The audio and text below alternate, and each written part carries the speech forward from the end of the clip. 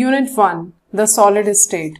The vast majority of the solid substances like high temperature, superconductors, biocompatible plastics, silicon chips, etc. are destined to play an ever-expanding role in future development of science. From our earlier studies, we know that liquid and gases are called fluids because of their ability to flow. The fluidity in both of these states is due to the fact that the molecules are free to move about. On the contrary, the constituent particles in solids have fixed positions and can only oscillate about their mean positions. This explains the rigidity in solids. These properties depend upon the nature of constituent particles and the binding forces operating between them. The correlation between structure and properties helps in the discovery of new solid materials with desired properties. For example, carbon nanotubes are new materials that have potential to provide material that are tougher than steel, lighter than aluminium, and have more conductive property than copper. Such materials may play an expanding role in future development of science and society. Some other materials which are expected to play an important role in future are high temperature superconductors, magnetic materials, biodegradable polymers for packaging, biocompliant solids for surgical implants, etc. Thus, the study of this state becomes more important in the present scenario. In this unit, we shall discuss different possible arrangements of particles resulting in several types of structures and explore why different arrangements of structural units lend different properties to solids. We will also learn how these properties get modified due to the structural imperfections or by the presence of impurities in minute amount. 1.1 General Characteristics of Solid State. In class 11th, you have learned that matter can exist in three states, namely solid, liquid and gas. Under a given set of conditions of temperature and pressure, which of these would be the most stable state of a given substance depends upon the net effect of two opposing factors. These are intermolecular forces, which tend to keep the molecules or atoms or ions closer, and the thermal energy, which tends to keep them apart by making them move faster. At sufficiently low temperature, the thermal energy is low, and intermolecular forces bring them so close that they cling to one another and occupy fixed positions. These can still oscillate about their mean positions, and the substance exists in solid state. The following are the characteristic properties of the solid state. Number 1. They have definite mass, volume and shape. Number 2. Intermolecular distances are short. Number 3. Intermolecular forces are strong. Number 4. Their constituent particles, that is atoms, molecules or ions, have fixed positions and can only oscillate about their mean positions. Number 5, they are incompressible and rigid. 1.2 Amorphous and Crystalline Solids. Solids can be classified as crystalline or amorphous on the basis of nature of order present in the arrangement of their constituent particles. A crystalline solid usually consists of a large number of small crystals, each of them having a definite characteristic geometrical shape. The arrangement of constituent particles in a crystal is ordered and repetitive in 3 dimensions. If we observe the pattern in one region of the crystal, we can predict accurately the position of particles in any other region of the crystal, however far they may be from the place of observation. Thus, crystal has a long range order, which means that there is a regular pattern of arrangement of particles which repeats itself periodically over the entire crystal. Sodium chloride and quartz are typical example of crystalline solids. Glass, rubber and many plastics do not form crystals when their liquids solidify on cooling.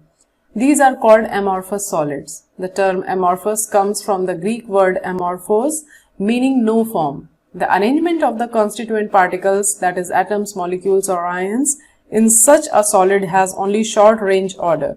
In such an arrangement, a regular and periodically repeating pattern is observed over short distances only. Regular patterns are scattered and in between the arrangement is disordered.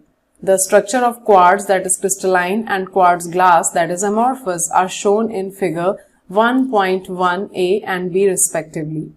while the two structures are almost identical. Yet in the case of amorphous quartz glass, there is no long-range order. The structure of amorphous solids is similar to that of liquids due to the differences in their arrangement of the constituent particles. The two types of solids differ in their properties. Crystalline solids have a sharp melting point. At a characteristic temperature, they melt abruptly and become liquid. On the other hand, amorphous solids soften, melt and start flowing over a range of temperature and can be molded and blown into various shapes. Amorphous solids have the same structural features as liquids and are conveniently regarded as extremely viscous liquids. They may become crystalline at some temperature. Some glass objects from ancient civilizations are found to become milky in appearance because of some crystallization. Like liquids, amorphous solids have a tendency to flow through very slowly. Therefore, sometimes these are called pseudo-solids or supercooled liquids. Amorphous solids are isotropic in nature. Their properties such as mechanical strength, refractive index, and electrical conductivity, etc. are same in all directions. It is because there is no long-range order in them and arrangement of particles is not definite along all the directions. Hence, the overall arrangement becomes equivalent in all directions. Therefore, value of any physical property would be same along any direction. Crystalline solids are anisotropic in nature. That is, some of their physical properties like electrical resistance or refractive index show different values when measured along different directions in the same crystals. This arises from different arrangement of particles in different directions. This is illustrated in figure 1.2. This figure shows a simple two-dimensional pattern of arrangement of two kinds of atom. Mechanical properties such as resistance to shearing stress might be quite different in two directions indicated in the figure. Deformation in CD direction displaces row which has two different types of atoms, while in AB direction, rows made of one type of atoms are displaced. The differences between the crystalline solids and amorphous solids are summarized in Table 1.1. Table 1.1 Distinction between crystalline and amorphous solids. One side is property, next one is crystalline solid, and after that the amorphous solid. First one is the shape. Definite characteristic geometrical shape in case of crystalline solids, and in case of amorphous it is irregular shape. Melting point. In case of crystalline, it melt at a sharp and characteristic temperature, and in the next one it is gradually softened over a range of temperature. Third property is cleavage property, and in crystalline solid, when cut with a sharp-edged tool, they split into two pieces and the newly generated surfaces are plain and smooth. And in amorphous solids, when cut with a sharp-edged tool, they cut into two pieces with irregular surfaces. Next property is heat of fusion. Crystalline solids have a definite and characteristic enthalpy of fusion, and amorphous solids do not have definite enthalpy of fusion. And after that, next property is anisotropy nature, order in arrangement of constituent particles. In case of crystalline, anisotropic in nature, true solids and long range order, and in case of amorphous, it is isotropic in nature, pseudo-solids or supercooled liquids, only short range order. Besides crystalline and amorphous solid, there are some solids which apparently appear amorphous but have a microcrystalline structures. These are called polycrystalline solids. Metals often occur in polycrystalline condition. Individual crystals are randomly oriented, so a metallic sample may appear to be isotropic even though a single crystal is anisotropic. Amorphous solids are useful materials. Glass, rubber and plastics finds many applications in our daily lives. Amorphous silicon is one of the best photovoltaic material available for conversion of sunlight into electricity. 1.3 Classification of crystalline solids. In section 1.2, we have learnt about amorphous substances and that they have only short range order. However, most of the solid substances are crystalline in nature. For example, all the metallic elements like iron, copper and silver, non-metallic elements like sulfur, phosphorus and iodine, and compounds like sodium chloride, zinc sulfide and naphthalene from crystalline solids. Crystalline solids can be classified in various ways.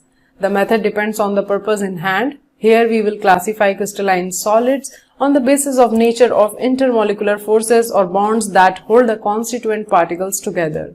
These are number 1 van der Waals forces, number 2 ionic bonds, number 3 covalent bonds, and number 4 metallic bonds. On the basis of crystalline solids are classified into 4 categories: molecular, ionic, metallic, and covalent solids. Let us now learn about these categories. 1.3.1 Molecular solids. Molecules are the constituent particles of the molecular solids. These are further subdivided into the following categories. Number 1. Non-polar molecular solids. They comprise either atoms, for example argon and helium are the molecules formed by non-polar covalent bonds, for example H2, Cl2, I2.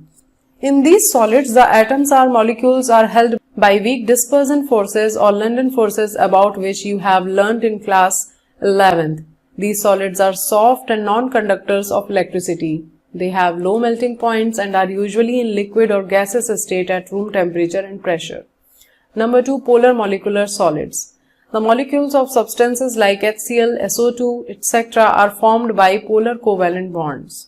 The molecules in such solids are held together by relatively stronger dipole-dipole interactions. These solids are soft and non-conductors of electricity. Their melting points are higher than those of non-polar molecular solids, yet most of these are gases or liquids under room temperature and pressure. Solid SO2 and solid NH3 are some examples of such solids.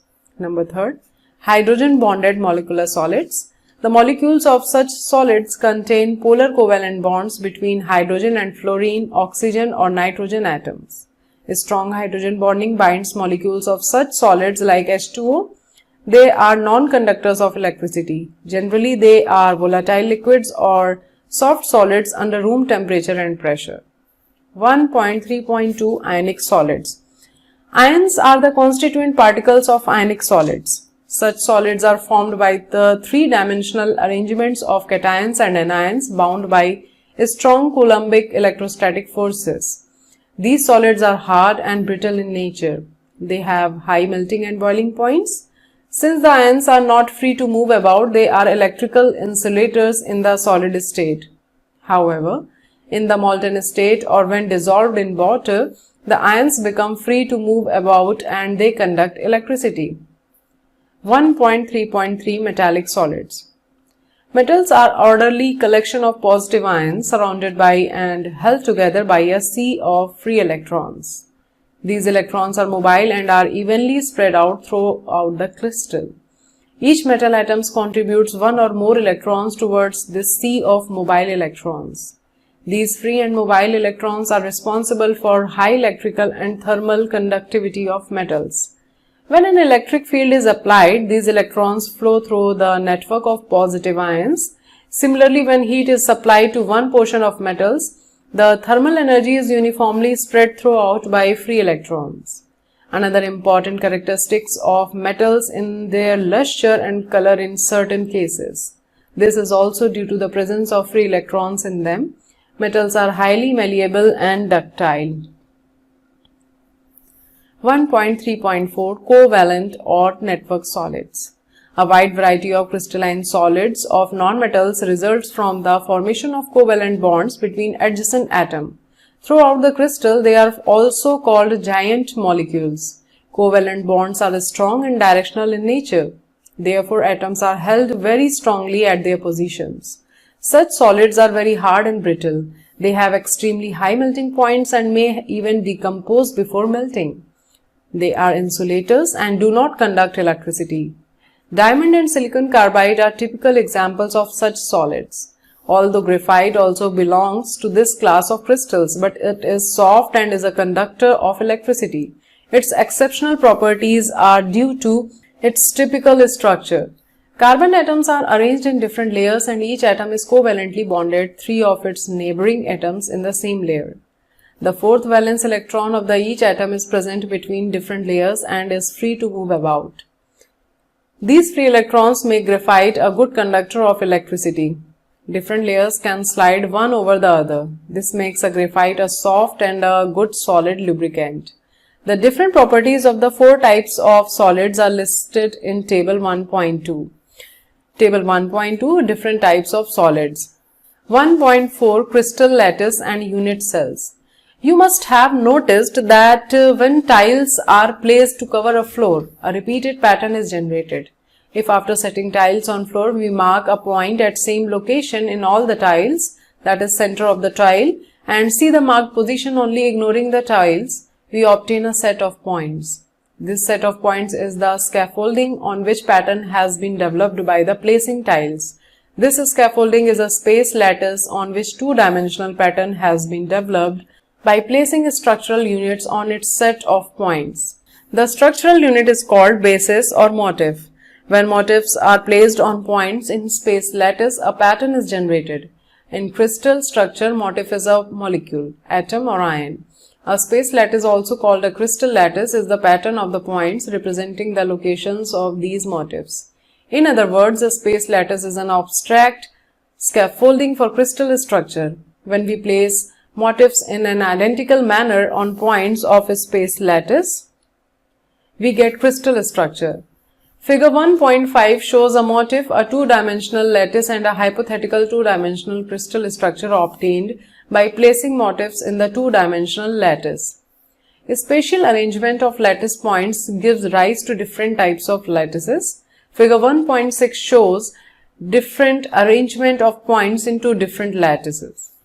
In the case of crystalline solids, a space lattice is a three-dimensional array of points. The crystal structure is obtained by associating structural motifs with lattice points.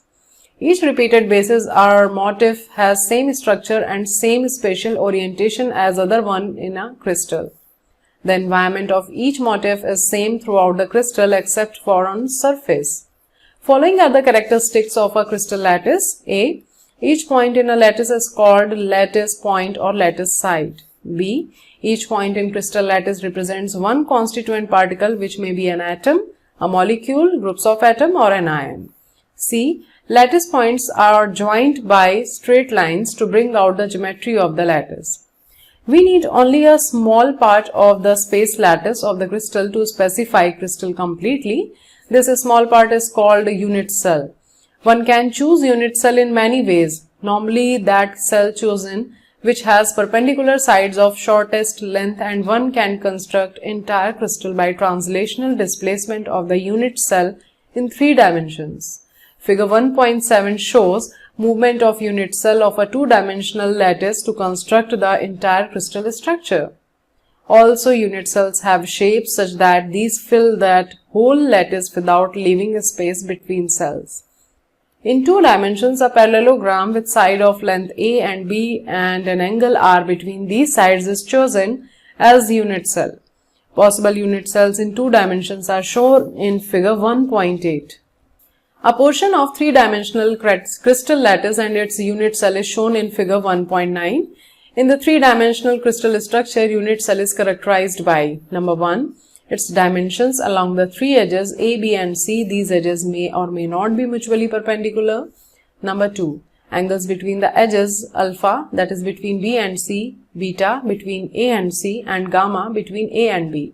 Thus, a unit cell is characterized by 6 parameters A, B, C, alpha, beta, gamma. These parameters of a typical unit cell are shown in figure 1.10. 1.4.1 Primitive and centered unit cells. Unit cells can be broadly divided into 2 categories: primitive and centered unit cells. A. Primitive unit cells. When constituent particles are present only on the corner positions of a unit cell, it is called as primitive unit cell. B. Centered unit cells. When a unit cell contains one or more constituent particles present at positions other than corners in addition to those at corners, it is called a centered unit cell. Centered unit cells are of 3 types. Number 1. Body-centered unit cells. Such a unit cell contains one constituent particle, that is atom, molecule or ion, at its body centered besides the ones that are at its corner. Second, face-centered unit cells. Such a unit cell contains one constituent particles present at the center of each face besides the one that are at its corner. Number third, end-centered unit cells. In such a unit cell, one constituent particle is present at the center of any two opposite faces beside the ones present at its corners. Inspection of a wide variety of crystals leads to the conclusion that all can be regarded as conforming to one of the 7 regular figures. These basic regular figures are called 7 crystal systems. To which system a given crystal belongs to is determined by measuring the angles between its faces and deciding how many axes are needed to define the principal features of its shape.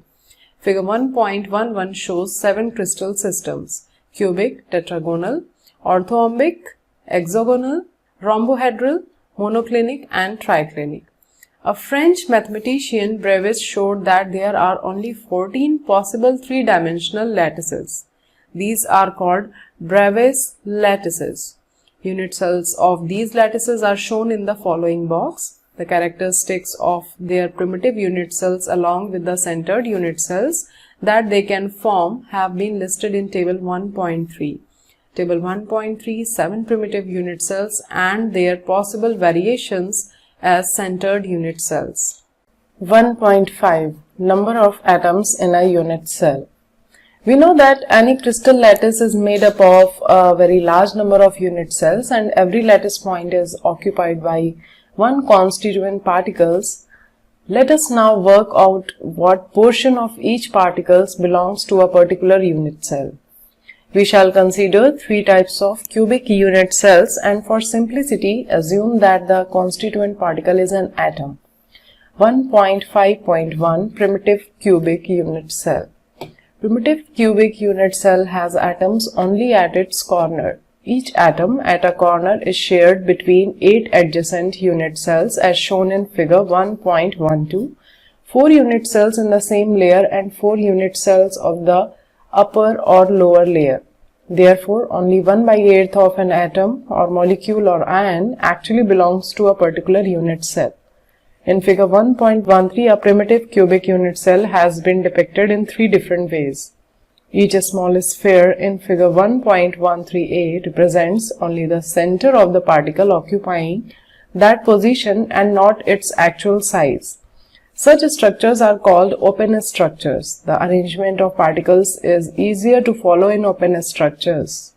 Figure 1.13b depicts space-filling representation of the unit cell with actual particle size and figure 1.13c shows the actual portions of different atoms present in a cubic unit cell.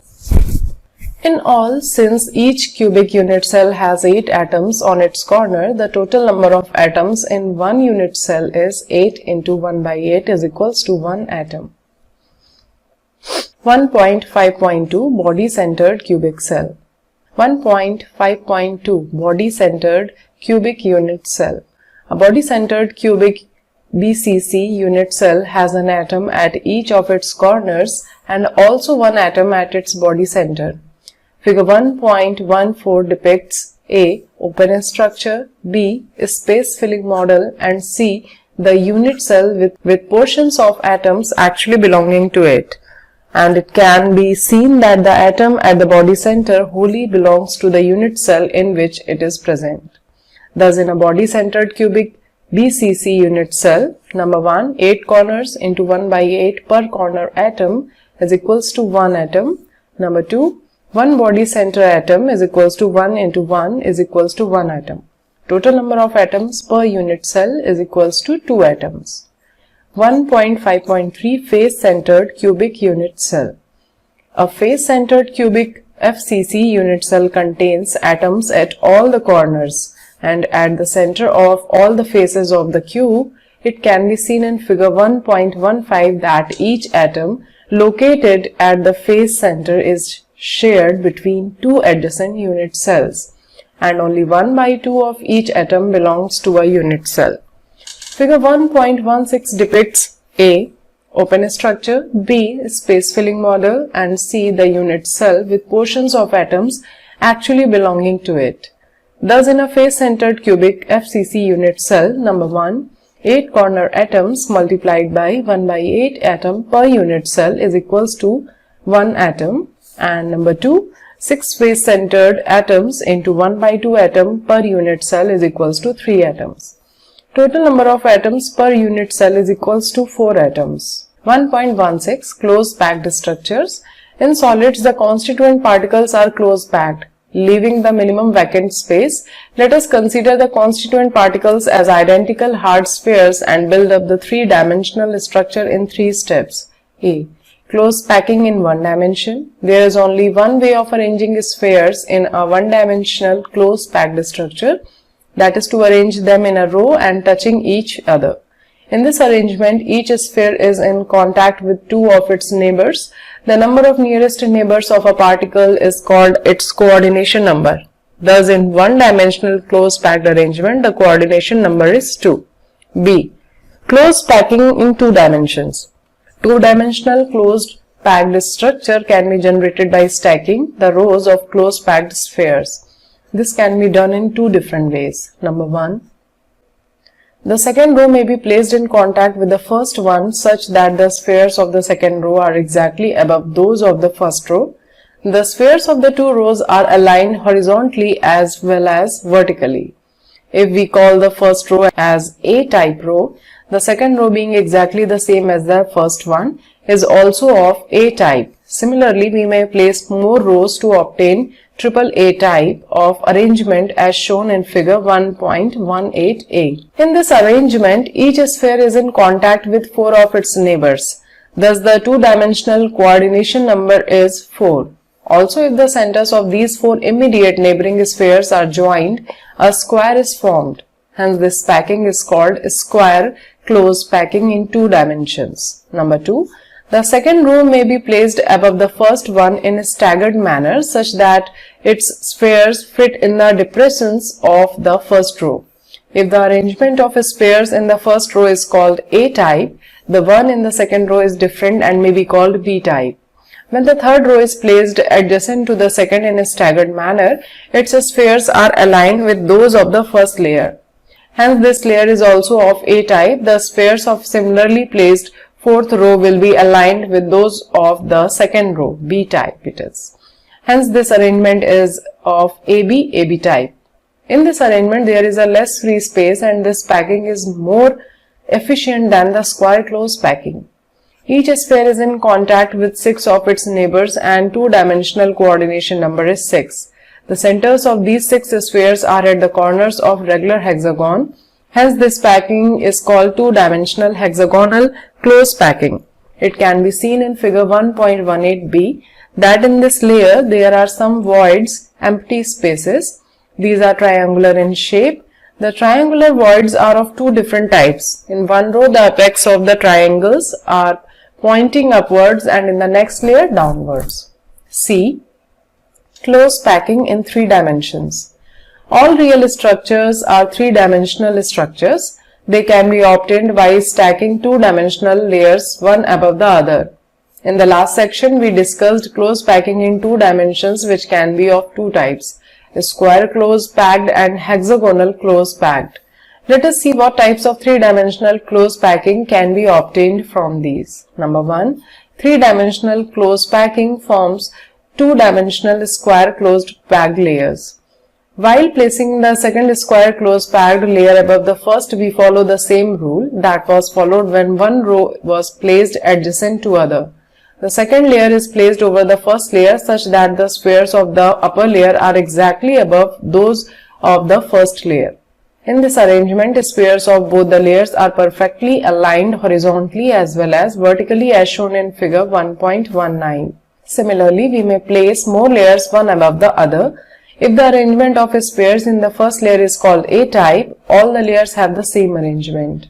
Thus, the lattice has AAA type pattern. Thus, the lattice has AAA type pattern. The lattice thus generated is a simple cubic lattice and its unit cell is a primitive cubic unit cell. Number 2. 3-dimensional close packing from 2-dimensional hexagonal close packed layers. 3-dimensional close packed structure can be generated by placing layers one over the other. A. Placing second layer over the first layer. Let us take a two-dimensional hexagonal close packed layer A and place a similar layer above it, such that the spheres of the second layer are placed in the depressions of the first layer. Since the spheres of the two layers are aligned differently, let us call the second layer as B. It can be observed from figure 1.20 that all the triangular voids of the first layer are not covered by the spheres of the second layer. This gives rise to different arrangements wherever a sphere of the second layer is above the void of the first layer or vice versa. A tetrahedral void is formed. These voids are called tetrahedral voids because a tetrahedron is formed when the centers of these four spheres are joined. They have been marked as T in figure 1.20. One such void has been shown separately in figure 1.21. At other places, the triangular voids in the second layer are above the triangular voids in the first layer, and the triangular shapes of these do not overlap. One of them has the apex of the triangle pointing upwards and the other downwards. These voids have been marked as O in figure 1.20. Such voids are surrounded by 6 spheres and are called octahedral voids.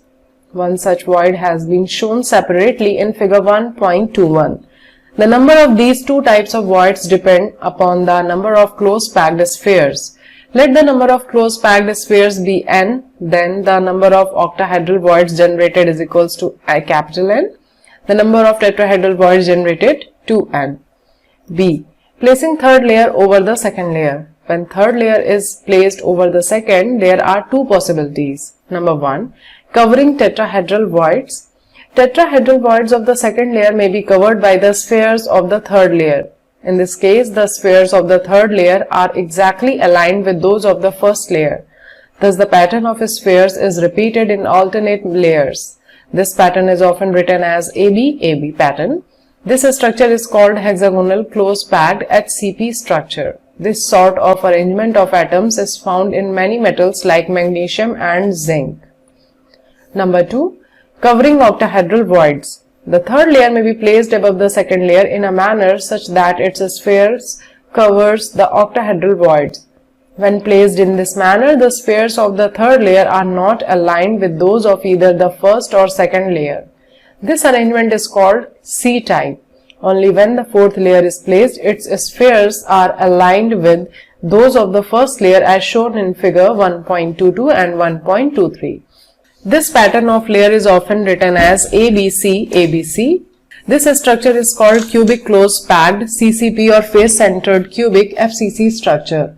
Metals such as copper and silver crystallize in this structure.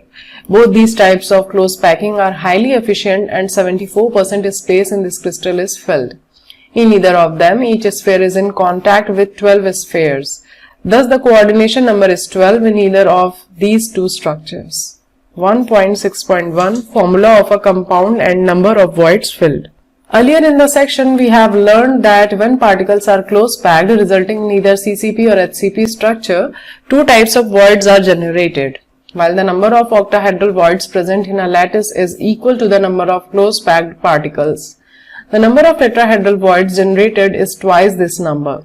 In ionic solids, the bigger ions, usually anions, form the close packed structure and the smaller ions, usually cations, occupy the voids. If the latter ion is small enough, then tetrahedral voids are occupied. If bigger, then octahedral voids. All octahedral and tetrahedral voids are not occupied. In a given compound, the fraction of octahedral or tetrahedral voids that are occupied depends upon the chemical formula of the compound, as can be seen from the following examples. Locating tetrahedral and octahedral voids. We know that close packed structures have both tetrahedral and octahedral voids. Let us take CCP or FCC structure and locate these voids in it. A. Locating tetrahedral voids. Let us consider a unit cell of CCP or FCC lattice. The unit cell is divided into 8 small cubes. Each small cube has atoms at alternate corners. In all, each small cube has 4 atoms. When joined to each other, they make a regular tetrahedron. Thus, there is one tetrahedral void in each small cube and 8 tetrahedral voids in total. Each of the 8 small cubes have one void in one unit cell of CCP structure. We know that CCP structure has 4 atoms per unit cell. Thus, the number of tetrahedral void is twice the number of atoms. B. Locating octahedral voids. Let us again consider a unit cell of CCP or FCC lattice. The body center of the cube, C, is not occupied but it is surrounded by 6 atoms on face centers. If these face centers are joined, an octahedron is generated. Thus, this unit cell has one octahedral void at the body center of the cube. Besides the body center, there is one octahedral void at the center of each of the 12 edges. It is surrounded by 6 atoms, 4 belonging to the same unit cell and 2 belonging of the 2 adjacent unit cells. Since each edge of the cube is shared between 4 adjacent unit cells, so is the octahedral void located on it. Only 1/4 of each void belongs to a particular unit cell. Thus, in cubic closed packed structure, octahedral void at the body center of the cube is 1. 12 octahedral voids located at each edge and shared between 4 unit cells. 12 multiplied by 1 by 4 gives out 3. Total number of octahedral voids is equals to 4. We know that in CCP structure, each unit cell has 4 atoms. Thus, the number of octahedral voids is equal to this number. 1.7 Packing efficiency. In whatever way the constituent particles, atoms, molecules or ions are packed, there is always some free space in the form of voids. Packing efficiency is the percentage of total space filled by the particles. Let us calculate the packing efficiency in different types of structures. 1.7.1 Packing efficiency in HCP and CCP structure. Both types of close packing, HCP and CCP, are equally efficient. Let us calculate the efficiency of packing in CCP structure. The calculation you have to check from your book here. And 1.7.2 Efficiency of packing in body-centered cubic structure, and its calculation you have to check from your book again. 1.7.3 Packing efficiency in simple cubic lattice. In a simple cubic lattice, the atoms are located only on the corners of the cube. The particles touch each other along the edge, figure 1.26. Thus, the edge length or side of the cube A and the radius of each particle R is related as A is equals to 2R, and the remaining calculation you have to check from your book. 1.8 Calculation involving unit cell dimensions. From the unit cell dimensions, it is possible to calculate the volume of the unit cell. Knowing the density of the metal, we can calculate the mass of the atoms in the unit cell. The determination of the mass of a single atom gives an accurate method of the determination of Avogadro constant. Suppose edge length of a unit cell of a cubic crystal determined by X-ray diffraction is A, D, the density of the solid substance, and M, the molar mass. In case of cubic crystal, volume of a unit cell is A cube. Mass of the unit cell is equals to number of atoms in unit cell multiplied by mass of each atom is equals to Z into M. Here Z is the number of atoms present in one unit cell and M is the mass of a single atom. Mass of an atom present in the unit cell small m is equals to capital M upon Na, where capital M is the molar mass. Therefore, density of the unit cell is equals to mass of the unit cell upon volume of the unit cell. So it is Z into small m upon A cube is equals to Z into capital M upon A3 into Na, or D is equals to Z capital M upon A3 into Na. Remember, the density of the unit cell is the same as the density of the substance. The density of the solid can always be determined by the other methods. Out of the 5 parameters D, Z, M, A and Na, if any 4 are known, we can determine the 5th one. 1.9 Imperfections in solids. Although crystalline solids have short range as well as long range order in the arrangement of their constituent particles, yet crystals are not perfect. Usually a solid consists of an aggregate of large number of small crystals. These small crystals have defects in them. This happens when crystallization process occurs at fast or moderate rate. Single crystals are formed when the process of crystallization occurs at extremely slow rate. Even these crystals are not free of defects. The defects are basically irregularities in the arrangement of the constituent particles. Broadly speaking, the defects are of 2 types, namely point defects and line defects. Point defects are the irregularities or deviation from ideal arrangement around a point or an atom in a crystalline substance. whereas the line defects are in the irregularities or deviations from ideal arrangement in entire rows of lattice points. These irregularities are called crystal defects. We shall confine our discussion to point defects only. 1.9.1 Types of point defects. Point defects can be classified into three types: stoichiometric defects, number 2 impurity defects, and number 3 non-stoichiometric defects. A. Stoichiometric defects. These are the point defects that do not disturb the stoichiometry of the solid. They are also called intrinsic or thermodynamic defects. Basically, these are of two types: vacancy defects and interstitial defects. Number 1 vacancy defect. When some of the lattice sites are vacant, the crystal is said to have vacancy defect. The result in decrease in density of the substance. This defect can also develop when a substance is heated. Number 2 interstitial defect. When some constituent particles, atoms or molecules occupy an interstitial site, the crystal is said to have interstitial defect. This defect increases the density of the substance. Vacancy and interstitial defects, as explained above, can be shown by non-ionic solids. Ionic solids must always maintain electrical neutrality rather than simple vacancy or interstitial defects. They show these defects as Frenkel and Schottky defects. Number 3 Frenkel defect. This defect is shown by ionic solids. The smaller ion, usually cation, is dislocated from its normal site or to an interstitial site. It creates a vacancy defect at its original site and interstitial site defect at its new location. Frenkel defect is also called dislocation defect. It does not change the density of the solid. Frenkel defect is shown by ionic substance in which there is a large difference in the size of ions. For example, ZnS, AgCl, AgBr and AgI due to small size of zinc 2 positive and Ag single positive ions. Number 4 Schottky defect. It is basically a vacancy defect in ionic solids. In order to maintain electrical neutrality, the number of missing cations and anions are equal. Like simple vacancy defect, Schottky defect also decreases the density of the substance. Number of such defects in ionic solids is quite significant. For example, in NaCl there are approximately 10 to the power 6 Schottky pairs per centimeter cube at room temperature. In 1 centimeter cube there are about 10 to the power 22 ions. Thus there is 1 Schottky defect per 10 to the power 16 ions. The Schottky defect is shown by ionic substances in which the cation and anion are of almost similar sizes. For example, NaCl, KCl, CaCl and AgBr. It may be noted that AgBr shows both Frenkel as well as Schottky defect. B. Impurity defects. If molten NaCl containing little amount of SrCl2 is crystallized, some of the sites of sodium ions are occupied by strontium 2 positive. Each Sr2 positive replaces 2 sodium ions. It occupies the site of one ion and the other site remains vacant. The cationic vacancies thus produced are equal in number to that of Sr2 positive ions. Another similar example is the solid solution of CdCl2 and AgCl. C. Non-stoichiometric defects.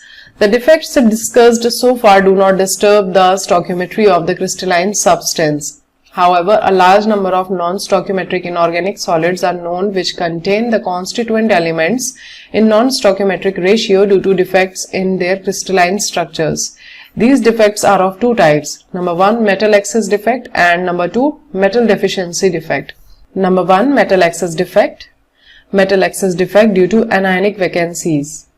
Alkali halides like NaCl and KCl show this type of defect. When crystals of NaCl are heated in an atmosphere of sodium vapor, the sodium atoms are deposited on the surface of the crystal. The chloride ion diffuses to the surface of the crystal and combines with sodium ion to give NaCl. This happens by loss of electron by sodium atoms to form Na positive ions. The released electrons diffuse into the crystal and occupy anionic sites. As a result, the crystal now has an excess of sodium. The anionic sites occupied by unpaired electrons are color center. They impart yellow color to the crystals of NaCl. The color results by excitation of these electrons when they absorb energy from the visible light falling on the crystals. Similarly, excess of lithium makes LiCl crystals pink and excess of potassium makes KCl crystal violet. Metal excess defect due to the presence of extra cations at interstitial sites. Zinc oxide is white in color at room temperature. On heating, it loses oxygen and turns yellow. ZnO on heating gives out Zn2 positive plus half O2 plus 2 electron. Now there is excess of zinc in the crystal and its formula becomes Zn1 plus XO. The excess Zn2 positive ions move to interstitial sites and the electrons to neighboring interstitial sites. Number 2. Metal deficiency defect. There are many solids which are difficult to prepare in the stoichiometric composition and contain less amount of the metals as compared to the stoichiometric proportion. A typical example of this type is FeO, which is mostly found with a composition of Fe 0.950. It may actually range from Fe 0.930 to Fe 0.960. In crystals of FeO, some Fe2 positive cations are missing and the loss of positive charge is made up by the presence of required number of Fe3 positive ions. 1.10 Electrical properties. Solids exhibit an amazing range of electrical conductivities extending over 27 orders of magnitude ranging from 10 to the power minus 20 to 10 to the power 7 per ohm per meter. Solids can be classified into 3 types on the basis of their conductivities. Number 1. Conductors. The solids with conductivities ranging between 10 to the power 4 to 10 to the power 7 per ohm meter are called conductors. Metals have conductivities in the order of the 10 to the power 7 per ohm meter are good conductors. Number 2. Insulators. These are the solids with very low conductivities ranging between 10 to the power minus 20 to 10 to the power minus 10 per ohm meter.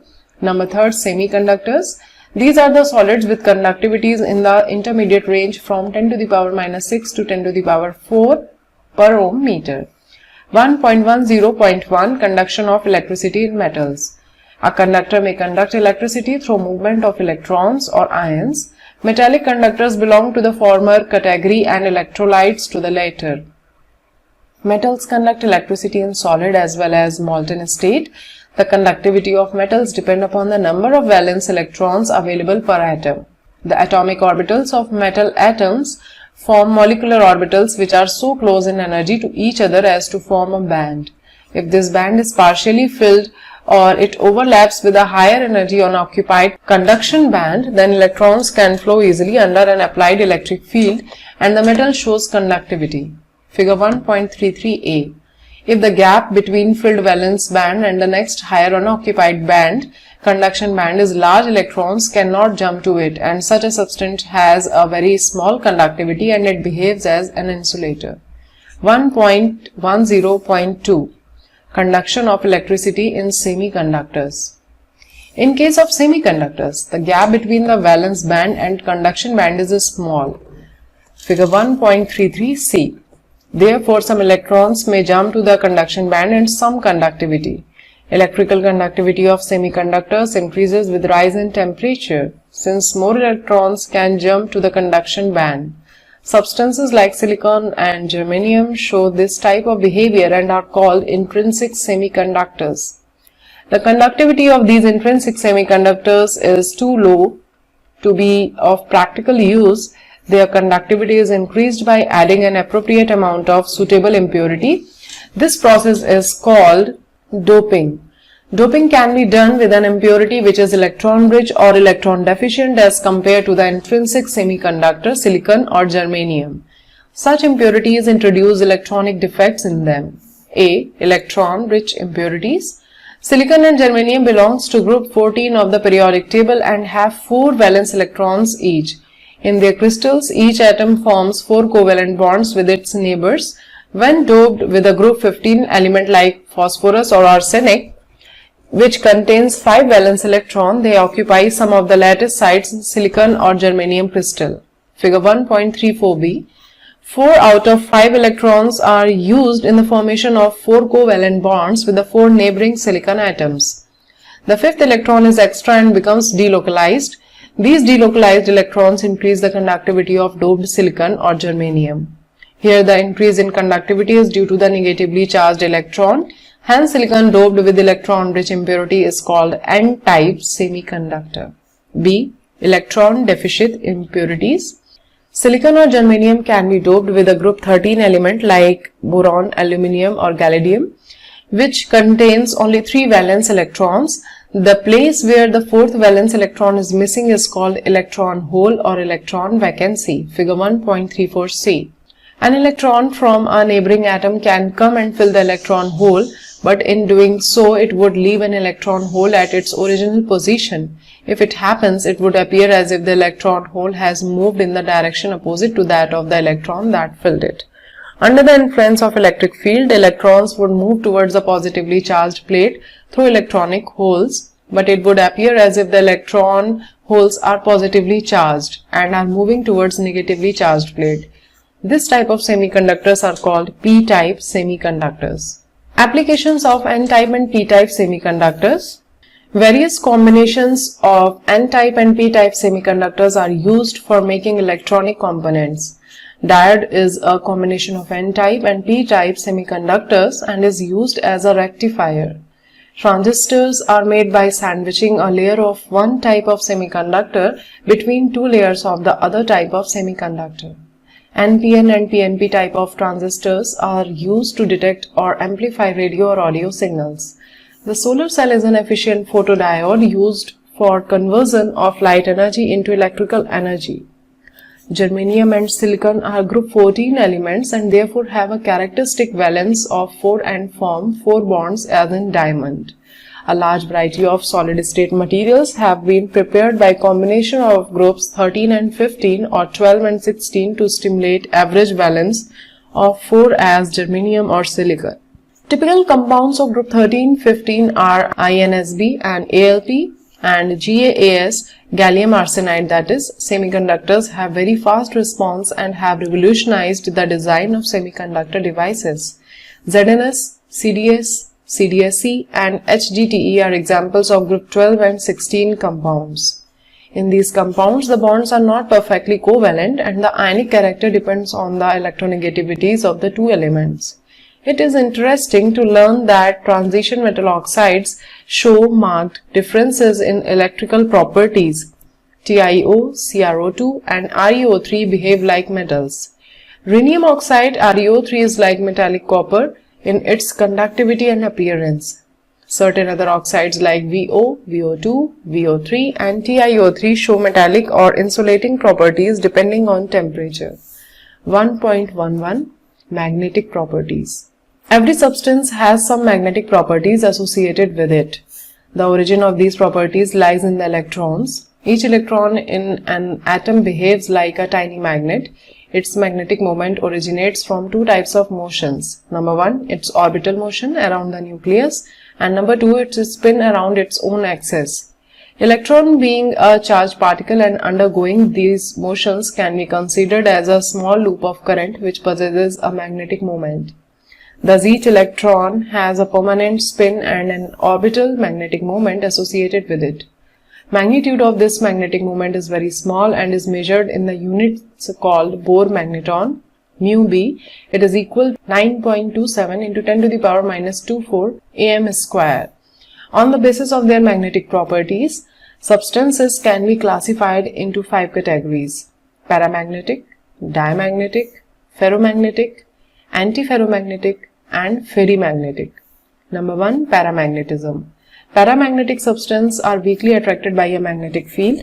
They are magnetized in a magnetic field in the same direction. They lose their magnetism in the absence of magnetic field. Paramagnetism is due to the presence of one or more unpaired electrons which are attracted by the magnetic field. O2, CO2 positive, Fe3 positive, Cr3 positive are some examples of such substances. Number 2, diamagnetism. Diamagnetic substances are weakly repelled by a magnetic field. H2O, NaCl and C6H6 are some examples of such substances. They are weakly magnetized in a magnetic field in opposite direction. Diamagnetism is shown by those substances in which all the electrons are paired and there are no unpaired electrons. Pairing of electrons cancels their magnetic moments and they lose their magnetic character. Number 3, ferromagnetism. A few substances like iron, cobalt, nickel, gadolinium and CrO2 are attracted very strongly by a magnetic field. Such substances are called ferromagnetic substances. Besides a strong attraction, these substances can be permanently magnetized. In solid state, the metal ions of ferromagnetic substances are grouped together into small regions called domains. Thus, each domain acts as a tiny magnet. In an unmagnetized piece of a ferromagnetic substance, the domains are randomly oriented and their magnetic moments get cancelled. When the substance is placed in a magnetic field, all the domains get oriented in the direction of the magnetic field. Figure 1.36a. And a strong magnetic effect is produced. This ordering of domains persists even when the magnetic field is removed and the ferromagnetic substance becomes a permanent magnet. Number 4, Anti-Ferromagnetism. Substances like MnO showing anti-ferromagnetism have domain structure similar to ferromagnetic substance, but their domains are oppositely oriented and cancel out each other's magnetic moment. Figure 1.36b. Number 5, Ferrimagnetism. Ferrimagnetism is observed when the magnetic moments of the domains in the substance are aligned in parallel and antiparallel directions in unequal numbers. Figure 1.36c. They are weakly attracted by magnetic fields as compared to ferromagnetic substances. Fe3O4 magnetite and ferrites like MgFe2O4 and ZnFe2O4 are examples of such substances. These substances also lose ferrimagnetism on heating and become paramagnetic. Summary: solids have definite mass, volume and shape. This is due to the fixed position of their constituent particles, short distances and strong interactions between them.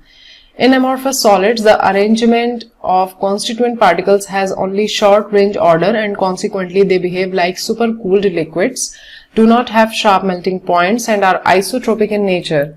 In crystalline solids, there is long range order in the arrangement of their constituent particles. They have sharp melting points, are anisotropic in nature and their particles have characteristic shapes. Properties of crystalline solids depends upon the nature of interactions between their constituent particles. On the basis, they can be divided into 4 categories, namely molecular, ionic, metallic and covalent solids. They differ widely in their properties. The constituent particles in crystalline solids are arranged in a regular pattern which extends throughout the crystal. This arrangement is often depicted in the form of 3-dimensional array of points which is called crystal lattice. Each lattice points give the location of one particle in space. In all, 14 different types of lattices are possible which are called Bravais lattices. Each lattice can be generated by repeating its small characteristic portion called a unit cell. A unit cell is characterized by its edge lengths and 3 angles between these edges. Unit cells can be either primitive, which have particles only at their corner positions, or centered. The centered unit cells have additional particles at their body centered it is, at the center of each face, face centered, or at the center of 2 opposite faces, end centered. There are 7 types of primitive unit cells. Taking centers unit cells also into account, there are 14 types of unit cells in all, which result in 14 Bravais lattice. Close packing of particles result in 2 highly efficient lattices, hexagonal close packed HCP and cubic close packed CCP. The latter is also called face-centered cubic FCC lattice. In both of these packaging, 74% space is filled. The remaining space is present in the form of 2 types of voids, octahedral voids and tetrahedral voids. Other types of packing are not close packings and have less efficient packing of particles. While in body-centered cubic lattice BCC, 68% space is filled. In simple cubic lattice, only 52.4% space is filled. Solids are not perfect in structure. There are different types of imperfections or defects in them. Point defects and line defects are common type of defects. Point defects are of 3 types: stoichiometric defects, impurity defects and non-stoichiometric defects. Vacancy defects and interstitial defects are the 2 basic types of stoichiometric point defects. In ionic solids, these defects are present in Frenkel and Schottky defects. Impurity defects are caused by the presence of an impurity in the crystal. In ionic solids, when the ionic impurity has a different valence than the main compound, some vacancies are created. Non-stoichiometric defects are metal excess type and metal deficient type. Sometimes calculated amounts of impurities are introduced by doping in semiconductors that change their electrical properties. Such materials are widely used in electronics industry. Solids show many types of magnetic properties like paramagnetism, diamagnetism, ferromagnetism, anti-ferromagnetism, and ferrimagnetism. These properties are used in audio, video, and the other recording devices. All these properties can be correlated with their electronic configurations or structure. Chapter completed. Thank you so much. Chapter 2. Solutions. Almost all processes in body occur in some kind of liquid solutions. In normal life, we rarely come across pure substances. Most of these are mixtures containing two or more pure substances. Their utility or importance in life depends on their composition.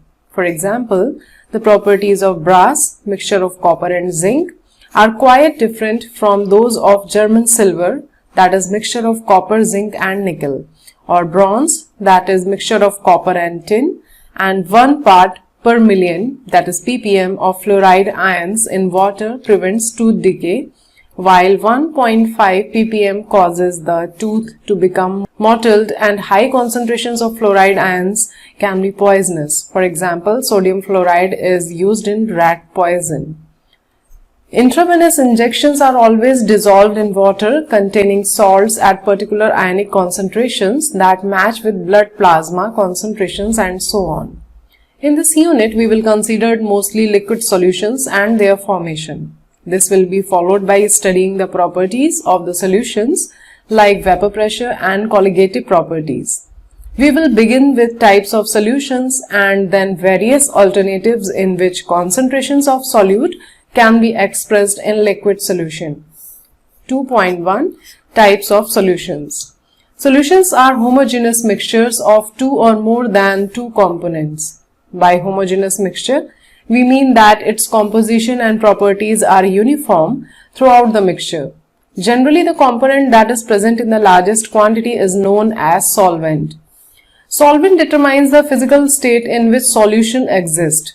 One or more components present in the solution other than solvent are called solutes. In this unit, we shall consider only binary solutions, that is, consisting of two components. Here, each component may be solid, liquid, or in gaseous state and are summarized in Table 2.1. Types of solution, solute, solvent, and common examples. First one is gaseous solution. Gas, liquid, solid, and solvents are gas. And the common examples are mixture of oxygen and nitrogen gases, chloroform mixed with nitrogen gas, and camphor in nitrogen gas. Next type of solution is liquid solutions, and the solute are again gas, liquid, solid, and here the solvent are liquid in all three cases, and the common examples are oxygen dissolved in water, and ethanol dissolved in water, and glucose dissolved in water. Third type of solution is solid solutions, and the solute are gas, liquid, solid, and the solvent is solid in all three cases, and the common examples are solutions of hydrogen in palladium, amalgam of mercury with sodium, copper dissolved in gold. 2.2 Expressing concentration of solutions. Composition of solution can be described by expressing its concentration. The latter can be expressed either qualitatively or quantitatively. For example, qualitatively we can say that the solution is dilute, that is relatively very small quantity of solute, or it is concentrated, that is relatively very large quantity of solute. But in real life, these kinds of description can add to a lot of confusion and thus the need for a quantitative description of the solution. There are several ways by which we can describe the concentration of the solution quantitatively. Number 1. Mass percentage. The mass percentage of component of a solution is defined as mass percentage of a component is equals to mass of the component in the solution upon total mass of the solution multiplied by 100. For example, if a solution is described by 10% glucose in water by mass, it means that 10 gram of glucose is dissolved in 90 gram of water, resulting in a 100 gram solution. Concentration described by mass percentage is commonly used in industrial chemical applications. For example, commercial bleaching solution contains 3.62 mass percentage of sodium hypochlorite in water. Number 2, volume percentage. The volume percentage is defined as volume percent of a component is equals to volume of the component upon total volume of solution into 100. For example, 10% of ethanol solution in water means that 10 ml of ethanol is dissolved in water such that the total volume of the solution is 100 ml. Solutions containing liquids are commonly expressed in this unit. For example, a 35% solution of ethylene glycol and antifreeze is used in cars for cooling the engine. At this concentration, the antifreeze lowers the freezing point of water to 255.4 K, that is minus 17.6 degrees Celsius. Number 3, mass by volume percentage. Another unit which is commonly used in medicine and pharmacy is mass by volume percentage. It is the mass of solute dissolved in 100 ml of the solution. Number 4, parts per million. When a solute is present in trace quantities, it is convenient to express concentration in parts per million, that is ppm, and is defined as parts per million is equals to number of parts of the component upon total number of parts of all components of the solution into 10 to the power 6. As in the case of percentage, concentration in parts per million can also be expressed as mass to mass, volume to volume, and mass to volume. A liter of seawater, which weighs around 1030 gram, contains about 6 into 10 to the power minus 3 gram of dissolved oxygen. Such a small concentration is also expressed as 5.8 gram per 10 to the power 6 gram, that is 5.8 ppm of seawater. The concentration of pollutants in water or atmosphere is often expressed in terms of microgram per ml or ppm. Number 5, mole fraction. Commonly used symbol for mole fraction is X, and subscript used on the right hand side of X denotes the component. It is defined as mole fraction of a component is equals to number of moles of the component upon total number of moles of all the components. For example, in a binary mixture, if the number of moles of A and B are Na and Nb respectively, the mole fraction of A will be XA is equals to Na upon Na plus Nb. For a solution containing I number of components, we have Xi is equals to Ni upon N1 plus N2 plus up to Ni is equals to Ni upon summation of Ni. It can be shown that in a given solution, sum of all the mole fractions is unity, that is x1 plus x2 plus x3 dash dash dash plus xi, and is equals to 1. Mole fraction unit is very useful in relating some physical properties of solutions, say vapor pressure with the concentration of the solution, and quite useful in describing the calculation involving gas mixtures. Number 6, molarity. Molarity capital M is defined as number of moles of solute dissolved in 1 liter or 1 cubic decimeter of solution. Molarity is equals to moles of solute upon volume of solution in liter. Number 7, molality. Molality small m is defined as the number of moles of the solute per kilogram of the solvent and is expressed as molality is equal to moles of solute upon mass of solvent in kilogram. For example, 1 mole per kg solution of KCl means that 1 mole, that is 74.5 gram of KCl, is dissolved in 1 kg of water. Each method of expressing concentration of the solutions has its own merits and demerits. Mass percentage, ppm, mole fraction, and molality are independent of temperature, whereas molarity is a function of temperature. This is because volume depends on temperature and the mass does not. 2.3 Solubility. Solubility of a substance is its maximum amount that can be dissolved in a specified amount of solvent at a specified temperature.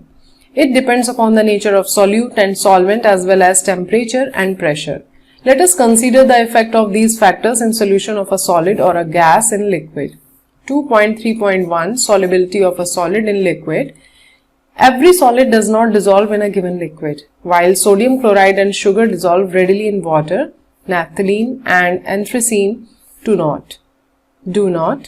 On the other hand, naphthalene and anthracene dissolve readily in benzene, but sodium chloride and sugar do not. It is observed that polar solutes dissolve in polar solvents and non-polar solutes in non-polar solvents.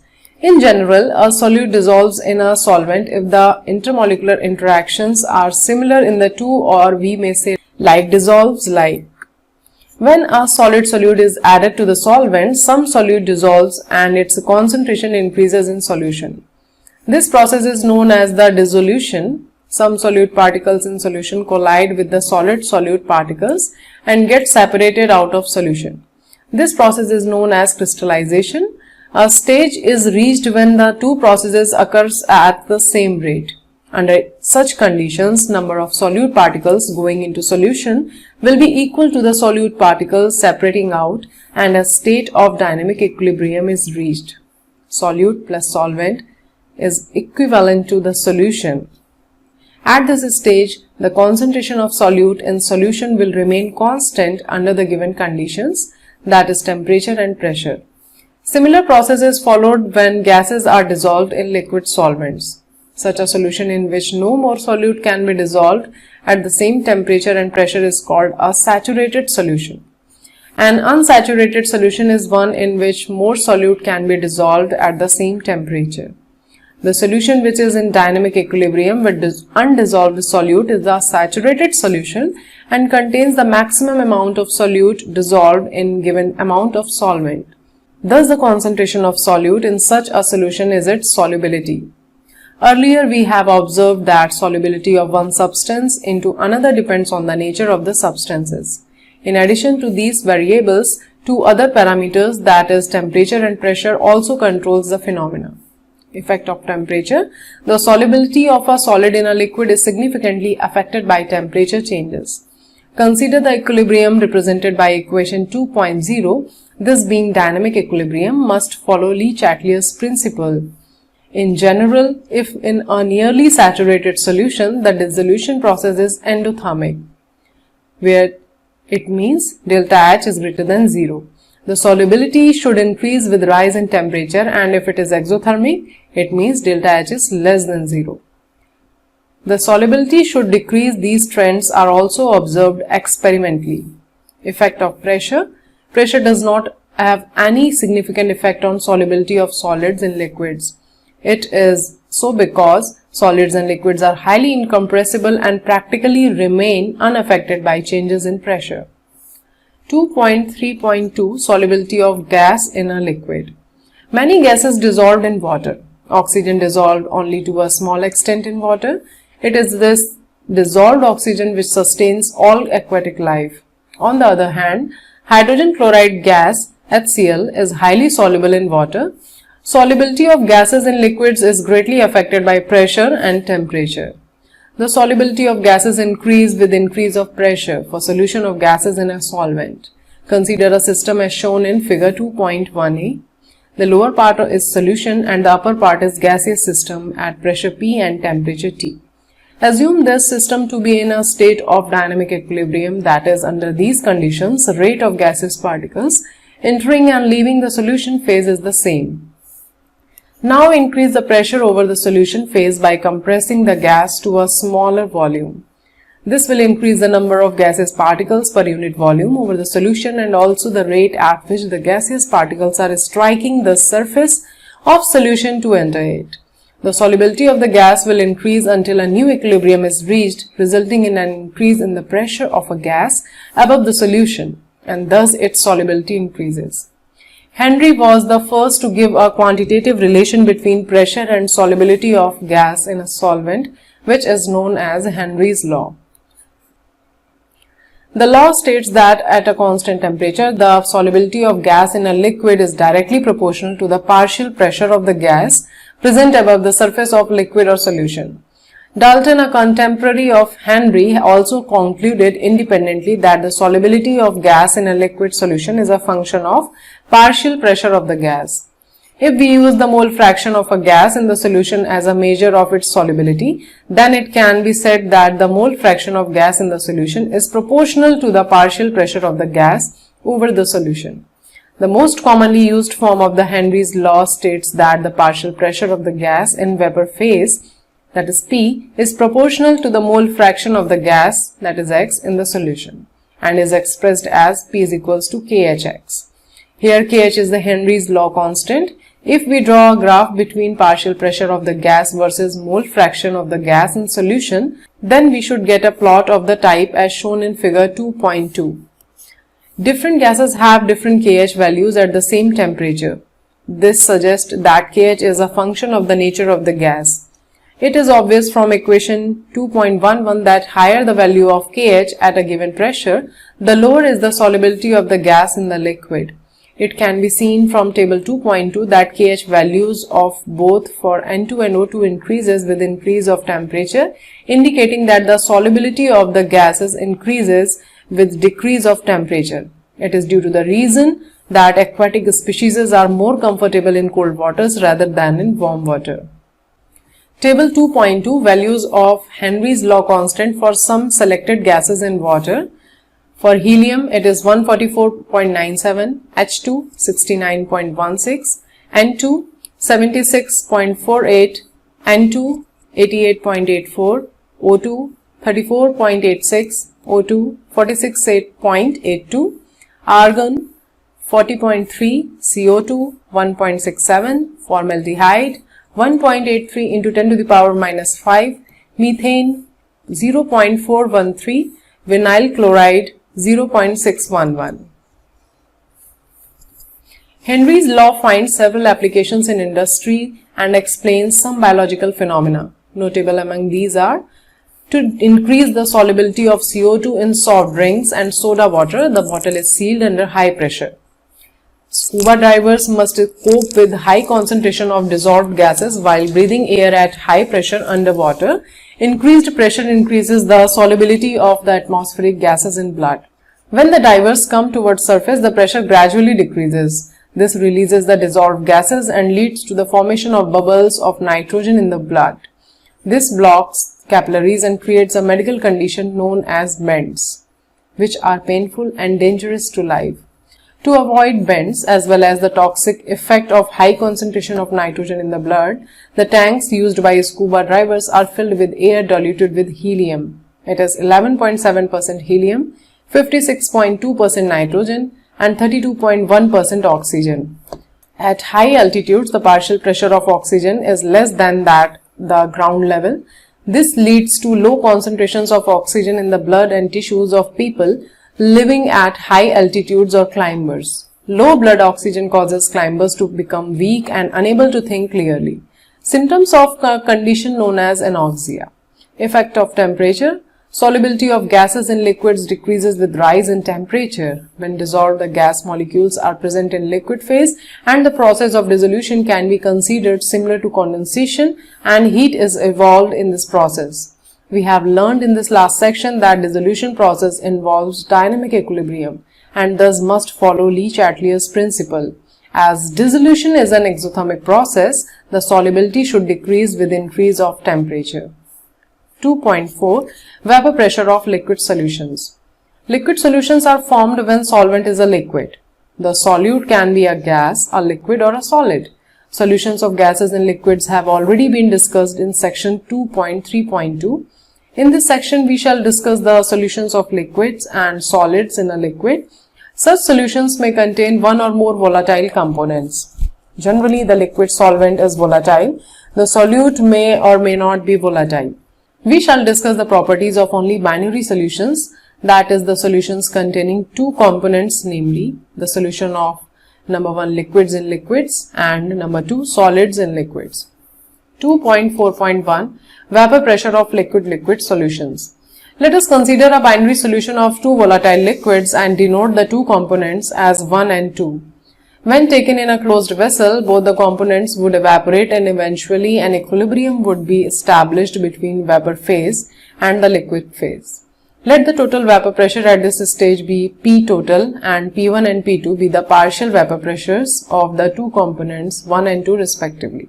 These partial pressures are related to the mole fractions x1 and x2 of the two components 1 and 2 respectively. The French chemist Francois Martin-Rolt 1886 gave the quantitative relationship between them. The relationship is known as the Raoult's law, which states that for a solution of volatile liquids, the partial vapor pressure of each component of the solution is directly proportional to its mole fraction present in solution. Thus, for component 1, P1 is proportional to X1 and P1 is equals to P1 naught X1, where P naught 1 is the vapor pressure of pure component 1 at the same temperature. Similarly, for component 2, P2 is equals to P2 naught into X2, where P2 naught represents the vapor pressure of the pure component 2. According to Dalton's law of partial pressures, the total pressure P total over the solution phase in the container will be the sum of the partial pressures of the components of the solution and is given as P total is equals to P1 plus P2. Substituting the values of P1 and P2, we get P total is equals to X1 P1 naught plus X2 P2 naught. And the final equation come P1 naught plus in bracket P2 naught minus P1 naught bracket close X2. Following conclusions can be drawn from equation. Number 1. Total vapor pressure over the solution can be related to the mole fraction of any one component. Number 2. The total vapor pressure over the solution varies linearly with the mole fraction of component 2. Third, depending on the vapor pressures of the pure components 1 and 2, total vapor pressure over the solution decreases or increases with the increase of mole fraction of component 1. A plot of P1 or P2 versus the mole fraction X1 and X2 for a solution gives a linear plot as shown in figure 2.3. These lines 1 and 2 pass through the points for which X1 and X2 are equal to unity. Similarly, the plot, that is line 3rd, of P total versus X2 is also linear. Figure 2.3. The minimum value of P total is P1 naught and the maximum value is P2 naught. Assuming that component 1 is less volatile than component 2, that is P1 naught is less than P2 naught. The composition of vapor phase in equilibrium with the solution is determined by the partial pressures of the components.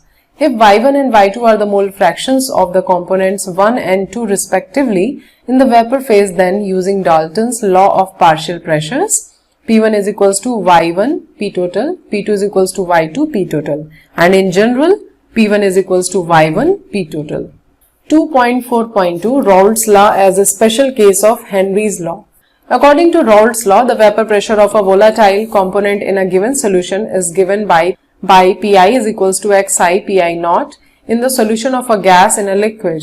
One of the components is so volatile that it exists as a gas, and we have already seen that its solubility is given by Henry's law, which states P is equals to KHX. If we compare the equations for Raoult's law and Henry's law, it can be seen that the partial pressure of the volatile components or gas is directly proportional to its mole fraction in solution.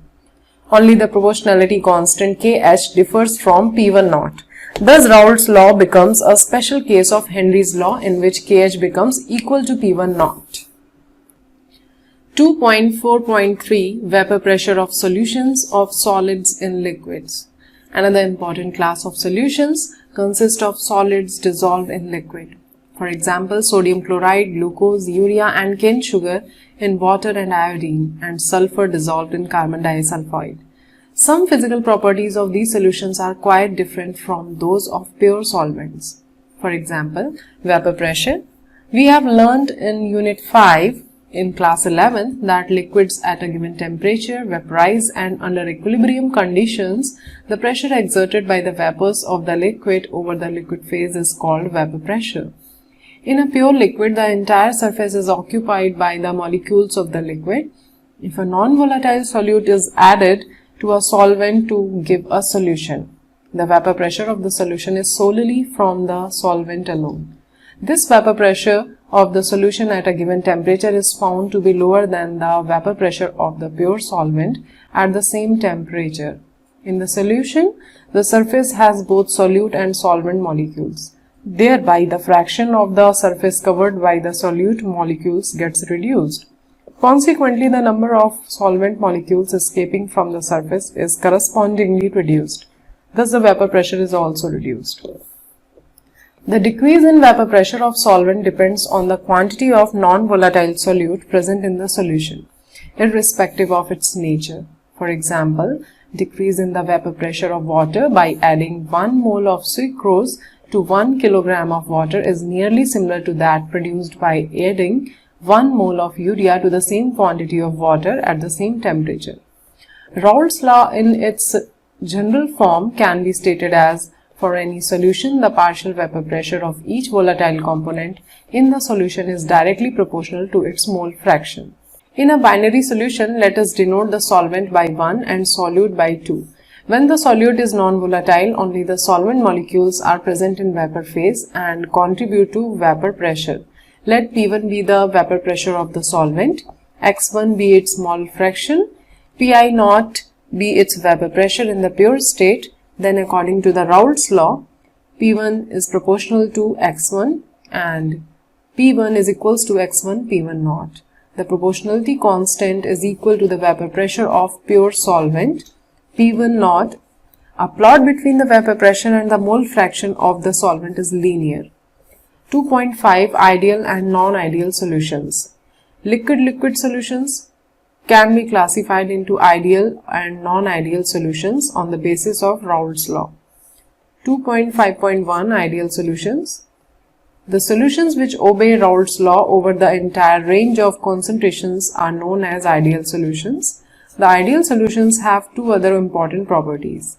The enthalpy of mixing of the pure components to form the solution is 0 and the volume of mixing is also 0. That is, delta mix H is equals to 0 and delta mix V is equals to 0. It means that no heat is absorbed or evolved when the components are mixed. Also, the volume of solution would be equal to the sum of volumes of the two components. At molecular level, ideal behavior of the solutions can be explained by considering two components A and B. In pure components, the intermolecular attractive interactions will be of types AA and BB, whereas in the binary solution, in addition to these two interactions, AB type of interactions will also be present. If the intermolecular attractive forces between AA and BB are nearly equal to those between AB, this leads to the formation of ideal solution. A perfectly ideal solution is rare, but some solutions are nearly ideal in behavior. Solution of an hexane and heptane, bromoethane and chloroethane, benzene and toluene, etc. fall into this category. 2.5.2 Non-ideal solutions.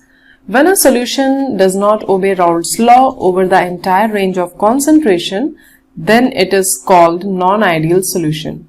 The vapor pressure of such a solution is either higher or lower than that predicted by Raoult's law. If it is higher, the solution exhibits positive deviation, and if it is lower, it exhibits negative deviation from Raoult's law. The plots of vapor pressure as a function of mole fractions for such solutions are shown in figure 2.6. The cause for these deviations lie in the nature of interactions at the molecular level. In case of positive deviation from Raoult's law, AB interaction are weaker than those between AA or BB, that is, in this case, the intermolecular attractive forces between the solute-solvent molecules are weaker than those between the solute-solute and solvent-solvent molecules. This means that in such solutions, molecules of A or B will find it easier to escape than in pure state. This will increase the vapor pressure and result in positive deviation. Mixtures of ethanol and acetone behave in this manner. In pure ethanol, molecules are hydrogen bonded. On adding acetone, its molecules get in between the host molecules and break some of the hydrogen bonds between them. Due to weakening of interactions, the solution shows positive deviation from Raoult's law. In a solution formed by adding carbon disulfide to acetone, the dipolar interactions between solute-solvent molecules are weaker than the respective interactions among the solute-solute and solvent-solvent molecules. This solution also shows positive deviation. In case of negative deviation from Raoult's law, the intermolecular attractive forces between AA and BB are weaker than those between AB and leads to decrease in vapor pressure resulting in negative deviations. An example of this type is a mixture of phenol and aniline. In this case, the intermolecular hydrogen bonding between phenolic proton and lone pair on nitrogen atom of aniline is stronger than the respective intermolecular hydrogen bonding between similar molecules. Similarly, a mixture of chloroform and acetone forms a solution with negative deviation from Raoult's law. This is because chloroform molecule is able to form hydrogen bond with acetone molecules as shown. This decreases the escaping tendency of molecules for each component and consequently the vapor pressure decreases, resulting in negative deviation from Raoult's law. Some liquids on mixing form azeotropes, which are binary mixtures having the same composition in liquid and vapor phase and boil at a constant temperature. In such cases, it is not possible to separate the components by fractional distillation. There are two types of azeotropes called minimum boiling azeotrope and maximum boiling azeotrope. The solutions which show a large positive deviation from Raoult's law form minimum boiling azeotrope at a specific composition.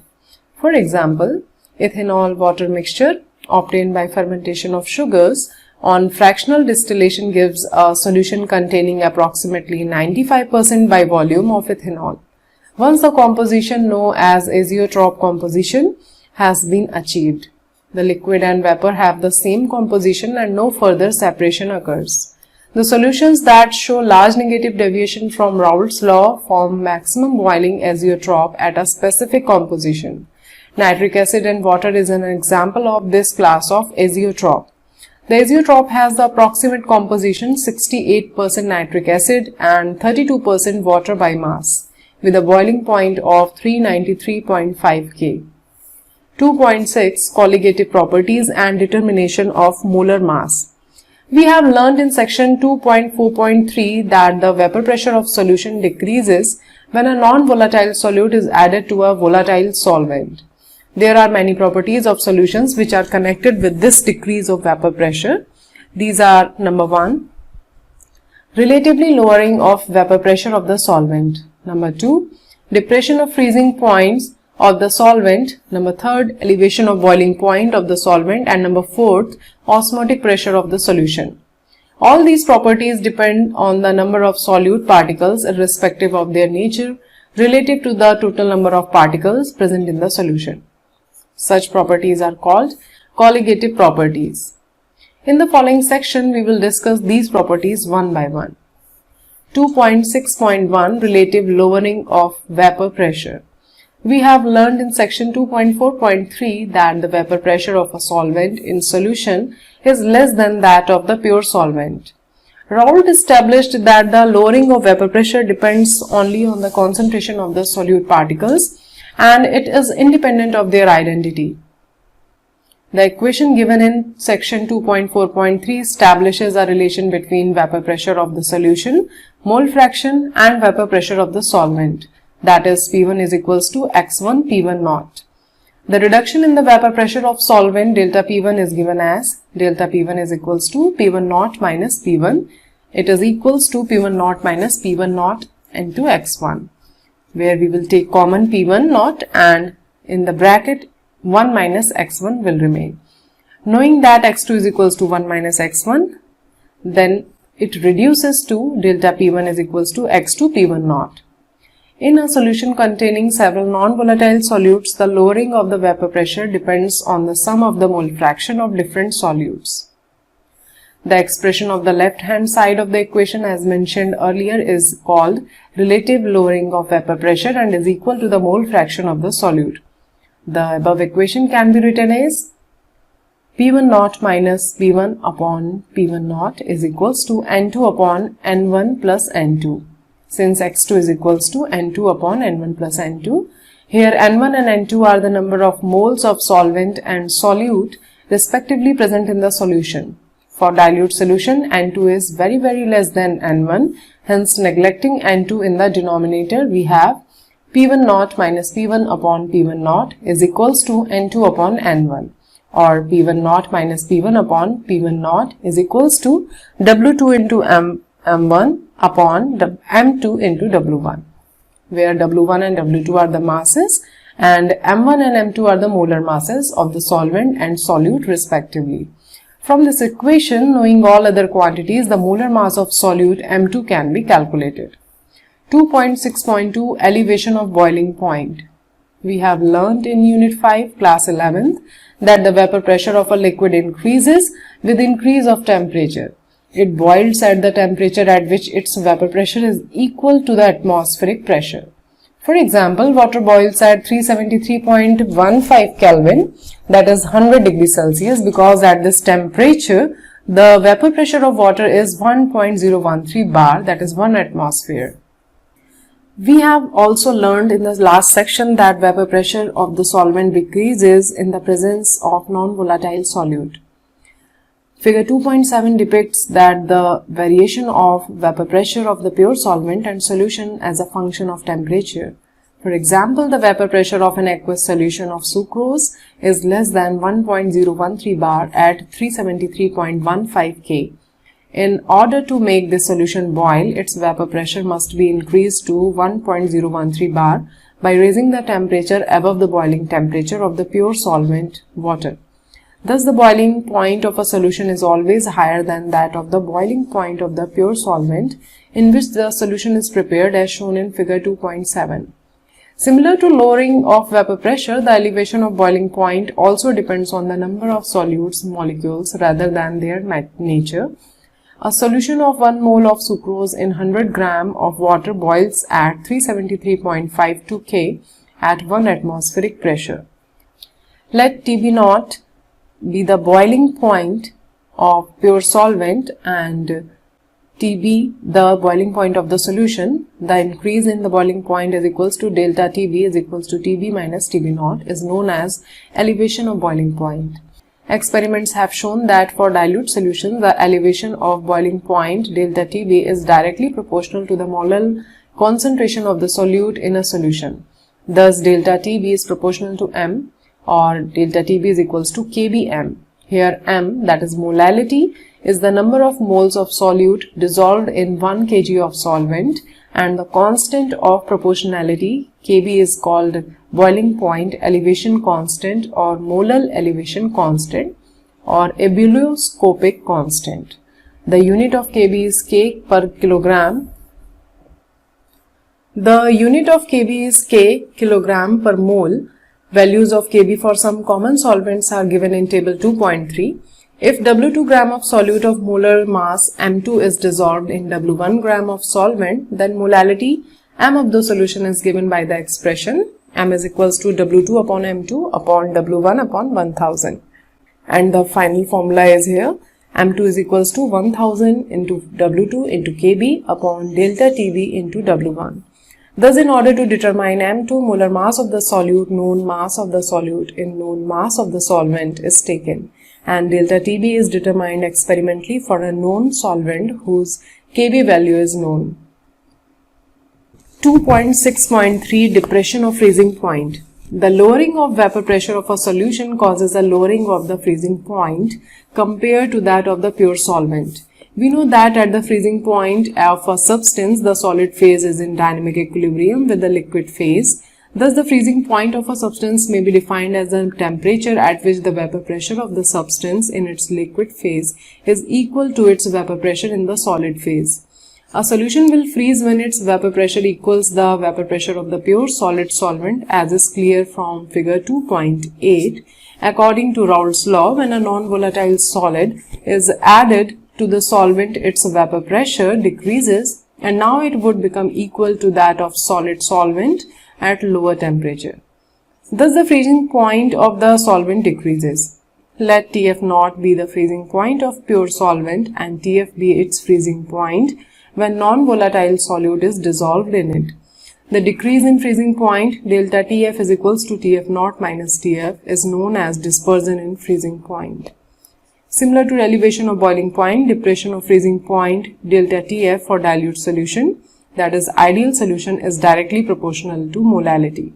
Delta Tf is proportional to m, and delta Tf is equals to Kfm. The proportionality constant Kf, which depends on the nature of the solvent, is known as freezing point depression constant or molar depression constant or cryoscopic constant. The unit of Kf is K kg per mole. Values of Kf for some common solvents are listed in table 2.3. If W2 gram of the solute having molar mass as M2 present in W1 gram of solvent produces the depression in freezing point delta TF of the solvent, then molality of the solute is given by the equation M is equals to W2 upon M2 upon W1 upon 1000. And substituting the value of molality in equation, you will get the final formula M2 is equals to Kf into W2 into 1000 upon delta TF into W1. Thus, for determining the molar mass of the solute, we should know the quantities of W1, W2, delta TF along with the molar freezing point depression constant. The values of Kf and Kb, which depend upon the nature of the solvent, can be ascertained from the following relation. Kf is equals to R into M1 into Tf square upon 1000 into delta H, where delta H is delta H of fusion, and Kb is equals to R into M1 into Tb square upon 1000 into delta H of vaporization. Here the symbols R and M1 stands for the gas constant and molar mass of the solvent respectively, and Tf and Tb denote the freezing point and the boiling point of the pure solvent respectively in Kelvin. Further, delta fusion H and delta vaporization H represent the enthalpies for the fusion and vaporization of the solvent respectively. Please check the table 2.3 of molar boiling point, elevation and freezing point depression constant for some solvents. 2.6.4 Osmosis and osmotic pressure. There are many phenomena which we observe in nature or at home. For example, raw mangoes shrivel when picked in brine salt water, wilted flowers revive when placed in fresh water, blood cells collapse when suspended in saline water, etc. If we look into these processes, we find one thing common in all, that is, all these substances are bound by membranes. These membranes can be animal or vegetable origin, and these occur naturally, such as pig's bladder or parchment, or can be synthetic, such as cellophane. These membranes appear to be continuous sheet or films, yet they contain a network of submicroscopic holes or pores. Small solvent molecules like water can pass through these holes, but the passage of bigger molecule like solute is hindered. Membranes having this kind of properties are known as semi-permeable membrane, SPM. Assume that only solvent molecules can pass through these semi-permeable membrane if this membrane is placed between the solvent and solution as shown in figure 2.9. The solvent molecules will flow through the membrane from pure solvent to the solution. This process of flow of the solvent is called osmosis. The flow will continue till the equilibrium is attained. The flow of the solvent from its side to solution side across a semi-permeable membrane can be stopped if some extra pressure is applied on the solution. This pressure that just stops the flow of solvent is called osmotic pressure of the solution. The flow of solvent from dilute solution to concentrated solution across a semi-permeable membrane is due to osmosis. The important point to be kept in mind is that solvent molecules always flow from lower concentration to higher concentration of solution.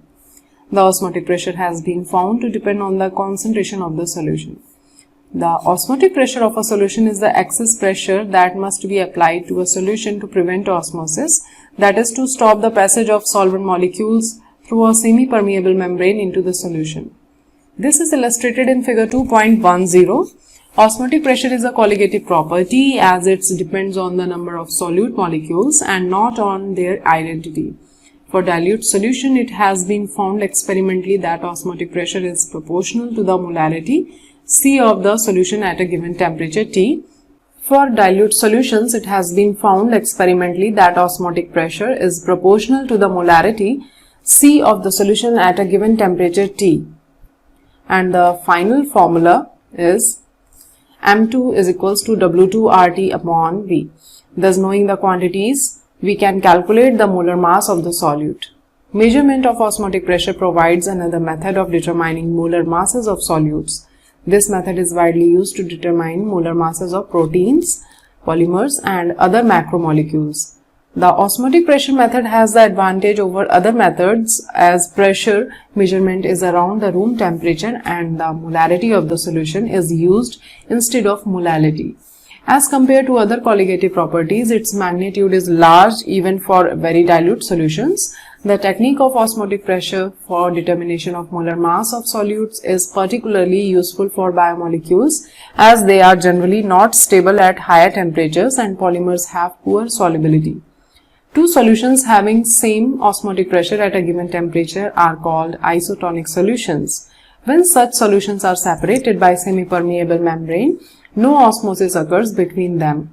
For example, the osmotic pressure associated with the fluid inside the blood cell is equivalent to that of 0.9% sodium chloride solution, called normal saline solution, and it is safe to inject intravenously. On the other hand, if we place the cells in a solution containing more than 0.9% sodium chloride, water will flow out of the cells and they would shrink. Such a solution is called hypertonic. If the salt concentration is less than 0.9%, the solution is said to be hypotonic. In this case, water will flow into the cells if placed in the solution and they would swell. The phenomena mentioned in the beginning of this section can be explained on the basis of osmosis. A raw mango placed in concentrated salt solution loses water via osmosis and shrivel into pickle.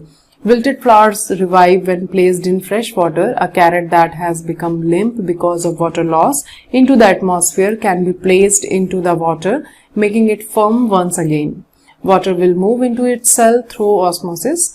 When placed in water containing less than 0.9% salt, blood cells swell due to flow of water in them by osmosis. People taking a lot of salt or salty food experience water retention in tissue cells and intercellular spaces because of osmosis. The resulting puffiness or swelling is called edema. Water movement from soil into plant roots and subsequently into upper portion of the plant is partially due to osmosis. The preservation of meat by salting and of fruits by adding sugar protects against bacterial action. Through the process of osmosis, the bacterium on salted meat or candied fruit loses water, shrivels and dies. 2.6.5 Reverse osmosis and water purification. The direction of osmosis can be reversed if a pressure larger than the osmotic pressure is applied to the solution side. That is, now the pure solvent flows out of the solution through the semi-permeable membrane. This phenomenon is called reverse osmosis and is of great practical utility. Reverse osmosis is used in desalinization of seawater. A schematic setup for the process is shown in figure 2.11. When pressure more than osmotic pressure is applied, pure water is squeezed out of the seawater through the membrane. A variety of polymer membranes are available for this purpose. The pressure required for the reverse osmosis is quite high. A workable porous membrane is a film of cellulose acetate placed over a suitable support. Cellulose acetate is permeable to water but impermeable to impurities and ions present in seawater. These days, many countries use desalination plants to meet their potable water requirements. 2.7 Abnormal molar masses. We know that ionic compounds, when dissolved in water, dissociate into cations and anions. For example, if we dissolve 1 mole of KCl in water, we expect 1 mole each of potassium and chloride ions to be released in the solution. If this happens, there would be 2 moles of particles in the solution. If we ignore inter-ionic interaction, 1 mole of KCl and 1 kilogram of water would be expected to increase the boiling point by 2 into 0.52 Kelvin, which is equal to 1.04 Kelvin. Now, if we did not know about the degree of dissociation, we could be led to conclude that the mass of 2 mole particles is 74.5 gram and the mass of 1 mole of KCl would be 37.25 gram. This brings into light the rule that where there is dissociation of solute into ions, the experimentally determined molar mass is always lower than the true value. Molecules of ethanoic acid, that is acetic acid, dimerize in benzene due to hydrogen bonding. This normally happens in solvents of low dielectric constant. In this case, the number of particles is reduced due to dimerization. Association of molecules is depicted as follows. It can be undoubtedly stated here that if all the molecules of ethanoic acid associate in benzene, that delta Tb or delta Tf for ethanoic acid will be half of the normal value. The molar mass calculated on the basis of this delta Tb or delta Tf will therefore be twice the expected value. Such a molar mass that is either lower or higher than the expected or normal value is called as abnormal molar mass. In 1880, Van 't Hoff introduced a factor I known as the Van 't Hoff factor to account for the extent of dissociation or association. This factor I is defined as I is equals to normal molar mass is equals to abnormal molar mass, and the final formula is, and then again I is equals to total number of moles of particles after association or dissociation upon number of moles of particles before association or dissociation. Here abnormal molar mass is the experimentally determined molar mass, and calculated colligative properties are obtained by assuming that the non-volatile solute is neither associated nor dissociated. In case of association, value of I is less than unity, while for dissociation it is greater than unity. For example, the value of I for aqueous KCl solution is close to 2, while the value for ethanoic acid in benzene is nearly 0.5. Inclusion of Van 't Hoff factors modifies the equations for colligative properties as follows. Relative lowering of vapor pressure of solvent, P1 naught minus P1 upon P1 naught is equals to I N2 upon N1. Elevation of boiling point delta TB is equals to I kBm. Depression of freezing point delta TF is equals to I kFm. Osmotic pressure of solution is equals to I N2 RT upon V. Table 2.4 depicts values of the factor I for several strong electrolytes. For KCl, NaCl and MgSO4, I values approach 2 as the solution becomes very dilute. As expected, the values of I gets close to 3 for K2SO4. Summary: a solution is homogeneous mixture of two or more substances. Solutions are classified as solid, liquid and gaseous solutions. The concentration of a solution is expressed in terms of mole fraction, molarity, molality and in percentages. The dissolution of a gas in a liquid is governed by Henry's law, according to which at given temperature the solubility of gas in a liquid is directly proportional to the partial pressure of the gas. The vapor pressure of the solvent is lowered by the presence of non-volatile solute in the solution, and this lowering of vapor pressure of the solvent is governed by Raoult's law, according to which the relative lowering of vapor pressure of the solvent over a solution is equal to the mole fraction of a non-volatile solute present in the solution. However, in a binary liquid solution, if both the components of the solution are volatile, then another form of Raoult's law is used. Mathematically, this form of the Raoult's law is stated as P total is equals to P1 naught x1 plus P2 naught x2. Solutions which obey Raoult's law over the entire range of concentration are called ideal solutions. Two types of deviations from Raoult's law called positive and negative deviations are observed.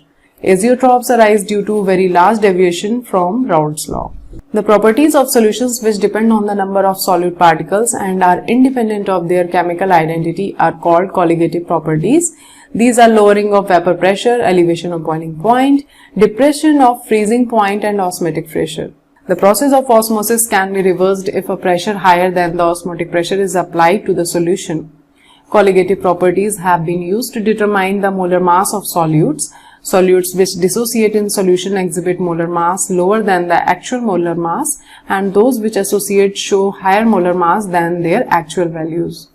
Quantitatively, the extent to which a solute is dissociated or associated can be expressed by Van 't Hoff factor I. This factor has been defined as ratio of normal molar mass to experimentally determined molar mass, or as the ratio of observed colligative property to the calculated colligative property. Chapter completed. Thank you so much. Today I am recording the audiobook for class 12th unit 3rd electrochemistry. So चलिए start करते हैं. Chemical reactions can be used to produce electrical energy. Conversely, electrical energy can be used to carry out chemical reactions that do not proceed spontaneously. Electrochemistry is the study of production of electricity from energy released during spontaneous chemical reactions and the use of electrical energy to bring about non-spontaneous chemical transformations.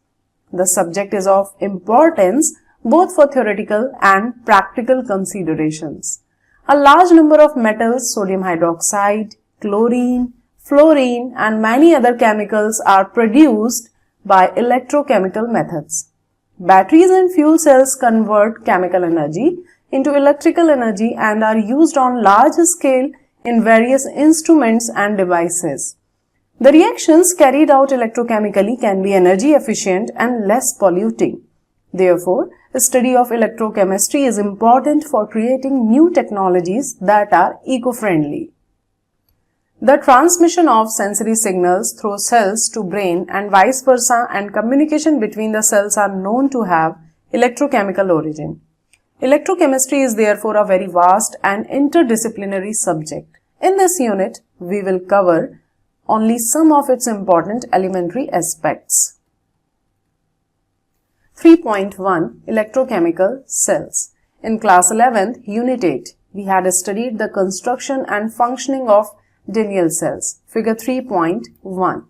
This cell converts the chemical energy liberated during the redox reaction to electrical energy and has an electrical potential equal to 1.1 volt when concentration of Zn2 positive and Cu2 positive ions is unity. Such a device is called a galvanic or a voltaic cell. The reaction is Zn plus U2 positive gives out Zn2 positive plus Cu. If an external opposite potential is applied in the galvanic cell and increased slowly, we find that the reaction continues to take place till the opposing voltage reaches the value 1.1 volt. When the reaction stops altogether and no current flows through the cell. Any further increase in the external potential again starts the reaction but in the opposite direction. It now functions as an electrolytic cell, a device for using electrical energy to carry non-spontaneous chemical reactions. Both types of cells are quite important and we shall study some of their salient features in the following pages. 3.2 Galvanic Cells. As mentioned earlier, class 11th unit 8, a galvanic cell is an electrochemical cell that converts the chemical energy of a spontaneous redox reaction into electrical energy. In this device, the Gibbs energy of the spontaneous redox reaction is converted into electrical work, which may be used for running a motor or electrical gadgets like heater, fan, geyser, etc. Daniell cell discussed earlier is one such cell in which the following redox reaction occurs. Zn plus U2 positive gives out Zn2 positive plus Cu. This reaction is a combination of two half reactions whose addition gives the overall cell reaction. The two reactions are Cu2 positive plus 2 electron gives out Cu and Zn gives out Zn2 positive plus 2 electron, in which the copper reaction is the reduction half reaction and the Zn is giving the 2 electrons, so it is the oxidation half reaction. These reactions occur in two different portions of the Daniell cells. The reduction half reaction occurs on the copper electrode while the oxidation half reaction occurs on the zinc electrode. These two portions of the cells are called half cells or redox couples. The copper electrode may be called the reduction half cell and zinc electrode the oxidation half cell. We can construct innumerable number of galvanic cells on the pattern of Daniell cell by taking combination of different half cells. Each half cell consists of a metallic electrode dipped into an electrolyte. The two half cells are connected by a metallic wire through a voltmeter and a switch externally. The electrolytes of the two half cells are connected internally through a salt bridges as shown in figure 3.1. Sometimes both the electrodes dip in the same electrolyte solution and in such cases we do not require a salt bridge. At each electrode-electrolyte interface there is a tendency of metal ions from the solution to deposit on the metal electrode trying to make it positively charged. At the same time, metal atoms of the electrode have a tendency to go into the solution as ions and leave behind the electrons at the electrode trying to make it negatively charged. At equilibrium, there is a separation of charges and depending on the tendencies of the two opposing reactions, the electrode may be positively or negatively charged with respect to the solution. A potential difference develops between the electrode and the electrolyte which is called electrode potential. When the concentrations of all the species is involved in a half cell is unity, then the electrode potential is known as the standard electrode potential. According to IUPAC convention, standard reduction potentials are now called standard electrode potentials.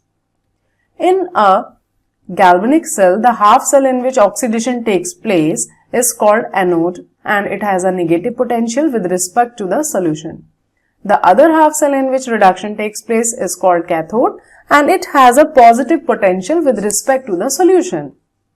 Thus, there exists a potential difference between two electrodes and as soon as the switch is in the on position, the electrons flow from negative electrode to positive electrode.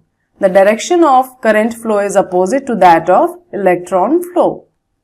The potential difference between the two electrodes of a galvanic cell is called the cell potential and is measured in volts. The cell potential is the difference between the electrode potential, that is reduction potential of the cathode and anode. It is called the cell electromotive force, EMF, of the cell when no current is drawn through the cell. It is now an accepted convention that we keep the anode on the left and the cathode on the right while representing the galvanic cell. A galvanic cell is generally represented by putting a vertical line between metal and electrolyte solution and putting a double vertical line between the two electrolytes connected by a salt bridge. Under this convention, the EMF of the cell is positive and is given by the potential of the half cell on the right hand side minus the potential of the half cell on the left hand side. That is, E cell is equals to E right minus E left. This is illustrated by the following example. See the reactions here.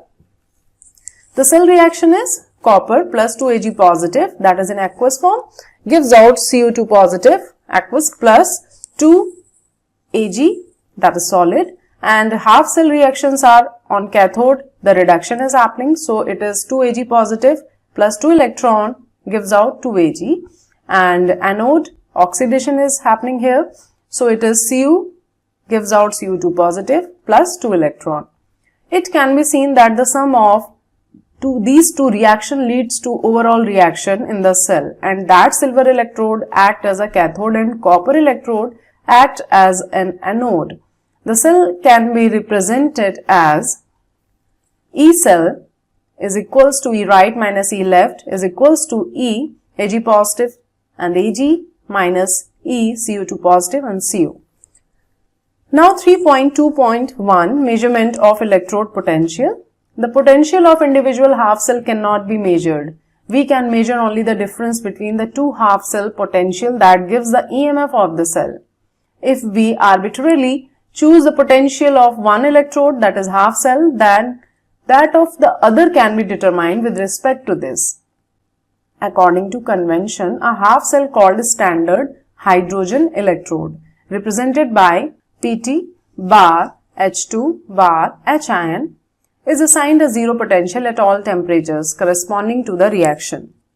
H ion plus electron gives out half H2, that is gaseous form. The standard hydrogen electrode consists of a platinum electrode coated with platinum black. The electrode is dipped in an acidic solution and pure hydrogen gas is bubbled through it. The concentration of both the reduced and oxidized form of hydrogen is maintained at unity. This implies that the pressure of hydrogen gas is 1 bar and the concentration of hydrogen ion in the solution is 1 molar.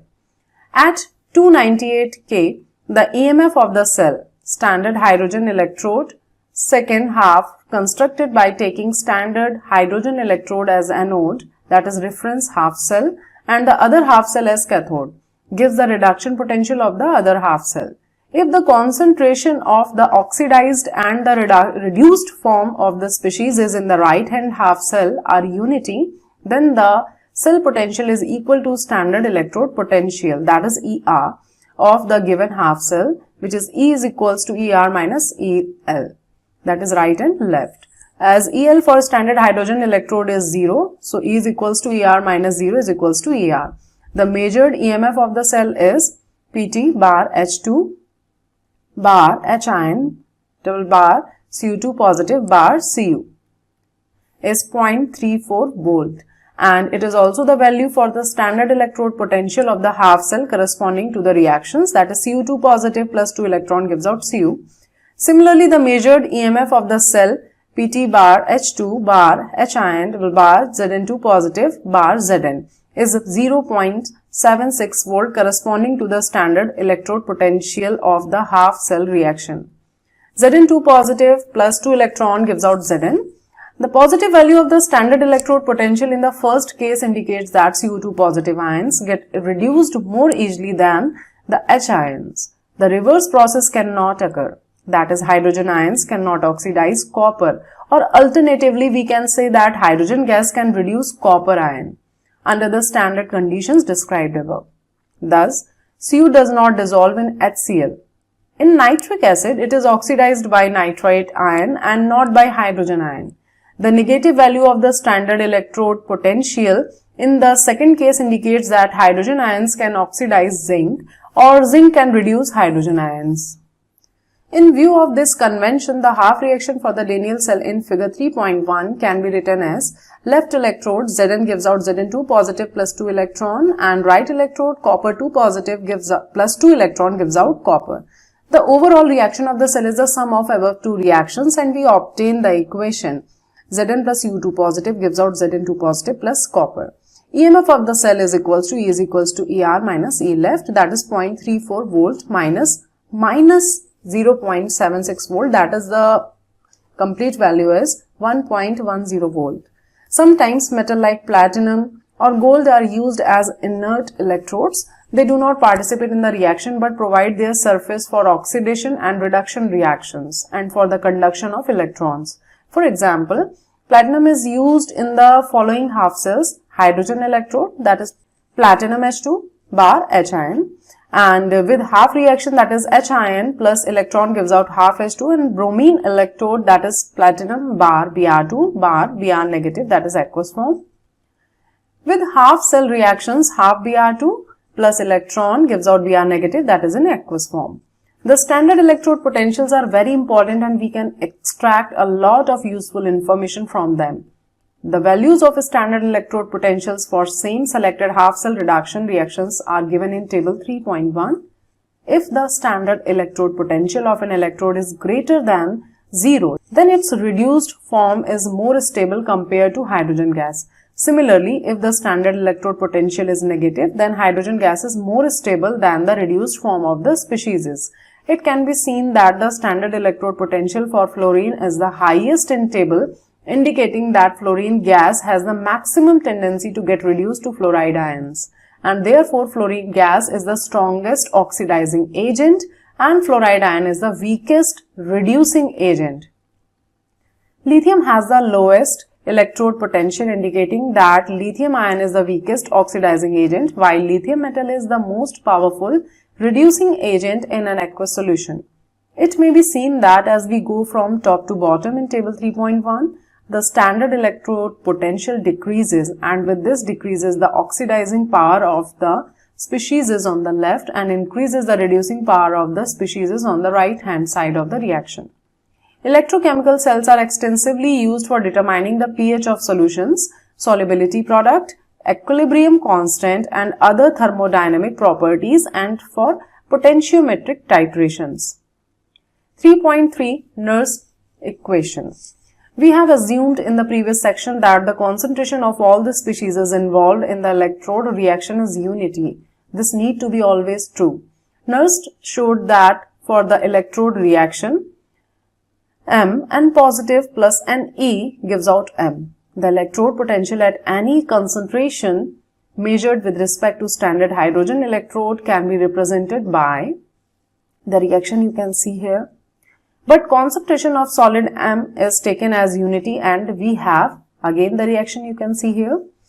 E Mn plus slash M has already been defined. R is a gas constant, its value everybody knows, 8.314. And F is a Faraday constant and its value is 96487 coulomb per mole. And T is temperature in Kelvin, and Mn positive is the concentration of the species. Mn positive ions are present in aqueous species and H2O as liquid, gases and solids are shown by gas and solids. Here you can see the complete table. It would be better if you are seeing the NCERT when you are listening my audiobook. In lineal cells, the electrode potential for any given concentration of Cu2 positive and Zn2 positive we write. For cathode, the reaction you can see here, and for anode the reaction is present. And the cell potential, that is the E cell, is equals to E Cu2 positive slash Cu minus E Zn2 positive slash Zn. The remaining reaction you can see here, and the final reaction is the E cell is equals to E negative cell minus RT upon 2F. It can be seen that E cell depends on the concentration of both Cu2 positive and Zn2 positive ions. It increases with increase in the concentration of Cu2 positive ions and decrease in the concentration of the Zn2 positive ion.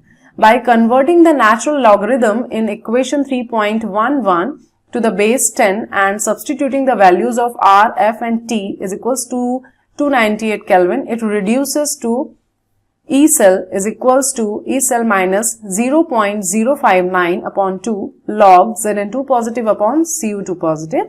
We should use the same number of electrons for both the electrodes and thus for the following cell: nickel bar, nickel 2 positive, double bar and Ag2 positive bar Ag. The cell reaction is nickel plus 2 Ag positive gives out nickel 2 positive plus 2 Ag. The next equation can be written as E cell negative minus RT upon 2F ln Ni2 positive upon Ag positive the whole square. And for a general electrochemical reaction of the type AA plus BB in presence of an electron and CC plus DD, next equation can be written as E cell E negative cell minus RT upon NF ln Q. And here you can put the values for that.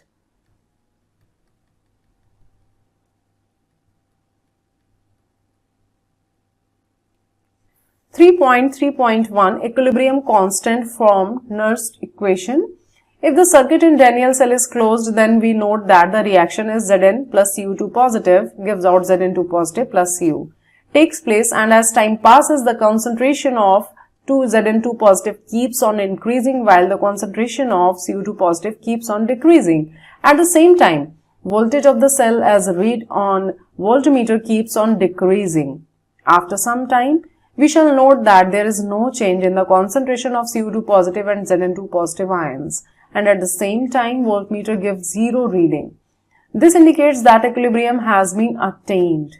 In this situation, the Nernst equation may be written as E cell is equals to 0 is equals to E negative cell minus 2.303 RT upon 2F log Zn2 positive upon Cu2 positive, or E negative cell is equals to 2.303 RT upon 2F log Zn2 positive upon Cu2 positive. But at equilibrium, Zn2 positive upon Cu2 positive is equals to Kc for the reaction 3.1, and at T is equals to 298 K, the above equation can be written as E negative cell is equals to 0.059 volt upon 2 log Kc is equals to 1.1 volt. And here the value for the log Kc is equals to 37.288. Kc is equals to 2 into 10 to the power 37 at 298 K. In general, E negative cell is equals to 2.303 RT upon NF log Kc. That is the reaction 3.14. Thus, equation 3.14 gives a relationship between equilibrium constant of the reaction and standard potential of the cell in which that reaction takes place. Thus, equilibrium constants of the reaction, difficult to measure otherwise, can be calculated from the corresponding E negative value of the cell. 3.32, that is electrochemical cell, and gives energy of the reaction. Electrical work done in 1 second is equal to electrical potential multiplied by total charge passed. If we want to obtain maximum work from a galvanic cell, then charge has to be passed reversibly. The reversible work done by a galvanic cell is equal to decrease in its Gibbs energy, and therefore if the EMF of the cell is E and NF is the amount of the charge passed and delta G is the Gibbs energy of the reaction, then Gibbs energy is equals to minus NFE cell. It may be remembered that E cell is an intensive parameter, but delta G is an extensive thermodynamic property and the value depends on N. Thus, if we write the equation, Zn plus Cu2 positive gives out Zn2 positive plus Cu, where delta G is equals to minus 2Fe cell. But when we write the reaction, 2Zn plus 2Cu2 positive gives out 2Zn2 positive plus 2Cu. At that time, the value for the Gibbs energy is the minus 4Fe. If the concentration of the all reacting species is unity, then E cell is equals to E negative cell and we have delta G is equals to minus NF E negative cell. Thus, from the measurement of E negative cell, we can obtain an important thermodynamic quantity, delta G, standard Gibbs energy of the reaction. From the latter, we can calculate equilibrium constant by the equation delta G is equals to minus RT ln K. 3.4 Conductance of electrolytic solution. It is necessary to define a few terms before we consider the subject of conductance of electricity through electrolytic solutions. The electrical resistance is represented by the symbol R and it is measured in ohm, which in terms of SI based unit is equal to kilogram meter square per S square A square. It can be measured with the help of a Wheatstone bridge, with which you are familiar from your study of physics. The electrical resistance of any object is directly proportional to its length L and inversely proportional to its area of cross section A, that is A. So that is R is proportional to L upon A, or R is equals to rho L upon A. The constant of proportionality rho is called resistivity or specific resistance. Its SI unit or ohm meter, and quite often its submultiple ohm centimeter is also used. IUPAC recommends the use of term resistivity over specific resistance, and hence in the rest of the book we shall use the term resistivity. Physically, the resistivity for a substance is its resistance when it is 1 meter long and its area of cross section is 1 meter square.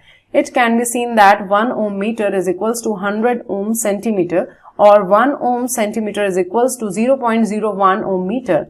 The inverse of resistance R is called conductance G, and we have the relation G is equals to 1 upon R is equals to A upon rho L is equals to K A upon L.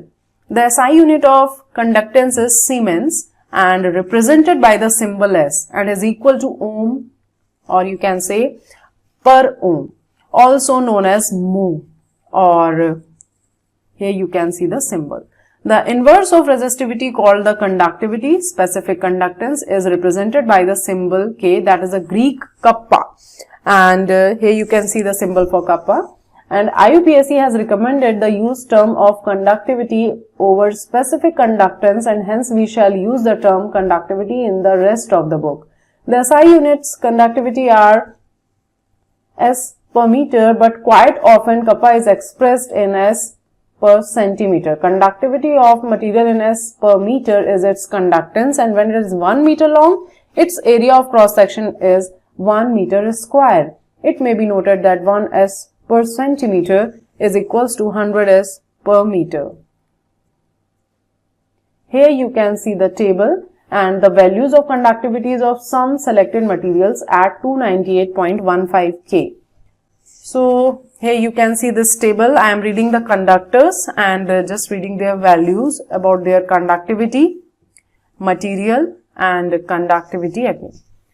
So here the sodium is having the 2.1 into 10 to the power 3. Copper is 5.9 into 10 to the power 3, silver is 6.2 into 10 to the power 3, gold is 4.5 into 10 to the power 3, iron is 1 into 10 to the power 3, and graphite is having the 1.2 and 10. 1.2 multiplied by 10. Then insulators, glass 1 into 10 to the power minus 16, Teflon 1 into 10 to the power minus 18. Now come to the aqueous solutions, that is pure water. It is having conductivity of 3.5 into 10 to the power minus 5. Then 0.1 m HCl, 0.1 molar HCl, that is 3.91. 0.01 molar KCl, that is 0.14, 0.01 molar NaCl, that is 0.12, 0.1 molar HAC, that is the 0.047, and for the 0.01 molar HAC, that is the 0.016. Now come to the semiconductors, that is the CuO 1 into 10 to the power minus 7, silicon 1.5 into 10 to the power minus 2, and Ge, that is the 2.0, it means 2. It can be seen from table 3.2 that the magnitude of the conductivity varies a great deal and depends on the nature of the material. It also depends on the temperature and pressure at which the measurements are made. Materials are classified into conductors, insulators and semiconductors depending on the magnitude of their conductivity. Metals and their alloys have very large conductivity and are known as conductors. Certain non-metals like carbon black, graphite and some organic polymers are also electronically conducting. Substances like glasses, ceramics, etc. having very low conductivity and are known as insulators. Substances like silicon, doped silicon and gallium arsenide having conductivity between conductors and insulators and that are called semiconductors and are important electronic material.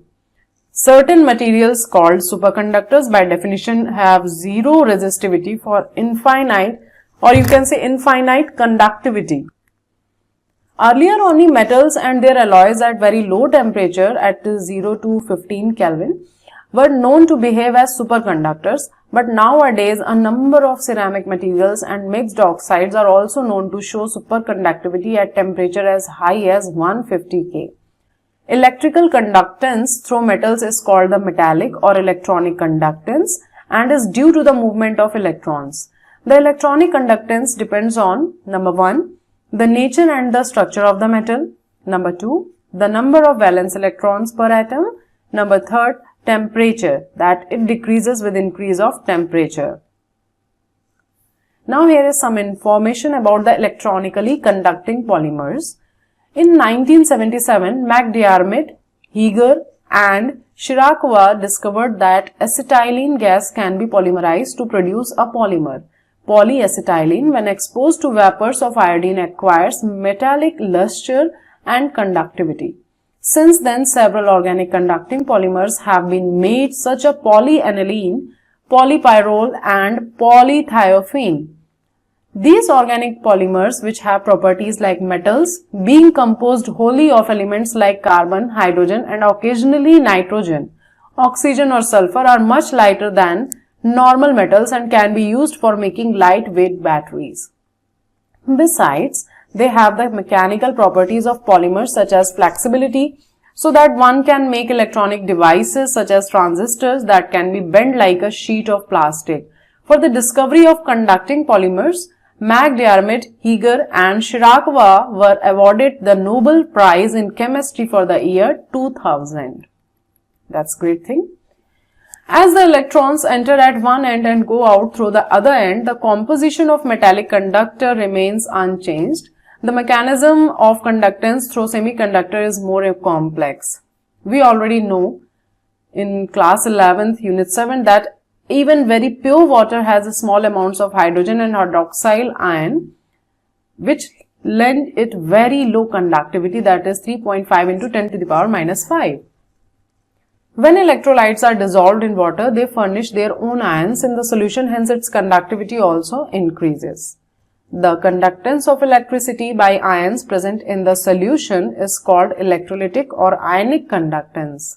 The conductivity of electrolytic ion solutions depends on number 1, the nature of the electrolyte added, number 2, size of the ions produced and their solvation, number 3, the nature of the solvent and its viscosity, number 4, concentration of the electrolyte, number 5, temperature. It increases with the increase of temperature.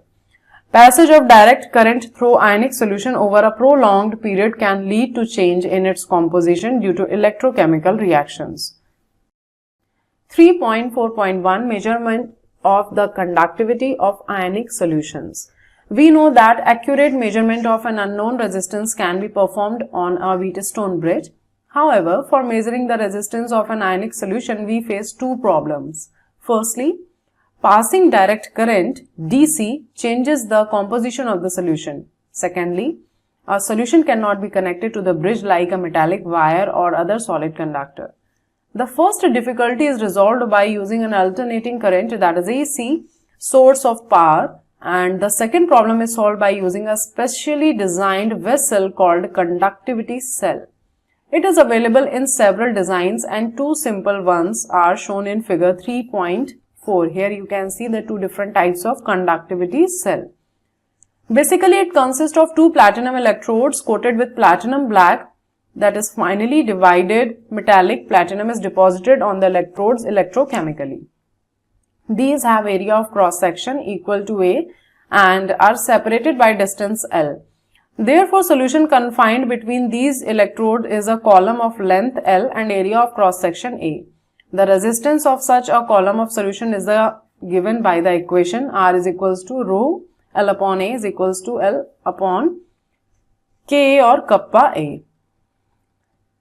The quantity L upon A is called cell constant, denoted by the symbol, and it depends on the distance between the electrodes and their area of cross section and has the dimension of the length, that is per length you can say, and can be calculated if we know L and A.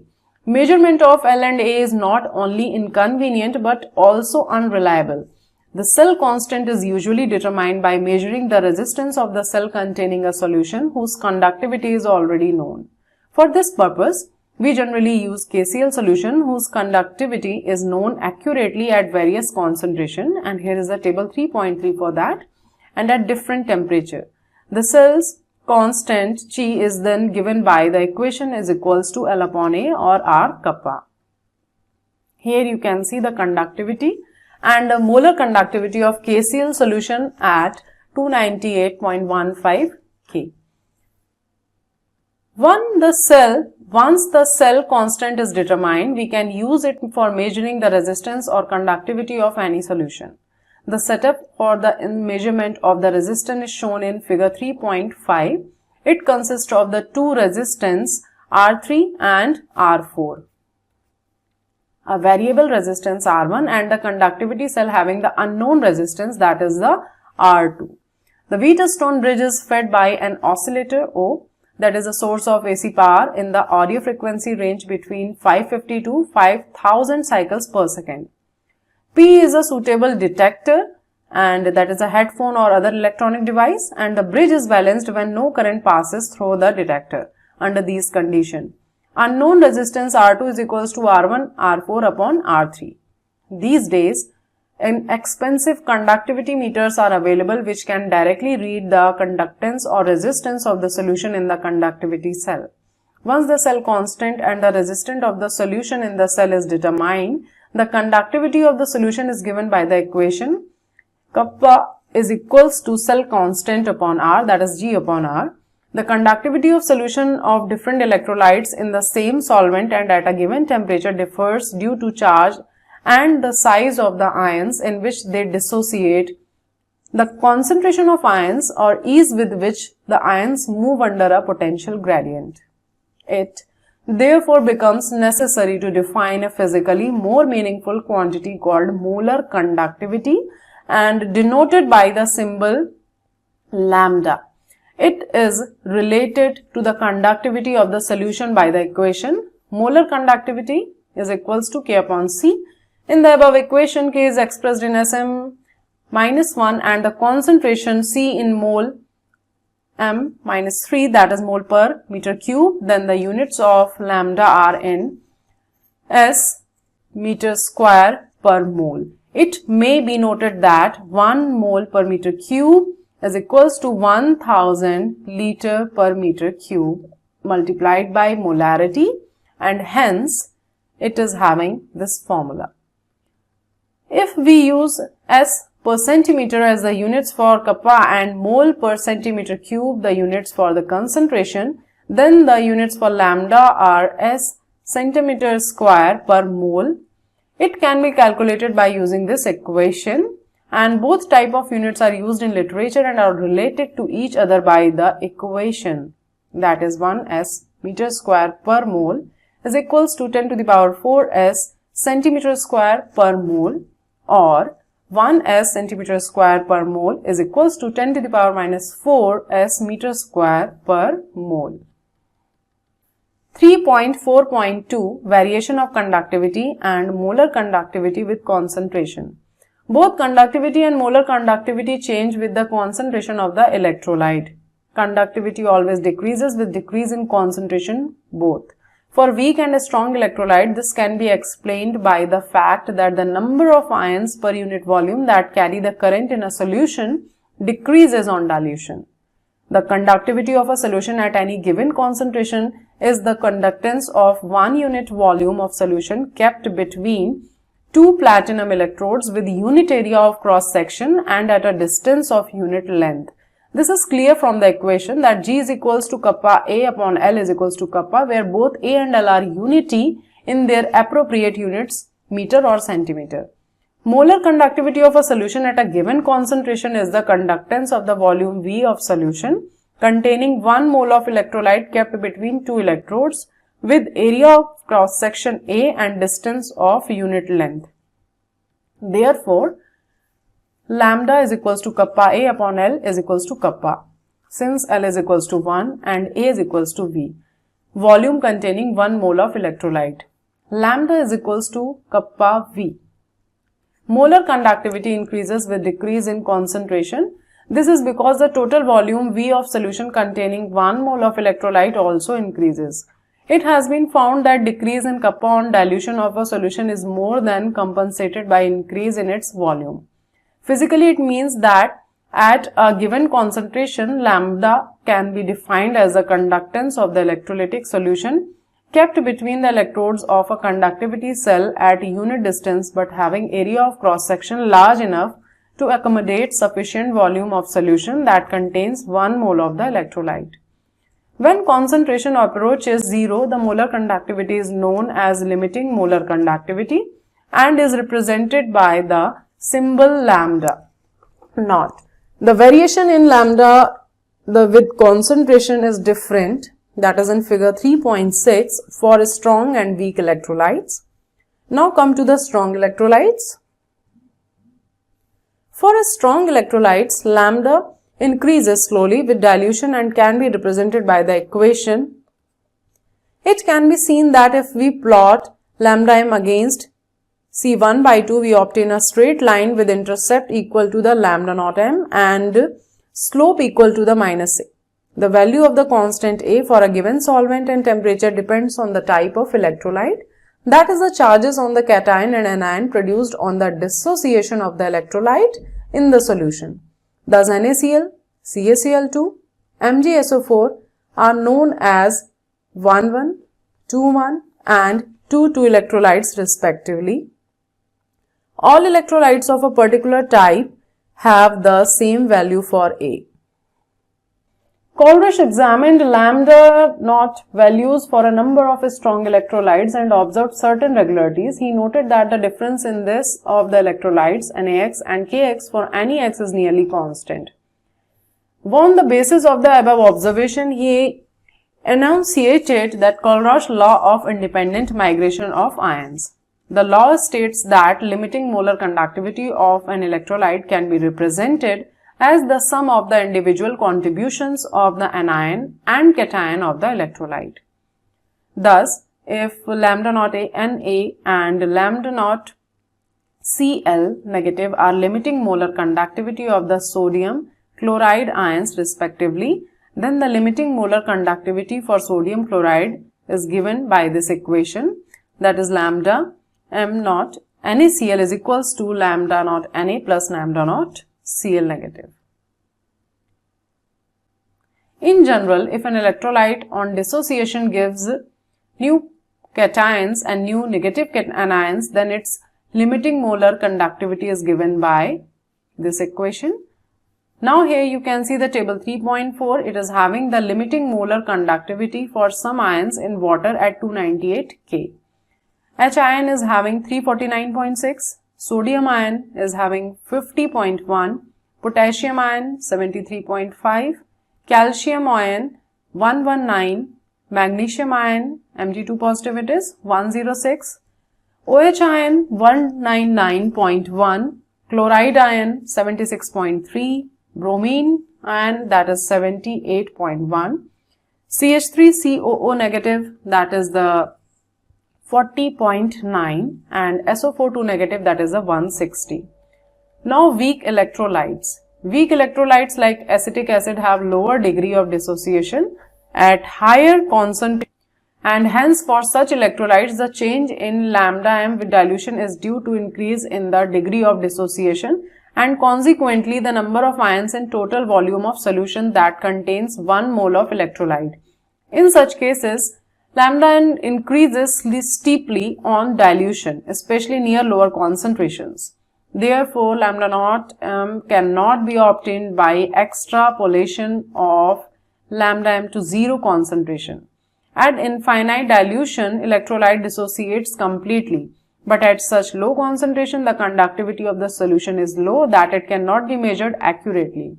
Therefore, for weak electrolyte is obtained by the Colrush law of independent migration of ions. At any concentration C, if alpha is the degree of dissociation, then it can be approximated to ratio of molar conductivity lambda m at the concentration C to limiting molar conductivity.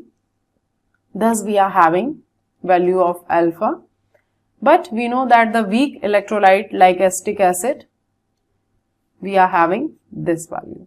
Now the applications of the Colrush law, that is using Colrush law of independent migration of ions, it is possible to calculate lambda naught m for any electrolyte from the lambda naught of individual ions. Moreover, for weak electrolytes like acetic acid, it is possible to determine the value of its dissociation constant once we know the lambda naught m and lambda m at a given concentration C. 3.5 Electrolytic cells and electrolysis. In an electrolytic cell, external source of voltage is used to bring about a chemical reaction. The electrochemical processes are of great importance in the laboratory and the chemical industry. One of the simplest electrolytic cell consists of 2 copper strips dipping in an aqueous solution of copper sulfate. If a DC voltage is applied to the electrodes, then CO2 positive ions discharge at the cathode, that is negatively charged, and the following reaction takes place, that is the CO2 positive plus 2 electron gives out Cu. Copper metal is deposited on the cathode and at the anode copper is converted into CO2 positive ions by the reaction, that is the copper gives out CO2 positive plus 2 electron. Thus, copper is dissolved or oxidized at anode and deposited or reduced at cathode. This is the basis for an industrial process in which impure copper is converted into the copper of high purity. Thus, impure copper is made an anode that dissolves on passing current and pure copper is deposited at the cathode. Many metals like sodium, magnesium, aluminium, etc. are produced on large scale by electrochemical reduction of their respective cations, where no suitable chemical reducing agents are available for this purpose. Sodium and magnesium metals are produced by the electrolysis of their fused chlorides, and aluminium is produced by electrolysis of aluminium oxide in the presence of cryolite. Now, quantitative aspects of electrolysis. Michael Faraday was the first scientist who described the quantitative aspect of electrolysis. Now, Faraday's laws also flow from what has been discussed earlier. Faraday's law of electrolysis. After this extensive investigation, the electrolysis of solution and melts of electrolytes, Faraday published his results during 1833 to 34 in the form of the following well-known Faraday's 2 laws of electrolysis.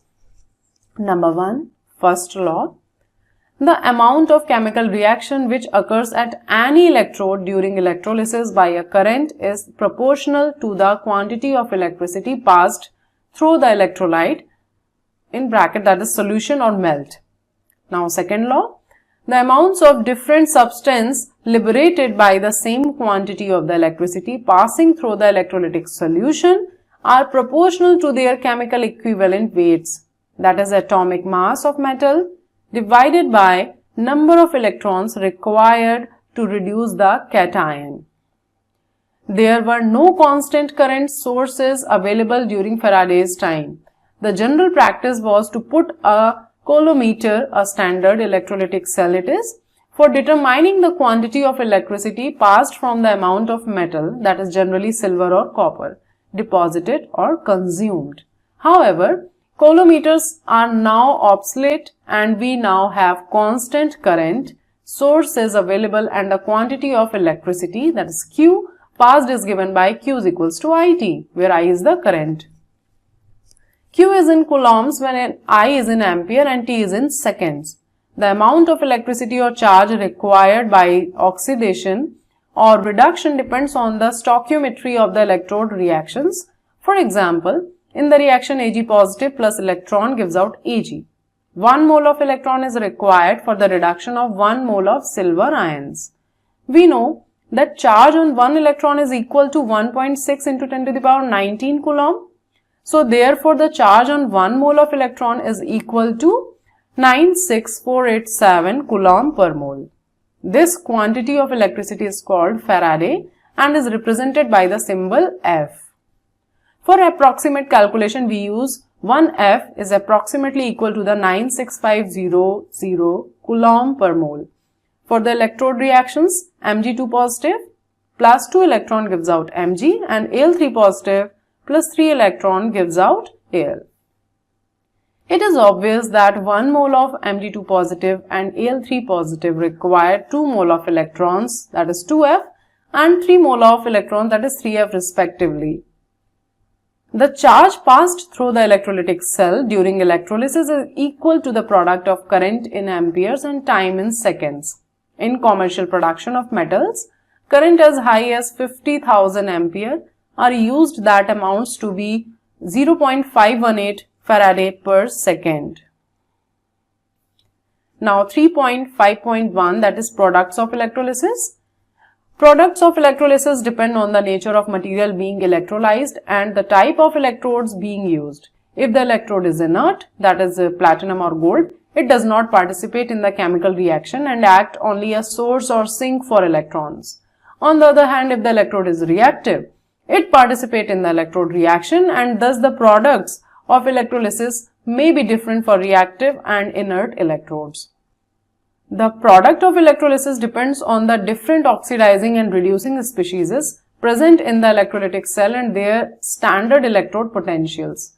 Moreover, some of the electrochemical processes, although feasible, are so slow kinetically that all lower voltages these do not seem to take place and extra potential called overpotential has to be applied, which makes such processes more difficult to occur.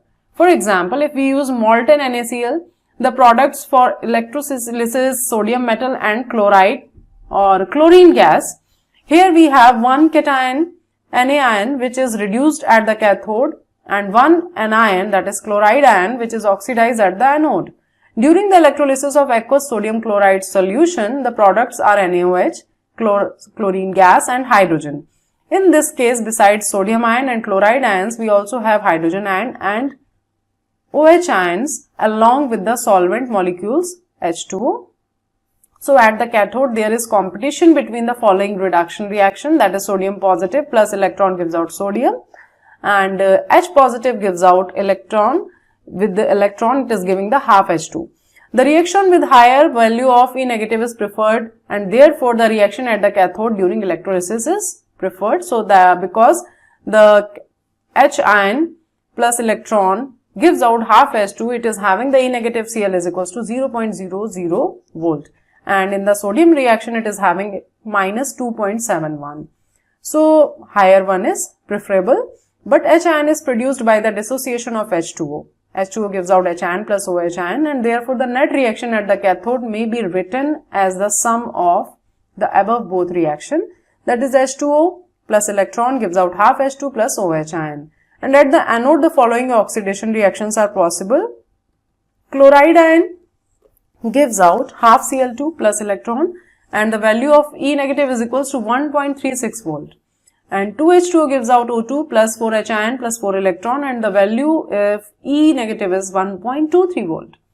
The reaction at anode with lower value of E negative is preferred, and therefore water should get oxidized in the presence of chloride ion.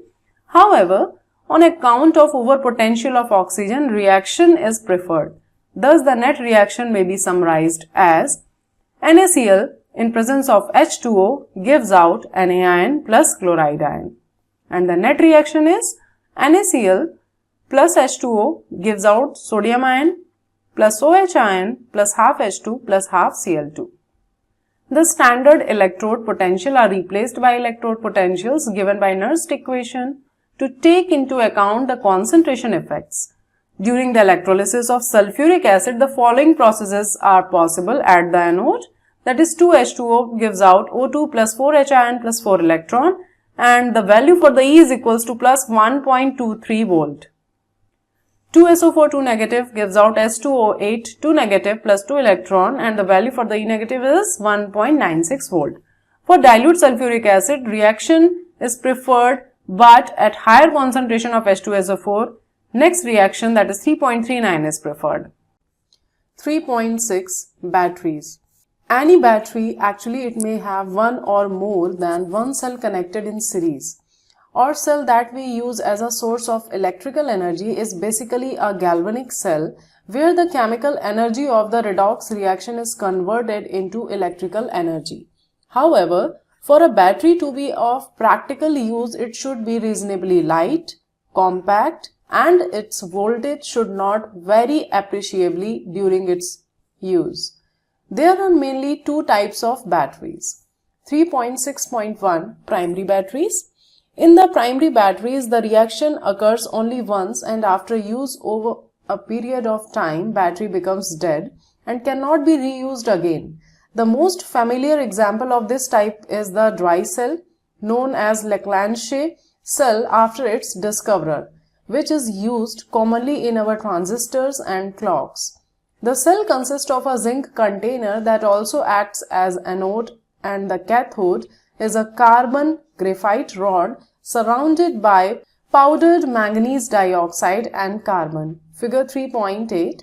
The space between the electrodes is filled by a moist paste of ammonium chloride, that is NH4Cl, and zinc chloride, that is ZnCl2. The electrode reactions are complex, but they can be written approximately as follows. ZnHg plus 2OH ion gives out ZnO plus H2O plus 2 electrons. At cathode, HgO plus H2O plus 2 electrons gives out Hg plus 2OH. The overall reaction is represented by Zn plus HgO gives out ZnO plus Hg. The cell potential is approximately 1.35 volt and remains constant during its life, as the overall reaction does not involve any ion in solution whose concentration can change during its lifetime. Here you can see in the diagram 3.9, commonly used mercury cell, the reducing agent is zinc and the oxidizing agent is mercury oxide. 3.6.2, that is secondary batteries. A secondary cell after use can be recharged by passing current through it in the opposite direction so that it can be used again. A good secondary cell can undergo a large number of discharging and charging cycles. The most important secondary cell is a lead storage battery. Figure 3.10, commonly used in automobiles and inverters.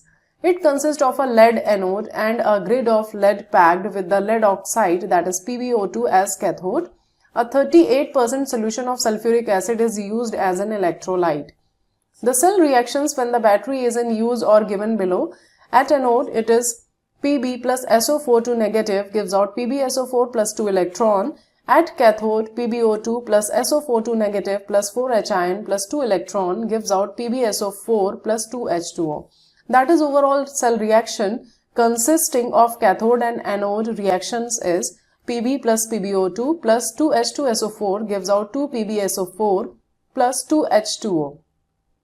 On charging the battery, the reaction is reversed and PbSO4 on anode and cathode is converted into the Pb and PbO2 respectively. Here you can see the diagram 3.10, the lead storage battery.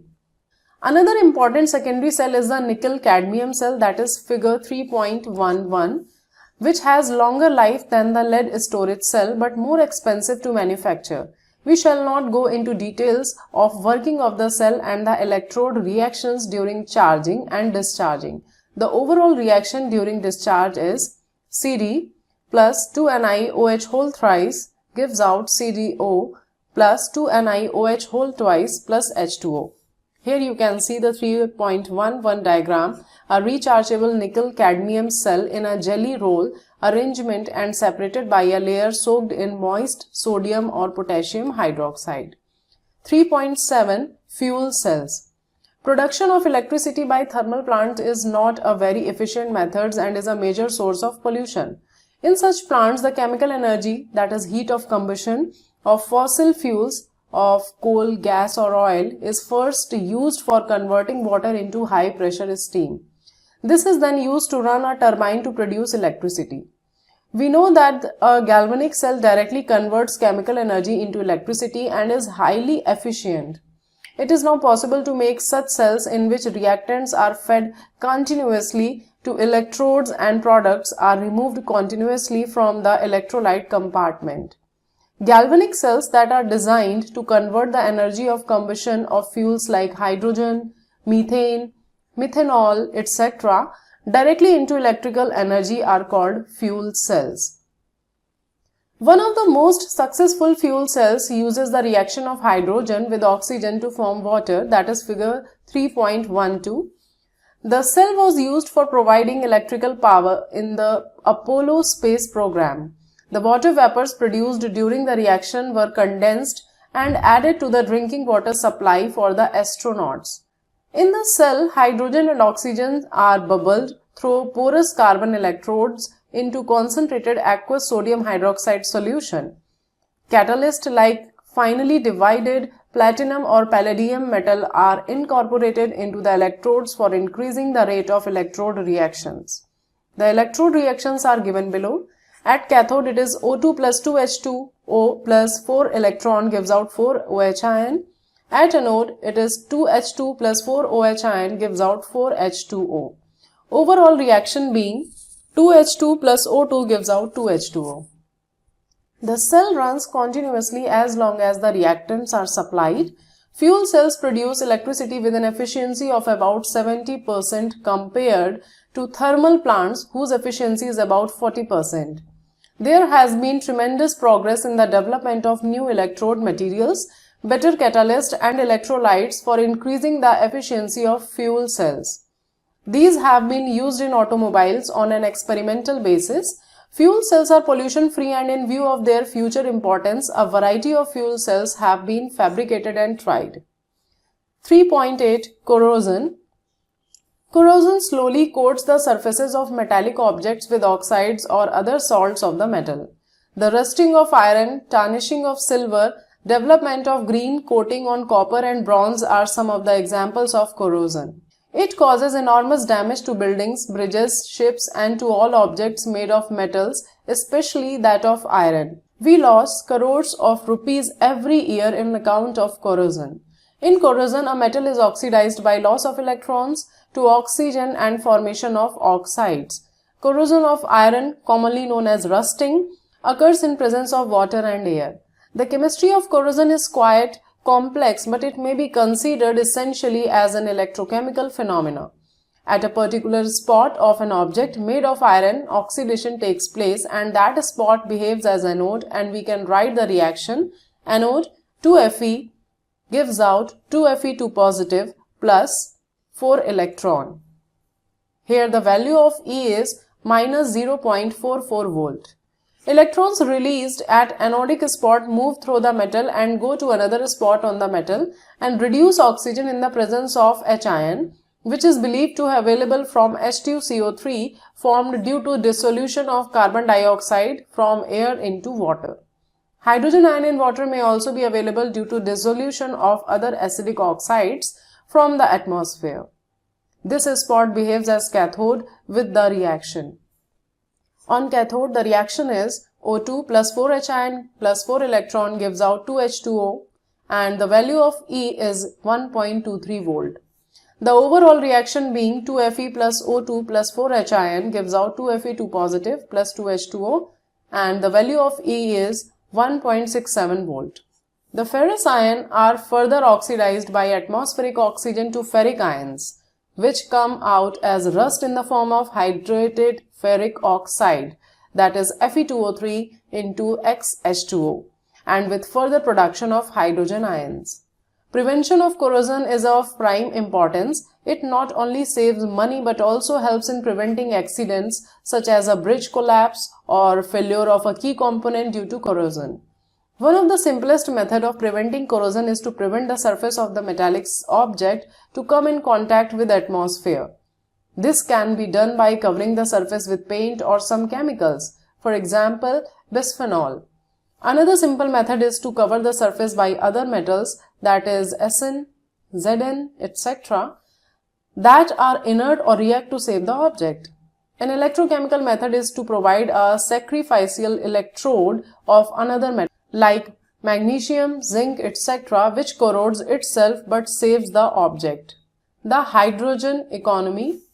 At present, the main source of energy that is driving our economy is fossil fuels such as coal, oil and gas.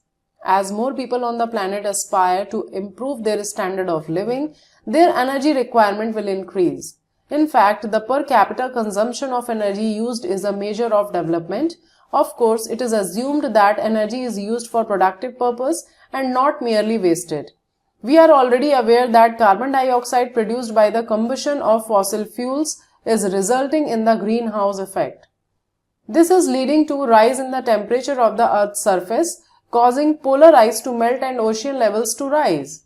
This will flood low-lying areas along the coast, and some island nations such as Maldives face total submergence. In order to avoid such a catastrophe, we need to limit our use of carbonaceous fuel. Hydrogen provides an ideal alternative as its combustion results in water only. Hydrogen production must come from splitting water using solar energy. Therefore, hydrogen can be used as a renewable and non-polluting source of energy. This is the vision of the hydrogen economy. Both the production of hydrogen by electrolysis of water and hydrogen combustion in a fuel cell will be important in the future, and both these technologies are based on electrochemical principle. Summary: an electrochemical cell consists of two metallic electrodes dipping in electrolytic solution. Thus, an important component of the electrochemical cell is the ionic conductor or electrolyte. Electrochemical cells are of two types. In galvanic cell, the chemical energy of a spontaneous redox reaction is converted into electrical work, whereas in an electrolytic cell, electrical energy is used to carry out a non-spontaneous redox reaction. The standard electrode potential for any electrode dipping in an appropriate solution is defined with respect to standard electrode potential of hydrogen electrode taken as 0. The standard potential of the cell can be obtained by taking the difference of the standard potentials of cathode and anode. The standard potential of the cells are related to the standard Gibbs energy and equilibrium constant of the reaction taking place in the cell. Concentration dependence of the potentials of the electrodes and the cells are given by Nernst equation. The conductivity of an electrolyte solution depends on the concentration of the electrolyte. Nature of solvent and temperature. Molar conductivity is defined by K upon C, where C is the concentration. Conductivity decreases, but molar conductivity increases with decrease in concentration. In increase slowly with decrease in concentration for strong electrolytes, while the increase is very steep for weak electrolytes in very dilute solution. Kohlrausch found that molar conductivity at infinite dilution for an electrolyte is the sum of the contribution of the molar conductivity of the ions in which it dissociates. It is known as law of independent migration of ions and has many applications. Ions conduct electricity through the solution, but oxidation and reduction of the ions take place at the electrodes in an electrochemical cell. Batteries and fuel cells are very useful forms of galvanic cell. Corrosion of metals is essentially an electrochemical phenomena. Electrochemical principles are relevant to the hydrogen economy. Thank you so much. Unit 4 Chemical Kinetics. बच्चों ध्यान से ये सिर्फ एक audio book है, not the explanatory one, तो be specific. Right. Unit 4 Chemical Kinetics. Chemical kinetics help us to understand how chemical reactions occur. Chemistry by its very nature is concerned with change. Substances with well-defined properties are converted by chemical reactions into other substances with different properties. For any chemical reaction, chemists try to find out A. The feasibility of a chemical reaction which can be predicted by thermodynamics, as you know that a reaction with delta G is less than 0. At constant temperature and pressure is feasible. B. Extent to which a reaction will proceed can be determined from chemical equilibrium. C. Speed of a reaction, that is time taken by a reaction to reach equilibrium. Along with feasibility and extent, it is equally important to know the rate and the factors controlling the rate of chemical reaction for its complete understanding. For example, which parameters determine as to how rapidly food gets spoiled, how to design a rapidly setting material for dental filling, or what controls the rate at which fuel burns in an auto engine. All these questions can be answered by the branch of chemistry which deals with the study of reaction rates and their mechanism called chemical kinetics. The word kinetics is derived from the Greek word kinesis, meaning movement. Thermodynamics tells only about the feasibility of a reaction, whereas chemical kinetics tells about the rate of a reaction. For example, thermodynamic data indicate that diamond shall convert to graphite, but in reality the conversion rate is so slow that the change is not perceptible at all. Therefore, most people think that diamond is forever. Kinetic studies not only help us to determine the speed or rate of a chemical reaction, but also describe the conditions by which the reaction rates can be altered. The factors such as concentration, temperature, pressure, and catalyst affect the rate of reaction. At a macroscopic level, we are interested in amounts reacted or formed and the rates of their consumption or formation. At the molecular level, the reaction mechanism involving orientation and energy of molecules undergoing collisions are discussed. In this unit, we shall be dealing with the average and instantaneous rate of reaction and the factors affecting these. Some elementary ideas about the collision theory of reaction rates are also given. However, in order to understand all these, let us first learn about the reaction rate. 4.1 Rate of a chemical reaction. Some reactions such as ionic reactions occur very fast. For example, precipitation of silver chloride occurs instantaneously by mixing of aqueous solutions of silver nitrate and sodium chloride. On the other hand, some reactions are very slow. For example, rusting of iron in the presence of air and moisture.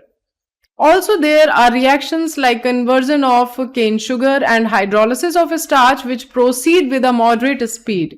Can you think of a more example from each category?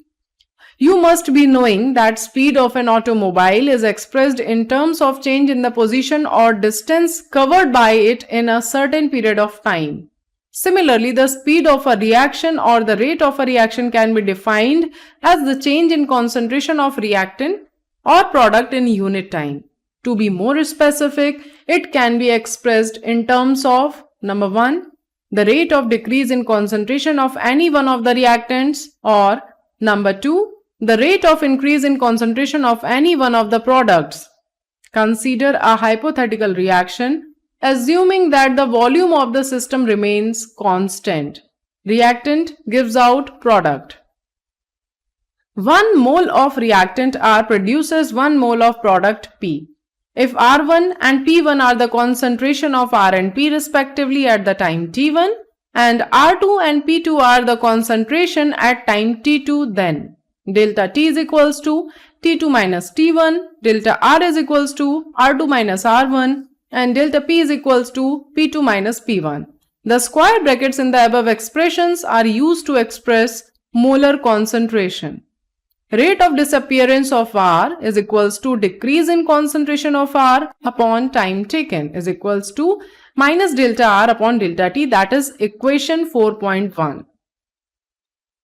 Rate of appearance of P is equals to increase in concentration of P upon time taken is equals to positive delta P upon delta T, and this is equation 4.2.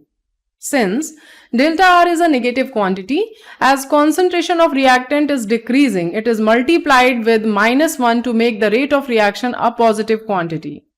Equations 4.1 and 4.2 given above represent the average rate of reaction.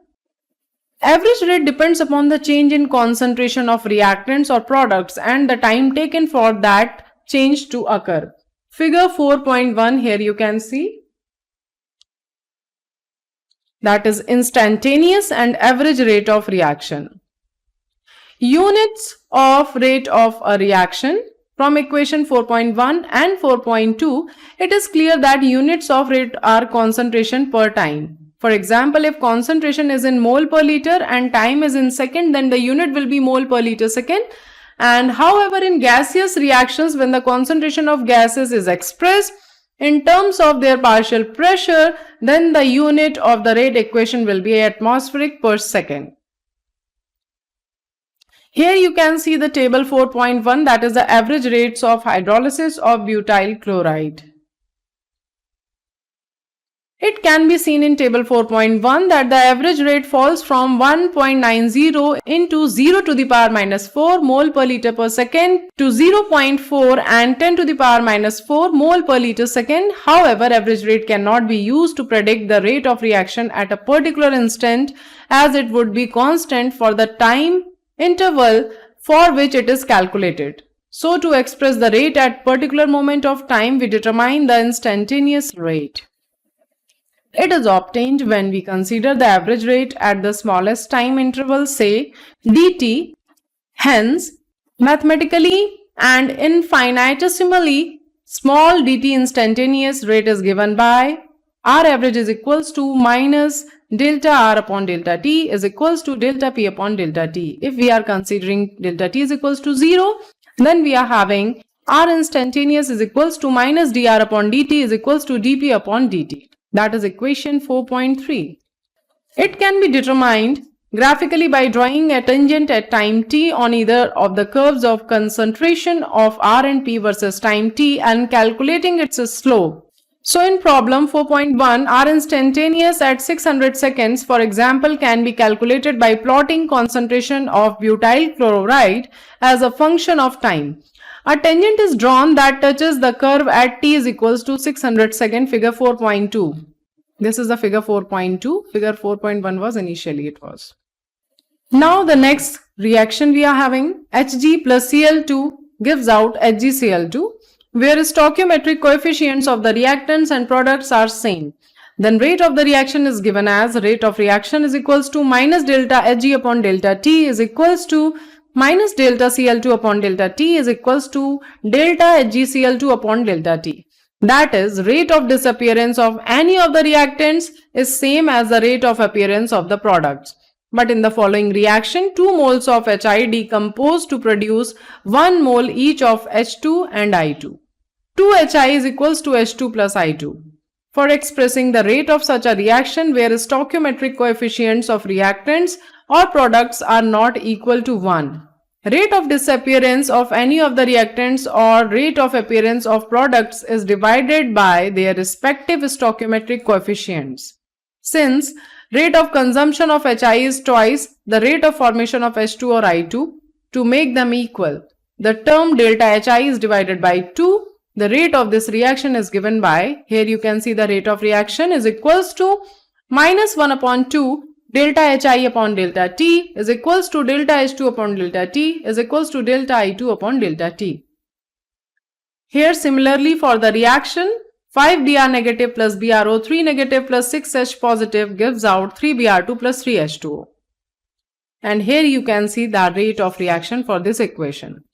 For a gaseous reaction at constant temperature, concentration is directly proportional to the partial pressure of a species and hence rate can also be expressed as rate of change in partial pressure of the reactant or the product. 4.2 Factors influencing rate of reaction. Rate of reaction depends upon the experimental conditions such as concentration of reactants, pressure in case of gases, temperature and catalyst.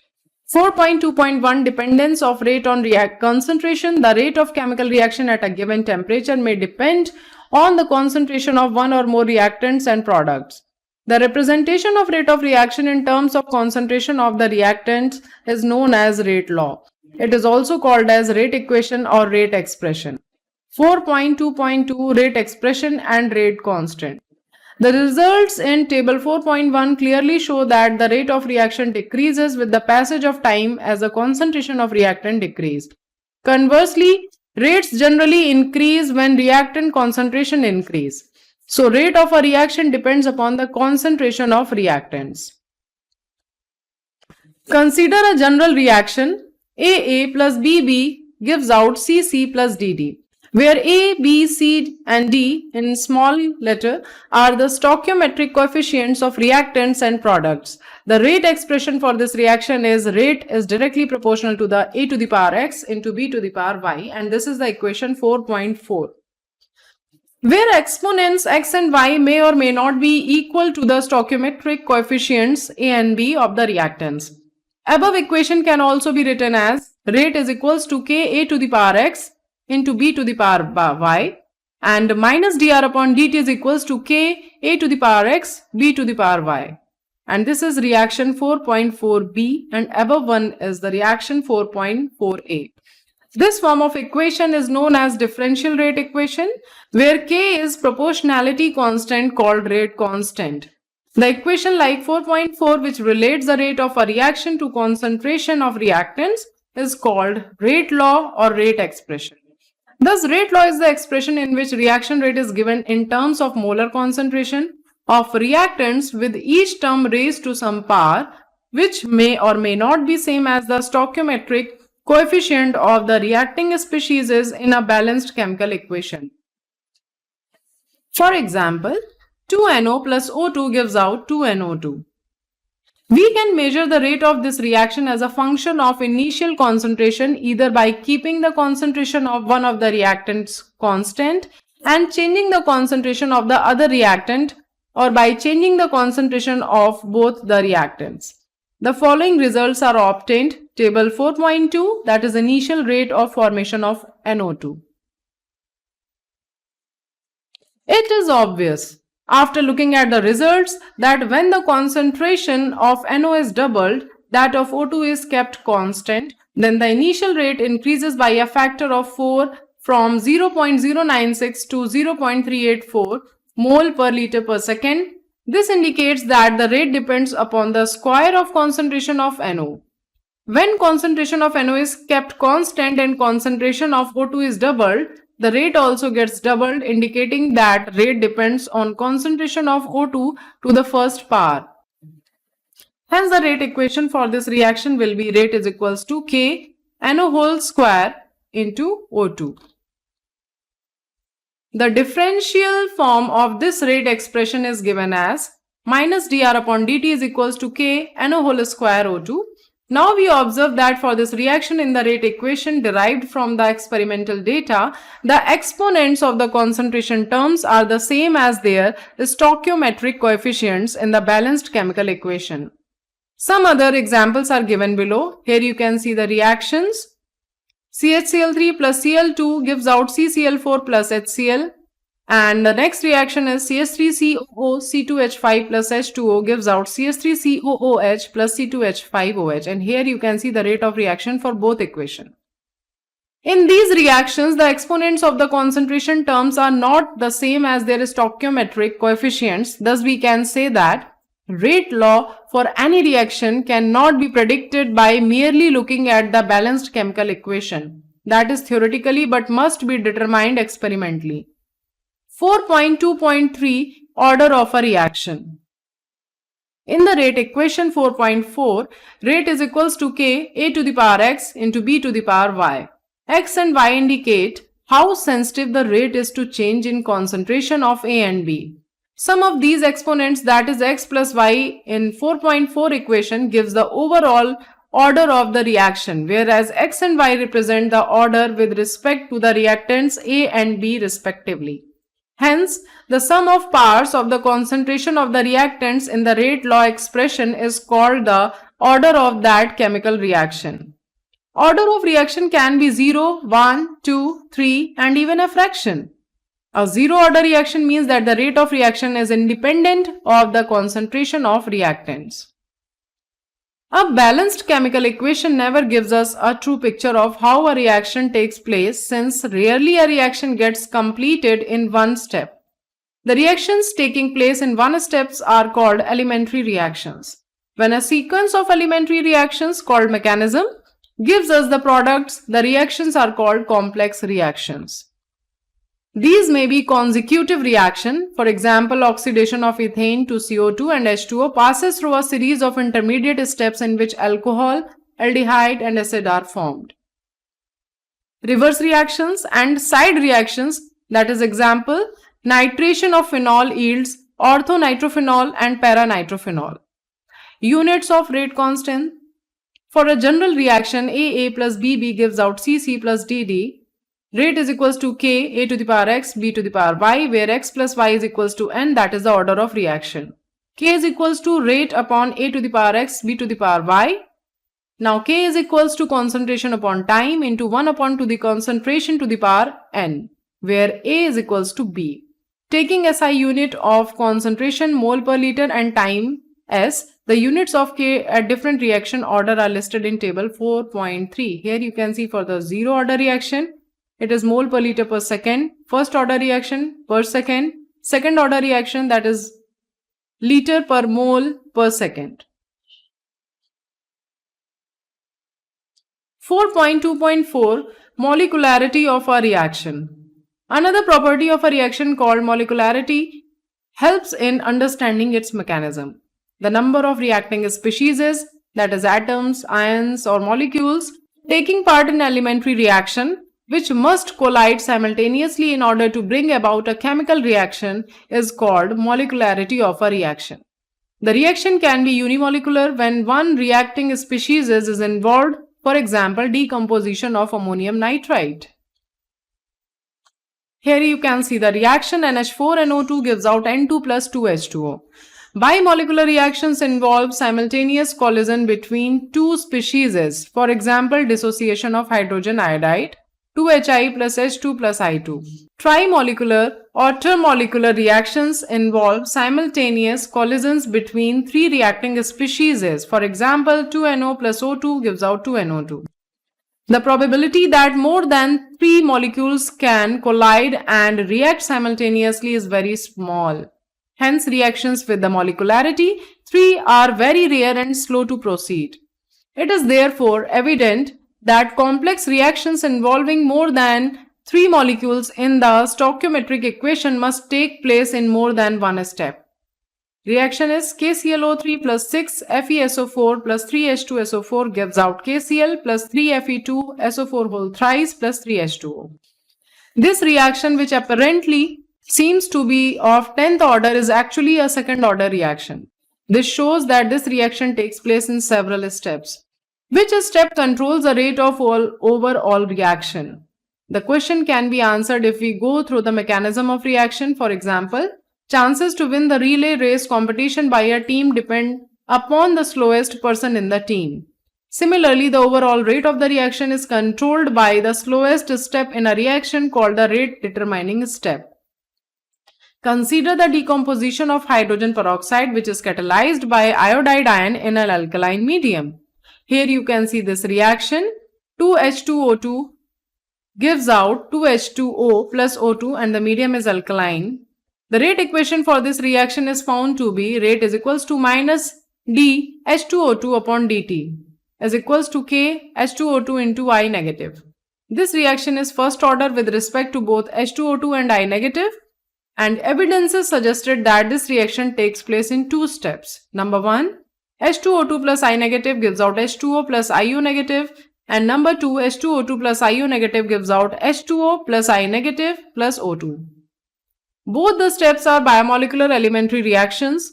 A species is IO negative is called as an intermediate since it is formed during the course of the reaction but not in overall balanced equation. The first step being slow is the rate determining step. Thus, the rate of formation of intermediate will determine the rate of this reaction. Thus, from the discussion till now, we conclude the following. Number 1, order of a reaction is an experimental quantity. It can be 0 and even a fraction, but molecularity cannot be 0 or non-integer. Number 2, order is applicable to elementary as well as complex reactions, whereas molecularity is applicable only for elementary reactions. For a complex reaction, molecularity has no meaning. Number 3, for complex reaction, order is given by the slowest step and molecularity of the slowest step is same as the order of the overall reaction. 4.3 Integrated Rate Equation. We have already noted that concentration dependence of rate is called differential rate equation. It is not always convenient to determine the instantaneous rate as it is measured by the determination of slope of the tangent at point t in concentration versus time plot. This makes it difficult to determine the rate law and hence the order of reaction. In order to avoid this difficulty, we can integrate the differential rate equation to give a relation between directly measured experimental data, that is concentration at different times and rate constant. The integrated rate equations are different for the reactions of different reaction orders. We shall determine these equations only for 0 and first order chemical reaction. 4.3.1 Zero order reaction. Zero order reaction means that the rate of reaction is proportional to 0 power of the concentration of reactants. Consider the reaction R gives out P. Rate is equals to minus dr upon dt is equals to kr to the power 0. As any quantity raised to power 0 is unit, rate is equals to minus dr upon dt is equals to k into 1. So dr is equals to minus k dt. Now we are integrating both sides. R is equals to minus kt plus I, where I is the constant of integration. At t is equals to 0, the concentration of the reactant R is equals to R0, where R0 is initial concentration of reactant. Now the substituting in equation 4.5, this is the equation 4.5, we are having as a result R0 is equals to I. Substituting the value of I in the equation 4.5, we are getting R is equals to minus kt plus R0. Here you can see figure 4.3. Comparing 4.6 with the equation of a straight line y is equals to mx plus c, if we plot r against t, we get a straight line figure 4.3 with slope is equals to minus k and intercept equal to r0. Now we are simplifying the equation, that is k is equals to r0 minus r upon t. Zero order reactions are relatively uncommon, but they occur under special conditions. Some enzyme catalyze reactions and reactions which occur on metal surfaces are few examples of zero order reaction. The decomposition of gaseous ammonia on a hot platinum surface is zero order reaction at high pressure.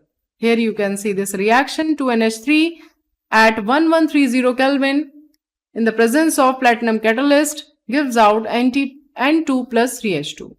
So rate is equals to K NH3 to the power 0 is equals to K. In this reaction, platinum metal act as a catalyst. At high pressure, the metal surface gets saturated with gas molecules. So a further change in reaction condition is unable to alter the amount of ammonia on the surface of the catalyst, making rate of the reaction independent of its concentration. The thermal decomposition of HI on gold surface is another example of zero order reaction. तो अगर आपको लगता है कि आपकी इससे help हो रही हो तो इसे लाइक जरूर कीजिएगा, शेयर कीजिएगा और अगर चैनल पर नए हो तो सब्सक्राइब भी कीजिएगा। अपने दोस्तों को जरूर बताइएगा ताकि उनको भी इसका बेनिफिट मिल सके। 4.3.2 first order reactions. In this class of reactions, the rate of the reaction is proportional to the first power of the concentration of the reactant R. For example, R gives P. Rate is equals to minus dr upon dt is equals to kr, or dr upon r is equals to minus k dt. Integrating this equation, we get ln r is equals to minus kt plus I.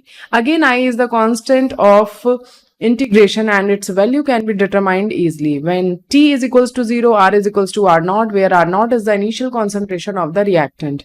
Therefore, equation 4.8 can be written as ln R naught is equals to minus K into 0 plus I, and ln R naught is equals to, or R0 is equals to I. Substituting the value of I in equation 4.8, we will get ln R is equals to minus KT plus ln R naught. Rearranging this equation, ln R upon R naught is equals to minus KT, or K is equals to 1 upon T ln R naught upon R. At time T1 from equation 4.8, ln R1 is equals to minus KT1 plus ln R naught. At time T2, ln R2 is equals to minus KT2 plus ln R naught, where R1 and R2 are the concentration of the reactants at the time T1 and T2 respectively.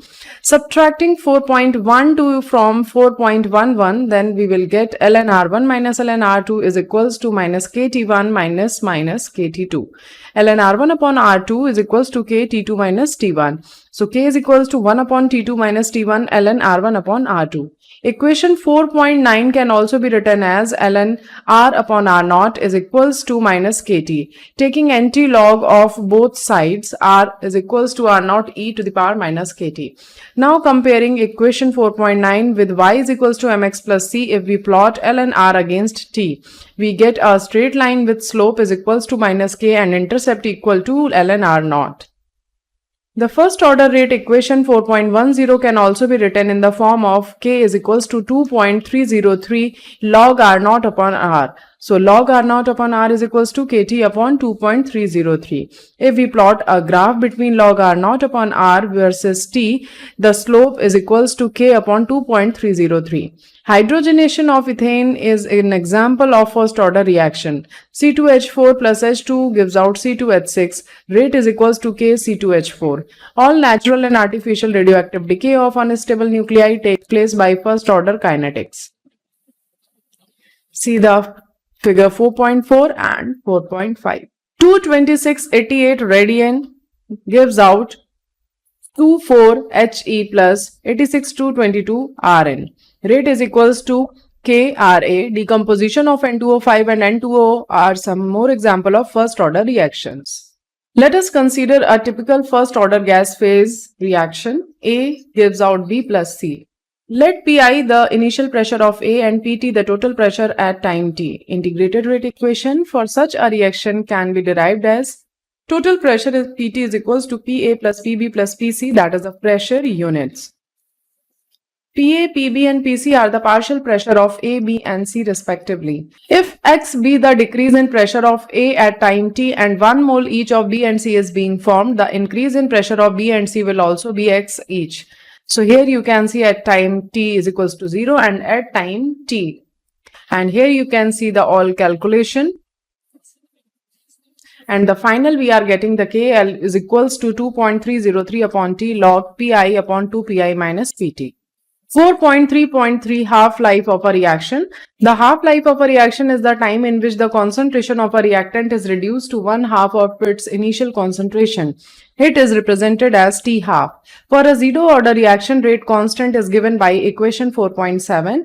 K is equals to R naught minus R upon T. So T is equals to T half. So R is equals to 1 by 2 R naught. The rate constant at T and a half becomes the final value of T and a half we will get here R naught upon 2K. It is clear that T and a half for a zero order reaction is directly proportional to the initial concentration of the reactants and inversely proportional to the rate constant. Now for the first order reaction, the value of K is equals to 2.303 upon T log R naught upon R, and the T half and R is equals to R naught upon 2. So here the final value we will get of T and half is equals to 2.693 upon K. The calculation you can see here. It can be seen that for a first order reaction, half period is constant, that is, it is independent of initial concentration of the reacting species. The half-life of a first order equation is readily calculated from the rate constant and vice versa. For zero order reaction, T and half is proportional to R naught. For first order reaction, T and half is independent of R naught. Now we are having a table 4.4 summarizes the mathematical features of integrated laws of zero and first order reaction. This is the table 4.4 integrated rate laws for the reaction of zero and first order.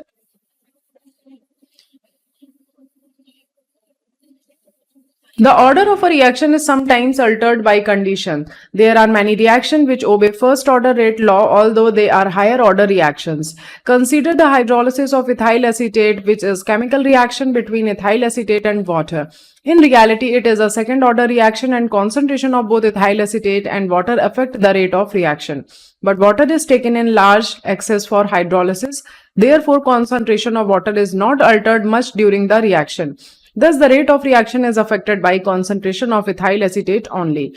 For example, during the hydrolysis of 0.01 mole of ethyl acetate with 10 mole of water, amounts of the reactants and products at the beginning T is equals to 0 and completion of the reaction are given as under CH3COO C2H5 plus H2O gives out CH3COOH plus C2H5. Here you can see the values at T is equals to 0 and at time T. The concentration of water does not get altered much during the course of the reaction, so this reaction behaves as first order reaction. Such reactions are also called pseudo first order reaction. Inversion of cane sugar is another pseudo first order reaction, that is C12H22O11 plus H2O gives out C6H12O6 plus C6H12O6, that is glucose and fructose. Here the rate is equals to K C12H22O11. 4.4 Temperature dependence of the rate of reaction. Most of the chemical reactions are accelerated by increase in temperature. For example, in decomposition of N2O5, the time taken for half of the original amount of material to decompose is 12 minutes at 50 degrees Celsius, 5 hours at 25 degrees Celsius, and 10 days at 0 degrees Celsius. You also know that in a mixture of potassium permanganate and oxalic acid, potassium permanganate gets decolorized faster at a higher temperature than at a lower temperature. It has been found that for a chemical reaction with rise in temperature by 10 degrees, the rate constant is nearly doubled. The temperature dependence of the rate of a chemical reaction can be accurately explained by Arrhenius equation. It was first proposed by Dutch chemist J. H. van 't Hoff, but Swedish chemist Arrhenius provided its physical justification and interpretation. K is equals to A e to the power minus E upon RT, where A is the Arrhenius factor or the frequency factor. It is also called pre-exponential factor. It is a constant specific to a particular reaction. R is a gas constant and EA is the activation energy measured in joules per mole. It can be understood clearly using the following simple reaction, that is H2 plus I2 gives out 2HI. According to Arrhenius, this reaction can take place only when a molecule of hydrogen and molecule of iodine collide to form an unstable intermediate. It exists for a very short time and then breaks up to form two molecules of hydrogen iodide. The energy required to form this intermediate called activated complex is known as activation energy.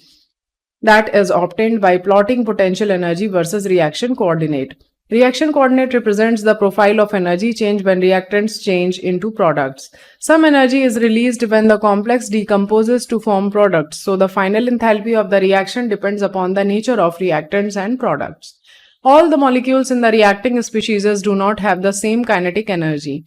Since it is difficult to predict the behavior of any one molecule with precision, that is Ludwig Boltzmann and James Clerk Maxwell used statistics to predict the behavior of large number of molecules.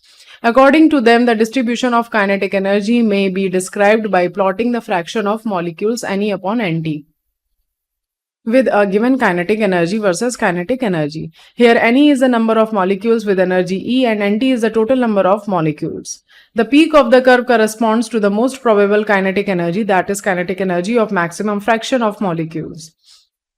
There are decreasing number of molecules with energies higher or lower than this value. When the temperature is raised, the maximum of the curve moves to the higher energy value and the curve broadens out, that is, spreads to the right such that there is a greater proportion of molecules with much higher energies. The area under the curve must be constant since total probability must be 1 at all times. We can mark the position of EA on Maxwell-Boltzmann distribution curve. Here you can see the figure 4.9. Distribution curve showing temperature dependence of rate of a reaction. Increasing the temperature of the substance increases the fraction of molecules which collide with energies greater than EA.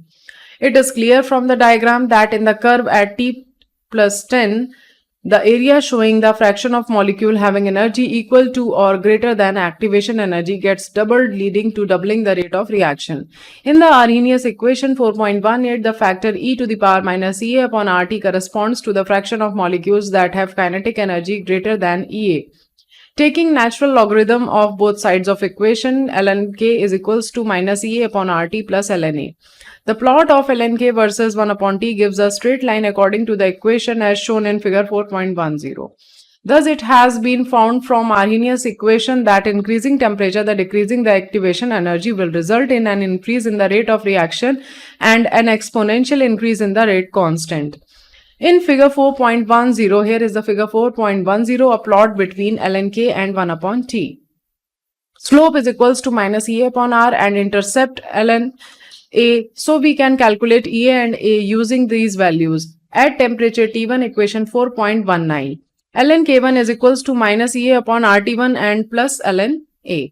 At temperature T2, equation 4.19 is ln K2 is equals to minus EA upon RT2 plus ln A. Since A is constant for a given reaction, K1 and K2 are the values of rate constant at temperatures T1 and T2 respectively. Subtracting equation 4.20 from 4.21, we obtain ln K2 minus ln K1 is equals to EA upon RT1 minus EA upon RT2. And finally, we are getting here the log K2 upon K1 is equals to EA upon 2.303 R in bracket T2 minus T1 upon T1 of T2. 4.41 Effect of catalyst. A catalyst is a substance which increases the rate of reaction without itself undergoing any permanent chemical change. For example, MnO2 catalyzes the following reaction so as to increase its rate considerably. 2KClO3 gives out 2KCl plus 3O2 in the presence of MnO2. The word catalyst should not be used when the added substance reduces the rate of reaction. The substance is then called inhibitor. The action of the catalyst can be explained by intermediate complex theory. According to this theory, a catalyst participates in a chemical reaction by forming temporary bonds with the reactants, resulting in an intermediate complex. This has a transitory existence and decomposes to yield products and the catalyst. It is believed that the catalyst provides an alternate pathway or reaction mechanism by reducing the activation energy between reactants and products and hence lowering the potential energy barrier as shown in figure 4.11. Here you can see figure 4.11, effect of catalyst on activation energy. It is clear from Arrhenius equation that lower the value of activation energy, faster will be the rate of reaction. A small amount of the catalyst can catalyze a large amount of reactants. A catalyst does not alter Gibbs energy, delta G of a reaction. It catalyzes the spontaneous reaction but does not catalyze non-spontaneous reactions. It is also found that a catalyst does not change the equilibrium constant of a reaction, rather it helps in attaining the equilibrium faster. That is, it catalyzes the forward as well as the backward reaction to the same extent so that equilibrium state remains same but is reached earlier. 4.5 Collision theory of chemical reactions. Though Arrhenius equation is applicable under a wide range of circumstances, collision theory, which was developed by Max Strauss and William Lewis in 1916-18, provides a greater insight into the energetic and mechanistic aspects of reaction. It is based on kinetic theory of gases. According to this theory, the reactant molecules are assumed to be hard sphere and reaction is postulated to occur when molecules collide with each other. The number of collisions per second per unit volume of the reaction mixture is known as collision frequency. Another factor which affects the rate of chemical reaction is activation energy, as we have already studied for a biomolecular elementary reaction.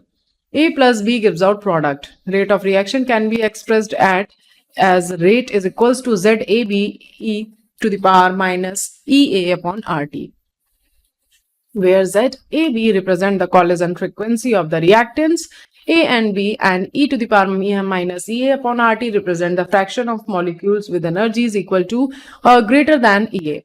Comparing 4.23 with Arrhenius equation, we can say that A is related to collision frequency. Equation 4.23 predicts the value of rate constants fairly accurately for the reactions that involve atomic species or simple molecule, but for complex molecules, significant deviation are observed. The reason could be that all collisions do not lead to the formation of products.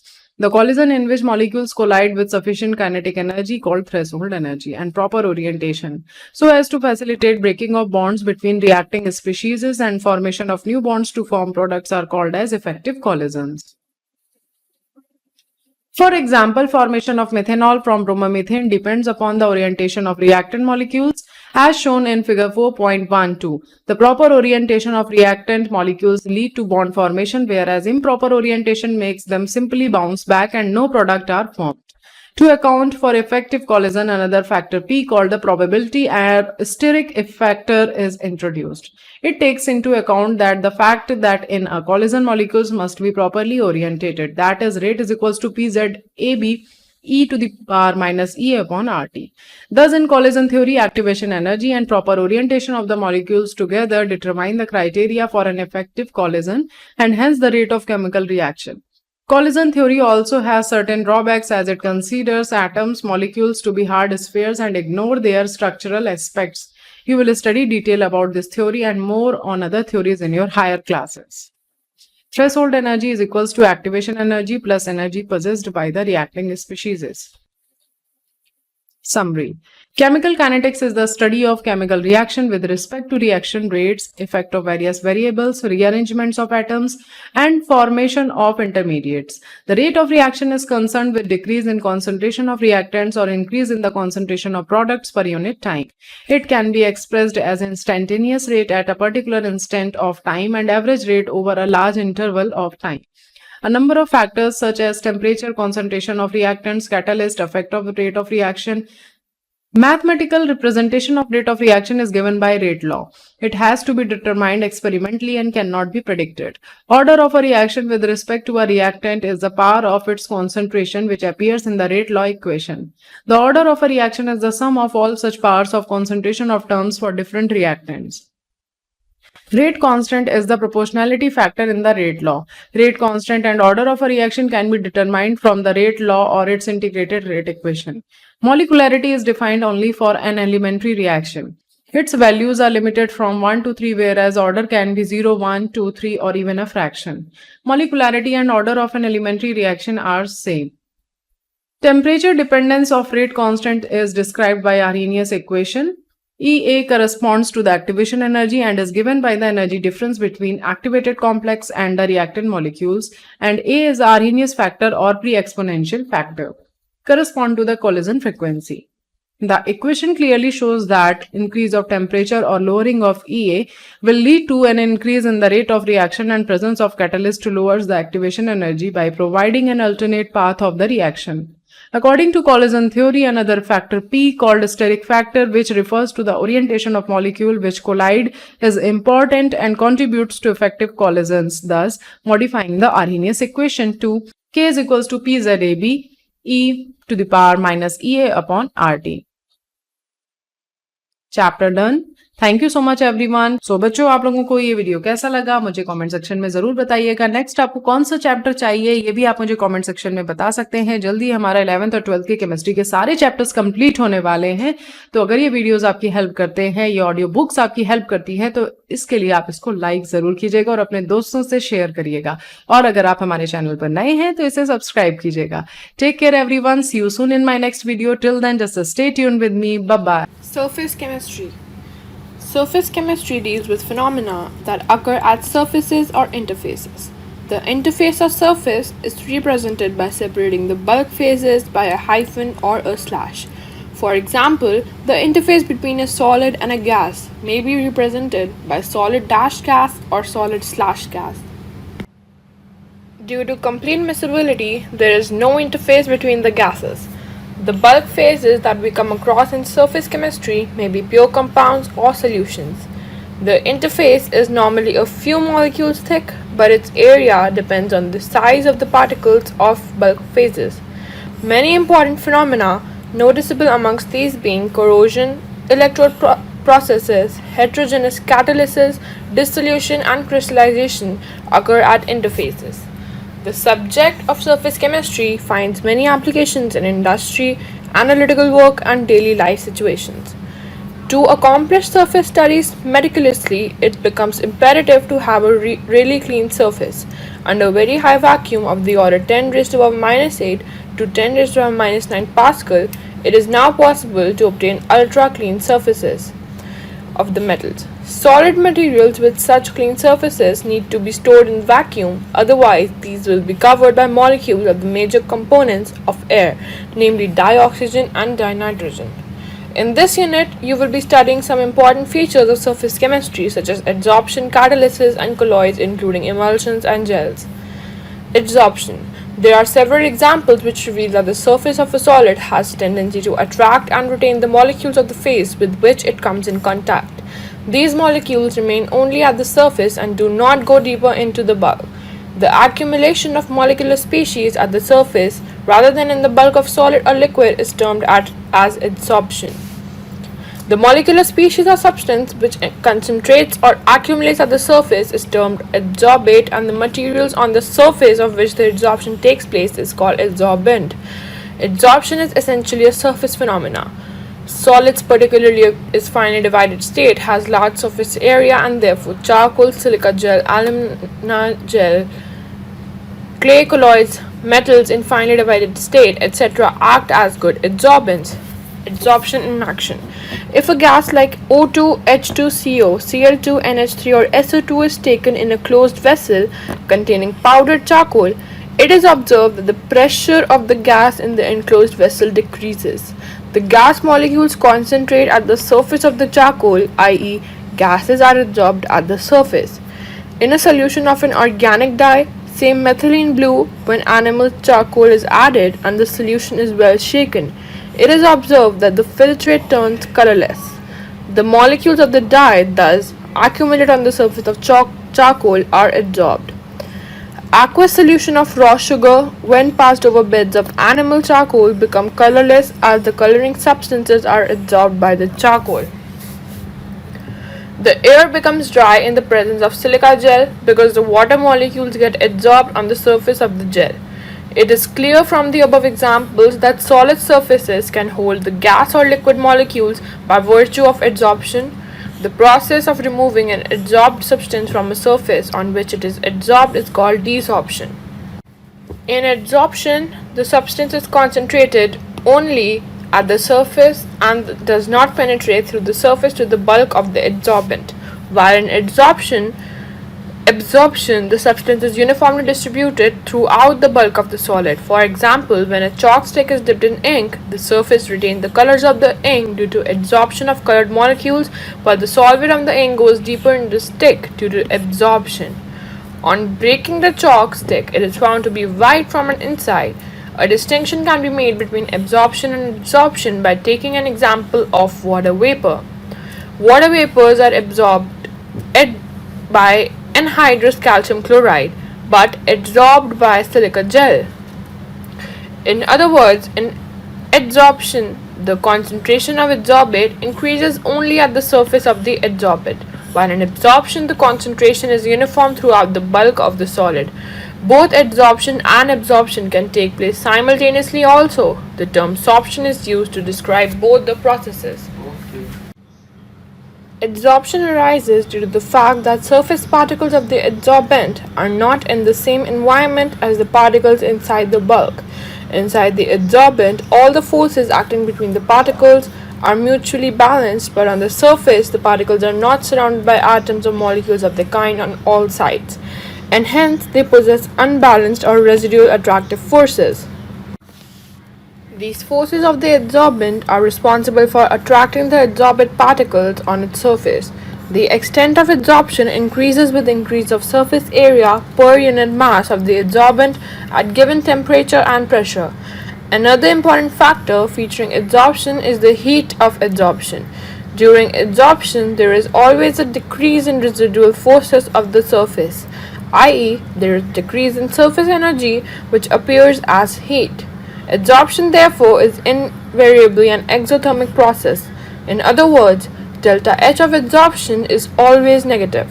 When a gas is adsorbed, the freedom of movement of its molecules becomes restricted. This amounts to a decrease in the entropy of the gas after adsorption, i.e., delta S is negative.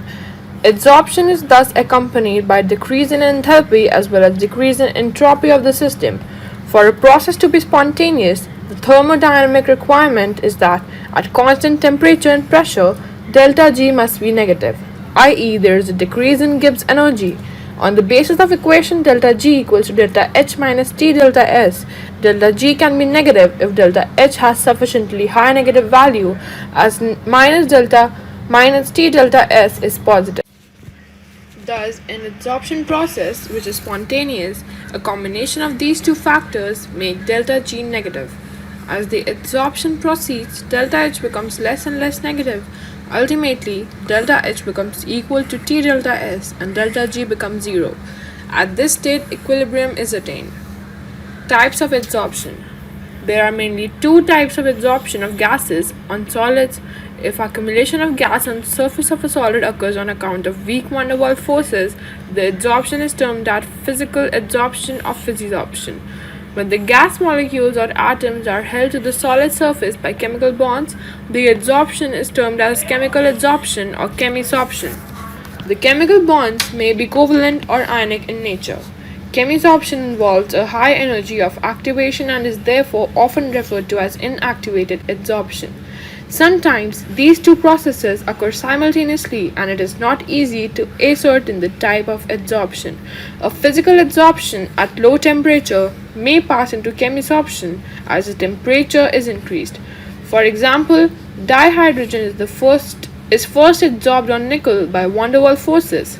Molecules of hydrogen then dissociate to form hydrogen atoms which are held on the surface by chemisorption. Some of the important characteristics of both types of adsorption are described below. Characteristics of physisorption. 1. Lack of specificity. A given surface of an adsorbent does not show any preference for a particular gas as the van der Waals forces are universal. Second, nature of adsorbate. The amount of gas adsorbed by a solid depends on the nature of gas. In general, easily liquefiable gases, i.e. with higher critical temperature, are readily adsorbed as van der Waals forces are stronger near the critical temperature. Thus, 1 gram of activated charcoal adsorbs more sulfur dioxide than methane, which is still more than 4.5 ml of dihydrogen. Third, reversible nature. Physical adsorption of a gas by a solid is generally reversible. Solid plus gas equilibrium gas/solid plus heat. More of gas is adsorbed when pressure is increased as the volume of the gas decreases, Le Chatelier's principle, and the gas can be removed by decreasing pressure. Since the adsorption process is exothermic, the physical adsorption occurs readily at low temperature and decreases with increasing temperature. Fourth, surface area of adsorbent. The extent of adsorption increases with increase of surface area of the adsorbent. Thus, finely divided metals and porous substances having large surface areas are good adsorbents.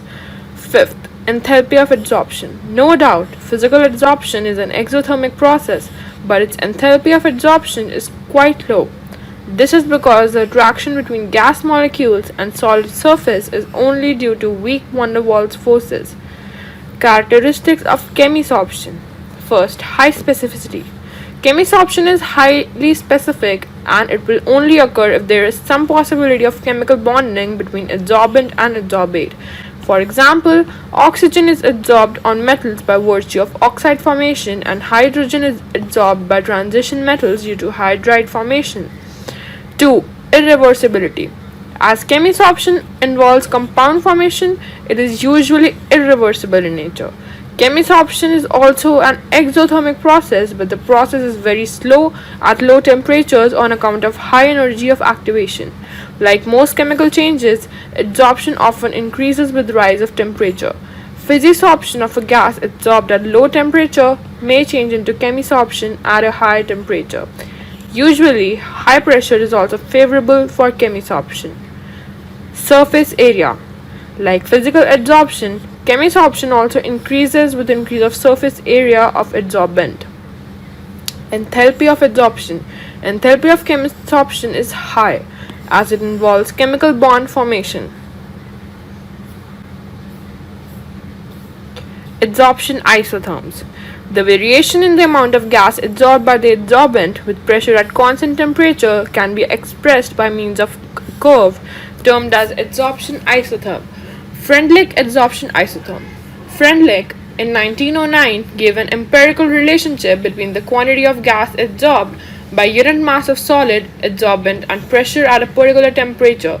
The relationship can be expressed where X is the mass of the gas adsorbed on mass m of the adsorbent at pressure P. K and N are constants which depend on the nature of the adsorbent and the gas at particular temperature. The relationship is generally represented in form of a curve, where mass of the gas adsorbed per gram of the adsorbent is plotted against pressure. These curves indicate that at fixed pressure there is decrease in physical adsorption with increase in temperature. These curves always seem to approach saturation at high pressure. Taking logarithm of equation 5.1, we get equation 5.2. The validity of Freundlich isotherm can be verified by plotting log x by m on y-axis ordinate and log p on x-axis abscissa. If it comes to be a straight line, the Freundlich isotherm is valid, otherwise not. The slope of the straight line gives the value of 1 upon n. The intercept on the y-axis gives the value of log k. Freundlich isotherm explains the behavior of adsorption in an approximate manner. The factor 1 by n can have values between 0 and 1, thus the equation 5.2 holds good over limited range of pressure. When 1 by n equals 0, x by m is constant. The adsorption is independent of pressure. When 1 by n is equals to 1, x by m equals to kp, i.e. x by m is directly proportional to p. The adsorption varies directly with pressure. Both the conditions are supported by experimental results. The experimental isotherms always seem to approach saturation at high pressure. This cannot be explained by Freundlich isotherm. Thus, it fails at high pressure. Adsorption from solution phase. Solids can adsorb solutes from solutions also. When a solution of acetic acid in water is shaken with charcoal, a part of the acid is adsorbed by the charcoal and the concentration of the acid decreases in the solution. Similarly, the litmus solution, when shaken with charcoal, becomes colorless. The precipitate of MgOH2 attains blue color when precipitated in presence of magnesium reagent. The color is due to the adsorption of magnesium.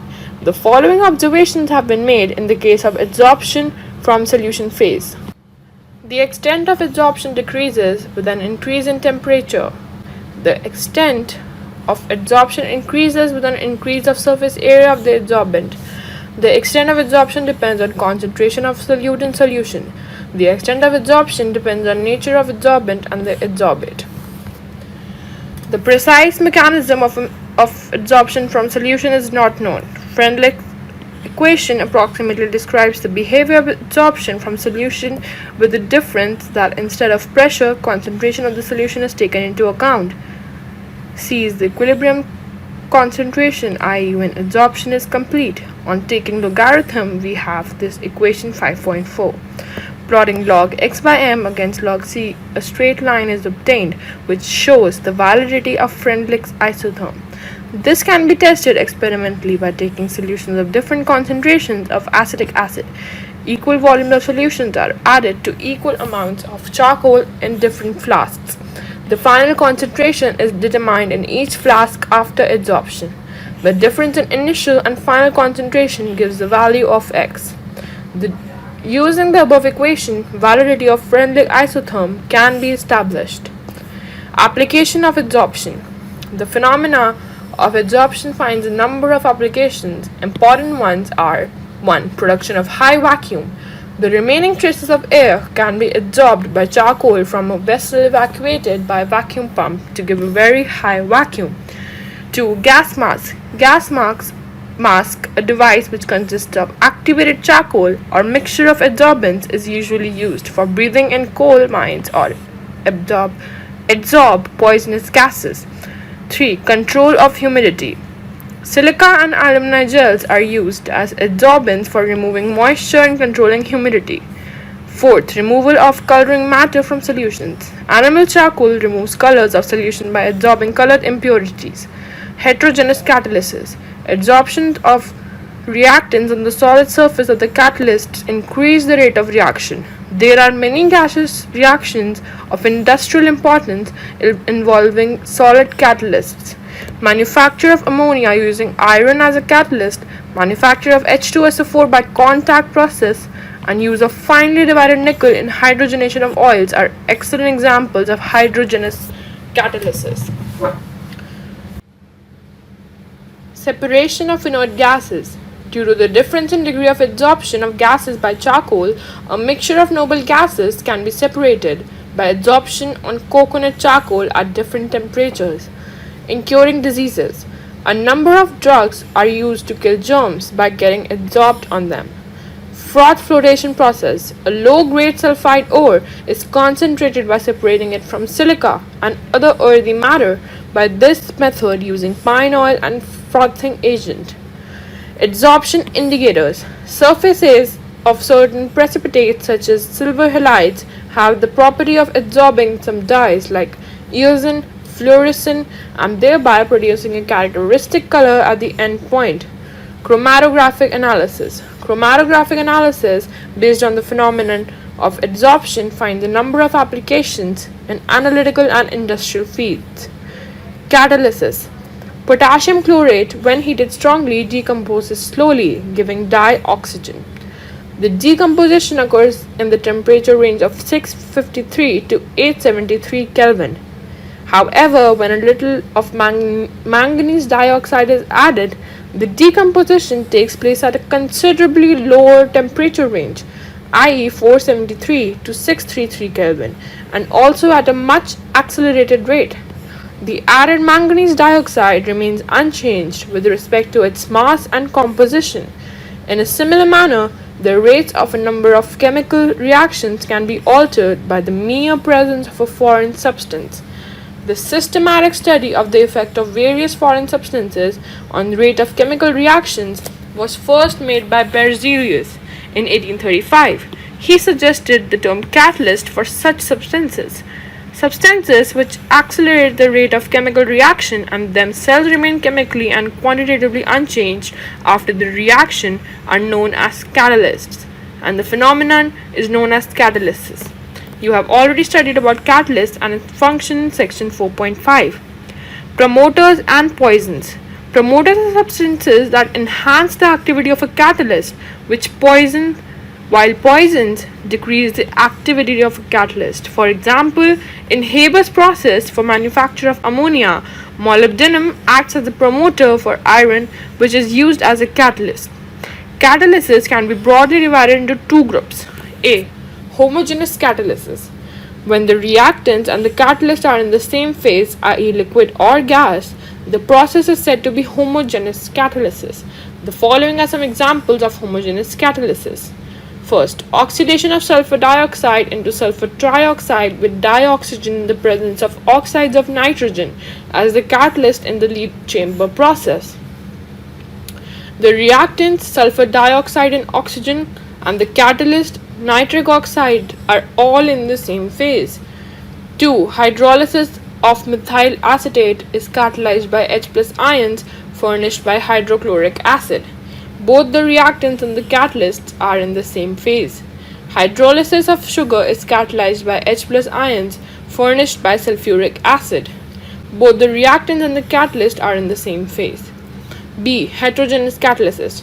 The catalytic process in which the reactants and the catalyst are in the different phases is known as heterogeneous catalysis. Some of the examples of heterogeneous catalysis are given below. Oxidation of sulfur dioxide into sulfur trioxide in presence of platinum. The reactant is in gaseous state while the catalyst is in solid state. 2. Combination between dinitrogen and dihydrogen to form ammonia in the presence of finely divided iron in Haber's process. The reactants are in gaseous state while the catalyst is in solid state. 3. Oxidation of ammonia into nitric acid in the presence of platinum gauze in Ostwald's process. The reactants are in gaseous state while the catalyst is in solid state. 4th. Hydrogenation of vegetable oils in the presence of finely divided nickel as catalyst. One of the reactants is in liquid state and the other in gaseous state, while the catalyst is in solid state. Adsorption theory of heterogeneous catalysis. This theory explains the mechanism of heterogeneous catalysis. The old theory, known as adsorption theory of catalysis, was that the reactants in gaseous state or in solution are adsorbed on the surface of the solid catalyst. The increase in concentration of the reactants on the surface increases the rate of reaction. Adsorption being an exothermic process, the heat of adsorption is utilized in enhancing the rate of the reaction. The catalytic action can be explained in terms of the intermediate compound formation, the theory which you have already studied in section 4.5.1. The modern adsorption theory is the combination of intermediate compound formation theory and the old adsorption theory. The catalytic activity is localized on the surface of the catalyst. The mechanism involves 5 steps. 1. Diffusion of reactants to the surface of the catalyst. 2. Adsorption of reactant molecule in the surface of the catalyst. 3. Occurrence of chemical reaction on catalyst surface through formation of an intermediate. 4. Desorption of reaction products from the catalyst surface and thereby making the surface available again for more reaction to occur. 5. Diffusion of reaction products away from the catalyst surface. The surface of the catalyst, unlike the inner part of the bulk, has free valencies which provide the seat for chemical forces of attraction. When a gas comes in contact with such a surface, its molecules are held up there due to loose chemical combination. If different molecules are adsorbed side by side, they may react with each other, resulting in the formation of new molecules. Thus, formed molecules may evaporate, leaving the surface for the fresh reactant molecules. This theory explains why the catalyst remains unchanged in mass and chemical composition at the end of reaction and is effective even in small quantities. It, however, does not explain the action of catalytic promoters and catalytic poisons. Important features of solid catalysts. A. Activity. The activity of a catalyst depends upon the strength of chemisorption to a large extent. The reactants must get adsorbed reasonably strong onto the catalyst to become active. However, they must not get adsorbed so strongly that they are immobilized and other reactants are left with no space on the catalyst surface for adsorption. It has been found that for hydrogenation reaction, the catalytic activity increases from group 5 to group 11 metals, with maximum activity being shown by group 79 elements of the periodic table. Selectivity. The selectivity of a catalyst is its ability to direct a reaction to yield a particular product selectively. When under the same reaction conditions, many products are possible. Selectivity of different catalysts for same reactants is different. For example, starting with H2NCO and using different catalysts, we get different products. Thus, it can be inferred that the action of a catalyst is highly selective in nature. As a result, a substance which acts as catalyst in one reaction may fail to catalyze another reaction. Shape-selective catalysis by zeolites. The catalytic reaction that depends upon the pore structure of the catalyst and the size of reactant product molecules is called shape-selective catalysis. Zeolites are good shape-selective catalysts because of their honeycomb-like structure. They are microporous aluminosilicates with three-dimensional network of silicates in which some silicon atoms are replaced by aluminum atoms, giving ALO-SI framework. The reactions taking place in zeolites depend upon the size and shape of reactant and product molecules as well as upon the pores and cavities of the zeolites. They are formed in nature as well as synthesized for catalytic selectivity. Zeolites are being very widely used as catalysts in petrochemical industries for cracking of hydrocarbons and isomerization. An important zeolite catalyst used in petroleum industry is ZSM-5. It converts alcohol directly into gasoline by dehydrating them to give mixture of hydrocarbons. Enzyme catalysis. Enzymes are complex nitrogenous organic compounds which are produced by living plants and animals. They are actually protein molecules of high molecular mass and form colloidal solutions in water. They are very effective catalysts, catalyze numerous reactions, especially those connected with natural processes. Numerous reactions that occur in bodies of animals and plants to maintain the life processes are catalyzed by enzymes. The enzymes are thus termed as biochemical catalysts, and the phenomenon is known as biochemical catalysis. Many enzymes have been obtained in pure crystalline state from living cells. However, the first enzyme was synthesized in the laboratory in 1969. The following are some of the examples of enzyme catalyzed reactions. 1. Inversion of cane sugar. The inverted enzyme converts cane sugar into glucose and fructose. 2. Conversion of glucose into ethyl alcohol. The zymase enzyme converts glucose into ethyl alcohol and carbon dioxide. 3. Conversion of starch into maltose. The diastase enzyme converts starch into maltose. 4. Conversion of maltose into glucose. The maltase enzyme converts maltose into glucose. 5th. Decomposition of urea into ammonia and carbon dioxide. The enzyme urease catalyzes this decomposition. 6th. In stomach, the pepsin enzyme converts proteins into peptides, while in intestine, the pancreatic trypsin converts protein into amino acids by hydrolysis. 7. Conversion of milk into curd. It is an enzymatic reaction brought about by lactobacillus enzyme present in curd. Characteristics of enzyme catalysis. Enzyme catalysis is unique in its efficiency and high degree of specificity. The following characteristics are exhibited by enzyme catalysts. Most highly efficient. One molecule of an enzyme may transform 1 million molecules of the reactant per minute. Highly specific nature. Each enzyme is specific for a given reaction, i.e., one catalyst cannot catalyze more than one reaction. For example, the enzyme urease catalyzes the hydrolysis of urea only. It does not catalyze hydrolysis of any other amide.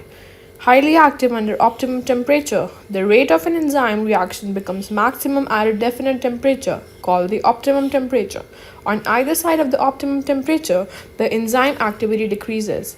The optimum temperature range for enzymatic activity is 298 to 310 Kelvin. Human body temperature, being 310 Kelvin, is suited for enzyme catalyzed reactions. Highly active under optimum pH. The rate of an enzyme catalyzed reaction is maximum at a particular pH called optimum pH, which is between pH values 5 to 7. Increasing activity in presence of activators and coenzymes. The enzymatic activity is increased in the presence of certain substances known as coenzymes. It has been observed that when a small non-protein vitamin is present along with an enzyme, the catalytic activity is enhanced considerably. Activators are generally metal ions such as Na+, Mn2+, CO2+, Cu2+, etc. These metal ions, when weakly bonded to enzyme molecules, increase their catalytic activity. Amylase in presence of sodium chloride, i.e., Na+ ions, are catalytically very active. Influence of inhibitors and poisons. Like ordinary catalysts, enzymes are also inhibited or poisoned by the presence of certain substances. The inhibitors or poisons interact with the active functional groups on the enzyme surface and often reduce or completely destroy the catalytic activity of the enzymes. The use of many drugs is related to their action as enzyme inhibitors in the body. Mechanism of enzyme catalysis. There are a number of cavities present on the surface of colloidal particles of enzymes. These cavities are of characteristic shape and possess active groups such as NH2, COOH, SHOH, etc. These are actually the activity centers on the surface of enzyme particles. The molecule of the reactant substrate, which have complementary shape, fit into these cavities just like a key fits into a lock. On account of the presence of active groups, an activated complex is formed, which then decomposes to yield the products. Thus, the enzyme catalyzed reaction may be considered to proceed in two steps. 1. Binding of enzyme to substrate to form an activated complex. 2. Decomposition of the activated complex to form product. Some of the important technical catalytic processes are listed in the table 5.3 to give an idea about the utility of catalysts in industry. Colloids. We have learned in Unit 2 that solutions are homogeneous systems. We also know that sand and water, when stirred, gives a suspension which slowly settles down with time. Between the two extremes of suspensions and solutions, we come across a large group of systems called colloidal dispersions or simply colloids. A colloid is a heterogeneous system in which one substance is dispersed. Dispersed phase as very fine particles in another substance called dispersion medium. The essential difference between a solution and a colloid is that of particle size. While in solution the constituent particles are ions or small molecules, in a colloid the dispersed phase may consist of particles of a single macromolecule, such as protein or synthetic polymer, or an aggregate of many atoms, ions, or molecules. Colloidal particles are larger than simple molecules but small enough to remain suspended. Their range of diameters is between 1 and 1000 nm. Colloidal particles have an enormous surface area per unit mass as a result of their small size. Consider a cube with 1 cm size. It has a total surface area of 6 cm cube. If it were divided equally into 10 raised to the power 12 cubes, the cubes would be the size of large colloidal particles and have a total surface area of 60,000 cm square or 6 meters square. This enormous surface area leads to some special properties of colloids to be discussed later in this unit. Colloids are classified on basis of the following criteria: physical state or dispersed phase and dispersion medium, nature of interaction between dispersed phase and dispersion medium, types of particles in dispersed phase. Depending upon whether the dispersed phase and the dispersion medium are solids, liquids, or gases, 8 types of colloidal systems are possible. A gas mixed with another gas forms a homogeneous mixture and hence is not a colloidal system. The examples of the various types of colloids along with the typical names are listed in table 5.4. Many familiar commercial products and natural objects are colloids. For example, whipped cream is a foam, which is a gas dispersed in liquid. Firefighting foams used at emergency airplane landings are also colloidal systems. Most biological fluids are aqueous solids. Within a typical cell, proteins and nucleic acids are colloidal-sized particles dispersed in an aqueous solution of ions and small molecules. Out of the various types of colloids, the most common are salts, gels, and emulsions. However, in the present unit, we shall take up the discussion of salts and emulsions only. Further, it may be mentioned that if the dispersion medium is water, the sol is called aquasol or hydrosol, and if the dispersion medium is alcohol, it is called alkosol, and so on. Depending upon the nature of interaction between the dispersed phase and the dispersion medium, colloidal salts are divided into two categories, namely lyophilic and lyophobic. If water is the dispersion medium, the terms used are hydrophilic and hydrophobic. Lyophilic colloids. The word lyophilic means liquid-loving. Colloidal salts directly formed by mixing substances like gum, gelatin, starch, rubber, etc. with a suitable liquid are called lyophilic salts. An important characteristic of these salts is that if the dispersion medium is separated from the dispersed phase, the sol can be reconstituted by simply remixing with the dispersion medium.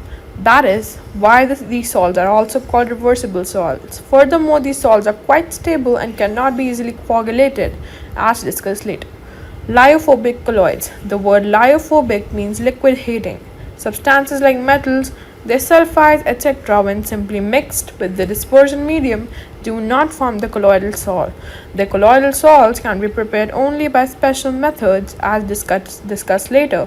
Such sols are called lyophobic sols. These sols are readily precipitated or coagulated on the addition of small amounts of electrolytes by heating or by shaking, and hence are not stable. Further, only precipitated, they do not give the colloidal sol by simple addition of the dispersion medium. Hence, these sols are also called irreversible sols. Lyophobic salts need stabilizing agents for their preservation.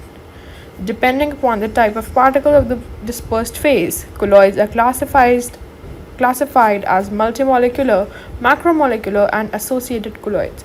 Multimolecular colloids. On dissolution, a large number of atoms or smaller molecules of a substance aggregate together to form species having size in the colloidal range 1 to 1000 nanometer.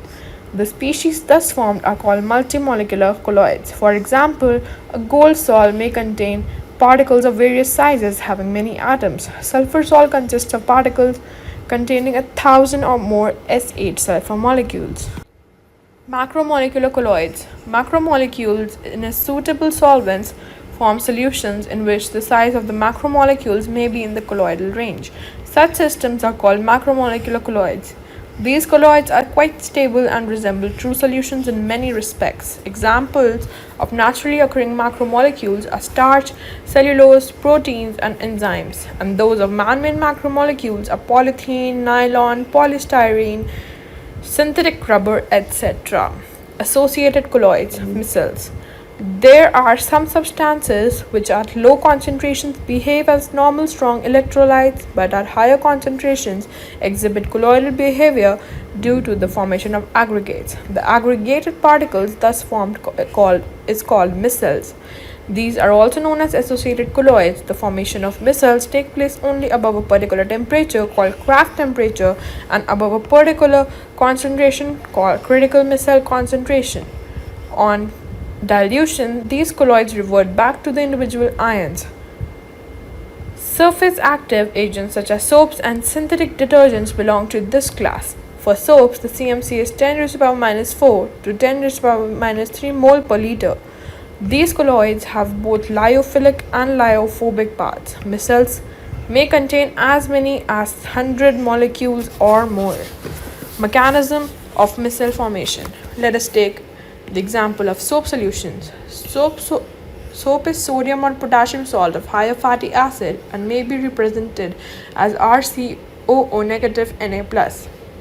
Sodium stearate CH3CH216CONa, which is the major component of many soap bars. When dissolved in water, it dissociates into RCOO- and Na+ ions. The RCOO ions, however, consist two parts.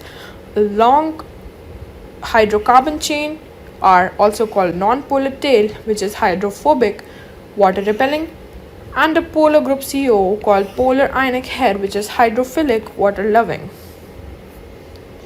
These RCO ions are therefore present on the surface with their CO- groups in water, and the hydrocarbon chains are staying away from it, remain at the surface. But at critical micelle concentration, the anions are pulled into the bulk of the solution and aggregate to form a spherical shape with their aggregate hydrocarbon chains pointing toward the center of the sphere with CO part remaining outward on the surface. An aggregate thus formed is called an ionic micelle. These micelles may contain as many as 100 such ions. Similarly, in case of detergents, example sodium lauryl sulfate, the polar group is SO4 negative, along with the long hydrocarbon chain. Hence, the mechanism of micelle formation here also is same as that of soaps. Cleansing action of soaps. It has been mentioned earlier that a micelle consists of a hydrophobic hydrocarbon like central core. The cleansing action of soap is due to the fact that soap molecules form micelles around the oil droplets in such a way that hydrophobic part of the stearate ions is in the oil droplet and the hydrophilic part projects out of the grease droplet like the bristles. Since the polar group can interact with water, the oil droplets surrounded by stearate ions is now pulled into water and removed from the dirty surface. Thus, soap helps in emulsification and washing away of oils and fats. The negatively charged sheet around the globules prevent them from coming together and forming aggregates. A few important methods for the preparation of colloids are as follows. Chemical methods. Colloidal dispersions can be prepared by chemical reactions leading to formation of molecules by double decomposition, oxidation, reduction, or hydrolysis. These molecules then aggregate leading to formation of salts.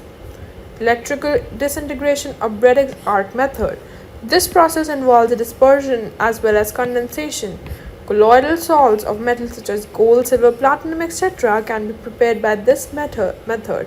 In this method, electric arc is struck between electrodes of the metal immersed in the dispersion medium.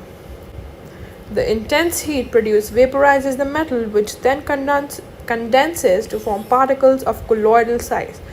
Peptization. Peptization may be defined as the process of converting a precipitate into colloidal soil by shaking it with dispersion medium in the presence of small amount of electrolyte. The electrolyte used for this purpose is called peptizing agent. This method is applied generally to convert a freshly prepared precipitate into colloidal soil. During peptization, the precipitate absorbs one of the ions of the electrolyte on its surface. This causes the development of positive or negative charge on precipitates, which ultimately break up into smaller particles of the size of a colloid. Colloidal solutions, when prepared, generally contain excessive amounts of electrolytes and some other soluble impurities. While the presence of traces of electrolytes is essential for the stability of the colloidal solution, larger quantities coagulated. It is therefore necessary to reduce the concentration of these soluble impurities to a requisite minimum. The process used for reducing the amount of impurities to a requisite minimum is known as purification of colloidal solution. The purification of colloidal solution is carried out by the following methods. 1. Dialysis. It is a process of removing a dissolved substance from a colloidal solution by means of diffusion through a suitable membrane. Since particles in a true solution can pass through animal membrane or parchment paper or cellophane sheet but not the colloidal particles, the membrane can be used for dialysis. The apparatus used for this purpose is called dialyzer. A bag of suitable membrane containing the colloidal solution is suspended in a vessel through which fresh water is continuously flowing. The molecules and ions diffuse through the membrane to the outer water and pure colloidal solution is left behind. Electrodialysis. Ordinarily, the process of dialysis is quite slow. It can be made faster by applying an electric current if the dissolved substance in the impure colloidal solution is only an electrolyte. The process is then named electrodialysis. The colloidal solution is placed in a bag of suitable membrane while pure water is taken outside. Electrodes are fitted in the compartment as shown. The ions present in the colloidal solution migrate out to the opposite charged electrodes. Ultrafiltration. Ultrafiltration is the process of separating the colloidal particles from the solvent and soluble solutes present in the colloidal solution by specially prepared filters, which are permeable to all substances except the colloidal particles. Colloidal particles can pass through ordinary filter paper because the pores are too large. However, the pores of filter paper can be reduced in size by impregnating with colloidal solution to stop the flow of colloidal particles. The usual collodion is a 4% solution of nitrocellulose in a mixture of alcohol and ether. An ultrafiltration paper may be prepared by soaking the filter paper in a collodion solution, hardening by formaldehyde, and then finally drying it. Thus, by using ultrafilter paper, the colloidal particles are separated from the rest of the materials. Ultrafiltration is a slow process. To speed up the process, pressure or suction is applied. The colloidal particles are left on the ultrafilter paper, are then stirred with fresh dispersion medium to get a pure colloidal solution. Various properties exhibited by the colloidal solution are described below. Colligative properties. Colloidal particles being bigger aggregates, the number of particles in a colloidal solution is comparatively small as compared to a true solution. Hence, the values of colligative properties are of small order as compared to values shown by true solution of the same concentrations. Tyndall effect. If a homogeneous solution placed in dark is observed in the direction of light, it appears clear, and if it is observed from a direction of right angles to the direction of light beam, it appears perfectly dark. Colloidal solutions viewed in the same way may also appear reasonably clear or translucent by the transmitted light, but they show a mild to strong opalescence when viewed at right angles to the passage of light, i.e., the path of the beam is illuminated by a bluish light. This effect was first observed by Faraday and later studied in detail by Tyndall and is termed as Tyndall effect.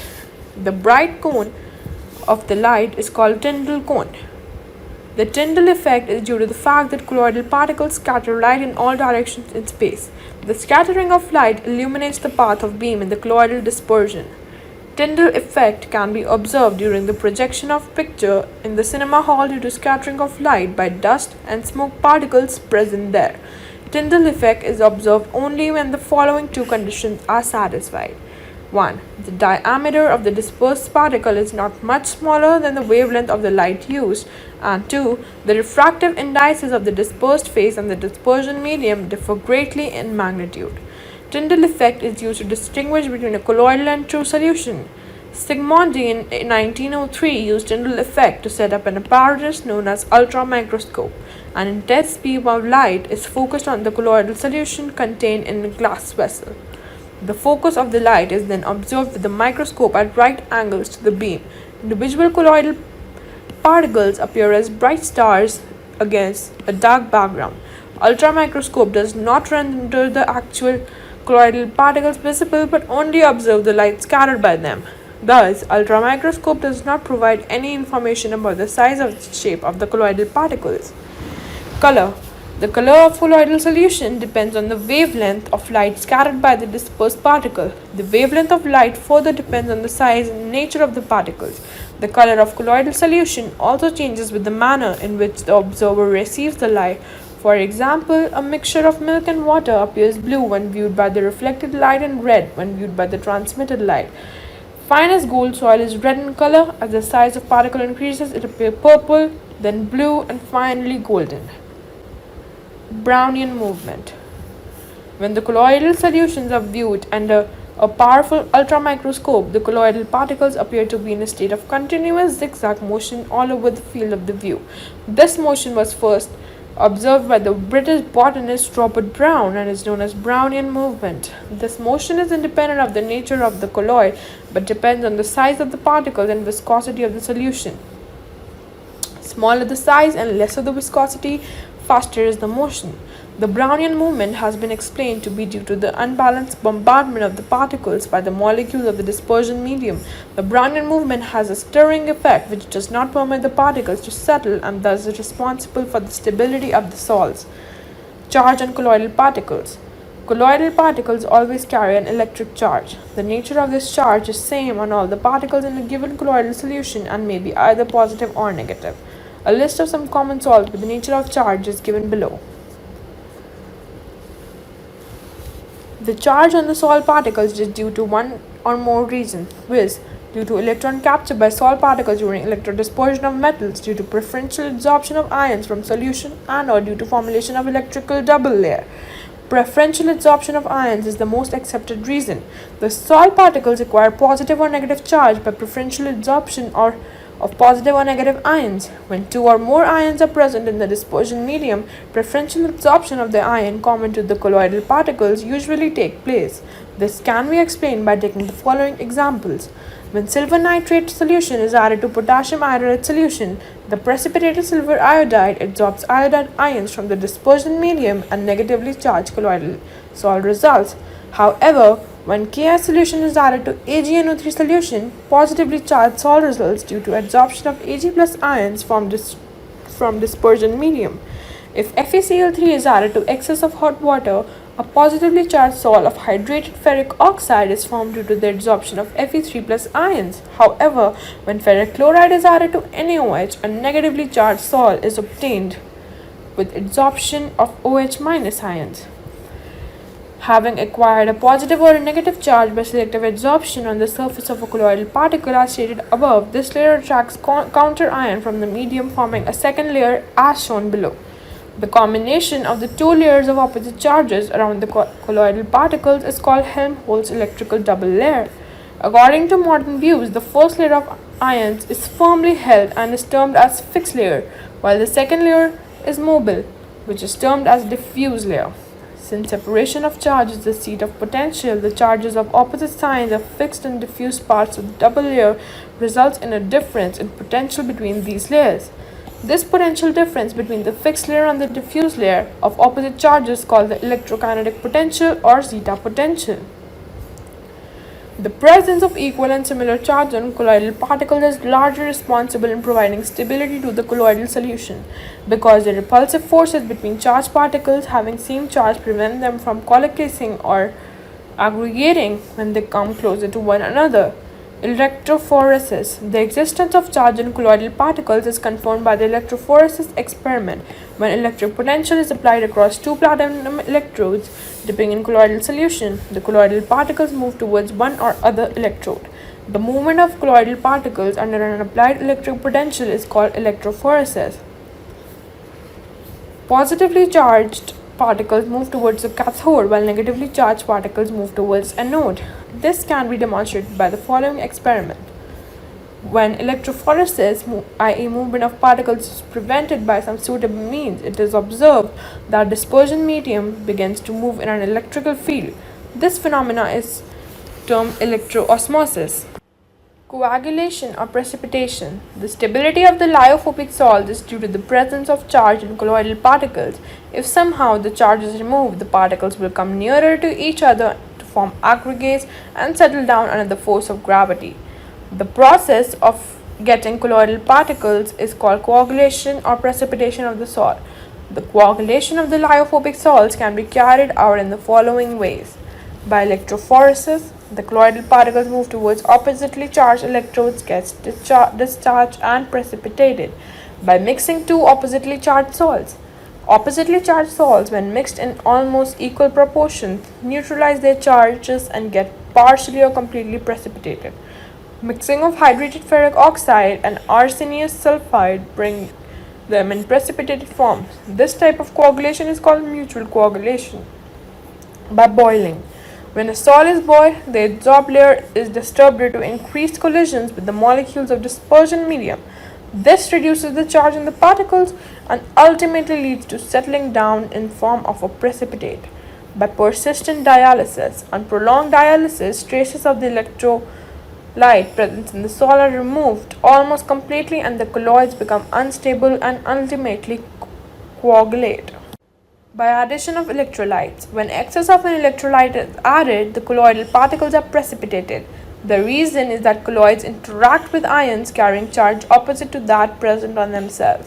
This causes neutralization leading to their coagulation. The ion responsible for neutralization of charge on particle is called the coagulating ion. A negative ion causes the precipitation of positively charged salt and vice versa. It has been observed that generally the greater the valence of the coagulating ion added, the greater is its power to cause precipitation. This is known as Hardy-Schultz rule. In the coagulation, a negative salt, the flocculating power is in order Al3 plus greater than Ba2 plus greater than Na plus. Similarly, in the coagulation of a positive salt, the flocculating power is in order of this. The minimum concentration of an electrolyte in millimeters per liter required to cause precipitation of a salt in 2 hours is called coagulating value. The smaller the quantity needed, the higher will be the coagulating power of an ion. Coagulation of lyophilic salts. There are two factors which are responsible for the stability of lyophilic salts. These factors are the charge and solvation of the colloidal particles. When these two factors are removed, the lyophilic salts can be coagulated. This is done by 1. By adding an electrolyte and 2. By adding a suitable solvent. When solvents such as alcohol and acetone are added to hydrophilic salts, the dehydration of dispersed phase occurs. Under this condition, a small quantity of electrolyte can bring about coagulation. Protection of colloids. Lyophilic salts are more stable than lyophobic salts. This is due to the fact that lyophilic colloids are extensively solvated, i.e. the colloidal particles are covered by a sheath of the liquid in which they are dispersed. Lyophilic colloids have a unique property of protecting lyophobic colloids. When a lyophilic salt is added to the lyophobic salt, the lyophilic particles form a layer around lyophobic particles and thus protect the latter from electrolytes. Lyophilic colloids are used for this purpose are called protective colloids. Emulsions. These are liquid and liquid colloidal systems, i.e. the dispersion of finely divided droplets in another liquid. If a mixture of two immiscible or partially miscible liquids is shaken, a coarse dispersion of one liquid and the other is obtained, which is called emulsion.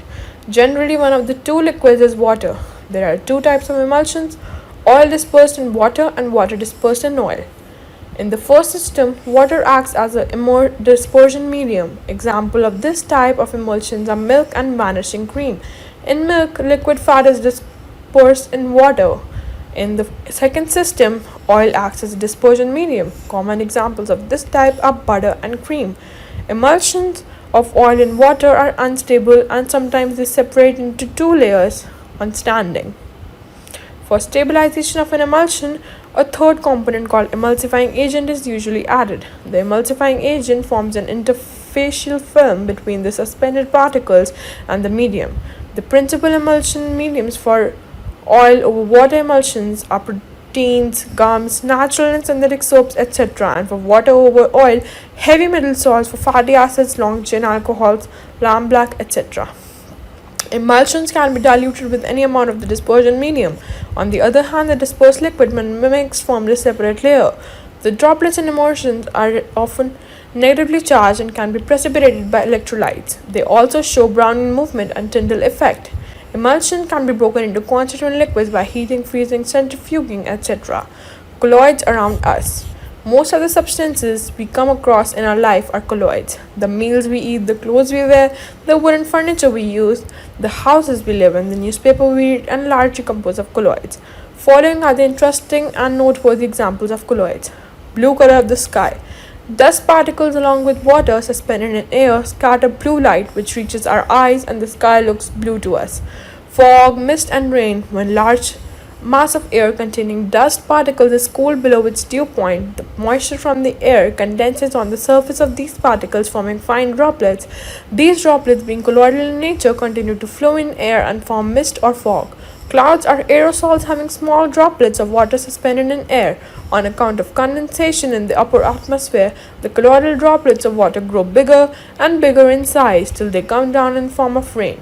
Sometimes the rainfall occurs when two oppositely charged clouds meet. It is possible to cause artificial rain by throwing electrified sand or spraying a soil carrying charge opposite to that one of clouds from an aeroplane. Food articles. Milk, butter, halwa, ice creams, fruit juices, etc. are all colloids in one form or the other. Blood. It is a colloidal solution of an albuminoid substance. The styptic action of an alum and ferric chloride solution is due to coagulation of blood forming a clot which stops further bleeding.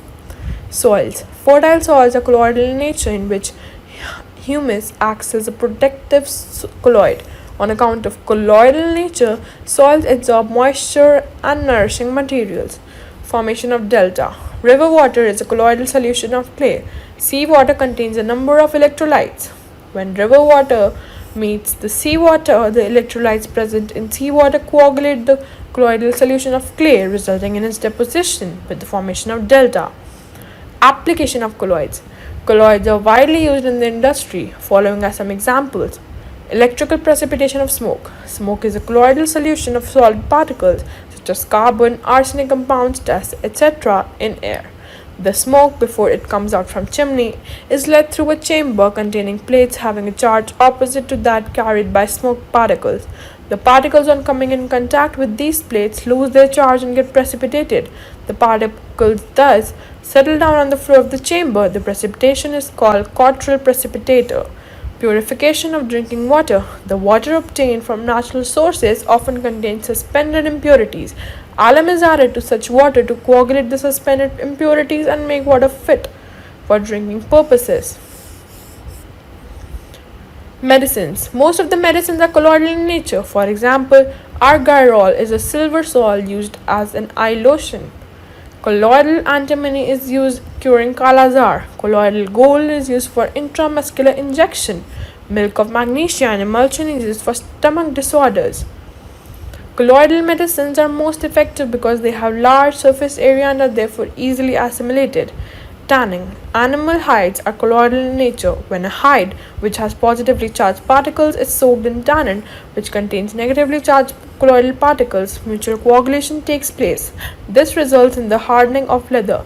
This process is termed as tanning. Chromium salts are also used in place of tannin. Cleansing action of soaps and detergent.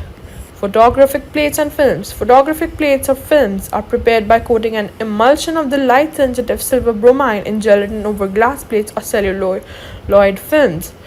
Rubber industry. Latex is a colloidal solution of rubber particles which are negatively charged. Rubber is obtained by coagulation of latex. Industrial products, paints, ink, synthetic plastics, rubber, graphite lubricants, cement are all colloidal solutions. Unit 6. General Principles and Processes of Isolation of Elements. Thermodynamics illustrates why only a certain reducing elements and a minimum specific temperature are suitable for reduction of a metal oxide to the metal in an extraction. The history of civilization is linked to the use of metals in antiquity in many ways. Different periods of early human civilizations have been named after metals. The skill of extraction of metals gave many metals and brought about several changes in the human society. It gave weapons, tools, ornaments, utensils, etc. and enriched the cultural life. The 7 metals of antiquity, as they are sometimes called, are gold, copper, silver, lead, tin, iron and mercury. Although modern metallurgy had exponential growth after Industrial Revolution, it is interesting to note that many modern concepts in metallurgy have their roots in ancient practices that predated the Industrial Revolution. For over 7,000 years, India has had a rich tradition of metallurgical skills. The two important sources for the history of Indian metallurgy are archaeological excavation and literary evidences. The first evidence of metal in Indian subcontinent comes from Mehergarh in Baluchistan, where a small copper bead dated to about 6000 BCE was found. It is, however, thought to be native copper, which has not been extracted from the ore. Spectrometric studies on copper ore samples obtained from the ancient mine pits at Khetri in Rajasthan and on metal samples cut from representative Harappan artcraft recovered from Mitathal in Haryana and 8 other sites distributed in Rajasthan, Gujarat, Madhya Pradesh and Maharashtra prove that copper metallurgy in India dates back to the Chalcolithic culture in the subcontinent. Indian Chalcolithic copper objects were in all probability made indigenously. The ore for extraction of metal for making the objects was obtained from chalcopyrite ore deposits in Aravalli Hills. Collection of archaeological texts from copper plates and rock inscriptions have been compiled and published by the Archaeological Survey of India during the past century. Royal records were engraved on copper plates, that is Tamrapatra. Earliest known copper plate has Mauryan record that mentions famine relief efforts. It has one of the very few pre-Ashoka Brahmi inscriptions in India. Harappans also use gold and silver as well as their joint alloy electrum. Variety of ornaments such as pendants, bangles, beads and rings have been found in ceramic or bronze pots. Early gold and silver ornaments have been found from Indus Valley sites such as Mohenjo-daro 300 BCE and these are on display in the National Museum, New Delhi.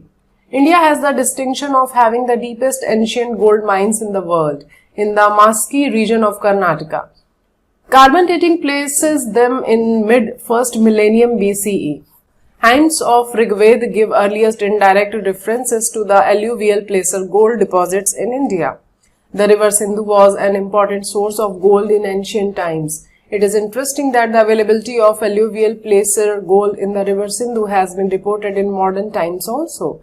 It has been reported that there are great mines of gold in the region of Mansarovar and in Thok-Jaliyug even now. The Pali text Anguttara Nikaya narrates the process of the recovery of gold dust or particles from alluvial placer gold deposits. Although evidence of gold refining is available in Vedic text, it is Kautilya's Arthashastra, authored probably in 3rd or 4th century BCE. During modern era, which has much data on prevailing chemical practices in long sections on mines and minerals including metal ores of gold, silver, copper, lead, tin and iron. Kautilya describes a variety of gold rasvidha, which is naturally occurring gold solution. Kalidas also mentioned about such solutions. It is astonishing how people recognized such solutions. The native gold has different colors depending upon the nature and amount of impurity present in it. It is likely that the different colors of native gold were a major driving force for the development of gold refining. Recent excavation in central parts of Ganges Valley and Vindhya Hills have shown that iron was produced there possibly as early as in 1800 BCE. In the recent excavation conducted by the Uttar Pradesh State Archaeological Department, iron furnaces, artifacts, tires and layer of slag have been found. Radiocarbon dating places them between BCE 1800 and 1000. The results of excavation indicate that the knowledge of iron smelting and manufacturing of iron artifact was well known in eastern Vindhyas, and it was in use in the central Ganga plains, at least from the early 2nd millennium BCE. The quantity and types of iron artifact and the level of technical advancements indicate that working of iron would have been introduced much earlier. The evidence indicates early use of iron in other areas of the country, which proves that India was indeed an independent center for the development of the working of iron. Iron smelting and the use of iron was especially established in South Indian megalithic cultures. The forging of wrought irons seems to have been at peak in India in the 1st millennium CE. Greek accounts report the manufacture of steel in India by crucible process. In this process, iron, charcoal and glass were mixed together in a crucible and heated until the iron melted and absorbed the carbon. India was a major innovator in the production of advanced quality steel. India's steel was called the wonder material of the Orient. A Roman historian, Quintus Curtius, records that one of the gifts Porus of Takshila 326 BCE gave to Alexander the Great was some 2.5 tons of Wood's steel. Wood's steel is primarily iron containing a high proportion of carbon, that is 1 to 1.9%. Woods is the English version of the word ukku, which is used for steel in Karnataka and Andhra Pradesh. Literally, accounts suggest that Indian Wood's steel from southern part of the Indian subcontinent was exported to Europe, China and Arab world. It became prominent in the Middle East, where it was named as Damascus steel. Michel Faraday tried to duplicate this steel by alloying iron with a variety of metals including noble metals, but failed. When iron ore is reduced in solid state by using charcoal, porous iron blocks are formed. Therefore, reduced iron blocks are also called sponge iron blocks. Any useful product can be obtained from this material only after removing the porosity by hot forging. The iron so obtained is termed as wrought iron. An exciting example of wrought iron produced in ancient India is the world-famous iron pillar. It was erected in its present position in Delhi in 5th century CE. The Sanskrit inscription engraved on it suggests that it was brought here from elsewhere during the Gupta period. The average composition of the components present in the wrought iron of the pillar besides iron ore are 0.15% carbon, 0.05% Si, 0.05% manganese, 0.25% phosphorus, 0.005% nickel, 0.03% copper and 0.02% nitrogen. The most significant aspect of the pillar is that there is no sign of corrosion in spite of the fact that it has been exposed to the atmosphere for about 1600 years. Radiocarbon dating of charcoal from iron slag revealed evidence of continuous smelting in Khasi Hills of Meghalaya. The slag layer, which is dated to 353 BCE to CE 128, indicates that Khasi Hills region is the earliest iron smelting site studied in the entire region of the northeast India. The remnants of former iron ore excavation and iron manufacturing are visible even now in the landscape of Khasi Hills. British naturalists who visited Meghalaya in early 19th century described the iron industry that had developed in the upper part of the Khasi Hills. There is archaeological evidence of zinc production in Rajasthan mines at Zawar from the 6th or 5th BCE. India was the first country to master zinc distillation. Due to low boiling point, zinc tends to vaporize while its ore is smelted.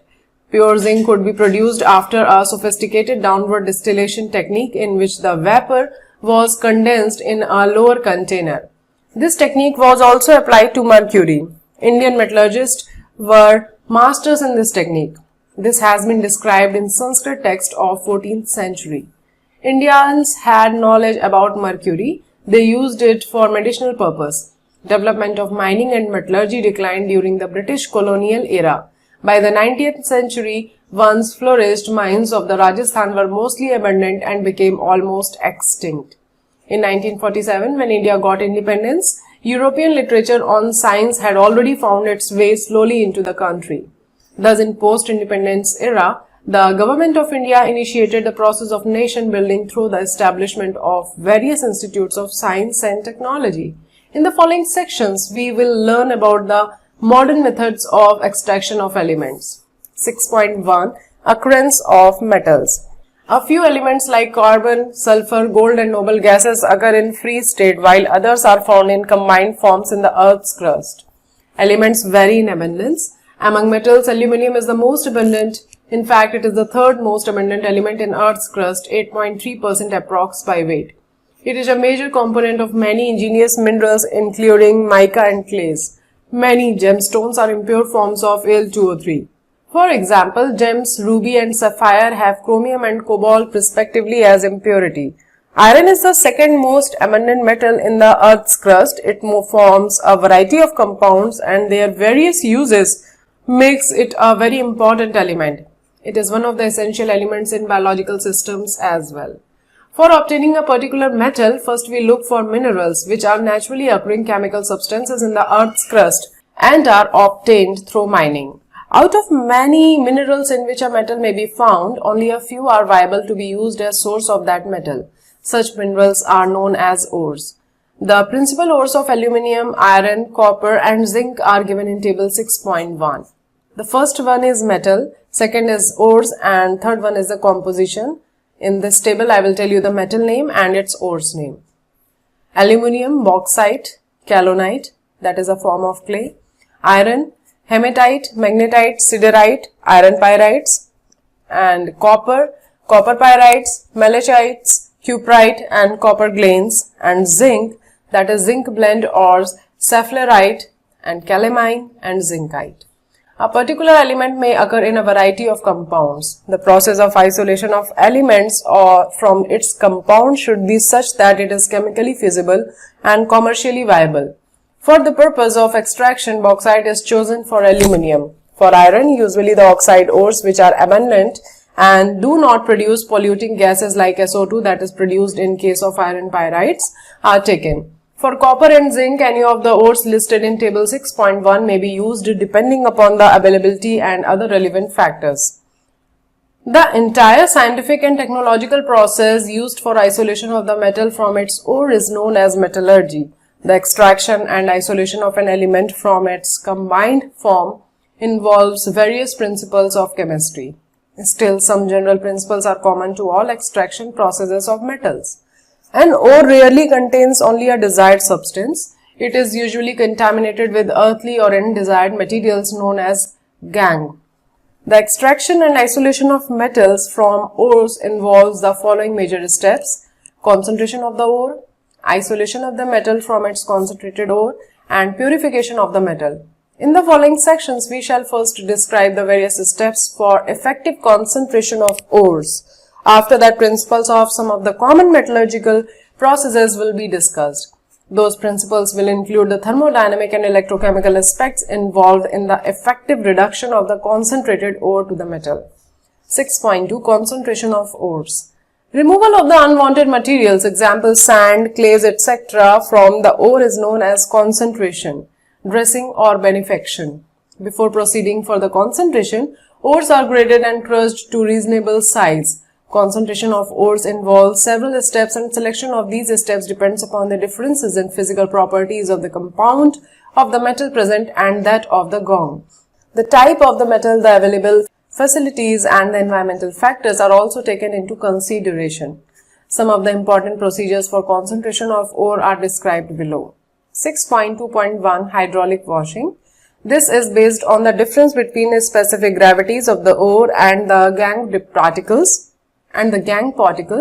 It is therefore a type of gravity separation. In one such process, an upward stream of running water is used to wash the powdered ore, and the lighter gangue particles are washed away and the heavier ore particles are left behind. 6.2.2 Magnetic separation. This is based on differences in magnetic properties of the ore's components. If either the ore or the gangue is attracted towards the magnetic field, then the separation is carried out by this method.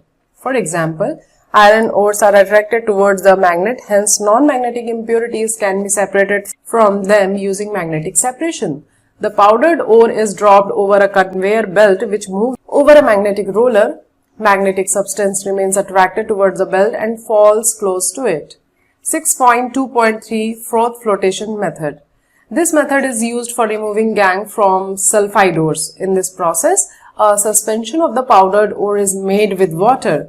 Collectors, example pine oils, fatty acids, xanthates, etc. enhance non-wettability of the mineral particles and froth stabilizers. Example, cresols, aniline stabilize the froth. The mineral particles become wet by oils by the gangue particles by water. A rotating paddle agitates the mixture and draws air in it. As a result, froth is formed which carries the mineral particles. The froth is light and is skimmed off. It is then dried for recovery of the ore particles.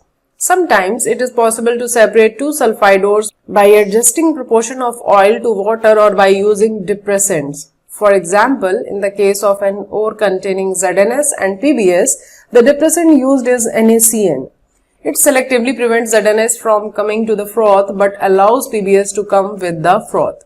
The innovative washerman. One can do wonders if he or she has a scientific temperament and is attentive to observations. A washerwoman had an innovative mind too. While washing a miner's overalls, she noticed that the sand and similar dirt fell to the bottom of the washtub.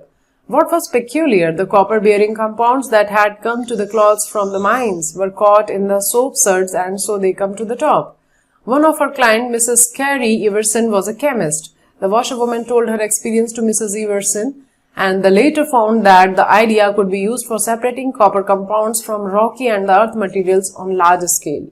This way, an invention came up. At the time, only those ores were used for extraction of coppers which contained large amounts of the metal. Invention of the froth flotation method made copper mining profitable even from the low-grade ores. World production of copper soared and the metal became cheaper. 6.2.4 Leaching. Leaching is often used if the ore is soluble in some suitable solvent. Following examples illustrates the procedure. A. Leaching of alumina from bauxite. Bauxite is a principal ore of aluminium. It usually contains SiO2 iron oxides and titanium oxide, that is TiO2, as impurities. Concentration is carried out by heating the powdered ore with a concentrated solution of NaOH at 473 to 523 Kelvin and 35 to 36 bar pressure. This process is called digestion. This way Al2O3 is extracted out as sodium aluminate. The impurity Si2 dissolves, forming sodium silicate.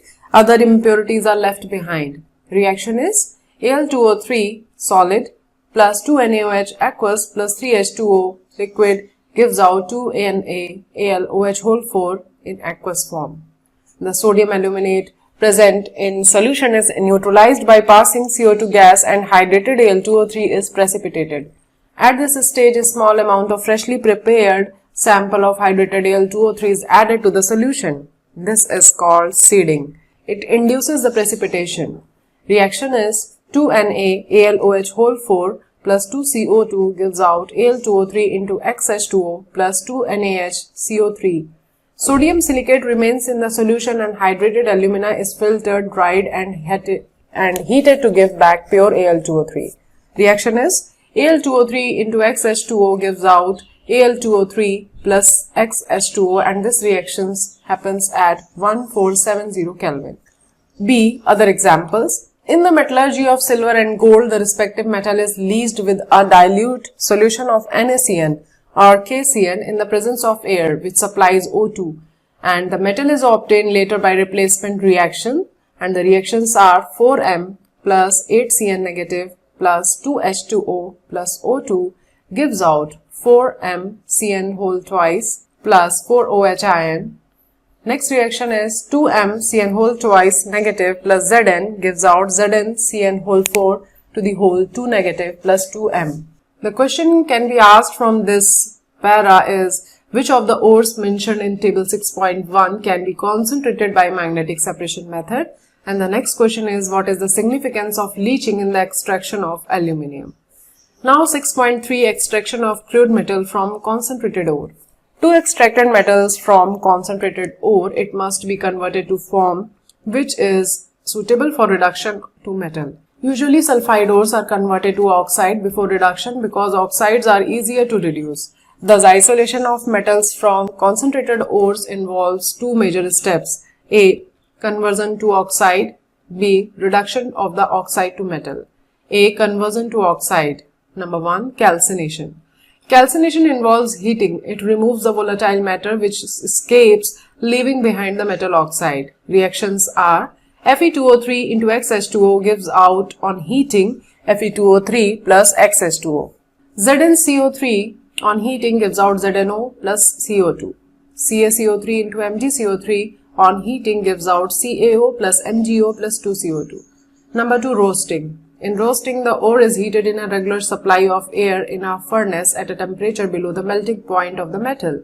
Some of the reactions involving sulfide ores are 2ZnS plus 3O2 gives out 2ZnO plus 2SO2, 2PbS plus 3O2 gives out 2PbO plus 2SO2, 2Cu2S plus 3O2 gives out 2Cu2O plus 2SO2.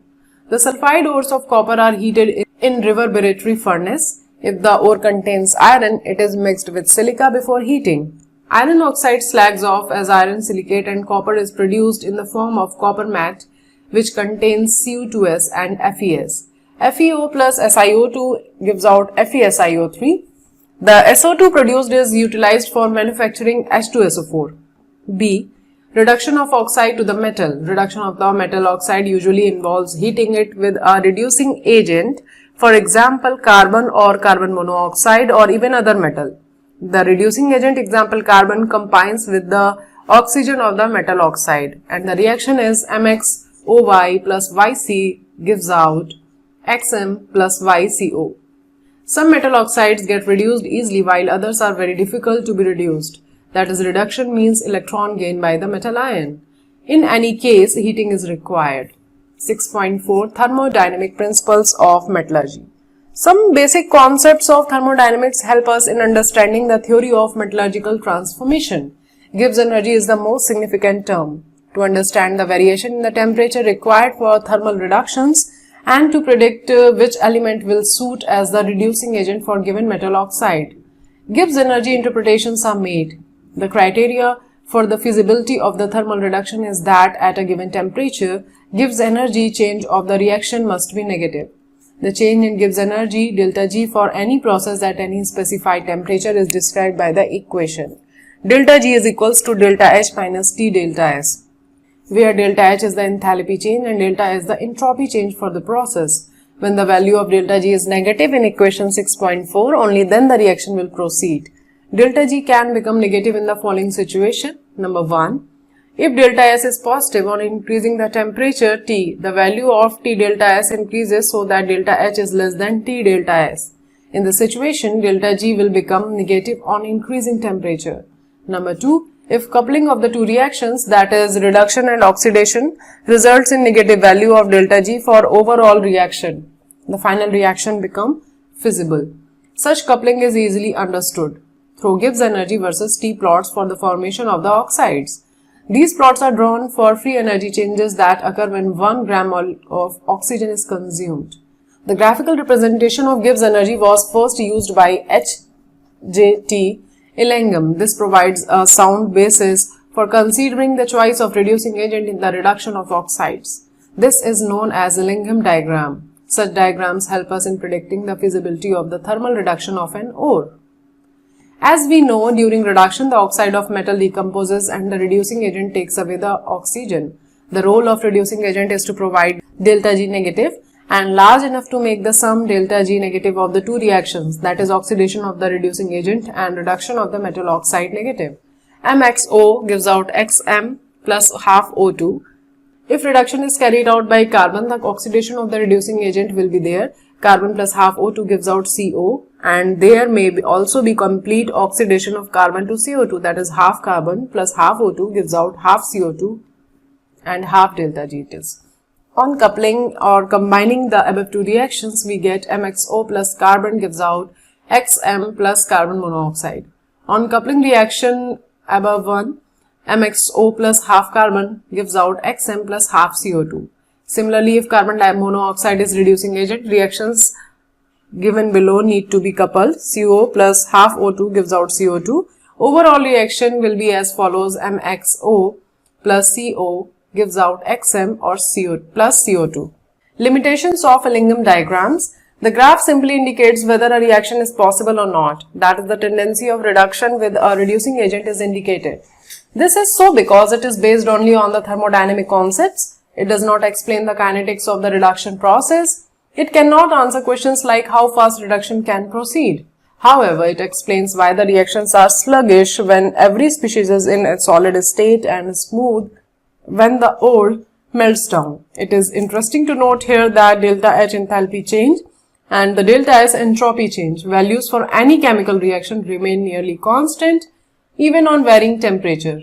So the only dominant variable in equation becomes T. However, delta S depends much on the physical state of the compound. Since entropy depends on disorder or randomness in the system, it will increase if a compound melts or vaporizes, since molecular randomness increases on changing the phase from solid to liquid or from liquid to gas. Number 2. The interpretation of delta G is based on K, that is delta G is equals to minus RT ln K.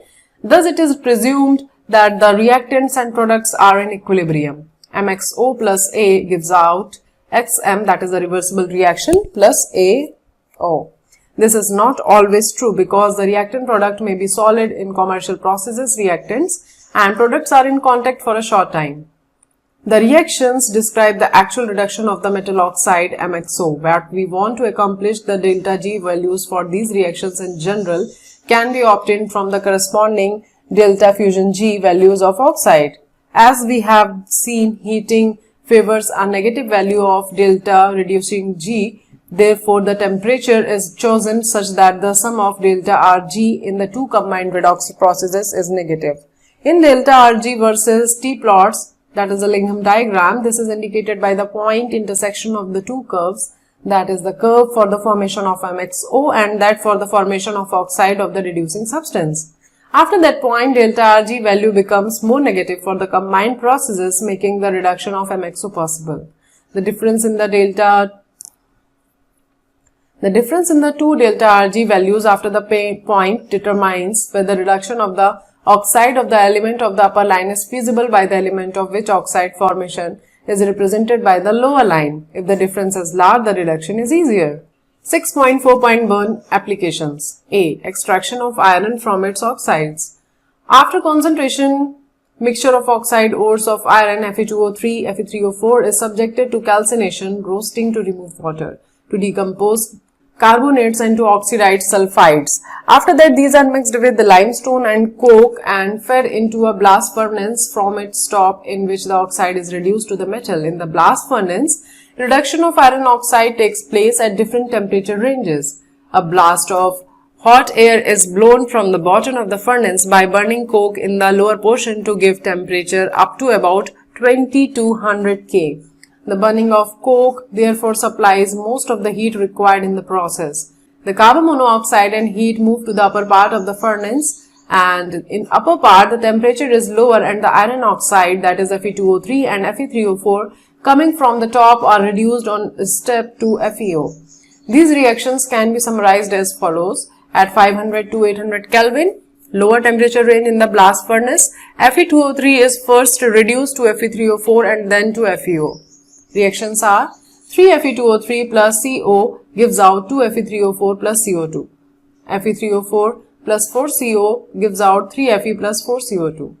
Fe2O3 plus CO gives out 2 FeO plus CO2. Limestone is also decomposed to CaO, which removes silicate impurity of the ore as slag. The slag is in molten state and separates out from iron. At 900 to 1500 Kelvin, high temperature range in the blast furnace, carbon plus carbon dioxide gives out 2 carbon monoxide, FeO plus carbon monoxide gives out Fe plus CO2. Thermodynamics help us to understand how coke reduces the oxide and why this furnace is chosen. One of the main reduction steps in this process involves a reaction given below. FeO plus carbon gives out Fe plus carbon monoxide. This reaction can be seen as a reaction in which two simpler reactions have coupled. In one, reduction of FeO is taking place, and in the other, carbon is being oxidized to carbon monoxide. FeO gives out Fe plus half O2 and carbon plus half O2 gives out carbon monoxide. When both the reaction take place to yield the new equation, the net Gibbs energy change becomes delta Rg negative gives plus delta Rg negative gives out delta Rg. Delta Rg negative, that is of carbon and carbon monoxide, plus delta Rg negative, that is of FeO and Fe, and it gives out combined delta Rg negative. Naturally, the resultant reaction will take place when the right hand side in equation 6.30 is negative in delta G. Naturally, the resultant reaction will take place when the right hand side in equation is negative in delta Rg negative versus T plot representing the change, that is Fe to FeO in diagram goes upward, and that representing the change carbon to carbon monoxide goes downward. They cross each other at about 1073 Kelvin. At temperatures above 1073 Kelvin approx, the carbon-carbon monoxide line is below the FeO line. So above 1073 Kelvin in the range of temperature, that is 900 to 1500 K, coke will reduce FeO and will itself be oxidized to carbon monoxide. Let us try to understand this through figure 6.6, that is approximate values of delta Rg are given. At about 1673 Kelvin, delta Rg negative value for the reaction 2FeO gives out 2Fe plus O2 is plus 341 kilojoule per mole, because it is reverse of Fe gives out FeO change, and for the reaction 2C plus O2 gives out 2CO. Delta Rg is minus 447 kilojoule per mole. If we calculate delta Rg negative value for overall reaction, therefore reaction becomes feasible. In a similar way, the reduction of Fe3O4 and Fe2O3 by carbon monoxide at relatively lower temperatures can be explained on the basis of lower lying points of intersection of their curves with carbon monoxide and carbon dioxide curve. The iron obtained from blast furnace contains about 4% carbon and many impurities in a smaller amount, example sulfur, phosphorus, silica, manganese. This is known as pig iron. It can be molded into variety of shapes. Cast iron is different from pig iron and is made by melting pig iron with scrap iron and coke using hot air blast. It has slightly lower carbon content, about 3%, and is extremely hard and brittle. Further reductions. Wrought iron or malleable iron is the purest form of commercial iron and is prepared from cast iron by oxidizing impurities in a reverberatory furnace lined with hematite. The hematite oxidizes carbon to carbon monoxide. Fe2O3 plus 3 carbon gives out 2Fe plus 3CO. Limestone is added as a flux, and sulfur, silicon and phosphorus are oxidized and passed into the slag. The metal is removed and freed from the slag by passing through rollers. B. Extraction of copper from cuprous oxide. In the graph of delta Rg negative versus T for the formation of oxides, the Cu2O line is almost at the top. So it is quite easy to reduce oxide ores of copper directly to the metal by heating with coke. The lines carbon and carbon monoxide and carbon dioxide are at much lower positions in the graph, particularly after 500 to 600 Kelvin. However, many of the ores are sulfides and some may also contain iron. The sulfide ores are roasted, smelted to give oxides. 2Cu2S plus 3O2 gives out 2Cu2O plus 2SO2. The oxide can then be easily reduced to metallic copper using coke. Cu2O plus carbon gives out 2Cu plus Cu. In actual process, the ore is heated in a reverberatory furnace after mixing with silica. In the furnace, iron oxide slags of as iron silicate is formed. Copper is produced in the form of copper matte. This contains Cu2S and Fes. FeO plus SiO2 gives out FeSiO3 slag. Copper matte is then charged into silica lined converter. Some silica is also added and hot air blast is blown to convert the remaining FeS, FeO and Cu2s, Cu2O to the metallic copper. Following reactions take place. 2 FeS plus 3 O2 gives out 2 FeO plus 2 SO2. FeO plus SiO2 gives out FeSiO3. 2 Cu2s plus 3 O2 gives out 2 Cu2O plus 2 SO2. And 2 Cu2O plus Cu2s gives out 6 Cu plus SO2. The solidified copper obtained has blistered appearance due to the evolution of SO2 and so it is called blister copper. C. Extraction of zinc from zinc oxide. The reduction of zinc oxide is done using coke. The temperature in this case is higher than that in the case of copper. For the purpose of heating, the oxide is made into briquettes with coke and clay. Reaction is ZnO plus carbon at 1673 Kelvin and in the presence of coke gives out Zn plus CO. The metal is distilled off and collected by rapid chilling. 6.5 Electrochemical Principles of Metallurgy. We have seen how principles of thermodynamics are applied to pyrometallurgy. Similar principles are effective in the reductions of metal ions in solution or molten state. Here they are reduced by electrolysis or by adding some reducing element. In the reduction of a molten metal salt, electrolysis is done. Such methods are based on electrochemical principles which could be understood through the equation delta G negative is equals to minus NEF. Here N is the number of electrons and E is the electrode potential of the redox couple formed in the system. More reactive metals have large negative values of the electrode potential, so their reduction is difficult. If the difference of two electrode potential values correspond to a positive electrode potential and consequently negative delta G in this equation, then the less reactive metal will come out of the solution and the more reactive metal will go into the solution. Cu2 positive plus Fe gives out Cu plus Fe2 positive. In simple electrolysis, the Mn positive ions are discharged at negative electrodes, that is cathodes, and deposited there. Precautions are taken considering the reactivity of the metal produced and suitable materials are used as electrodes. Sometimes a flux is added for making the molten mass more conducting. Aluminium. In the metallurgy of aluminium, purified Al2O3 is mixed with Na3AlF6 or CaF2, which lowers the melting point of the mixtures and brings conductivity. The fused matrix is electrolyzed. Steel vessel with lining of carbon acts as cathode and graphite anode is used. The overall reaction may be written as 2Al2O3 plus 3C gives out 4Al plus 3CO2. This process of electrolysis is widely known as Hall-Héroult process. Thus, electrolysis of the molten mass is carried out in an electrolytic cell using carbon electrodes.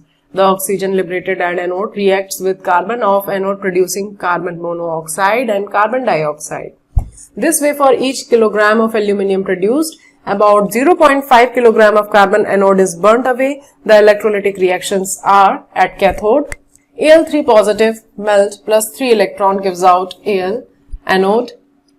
Carbon plus O2 negative gives out CO plus 2 electron. Carbon plus 2 O2 negative gives out CO2 plus 4 electron.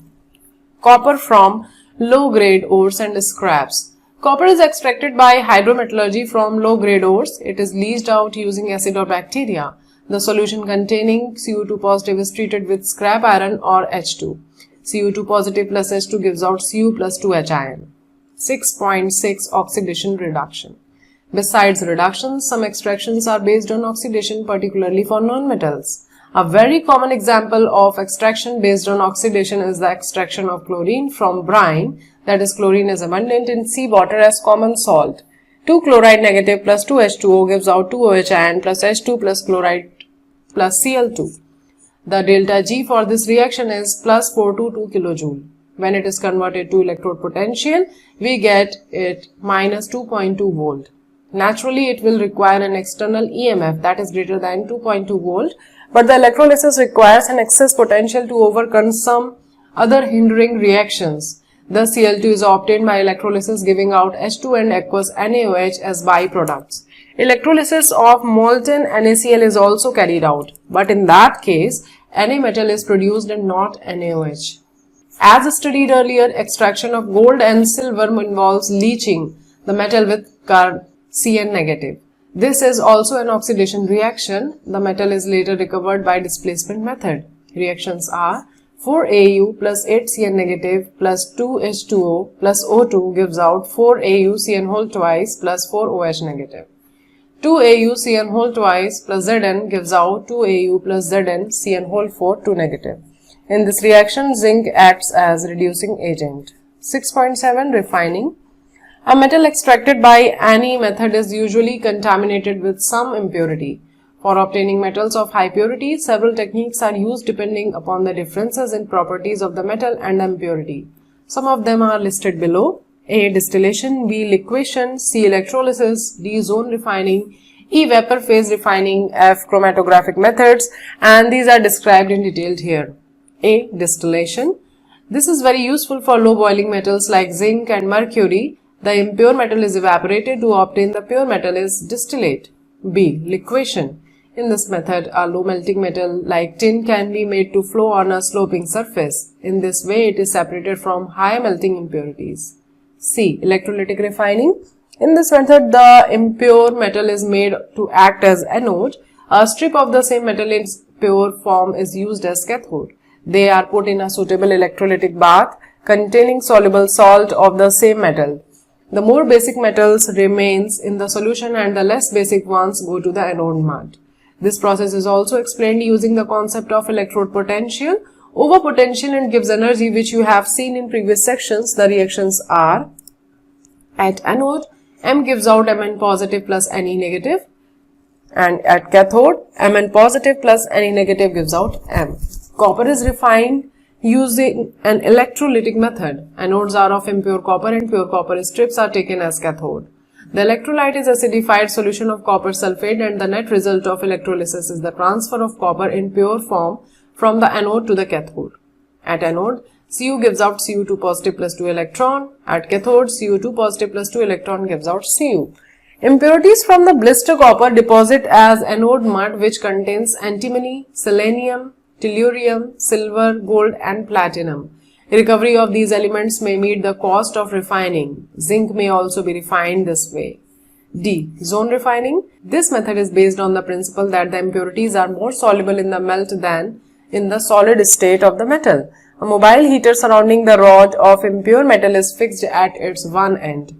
The molten zone moves along with the heater, which is moved forward as the heater moves forward. The pure metal crystallizes out of the melt left behind, and the impurities pass on into the adjacent new molten zone created by movement of heaters. The process is repeated several times and the heater is moved in the same direction again and again. Impurities get concentrated at one end. This end is cut off. This method is very useful for producing semiconductors and other metals of very high purity. Example: germanium, silicon, boron, gallium, and indium.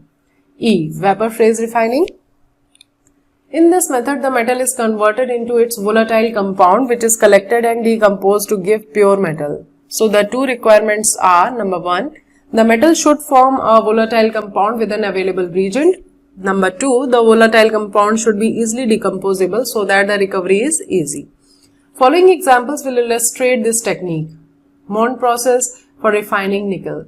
In this process, nickel is heated in a stream of carbon monoxide, forming a volatile complex named as nickel tetracarbonyl. This complex is decomposed at higher temperature to obtain pure metal. Ni plus 4CO at 330 to 350 Kelvin gives out NiCO whole 4. NiCO whole 4 at 450 to 470 Kelvin gives out Ni plus 4CO. Von Arkel method for refining zirconium or titanium. This method is very useful for removing all the oxygen and nitrogen present in the form of impurity in certain metals like Zr and Ti. The crude metal is heated in an evacuated vessel with iodine. The metal iodide, being more covalent, volatilizes. Zr plus 2I2 gives out Zri4. The metal iodide is decomposed on a tungsten filament electrically heated to about 1800 Kelvin. The pure metal deposits on the filament. Zri4 gives out Zr plus 2I2. F. Chromatographic methods. You have learnt about chromatographic technique for purification of substances in class 11th, unit 12. Column chromatography is very useful for purification of the elements which are available in minute quantities, and the impurities are not very different in chemical properties for the element to be purified. 6.8 Uses of aluminium, copper, zinc and iron. Aluminium foils are used as wrappers for food materials. The fine dust of the metal is used in paints and lacquers. Aluminium, being highly reactive, is also used in the extraction of chromium and manganese from their oxides. Wires of aluminium are used as electricity conductors. Alloys containing aluminium, being light, are very useful. Copper is used for making wires used in electrical industry and for water and steam pipes. It is also used in several alloys that are rather tougher than the metal itself. Example, brass with zinc, bronze with tin, and coinage alloy with nickel. Zinc is used for galvanizing iron. It is also used in large quantities in batteries. It is constituent of many alloys. Example, brass, that is copper 60%, zinc 40%, and German silver, in that copper 25 to 30%, zinc 25 to 30%, and nickel is 40 to 50%. Zinc dust is used as reducing agent in the manufacture of dyestuffs, paints, etc. Cast iron, which is most important form of iron. Cast iron, which is the most important form of iron, is used for casting stoves, railway sleepers, gutter pipes, toys, etc. It is used in the manufacture of wrought iron and steel. Wrought iron is used in making anchors, wires, bolts, chains and agriculture implements. Steel finds a number of uses. Alloy steel is obtained when other metals are added to it. Nickel steel is used for making cables, automobiles and aeroplane parts. Pendulum, measuring tapes. Chrome steel is used for cutting tools and crushing machines, and stainless steel is used for cycles, automobiles, utensils, pens, etc. Summary. All the modern metallurgy had exponential growth after Industrial Revolution. Many modern concepts in metallurgy have their roots in ancient practices that predated the Industrial Revolution. For every 7,000 years, India has had a high tradition of metallurgical skills. Ancient Indian metallurgists have made major contributions which deserve their place in metallurgical history of the world. In the case of zinc and high carbon steel, ancient India contributed significantly for the development of base for the modern metallurgical advancements, which induced metallurgical study leading to industrial revolution. Metals are required for a variety of purposes. For this, we need their extraction from the minerals in which they are present and from which their extraction is commercially feasible. These minerals are known as ores. Ores of the metals are associated with many impurities. Removal of these impurities to a certain extent is achieved in concentration steps. The concentrated ore is then treated chemically for obtaining the metal. Usually the metal compounds, example oxides, sulfides, are reduced to the metal. The reducing agents used are carbon monoxide, or even some metals. In these reduction process, the thermodynamic and electrochemical concepts are given due consideration. The metal oxide reacts with the reducing agent. The oxide is reduced to the metal and the reducing agent is oxidized. In the two reactions, the net Gibbs energy change is negative, which becomes more negative on raising the temperature.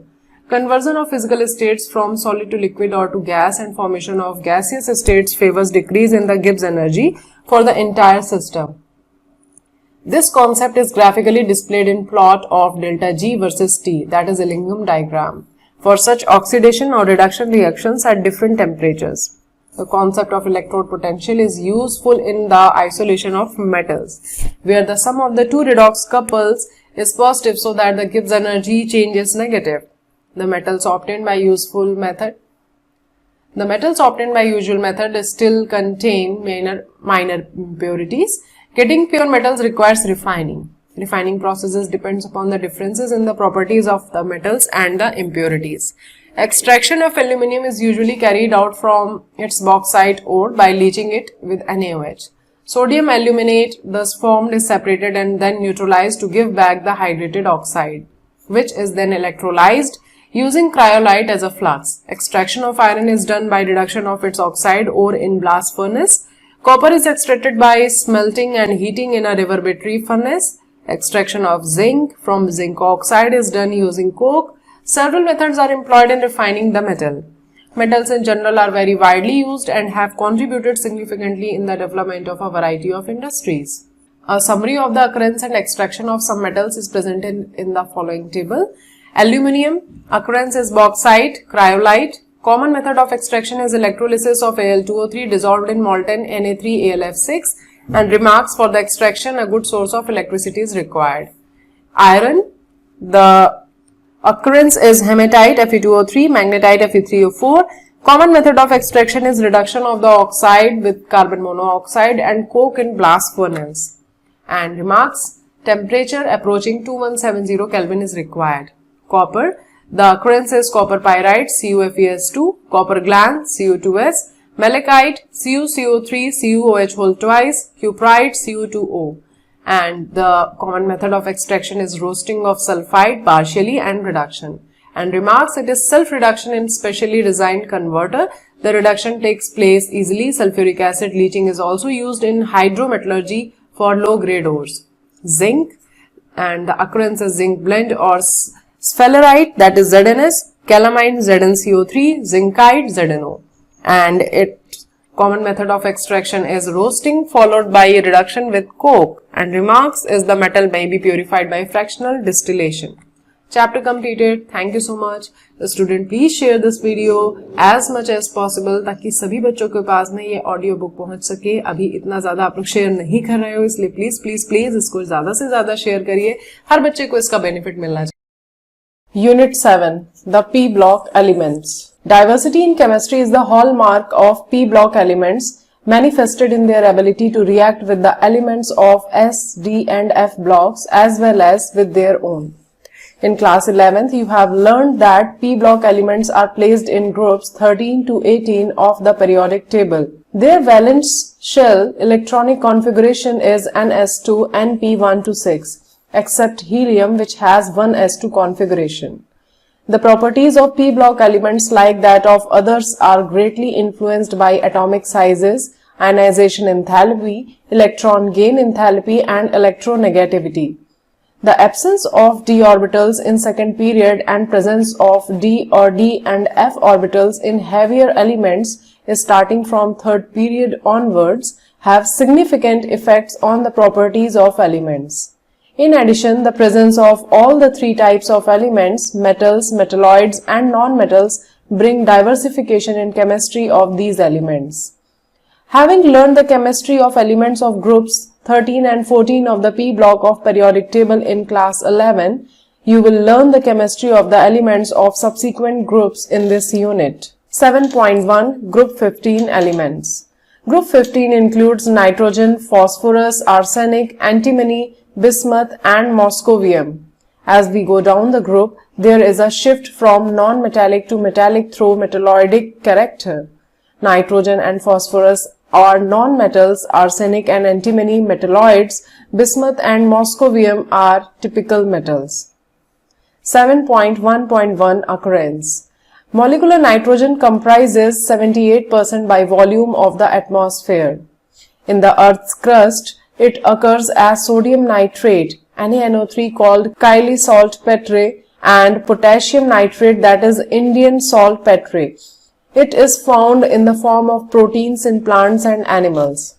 Phosphorus occurs in minerals of the apatite family, Ca9PO4 whole 6 into CaX2, where X is the fluorine, chlorine or OH. Example, fluorapatite, Ca9PO4 whole 6 into CaF2, its formula of the fluorapatite.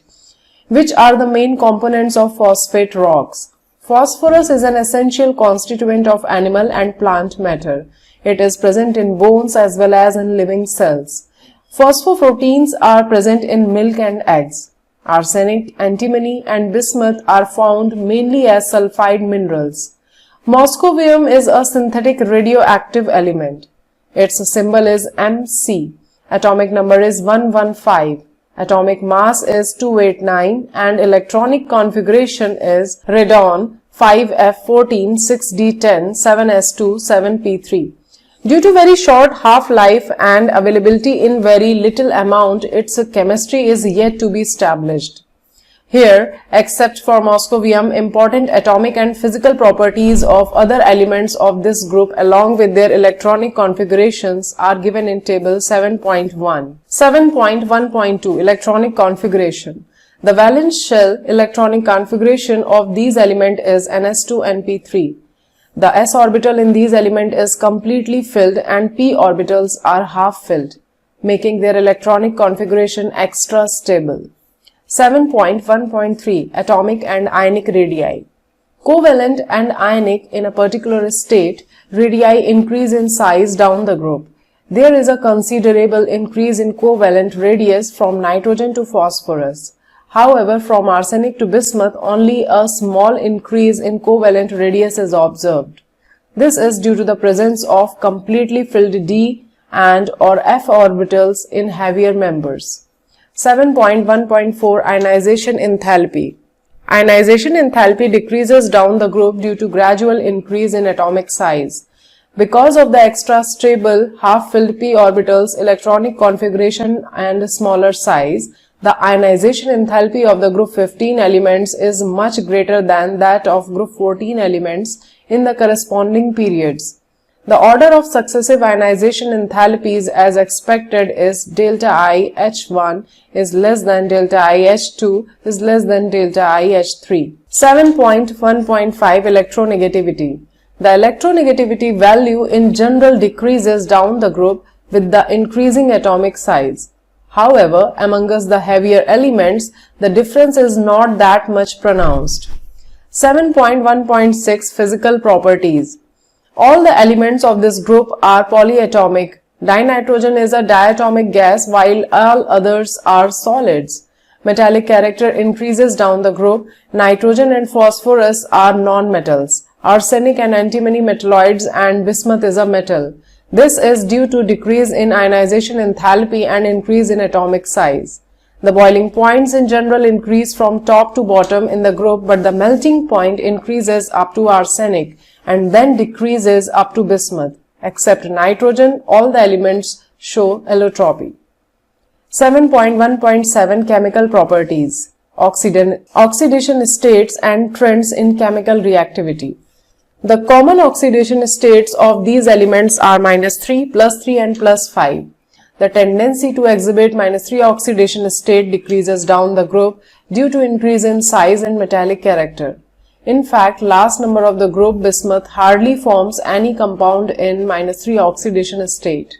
The stability of +5 oxidation state decreases down the group.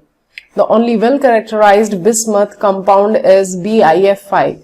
The stability of +5 oxidation state decreases and that of +3 state increases due to inert pair effect down the group. Besides +5 oxidation states, nitrogen exhibits +1, +2, +4 oxidation states also when it reacts with oxygen. However, it does not form compounds in +5 oxidation state with halogens as nitrogen does not have d orbitals to accommodate electrons from other elements to form bonds. Phosphorus also shows +1 and +4 oxidation states in some oxo acids. In the case of nitrogen, all oxidation states from +1 to +4 tend to disproportionate in acid solution. For example, 3HNO2 gives out HNO3 plus H2O plus 2NO. Similarly, in case of phosphorus, nearly all intermediate oxidation state disproportionate into +5 and -3 both in alkali and acid. However, +3 oxidation state in case of arsenic, antimony and bismuth becomes increasingly stable with respect to disproportionation. Nitrogen is restricted to a maximum covalency of 4 since only 4 1s and 3p orbitals are available for bonding. The heavier elements have vacant d orbital in the outermost shell which can be used for bonding, that is covalency, and hence expand their covalence as in PF6 negative. Anomalous properties of nitrogen. Nitrogen differs from the rest of the members of this group due to its small size, high electronegativity, high ionization enthalpy and non-availability of d orbitals. Nitrogen has unique ability to form p-pi multiple bonds with itself and with other elements having a small size and high electronegativity, example carbon and oxygen. Heavier elements of this group do not form p-pi bonds as their atomic orbitals are so large and diffuse that they cannot have effective overlapping. Thus, nitrogen exists as diatomic molecules with a triple bond, 1s and 2p, between the two atoms. Consequently, its bond enthalpy is very high. It is 941.4 kJ per mole. On the contrary, phosphorus, arsenic and antimony form single bonds as PP, arsenic-arsenic and Sb, while bismuth forms metallic bonds in elemental state. However, the single nitrogen-nitrogen bond is weaker than the single phosphorus-phosphorus bond because of high interelectronic repulsion of the non-bonding electrons owing to the small bond length. As a result, the catenation tendency is weaker in nitrogen. Another factor which affects the chemistry of nitrogen is the absence of d orbitals in its valence shell. Besides restricting its covalency to 4, nitrogen cannot form d-pi bond as the heavier elements can, example R3p double bond O or R3p double bond CH2, where R is the alkyl group. Phosphorus and arsenic can form d-pi bond also with the transition metals when their compounds like PC2H5 and arsenic C6H5 act as ligands. Number 1. Reactivity towards hydrogen. All the elements of group 15 form hydrides of the type EH3, where E is equals to N, P, arsenic, antimony or bismuth. Some of the properties of these hydrides are shown in table 7.2. The hydrides show regular gradation in their properties. The stability of hydrides decreases from NH3 to BiH3, which can be observed from their bond dissociation enthalpy. Consequently, the reducing character of the hydrides increases.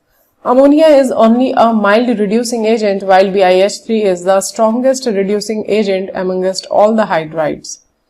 Basicity also decreases in the order NH3 is greater than PH3 is greater than ASH3 is greater than SBH3 is greater than or equal to the BiH3. Due to high electronegativity and a small size of nitrogen, NH3 exhibits hydrogen bonding in solid as well as liquid state. Because of this, it has a higher melting and boiling points than that of PH3. Number 2. Reactivity towards oxygen. All these elements form two types of oxides, E2O3 and E2O5. The oxide in the higher oxidation state of the element is more acidic than that of lower oxidation state. Their acidic character decreases down the group. The oxides of the type E2O3 of nitrogen and phosphorus are purely acidic, that of arsenic and antimony amphoteric, and those of bismuth predominantly basic. Number 3. Reactivity towards halogen. These elements react to form two series of halides, EX3 and EX5. Nitrogen does not form pentahalide due to non-availability of the d orbitals in its valence shell. Pentahalides are more covalent than trihalides. This is due to the fact that in pentahalides +5 oxidation state exist, while in the case of trihalides +3 oxidation state exist. Since elements in +5 oxidation state will have more polarizing power than in +3 oxidation state, the covalent character of bonds is more in pentahalides. All the trihalides of these elements except those of nitrogen are stable. In case of nitrogen, only NF3 is known to be stable. Trihalides except BiF3 are predominantly covalent in nature. Number 4. Reactivity towards metal. All these elements react with metals to form their binary compounds exhibiting -3 oxidation state, such as Ca3N2, that is calcium nitride, Ca3P2, that is calcium phosphide, Na3As, that is sodium arsenide, and Zn3Sb2, that is zinc antimonide, and Mg3Bi2, that is magnesium bismuthide. 7.2. Dinitrogen. Preparation. Dinitrogen is produced commercially by the liquefaction and fractional distillation of air. Liquid dinitrogen, boiling point is 77.2 Kelvin, distills out first, leaving behind liquid oxygen, boiling point is 90 K. In the laboratory, dinitrogen is prepared by treating an aqueous solution of ammonium chloride with sodium nitrite. NH4Cl plus NaNO2 gives out N2 plus 2H2O and NaCl. Small amounts of NO and HNO3 are also formed in this reaction. These impurities can be removed by passing the gas through aqueous sulfuric acid containing potassium dichromate. It can also be obtained by the thermal decomposition of ammonium dischromate. NH4 twice Cr2O7 on heating produces nitrogen plus 4H2O plus Cr2O3. Very pure nitrogen can be obtained by the thermal decomposition of sodium or barium azide. BaN3 whole twice gives out Ba plus 3N2. Properties. Dinitrogen is a colorless, odorless, tasteless and non-toxic gas. Nitrogen atom has two stable isotopes, 14N and 15N. It has a very low solubility in water, 23.2 cm³ per liter of water at 273 Kelvin and 1 bar pressure, and low freezing point and boiling points. Dinitrogen is rather inert at room temperature because of the high bond enthalpy of nitrogen-nitrogen bond, that is triple bond between them. Reactivity, however, increases rapidly with the rise in temperature. At high temperatures, it directly combines with some metals to form predominantly ionic nitrides and with non-metals covalent nitrides. A few typical reactions are 6 lithium plus nitrogen on heating produces 2Li3N. 3 magnesium plus N2 on heating produces Mg3N2. It combines with the hydrogen at 773 Kelvin in the presence of a catalyst, Haber's process it is, to form ammonia. N2 plus 3H2 on 773 Kelvin forms 2NH3, where delta H is minus 46.1 kJ per mole. Dinitrogen combines with dioxygen only at very high temperature at about 2000 Kelvin to form nitric oxide, that is NO. N2 plus O2 on heating produces 2NO. Uses. The main use of dinitrogen is in the manufacture of ammonia and other industrial chemicals containing nitrogen, for example calcium cyanamide. It also finds use where an inert atmosphere is required. Example in iron and steel industry, inert diluent for reactive chemicals. Liquid dinitrogen is used as a refrigerant to preserve biological materials, food items and cryosurgery. 7.3 Ammonia. Preparation. Ammonia is present in small quantities in air and soil where it is formed by the decay of nitrogenous organic matter, example urea. NH2CONH2 plus 2H2O gives out NH4 whole twice CO3 gives out 2NH3 plus H2O plus CO2. On a small scale, ammonia is obtained from ammonium salts which decompose when treated with caustic soda or calcium hydroxide. 2NH4Cl plus CaOH whole twice gives out 2NH3 plus 2H2O plus CaCl2.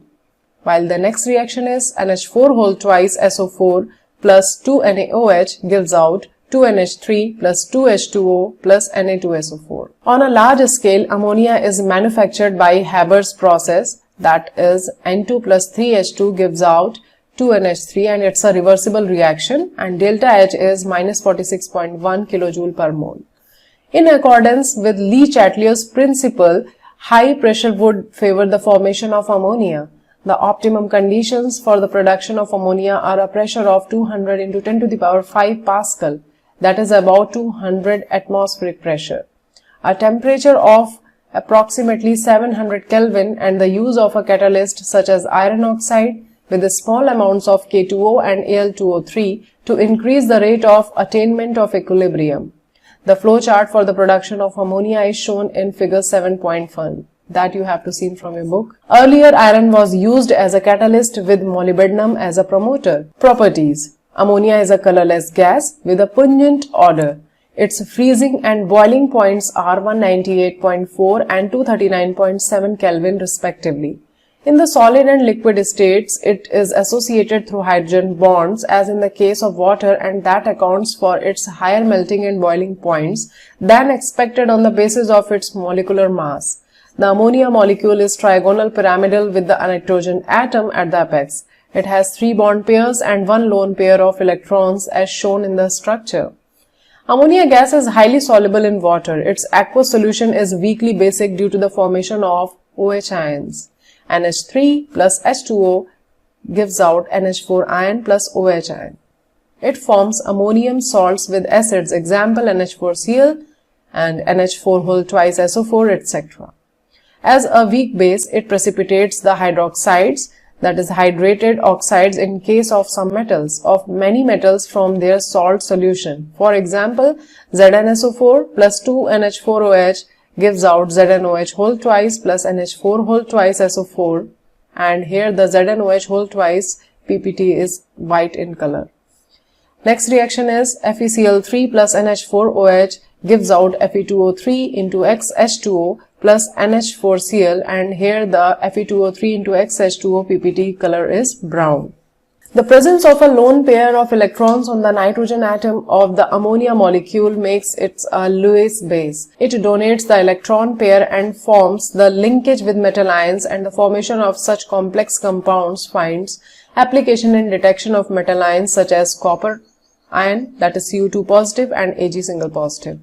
Cu2 positive plus 4NH3 gives out CuNH3 whole 4 and the whole 2 positive. Ag positive plus chloride negative gives out AgCl, that is white PPT, and AgCl, that is white PPT, plus 2NH3 gives out AgNH3 whole twice and the whole Cl, and that is completely colorless. Uses: ammonia is used to produce various nitrogenous fertilizers, that is ammonium nitrate, urea, ammonium phosphate, and ammonium sulfate, and in the manufacture of some inorganic nitrogen compounds, the most important one being nitric acid. Liquid ammonia is also used as refrigerant. 7.4 Oxides of nitrogen. Nitrogen forms a number of oxides in different oxidation states. The names, formulas, preparation, and physical appearance of these oxides are given in table 7.3. The first one is dinitrogen oxide, and its formula is N2O, and its oxidation state of nitrogen is +1. And common methods of preparation is NH4NO3 on heating gives out N2O plus 2H2O, and its physical appearance and chemical nature is colorless gas and neutral. Next one is nitrogen monoxide, and its formula is NO, and its oxidation state is +2, and its preparation method is 2NaNO2 plus 2FeSO4 plus 3H2SO4 gives out Fe2SO4 whole thrice plus 2NaHSO4 plus 2H2O plus 2NO, and its physical appearance and chemical nature is colorless gas and it is neutral. After that, the third one is dinitrogen trioxide, and its formula is N2O3, oxidation state is +3, and preparation method is 2NO plus N2O4 at 250 Kelvin gives out 2N2O3, and it is blue solid and nature is acidic. After that, the fourth one is nitrogen dioxide, and its formula is NO2. Oxidation state is +4, and the preparation method is 2Pb NO3 whole twice at 673 Kelvin gives out 4NO2 plus 2PbO plus O2, and it is brown gas with acidic nature. Next one is dinitrogen tetroxide. Its formula is N2O4 and oxidation state is +4, and its preparation method is 2NO2. On cooling, it forms N2O4, and it is a reversible reaction. That means it on heating forms 2NO2 again, and it is colorless solid and its nature is liquid and acidic. Next one is the dinitrogen pentoxide, and its formula is N2O5, and its oxidation state is +5, and the preparation method is 4HNO3 plus P4O10, and it forms 4HPO3 plus 2N2O5. Colorless solid it is, and its nature is acidic. Lewis dot main resonance structure and bond parameters of oxides are given in table 7.4. 7.5 Nitric acid. Nitrogen forms oxo acids such as H2N2O2, that is hyponitrous acid, HNO2 nitrous acid, and HNO3 nitric acid. Amongst them, HNO3 is most important. Preparation. In the laboratory, nitric acid is prepared by heating KNO3 or NaNO3 and concentrated H2SO4 in a glass retort. NaNO3 plus H2SO4 gives out NaHSO4 plus HNO3. On a large scale, it is prepared mainly by Ostwald process. This method is based upon catalytic oxidation of NH3 by atmospheric oxygen. 4NH3 plus 5O2 gives out 4NO plus 6H2O, and this reaction happens in the presence of platinum gauge catalyst, and the temperature is 500 Kelvin and pressure is 9 bar. Nitric oxide thus formed combines with oxygen giving NO2, and the reaction is 2NO plus O2 gives out 2NO2, and it's a reversible reaction. And nitrogen dioxide so formed dissolves in water to give HNO3, and the reaction is 3NO2 plus H2O and gives out 2HNO3 plus NO. NO thus formed is recycled, and the aqueous HNO3 can be concentrated by distillation up to 68% by mass. Further concentration to 98% can be achieved by dehydration with concentrated H2SO4. Properties. It is a colorless liquid, Laboratory grade nitric acid contains approximately 68% of the HNO3 by mass and has a specific gravity of 1.504. In the gaseous state, HNO3 exists as a planar molecule with the structure as shown. In aqueous solution, nitric acid behaves as a strong acid giving hydronium and nitrate ions. HNO3 plus H2O gives out H3O positive plus NO3 negative. Concentrated nitric acid is a strong oxidizing agent and attacks most metals except noble metals such as gold and platinum. The products of oxidation depends upon the concentration of the acid, temperature and the nature of the material undergoing oxidation. The reactions are 3Cu plus 8HNO3 gives out 3CuNO3 whole twice plus 2NO plus 4H2O. Cu plus 4HNO3 gives out CuNO3 whole twice plus 2NO2 plus 2H2O. Zinc reacts with dilute nitric acid to give N2O and with concentrated acids to give NO2.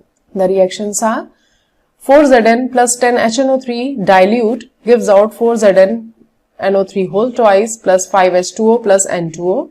Zn plus 4HNO3 that is concentrated gives out ZnNO3 whole twice plus 2H2O plus 2NO2.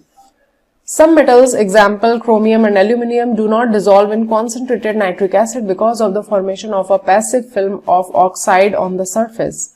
Concentrated nitric acid also oxidizes nonmetals and their compounds. Iodine is oxidized to iodic acid, carbon to carbon dioxide, sulfur to H2SO4 and phosphorus to phosphoric acid. The reactions are I2 plus 10HNO3 gives out 2HIO3 plus 10NO2 plus 4H2O. Carbon plus 4HNO3 gives out CO2 plus 2H2O plus 4NO2. S8 plus 48HNO3 gives out 8H2SO4 plus 48NO2 plus 16H2O, and P4 plus 20HNO3 gives out 4H3PO4 plus 20NO2 plus 4H2O. Brown ring test. The familiar brown ring test for nitrates depends on the ability of Fe2 positive to reduce nitrates to nitric oxide, which reacts with Fe2 positive to form a brown colored complex. The test is usually carried out by adding dilute ferrous sulfate solution to an aqueous solution containing nitrate ion and then carefully adding concentrated sulfuric acid along the sides of the test tube. A brown ring at the interface between the solution and sulfuric acid layers indicates the presence of nitrate ion in solution. NO3 negative plus 3Fe2 positive plus 4H ion gives out NO plus 3Fe3 positive plus 2H2O. FeH2O whole 6 2 positive plus NO gives out FeH2O whole 5 into NO and the whole 2 positive plus H2O, and its color is brown. Uses. The major use of nitric acid is in the manufacture of ammonia nitrate, for fertilizers and other nitrates for use in explosives and pyrotechnics. It is also used for the preparation of nitroglycerine, trinitrotoluene and other organic nitrogen compounds. Other major uses are in the pickling of stainless steel, etching of metals and as an oxidizer in rocket fuels. 7.6. Phosphorus allotropic forms. Phosphorus is found in many allotropic forms, the important ones being white, red and black. White phosphorus is a translucent white waxy solid. It is poisonous, insoluble in water but soluble in carbon disulfide and glows in dark, that is chemiluminescence. It dissolves in boiling NaOH solution in an inert atmosphere giving pH 3. Reaction is P4 plus 3 NaOH plus 3 H2O gives out pH 3 plus 3 NaH2 PO2 and it is sodium hypophosphite.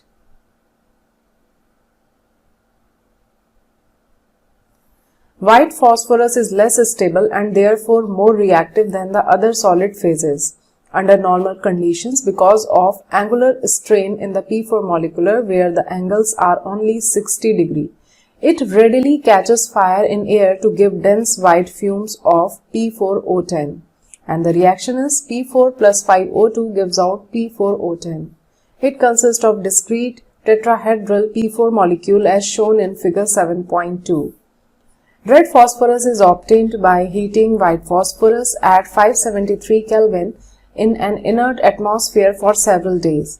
When red phosphorus is heated under high pressure, a series of phases of black phosphorus is formed. Red phosphorus possesses iron-grey luster. It is odorless, non-poisonous and insoluble in water as well as in carbon disulfide. Chemically, red phosphorus is much less reactive than white phosphorus. It does not glow in the dark. It is polymeric, consisting of chains of P4 tetrahedra linked together in the manner as shown in figure 7.3. Black phosphorus. Black phosphorus has two forms, alpha black phosphorus and beta black phosphorus. Alpha black phosphorus is formed when red phosphorus is heated in a sealed tube at 803 Kelvin. It can be sublimed in air and has opaque monoclinic or rhombohedral crystals. It does not oxidize in air. Beta black phosphorus is prepared by heating white phosphorus at 473 Kelvin under high pressure. It does not burn in air up to 673 Kelvin. 7.7 Phosphine. Preparation. Phosphine is prepared by the reaction of calcium phosphide with water or dilute HCl. Reactions are Ca3P2 plus 6H2O gives out 3CaOH whole twice plus 2PH3. Next reaction is Ca3P2 plus 6HCl gives out 3CaCl2 plus 2PH3. In the laboratory, it is prepared by heating white phosphorus with concentrated NaOH solution in an inert atmosphere of CO2. P4 plus 3NaOH plus 3H2O gives out PH3 plus 3NaH2PO2 and it is sodium hypophosphite. When pure, it is non-inflammable but becomes inflammable owing to the presence of P2H4 or P4 vapors. To purify it from the impurities, it is absorbed in HI to form phosphonium iodide PH4I, which on treating with KOH gives off phosphine. PH4I plus KOH gives out Ki plus H2O plus PH3. Properties. It is colorless gas with rotten fish smell and is highly poisonous. It explodes in contact with traces of oxidizing agents like HNO3, Cl2 and Br2 vapors. It is slightly soluble in water. The solution of PH3 in water decomposes in presence of light, giving red phosphorus and H2. When absorbed in copper sulfate or mercury chloride solution, the corresponding phosphides are obtained. 3CuSO4 plus 2PH3 gives out Cu3P2 plus 2 plus 3H2SO4 and the next reaction is 3HgCl2 plus 2PH3 gives out Hg3P2 plus 6HCl. Phosphine is weakly basic and like ammonia gives phosphonium compounds with acids. Example, PH3 plus HBr gives out PH4Br. Uses. The spontaneous combustion of phosphine is technically used in Ohm's signal. Containers containing calcium carbide and calcium phosphide are pierced and thrown in the sea when the gases evolved burn and serve as signal. It is also used in smoke screen. 7.8 Phosphorus halides. Phosphorus forms two types of halides, PX3 where X is fluorine, chlorine, bromine and iodine and PX5. 7.8.1 Phosphorus trichloride. Preparation. It is obtained by passing dry chlorine over heated white phosphorus P4 plus 6Cl2 plus 4PCl3. It is also obtained by the action of thionyl chloride with white phosphorus P4 plus 8SOCl2 gives out 4PCl3 plus 4SO2 plus 2S2Cl2. Properties. It is a colorless oily liquid and hydrolyzes in the presence of moisture. PCl3 plus 3H2O gives out H3PO3 plus 3HCl. It reacts with organic compounds containing OH groups such as CH3COOH and C2H5OH and the reactions are 3CH3COOH plus PCl3 gives out 3CH3COCl plus H3PO3. Next reaction is 3C2H5OH plus PCl3 gives out 3C2H5Cl plus H3PO3. 7.8.2 Phosphorus pentachloride. It has a pyramidal shape as shown in which phosphorus is sp3 hybridized. Preparation. Phosphorus pentachloride is prepared by the reaction of white phosphorus with excess of dry chlorine. P4 plus 10Cl2 gives out 4PCl5. It can also be prepared by the action of SO2Cl2 on phosphorus. P4 plus 10SO2Cl2 gives out 4PCl5 plus 10SO2. Properties. PCl5 is a yellowish white powder and in moist air it hydrolyzes to POCl3 and finally gets converted to phosphoric acid. PCl5 plus H2O gives out PoCl3 plus 2HCl. PoCl3 plus 3H2O gives out H3PO4 plus 3HCl. When heated, it sublimes but decomposes on stronger heating. PCl5 on heating gives out PCl3 plus Cl2. It reacts with organic compounds containing OH group, converting them to chloroderivatives. And the reactions are C2H5OH plus PCl5 gives out C2H5Cl plus PoCl3 plus HCl. CH3COOH plus PCl5 gives out CH3COCl plus PoCl3 plus HCl. Finely divided metals on heating with PCl5 give corresponding chlorides. 2Ag plus PCl5 gives out 2AgCl plus PCl3. Sn plus 2PCl5 gives out SnCl4 plus 2PCl3. It is used in the synthesis of some organic compounds, example C2H5Cl, CH3COCl. In gaseous and liquid phases, it has a trigonal bipyramidal structure as shown. The three equatorial PCl bonds are equivalent, while the two axial bonds are longer than equatorial bonds. This is due to the fact that the axial bond pairs suffer more repulsion as compared to equatorial bond pairs. 7.9 Oxoacids of phosphorus. Phosphorus forms a number of oxoacids. The important oxoacids of phosphorus with their formulas, methods of preparation, and the presence of some characteristic bonds in their structures are given in Table 7.5. Table 7.5 Oxoacids of phosphorus. I will tell you name and formula in this table. Rest of the things you have to check from your book. Hypophosphorus, that is phosphorphenic, and its formula is H3PO2. Next one is orthophosphorus and its formula is H3PO3. Next one is pyrophosphorus and its formula is H4P2O5. Next one is hypophosphoric and its formula is H4P2O6.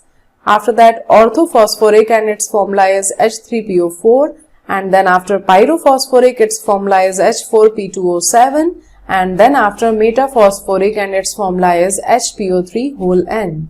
The compositions of oxoacids are interrelated in terms of loss or gain of H2O molecule or oxygen atom. The structures of some important oxoacids are given next.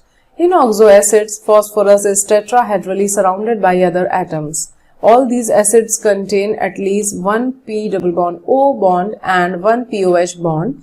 The oxoacids in which phosphorus has lower oxidation state contain, in addition to PO and POH bonds, either PP, example in H4P2O6, or PH, example is H3PO2 bonds but not both. These acids in +3 oxidation states, for example orthophosphorus acid or phosphorus acid, on heating disproportionate to give orthophosphoric acid or phosphoric acid and phosphine. And the reaction is 4H3PO3 gives out 3H3PO4 plus PH3. The acids which contain PH bond have strong reducing properties. Thus, hypophosphorus acid is a good reducing agent as it contains two PH bonds and reduces, for example, AgNO3 to metallic silver. 4AgNO3 plus 2H2O plus H3PO2 gives out 4Ag plus 4HNO3 plus H3PO4. These PH bonds are not ionizable to give hydrogen ion and do not play any role in basicity. Only those hydrogen atoms which are attached with oxygen in POH form are ionizable and cause the basicity. Thus, H3PO3 and H3PO4 are dibasic and tribasic, respectively, as the structure of H3PO3 has two POH bonds and H3PO4 3. 7.10 Group 16 elements. Oxygen, sulfur, selenium, tellurium, polonium and livermorium constitute group 16 of the periodic table. This is sometimes known as group of chalcogens. The name is derived from the Greek word for brass and points to the association of sulfur and its congeners with copper. Most copper minerals contain either oxygen or sulfur and frequently the other members of the group. 7.10.1 Occurrence. Oxygen is the most abundant of all the elements on Earth. Oxygen forms 46.6% by mass of Earth's crust. Dry air contains 20.946% oxygen by volume. However, the abundance of sulfur in the Earth's crust is only 0.03 to 0.1%. Combined sulfur exists primarily as sulfates such as gypsum, CaSO4 into 2H2O, Epsom salt, MgSO4 into 7H2O, barite, BaSO4, and sulfides such as galena PbS, zinc blende ZnS, copper pyrite CuFeS2. Traces of sulfur occur as hydrogen sulfide in volcanoes. Organic materials such as eggs, proteins, garlic, onion, mustard, hair, and wool contain sulfur. Selenium and tellurium are also found as metal selenides and tellurides in sulfurite ores. Polonium occurs in nature as a decay product of thorium and uranium minerals. Livermorium is a synthetic radioactive element. Its symbol is Lv. Atomic number is 116, atomic mass is 292, and electronic configuration is radon 5F14 6010 7s2 7p4. It has been produced only in a very small amount and has a very short half-life, only a small fraction of 1 second. This limits the study of properties of Lv. Here, except for livermorium, important atomic and physical properties of other elements of group 16 along with their electronic configurations are given in table 7.6. Some of the atomic, physical, and chemical properties and their trends are discussed below. Table 7.6. Some physical properties of group 16 elements. 7.10.2 Electronic configuration. The elements of group 16 have 6 electrons in the outermost shell and have ns2 np4 general electronic configuration. 7.10.3 Atomic and ionic radii. Due to increase in the number of shells, atomic and ionic radii increase from top to bottom in the group. The size of oxygen atom is, however, exceptionally small. 7.10.4 Ionization enthalpy. Ionization enthalpy decreases down the group. It is due to increase in size. However, the elements of this group have lower ionization enthalpy values compared to those of group 15 in the corresponding periods. This is due to the fact that group 15 elements have extra stable half-filled p orbitals electronic configurations. 7.10.5 Electron gain enthalpy. Because of the compact nature of oxygen atom, it has less negative electron gain enthalpy than sulfur. However, from sulfur onwards, the value again becomes less negative up to polonium. 7.10.6 Electronegativity. Next to fluorine, oxygen has the highest electronegativity value amongst the elements. Within the group, electronegativity decreases with an increase in atomic number. This implies that the metallic character increases from oxygen to polonium. 7.10.7 Physical properties. Some of the physical properties of group 16 elements are given in table 7.6.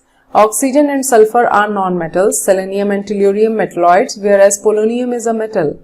Polonium is radioactive and is short-lived. Half-life is 13.8 days. All these elements exhibit allotropy. The melting and boiling points increase with an increase in atomic number down the group. The large difference between the melting and boiling points of oxygen and sulfur may be explained on the basis of their atomicity. Oxygen exists as diatomic molecule, whereas sulfur exists as polyatomic molecule, S8 it is. 7.10.8 Chemical properties. Oxidation states and trends in chemical reactivity.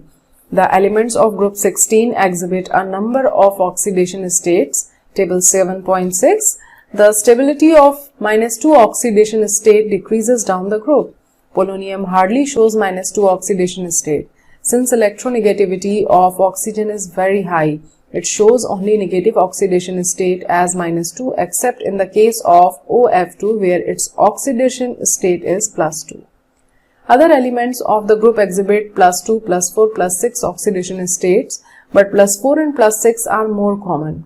Sulfur, selenium and tellurium usually show the +4 oxidation state in their compounds with oxygen and +6 with fluorine. The stability of +6 oxidation state decreases down the group and stability of +4 oxidation state increases. That is inert pair effect. Bonding in +4 and +6 oxidation states is primarily covalent. Anomalous behavior of oxygen. The anomalous behavior of oxygen, like other members of p block present in second period, is due to its small size and high electronegativity. One typical example of effects of small size and high electronegativity is the presence of a strong hydrogen bonding in H2O, which is not found in H2S. The absence of d orbital in oxygen limits its covalency to 4 and in practice rarely exceeds 2. On the other hand, in case of other elements of the group, the valence shells can be expanded and covalence exceeds 4. Number 1. Reactivity with hydrogen. All the elements of group 16 form hydrides of the type H2E, where E is oxygen, sulfur, selenium, tellurium and polonium, and some properties of hydrides are given in table 7.7. Their acidic character increases from H2O to H2Te. The increase in acidic character can be explained in terms of decrease in bond enthalpy for the dissociation of He bond down the group. Owing to the decrease in enthalpy for the dissociation of He bond down the group, the thermal stability of the hydrides also decreases from H2O to H2PO. All the hydrides except water possesses reducing property and this character increases from H2S to H2Te. Table 7.7 Properties of hydrides of group 16 elements. Number 2. Reactivity with oxygen. All these elements form oxides of the EO2 and EO3 types where E is sulfur, selenium, tellurium or polonium. Ozone and sulfur dioxide are gases while selenium dioxide is solid. Reducing property of dioxide decreases from SO2 to TeO2. SO2 is reducing while TeO2 is an oxidizing agent. Besides EO2 type, sulfur, selenium and tellurium also form EO3 type oxides SO3, SeO3 and TeO3. Both types of oxides are acidic in nature. Number 3. Reactivity towards the halogen. Elements of group 16 form a large number of halides of the type EX6, EX4 and EX2, where E an element of the group and X is a halogen. The stability of the halides decreases in the order fluorine is greater than chlorine, is greater than bromine and is greater than iodine, and all are negatively charged. And amongst hexahalides, hexafluorides are the only stable halides. All hexafluorides are gaseous in nature. They have octahedral structure and sulfur hexafluoride SF6 is exceptionally stable for steric reasons. Amongst tetrafluorides, SF4 is a gas and SeF4 a liquid and TeF4 a solid. These fluorides have sp3 dehybridization and thus have trigonal bipyramidal structures in which one of the equatorial positions is occupied by a lone pair of electrons. This geometry is also regarded as seesaw geometry. All elements except oxygen from dichlorides and bibromides. These dihalides are formed by sp3 hybridization and thus have tetrahedral structure. The well-known monohalides are dimeric in nature. Examples are S2F2, S2Cl2, S2Br2, Se2Cl2 and Se2Br2. These dimeric halides undergo disproportionation as given below. 2Se2Cl2 gives out SeCl4 plus 3Se. 7.11 Dioxygen. Preparation. Dioxygen can be obtained in the laboratory by the following ways. Number 1. By heating oxygen containing salts such as chlorates, nitrates and permanganates. Reaction is 2KClO3 on heating in the presence of MnO2 gives out 2KCl plus 3O2. Number 2. By the thermal decomposition of the oxides of metal low in electrochemical series and higher oxides of some metals. And the reactions are 2Ag2O gives out 4Ag plus O2, 2HgO gives out 2Hg plus O2, 2Pb3O4 gives out 6PbO plus O2 and 2PbO2 gives out 2PbO plus O2. Number 3. Hydrogen peroxide is readily decomposed into water and dioxygen by catalysts such as finely divided metals and manganese dioxide. 2H2O2 gives out 2H2O plus O2. On large scale, it can be prepared from water or air. Electrolysis of water leads to the release of hydrogen at the cathode and oxygen at the anode. Industrially, dioxygen is obtained from air by first removing carbon dioxide and water vapor, and then the remaining gases are liquefied and fractionally distilled to give dinitrogen and dioxygen. Properties. Dioxygen is a colorless and odorless gas. Its solubility in water is to the extent of 3.08 cm3 in 100 cm3 water at 293 Kelvin, which is just sufficient for the vital support of marine and aquatic life. It liquefies at 90 K and freezes at 55 K. Oxygen atom has 3 stable isotopes O16, O17 and O18. Molecular oxygen O2 is unique in being paramagnetic in spite of having even number of electrons. Dioxygen directly reacts with nearly all metals and non-metals except some metals, example Au and platinum, and some noble gases. Its combination with other elements is often strongly exothermic, which helps in sustaining the reaction.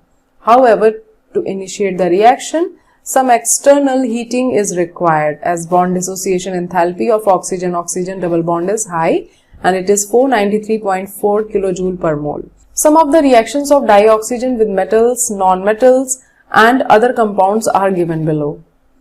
2Ca plus O2 gives out 2CaO, 4Al plus 3O2 gives out 2Al2O3, P4 plus 5O2 gives out P4O10, C plus O2 gives out CO2, 2ZnS plus 3O2 gives out 2ZnO plus 2SO2, CH4 plus 2O2 gives out CO2 plus 2H2O.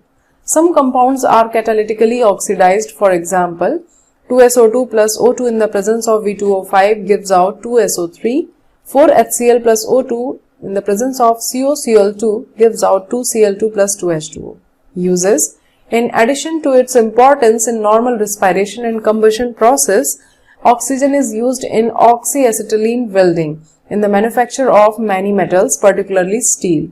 Oxygen cylinders are widely used in hospitals, high altitude flying, and in mountaineering. The combustion of fuels, example hydrogens in liquid oxygen, provides tremendous thrust in rockets. 7.12 Simple oxides. A binary compound of oxygen with another element is called oxide. As already stated, oxygen reacts with most of the elements of the periodic table to form oxides. In many cases, one element forms two or more oxides. The oxides vary widely in their nature and properties. Oxides can be simple, example MgO, Al2O3, or mixed. Its examples are Pb3O4, Fe3O4. Simple oxides can be classified on the basis of their acidic, basic, or amphoteric character. An oxide that combines with water to give an acid is termed acidic oxide, and examples are SO2, Cl2O7, CO2, and 2O5. For examples, SO2 combines with water to give H2SO3 an acid. SO2 plus H2O gives out H2SO3. As a general rule, only non-metal oxides are acidic, but oxides of some metals in high oxidation state also have acidic characters. Example, Mn2O7, CrO3, V2O5. The oxides which give a base with water are known as basic oxides. Example, Na2O, CaO, BaO. For example, CaO combines with water to give CaOH whole twice a base. CaO plus H2O gives out CaOH whole twice. In general, metallic oxides are basic. Some metallic oxides exhibits a dual behavior. They show characteristics of both acidic as well as basic oxides. Such oxides are known as amphoteric oxides. They react with acids as well as alkalis. For example, Al2O3 reacts with acids as well as alkalis. Al2O3 plus 6HCl plus 9H2O gives out 2Al H2O whole 6 to the power 3 positive plus Cl negative, 6Cl negative. Al2O3 plus 6NaOH plus 3H2O gives out 2Na3AlOH whole 6. There are some oxides which are neither acidic nor basic. Such oxides are known as neutral oxides. Examples of neutral oxides are CO, NO and N2O. 7.13 Ozone. Ozone is an allotropic form of oxygen. It is too reactive to remain for long in the atmosphere at sea level. At a height of about 20 kilometers, it is formed from atmospheric oxygen in the presence of sunlight. This ozone layer protects the Earth's surface from an excessive concentration of ultraviolet radiations. Preparation. When a slow dry stream of oxygen is passed through a silent electrical discharge, conversion of oxygen to ozone 10% occurs. The product is known as ozonized oxygen. 3O2 gives out 2O3, and where delta H is 298 Kelvin is equals to plus 142 kilojoule per mole. Since the formation of ozone from oxygen is an endothermic process, it is necessary to use a silent electrical discharge in its preparation to prevent its decomposition. If concentrations of ozone greater than 10% are required, a battery of ozonizers can be used, and pure ozone, where boiling point is 101.1 Kelvin, can be condensed in a vessel surrounded by liquid oxygen. Properties: pure ozone is a pale blue gas, dark blue liquid and violet black solid. Ozone has a characteristic smell and in small concentrations it is harmless. However, if the concentration rises above about 100 parts per million, breathing becomes uncomfortable, resulting in headache and nausea. Ozone is thermodynamically unstable with respect to oxygen since its decomposition into oxygen results in the liberation of heat and an increase in entropy. These two effects reinforce each other, resulting in large negative Gibbs energy change delta G for its conversion into oxygen. It is not really surprising, therefore high concentrations of ozone can be dangerously explosive. Due to the ease with which it liberates atoms of nascent oxygen, that is O3, which gives out O2 plus nascent oxygen, it acts as powerful oxidizing agent. For example, it oxidizes lead sulfide to lead sulfate and iodide ions to iodine. PbS plus 4O3 gives out PbSO4 plus 4O2. 2 iodine plus H2O plus O3 gives out 2OH plus I2 plus O2. When ozone reacts with an excess of potassium iodide solution buffered with a borate buffer, pH is 9.2, iodine is liberated which can be titrated against a standard solution of sodium thiosulfate. This is a quantitative method for estimating O3 gas. Experiments have shown that nitrogen oxides, particularly nitrogen monoxides, combine with very rapidly with ozone, and there is thus the possibility that nitrogen oxides emitted from the exhaust system of supersonic jet aeroplanes might be slowly depleting the concentration of the ozone layer in the upper atmosphere. NO plus O3 gives out NO2 plus O2. Another threat to this ozone layer is probably posed by the use of freons, which are used in aerosol sprays and as refrigerants. The two oxygen-oxygen bond lengths in the ozone molecule are identical and the molecule is angular as expected with a bond angle of about 117 degree. It is a resonance hybrid of two main forms. Uses: it is used as germicide, disinfectant and for sterilizing water. It is also used for bleaching oils, ivory, flour, starch, etc. It acts as an oxidizing agent in the manufacture of potassium permanganate. 7.14 Sulfur allotropic forms. Sulfur forms numerous allotropes, of which the yellow rhombic, that is alpha sulfur, and monoclinic, that is beta sulfur, forms are the most important. The stable form at room temperature is rhombic sulfur, which transforms to monoclinic sulfur when heated above 369 K. Rhombic sulfur or alpha sulfur. This allotrope is yellow in color, melting point is 385.8 Kelvin and specific gravity is 2.06. Rhombic sulfur crystals are formed on evaporating the solution of rolled sulfur in CS2. It is insoluble in water but dissolves to some extent in benzene, alcohol and ether. It is readily soluble in CS2. Monoclinic sulfur or beta sulfur. Its melting point is 393 Kelvin and a specific gravity is 1.98. It is soluble in CS2. This form of sulfur is prepared by melting rhombic sulfur in a dish and cooling till crust is formed. 2 holes are made in the crust and the remaining liquid poured out. On removing the crust, colorless needle-shaped crystals of beta sulfur are formed. It is stable above 369 Kelvin and transforms into alpha sulfur below it. Conversely, alpha sulfur is stable below 369 Kelvin and transforms into beta sulfur above this. At 369 Kelvin, both the forms are stable. This temperature is called transition temperature. Both rhombic and monoclinic sulfur have S8 molecules. These S8 molecules are packed to give different crystal structures. The S8 ring in both the forms is puckered and has a crown shape. The molecular dimensions are given in figure 7.5a. Several other modifications of sulfur containing 6 to 20 sulfur atoms per ring have been synthesized in the last 2 decades. In cyclo S6, the ring adopts the chair form and the molecular dimensions are as shown in figure 7.5b. At elevated temperatures, that is approximately 1000 Kelvin, S2 is the dominant species and is paramagnetic like O2. 7.15 Sulfur dioxide. Preparation. Sulfur dioxide is formed together with a little 6 to 8% sulfur trioxide. when sulfur is burnt in air or oxygen. Sulfur plus O2 gives out SO2. In the laboratory, it is readily generated by treating a sulfide with dilute sulfuric acid. Reaction is SO3 2 negative plus 2H positive gives out H2O plus SO2.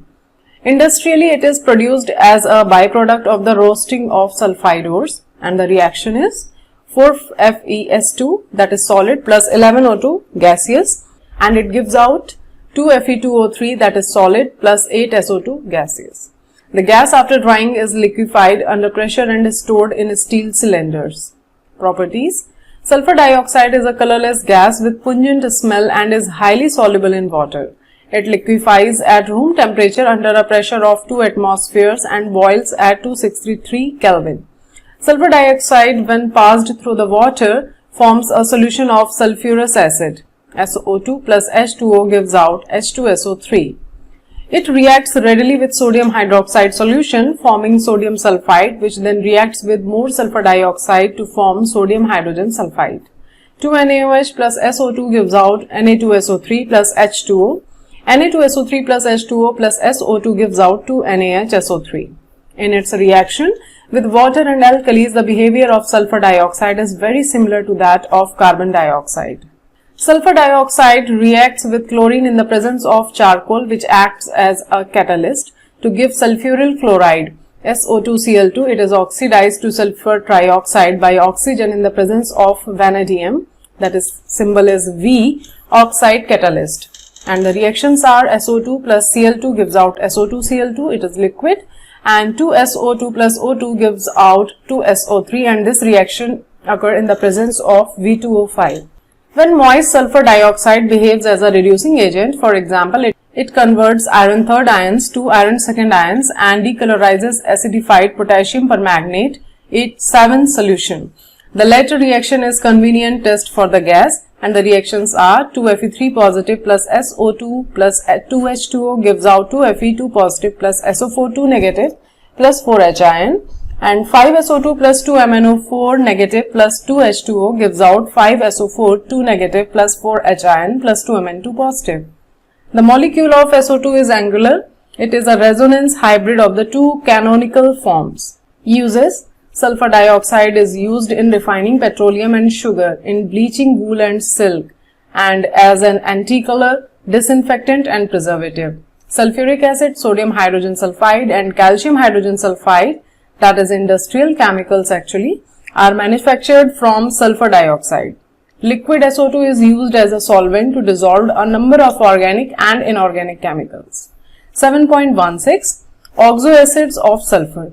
Sulfur forms a number of oxoacids such as H2SO3, H2S2O3, H2S2O4, H2S2O5, H2SXO6, where X is equals to 2 to 5, H2SO4, H2S2O7, H2SO5, H2S2O8. Some of these acids are unstable and cannot be isolated. They are known in aqueous solution or in the form of their salts. Structure of some important oxoacids are shown in figure 7.6. 7.17 Sulfuric acid. Manufacture. Sulfuric acid is one of the most important industrial chemicals worldwide. Sulfuric acid is manufactured by the contact process, which involves 3 steps. Number 1, burning of sulfur or sulfide ores in the air to generate SO2. Number 2, conversion of SO2 to SO3 by the reaction with oxygen in the presence of a catalyst, that is V2O5. And number 3, absorption of SO3 in H2SO4 to give oleum H2S2O7. A flow diagram for the manufacture of sulfuric acid is shown in figure 7.7.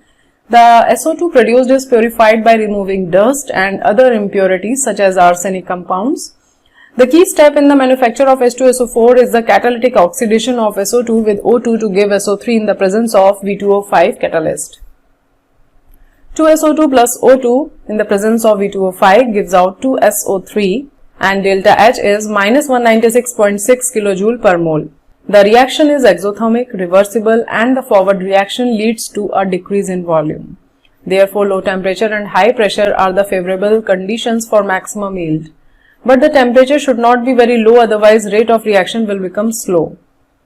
In practice, the plant is operated at a pressure of 2 bar and a temperature of 720 Kelvin. The SO3 gas from the catalytic converter is absorbed in concentrated H2SO4 to produce oleum. Dilution of oleum with water gives H2SO4 of the desired concentration. In the industries, 2 steps are carried out simultaneously to make the process a continuous one and also to reduce the cost.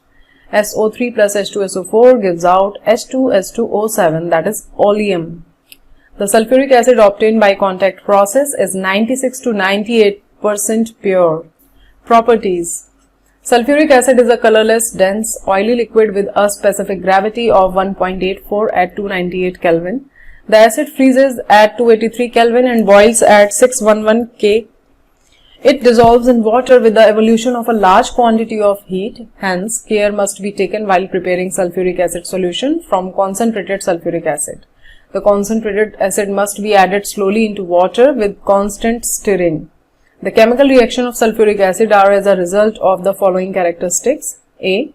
Low volatility, B. Strong acidic character, C. Strong affinity for water, and D. Ability to act as an oxidizing agent.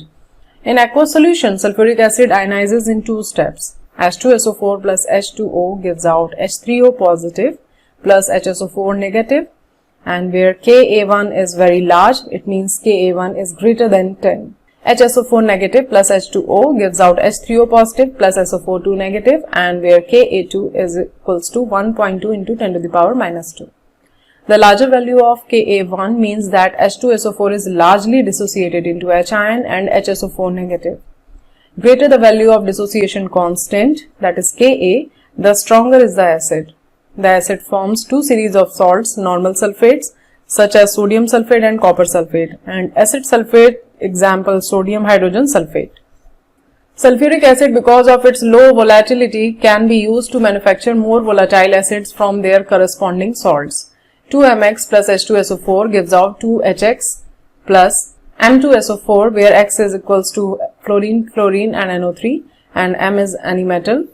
Concentrated sulfuric acid is a strong dehydrating agent. Many wet gases can be dried by passing them through sulfuric acid, provided the gases do not react with acid. Sulfuric acid removes water from organic compounds. It is evident by its jarring action on carbohydrates. C12H22O11 in the presence of H2SO4 gives out 12C plus 11H2O. Hot concentrated sulfuric acid is a moderately strong oxidizing agent. In this respect, it is intermediate between phosphoric and nitric acid. Both metals and non-metals are oxidized by concentrated sulfuric acid, which is reduced to SO2. Cu plus 2H2SO4 concentrated gives out CuSO4 plus SO2 plus 2H2O. Sulfur plus 2H2SO4 concentrated gives out 3SO2 plus 2H2O, and carbon plus 2H2SO4 again concentrated gives out CO2 plus 2SO2 plus 2H2O. Uses: sulfuric acid is a very important industrial chemical. A nation's industrial strength can be judged by the quantity of sulfuric acid it produces and consumes. It is needed for the manufacture of hundreds of the other compounds and also in many industrial processes. The bulk of sulfuric acid produced is used in the manufacture of fertilizers, example ammonium sulfate, superphosphate, etc. Other uses are in petroleum refining, manufacture of pigments, paints and dyes stuff intermediates, and next one is detergent industry, and after that metallurgical application. Examples are cleansing metals before enameling, electroplating and galvanizing, and after that storage batteries, and in the manufacture of nitrocellulose products, and the last one is as a laboratory reagent. 7.18 Group 17 elements. Fluorine, chlorine, bromine, iodine, astatine and tennessine are members of group 17. These are collectively known as the halogens. Greek halo means salt and gens means bond, that is salt producers.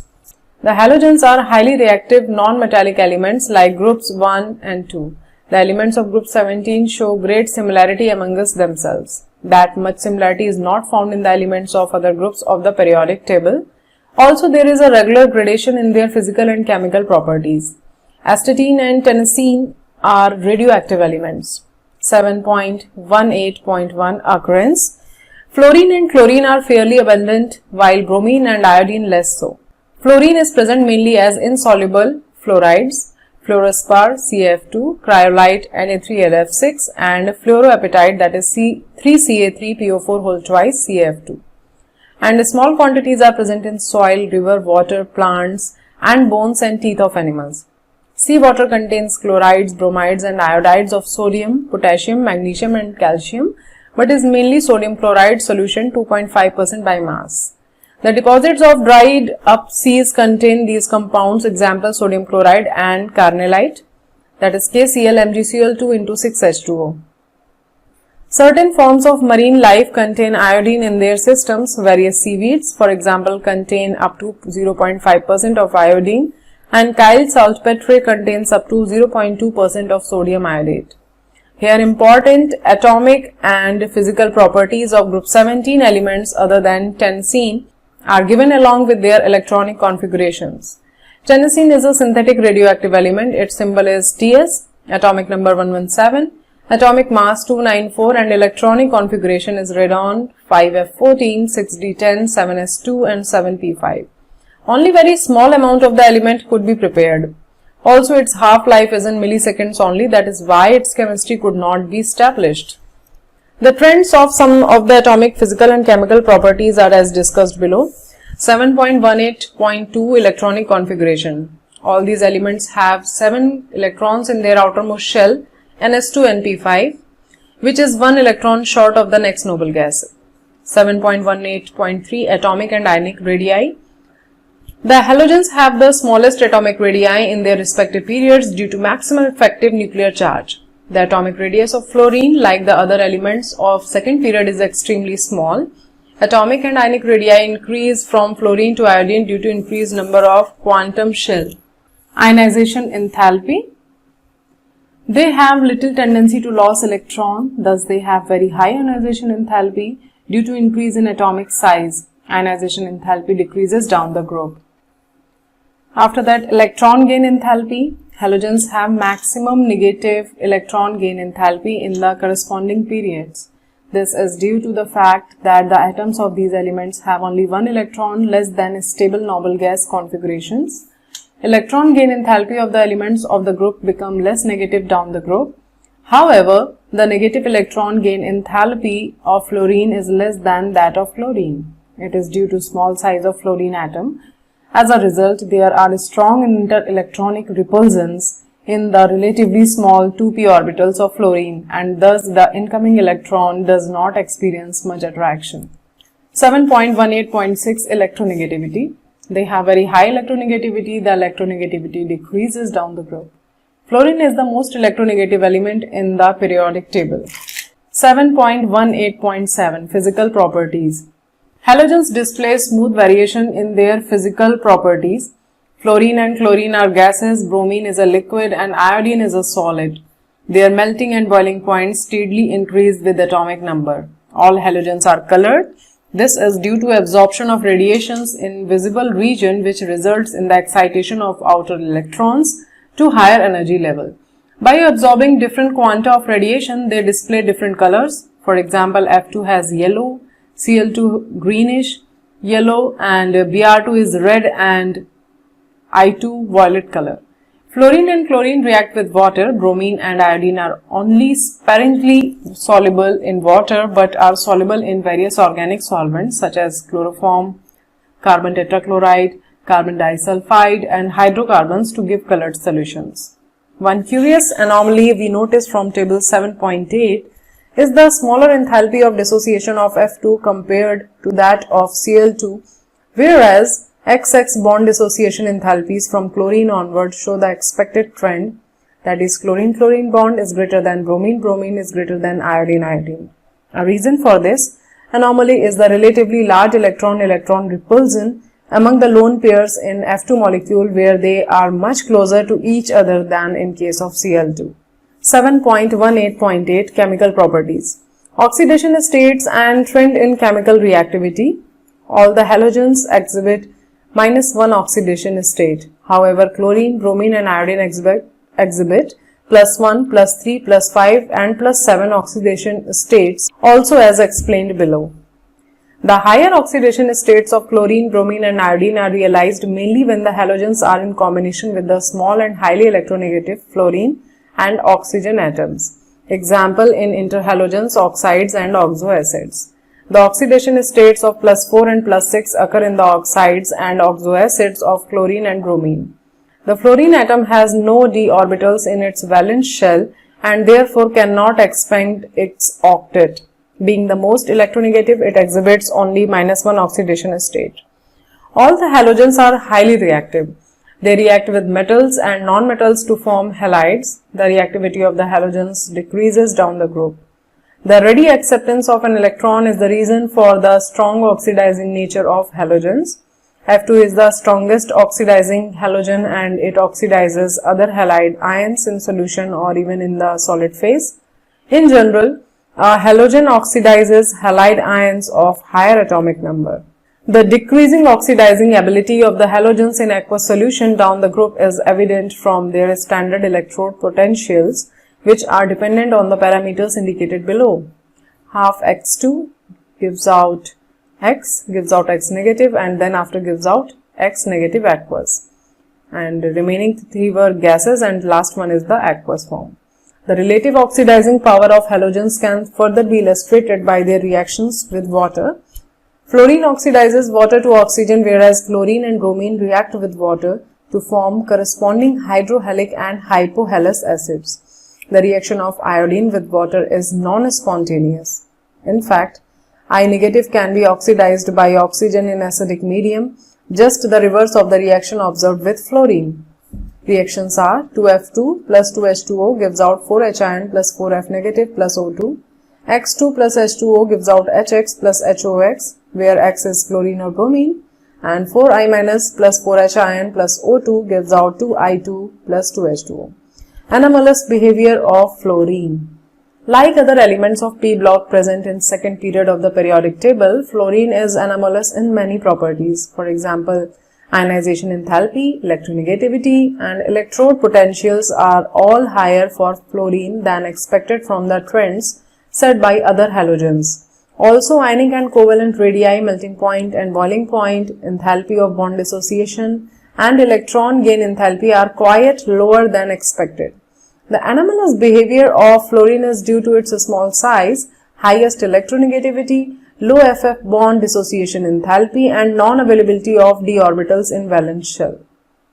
Most of the reactions of fluorine are exothermic due to the small and strong bond formed by it with other elements. It forms only one oxoacid while other halogens form a number of oxoacids. Hydrogen fluoride is a liquid. Boiling point is 293 Kelvin due to strong hydrogen bonding. Hydrogen bond is formed in HF due to small size and high electronegativity of fluorine. Other hydrogen halides which have bigger size and less electronegativity are gases. Number 1. Reactivity towards hydrogen. They all react with hydrogen to give hydrogen halides, but affinity for hydrogen decreases from fluorine to iodine. Hydrogen halides dissolve in water to form hydrohalic acids. Some of the properties of hydrogen halides are given in table 7.9. The acidic strength of these acids varies in the order HF is less than HCl, is less than HBr, is less than HI. The stability of these halides decreases down the group due to decrease in bond, that is HX bond, dissociation enthalpy. In the order HF is greater than HCl, is greater than HBr, is greater than HI. Number 2. Reactivity towards oxygen. Halogens form many oxides with oxygen, but most of them are unstable. Fluorine forms 2 oxides, OF2 and O2F2. However, only OF2 is thermally stable at 298 K. These oxides are essentially oxygen fluorides because of the higher electronegativity of fluorine than oxygen. Both are strong fluorinating agents. O2F2 oxidizes plutonium to PuF6 and the reaction is used in removing plutonium as PuF6 from spent nuclear fuel. Chlorine, bromine and iodine form oxides in which the oxidation states of these halogens range from +1 to +7. A combination of kinetic and thermodynamic factors lead to the generally decreasing order of stability of oxides formed by halogens. I is greater than chlorine is greater than bromine. Higher stability of oxides of iodine is due to greater polarizability of bond between iodine and oxygen. In the case of chlorine, multiple bond formation between chlorine and oxygen takes place due to availability of d orbitals. This leads to increase in stability. Bromine lacks both the characteristics, hence stability of oxides of bromine is least. The higher oxides of halogens tend to be more stable than the lower ones. Chlorine oxides Cl2O, ClO2, Cl2O6 and Cl2O7 are highly reactive oxidizing agents and tend to explode. ClO2 is used as bleaching agent for paper pulp and textiles and in water treatment.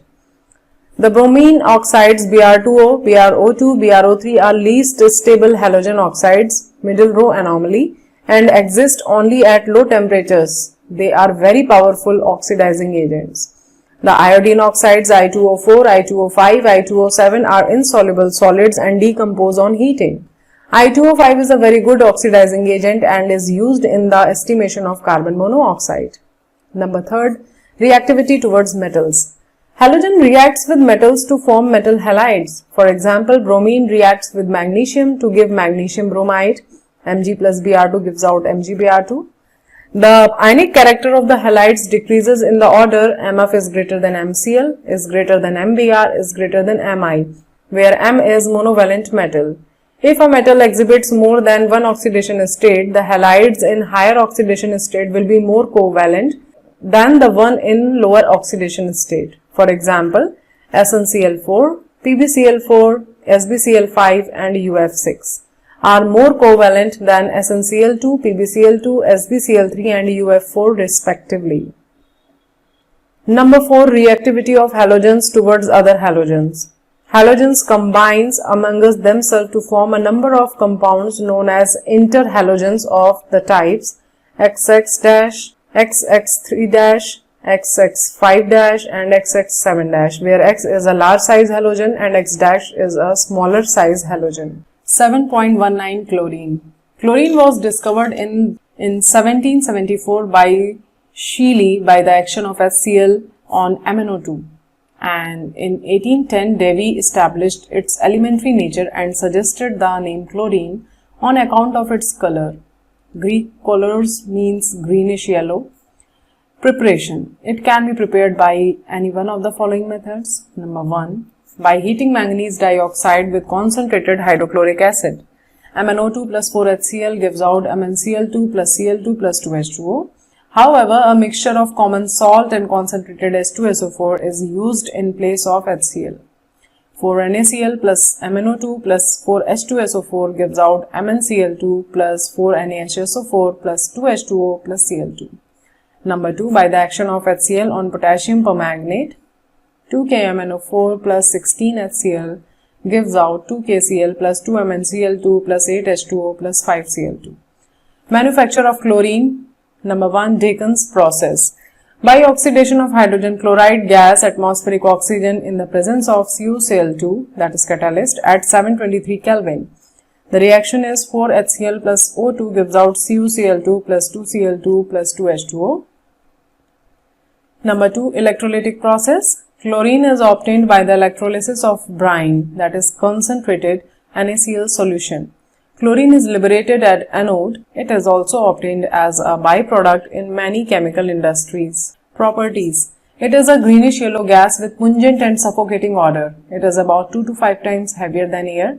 It can be liquefied easily into greenish yellow liquid which boils at 239 Kelvin. It is soluble in water. Chlorine reacts with a number of metals and non-metals to form chlorides. 2Al plus 3Cl2 gives out 2AlCl3. 2Na plus Cl2 gives out 2NaCl. 2Fe plus 3Cl2 gives out 2FeCl3. P4 plus 6Cl2 gives out 4PCl3. S8 plus 4Cl2 gives out 4S2Cl2. It has a great affinity for hydrogen. It reacts with compounds containing hydrogen to form HCl. H2 plus Cl2 gives out 2HCl. H2S plus Cl2 gives out 2HCl plus sulfur. C10H16 plus 8Cl2 gives out 16HCl plus 10C. With cold and dilute alkalis, chlorine produces a mixture of chloride and hypochlorite, but with hot and concentrated alkalis, it gives chloride and chlorate. Reactions are 2NaOH cold and dilute plus Cl2 gives out NaCl plus NaOCl plus H2O. And next reaction is 6NaOH, that is hot and concentrated, plus 3Cl2 gives out 5NaCl plus NaClO3 plus 3H2O. With dry slaked lime, it gives bleaching powder. 2CaOH whole twice plus 2Cl2 gives out CaOCl whole twice plus CaCl2 plus 2H2O. The composition of bleaching powder is CaOCl whole twice, CaCl2 into CaOH whole twice into 2H2O. Chlorine reacts with hydrocarbons and gives substitution products with saturated hydrocarbons and addition products with unsaturated hydrocarbons. For example, CH4 plus Cl2 in ultraviolet rays gives out CH3Cl plus HCl. And next reaction is C2H4 plus Cl2 at room temperature gives out C2H4Cl2. It is 1,2 dichloroethane. Chlorine water on a standing loses its yellow color due to the formation of HCl and HOCl. Hypochlorous acid, that is HOCl, so formed gives nascent oxygen, which is responsible for oxidizing and bleaching properties of chlorine. Chlorine oxidizes ferrous to ferric and sulfide to sulfate. Chlorine oxidizes sulfur dioxide to sulfur trioxide and iodine to iodate. In the presence of water, they form sulfuric acid and iodic acid respectively. 2FeSO4 plus H2SO4 plus Cl2 gives out Fe2SO4 whole thrice plus 2HCl. Na2SO3 plus Cl2 plus H2O gives out Na2SO4 plus 2HCl. SO2 plus 2H2O plus Cl2 gives out H2SO4 plus 2HCl. And I2 plus 6H2O plus 5Cl2 gives out 2HiO3 plus 10HCl. Chlorine is a powerful bleaching agent. Bleaching action is due to oxidation. It bleaches vegetable or organic matter in the presence of moisture. Bleaching effect of chlorine is permanent. Cl2 plus H2O gives out 2HCl plus O. Colored substance plus O gives out colorless substance. Uses. It is used, number 1, for bleaching wood pulp required for the manufacture of paper and rayon, bleaching cotton and textiles. Number 2, in the extraction of gold and platinum. Number 3, in the manufacture of dyes, drugs and organic compounds such as CCl4, CHCl3, DDT, refrigerants, etc. And number 4 is in sterilizing drinking water, and number 5 is preparation of poisonous gases such as phosgene, COCl2, tear gas, CCl3NO2, mustard gas, Cl, CH2, CH2, SCH2, CH2, Cl. 7.20 Hydrogen chloride. Glauber prepared this acid in 1648 by heating common salt with concentrated sulfuric acid. Davy in 1810 showed that it is a compound of hydrogen and chlorine. Preparation. In laboratory, it is prepared by heating sodium chloride with concentrated sulfuric acid. NaCl plus H2SO4 at 420 K gives out NaHSO4 plus HCl, and NaHSO4 plus NaCl at 823 K gives out Na2SO4 plus HCl. HCl gas can be dried by passing through concentrated sulfuric acid. Properties. It is a colorless and pungent smelling gas. It is easily liquefied to a colorless liquid. Boiling point is 189 Kelvin and freezes to a white crystalline solid. Freezing point is 159 Kelvin. It is extremely soluble in water and ionizes as follows. The reaction is HCl plus H2O gives out H3O positive plus Cl negative, and Ka is 10 to the power 7. Its aqueous solution is called hydrochloric acid. High value of dissociation constant, that is Ka, indicates that it is a strong acid in water. It reacts with NH3 and gives white fumes of NH4Cl. And H3 plus HCl gives out NH4Cl. When 3 parts of concentrated HCl and 1 part of concentrated HNO3 are mixed, aqua regia is formed, which is used for dissolving noble metals, example gold, platinum. Reactions are Au plus 4H positive plus NO3 negative plus 4Cl negative gives out AuCl4 negative plus NO plus 2H2O. 3Pt plus 16H ion plus 4NO3 negative plus 18Cl negative gives out 3PtCl6 2 negative plus 4NO plus 8H2O. Hydrochloric acid decomposes salts of weaker acids, example carbonates, hydrogen carbonates, sulfides, etc. Na2CO3 plus 2HCl gives out 2NaCl plus H2O plus CO2. NaHCO3 plus 6HCl gives out NaCl plus H2O plus CO2. Na2SO3 plus 2HCl gives out 2NaCl plus H2O plus SO2. Uses: it is used number 1 in the manufacture of chlorine, NH4Cl and glucose from corn starch. Number 2 for extracting glue from bones and purifying bone black. Number 3 in medicine and as a laboratory reagent. 7.21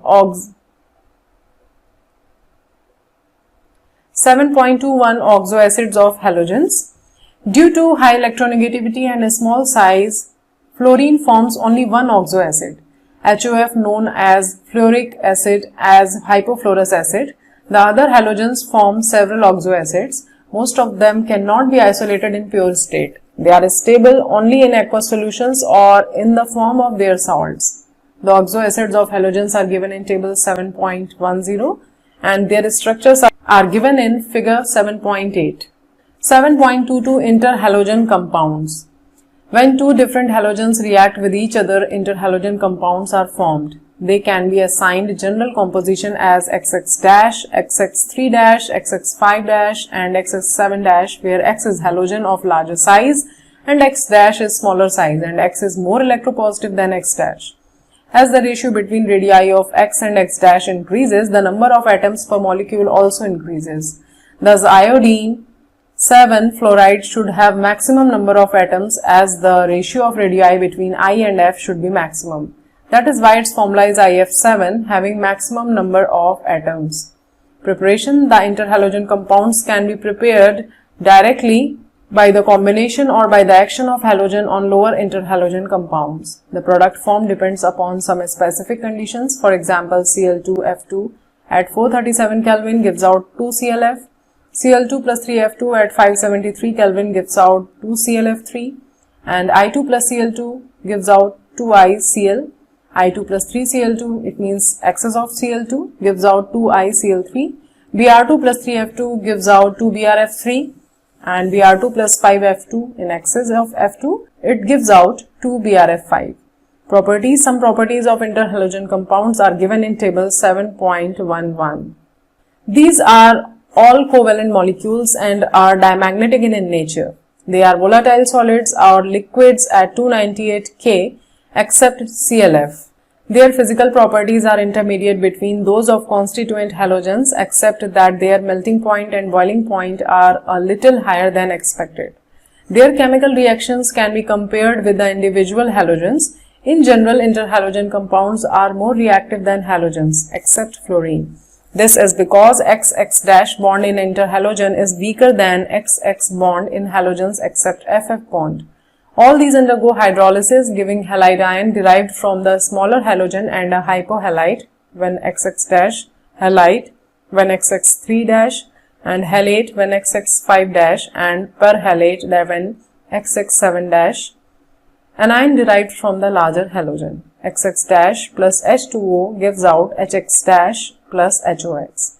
Their molecular structure are very interesting, which can be explained on the basis of whisper theory.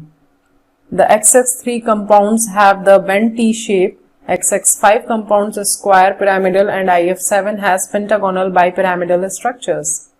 Uses: these compounds can be used as non-aqueous solvents. Interhalogen compounds are very useful fluorating agents. ClF3 and BrF3 are used for the production of UF6 in the enrichment of uranium-235. U plus 3ClF3 gives out UF6 plus 3ClF. 7.23 Group 18 elements. Group 18 consists of elements helium, neon, argon, krypton, xenon, radon and oganesson. All these are gases and chemically unreactive. They form very few compounds. Because of this, they are termed as noble gases. 7.23.1 Occurrence. All these gases except radon and oganesson occur in the atmosphere. Their atmospheric abundance in dry air is approximately 1% by volume, of which argon is the major constituent. Helium and sometimes neon are found in minerals of radioactive origin. Example: pitchblende monazite, cleavite. The main commercial source of helium is natural gas. Xenon and radon are the rarest elements of the group. Radon is obtained as a decay product of 2,6 radon. 22688 radon gives out 22286 radon. 22688 Ra gives out 22286 Rn plus 42He. Oxazone has been synthetically produced by collision of 24998 Cf atoms and 4820 calcium ions. 24998 Cf plus 4820 calcium gives out 294118 oxazone plus 3N. Oxazone has its symbol Og, atomic number 118, atomic mass 294 and electronic configuration is radon 5F14, 6D10, 7S2, 7P6. Only very small amount of oxazone has been produced. Its half-life is 0.7 milliseconds. Therefore, mainly predictions about its chemistry have been made. Here, except for oxazone, important atomic and physical properties of other elements of group 18 along with their electronic configurations are given in table 7.12. The trends in some of the atomic, physical and chemical properties of the group are discussed here. The first one is electronic configuration. All noble gases have general electronic configuration Ns2Np6 except helium, which has 1s2. Many of the properties of noble gases, including their inactive nature, are ascribed to their closed shell structure. Next one is ionization enthalpy. Due to stable electronic configuration, these gases exhibit very high ionization enthalpy. However, it decreases down the group with increase in atomic size. After that, atomic radii. Atomic radii increase down the group with increase in atomic number. Then after, electron gain enthalpy. Since noble gases have stable electronic configurations, they have no tendency to accept the electron and therefore have large positive values of electron gain enthalpy. Physical properties. All the noble gases are monoatomic. They are colorless, odorless and tasteless. They are sparingly soluble in water.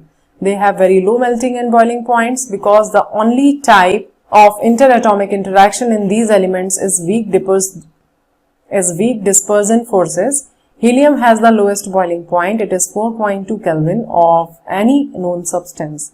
It has an unusual properties of diffusing through most commonly used laboratory materials such as rubber, glass or plastics. Chemical properties. In general, noble gases are least reactive. Their inertness to chemical reactivity is attributed to the following reasons. Number 1. The noble gases except helium 1s2 have completely filled Ns2Np6 electronic configuration in their valence shell. Number 2. They have high ionization enthalpy and more positive electron gain enthalpy.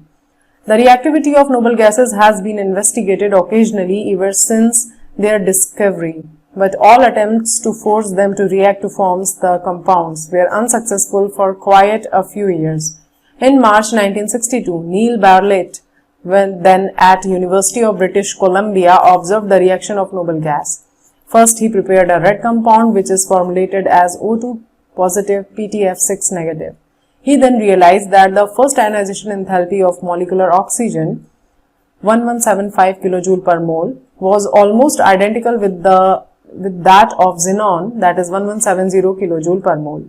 He made efforts to prepare same type of compound with xenon and was successful in preparing another red color compound Xe positive PTF6 negative by mixing PTF6 and xenon.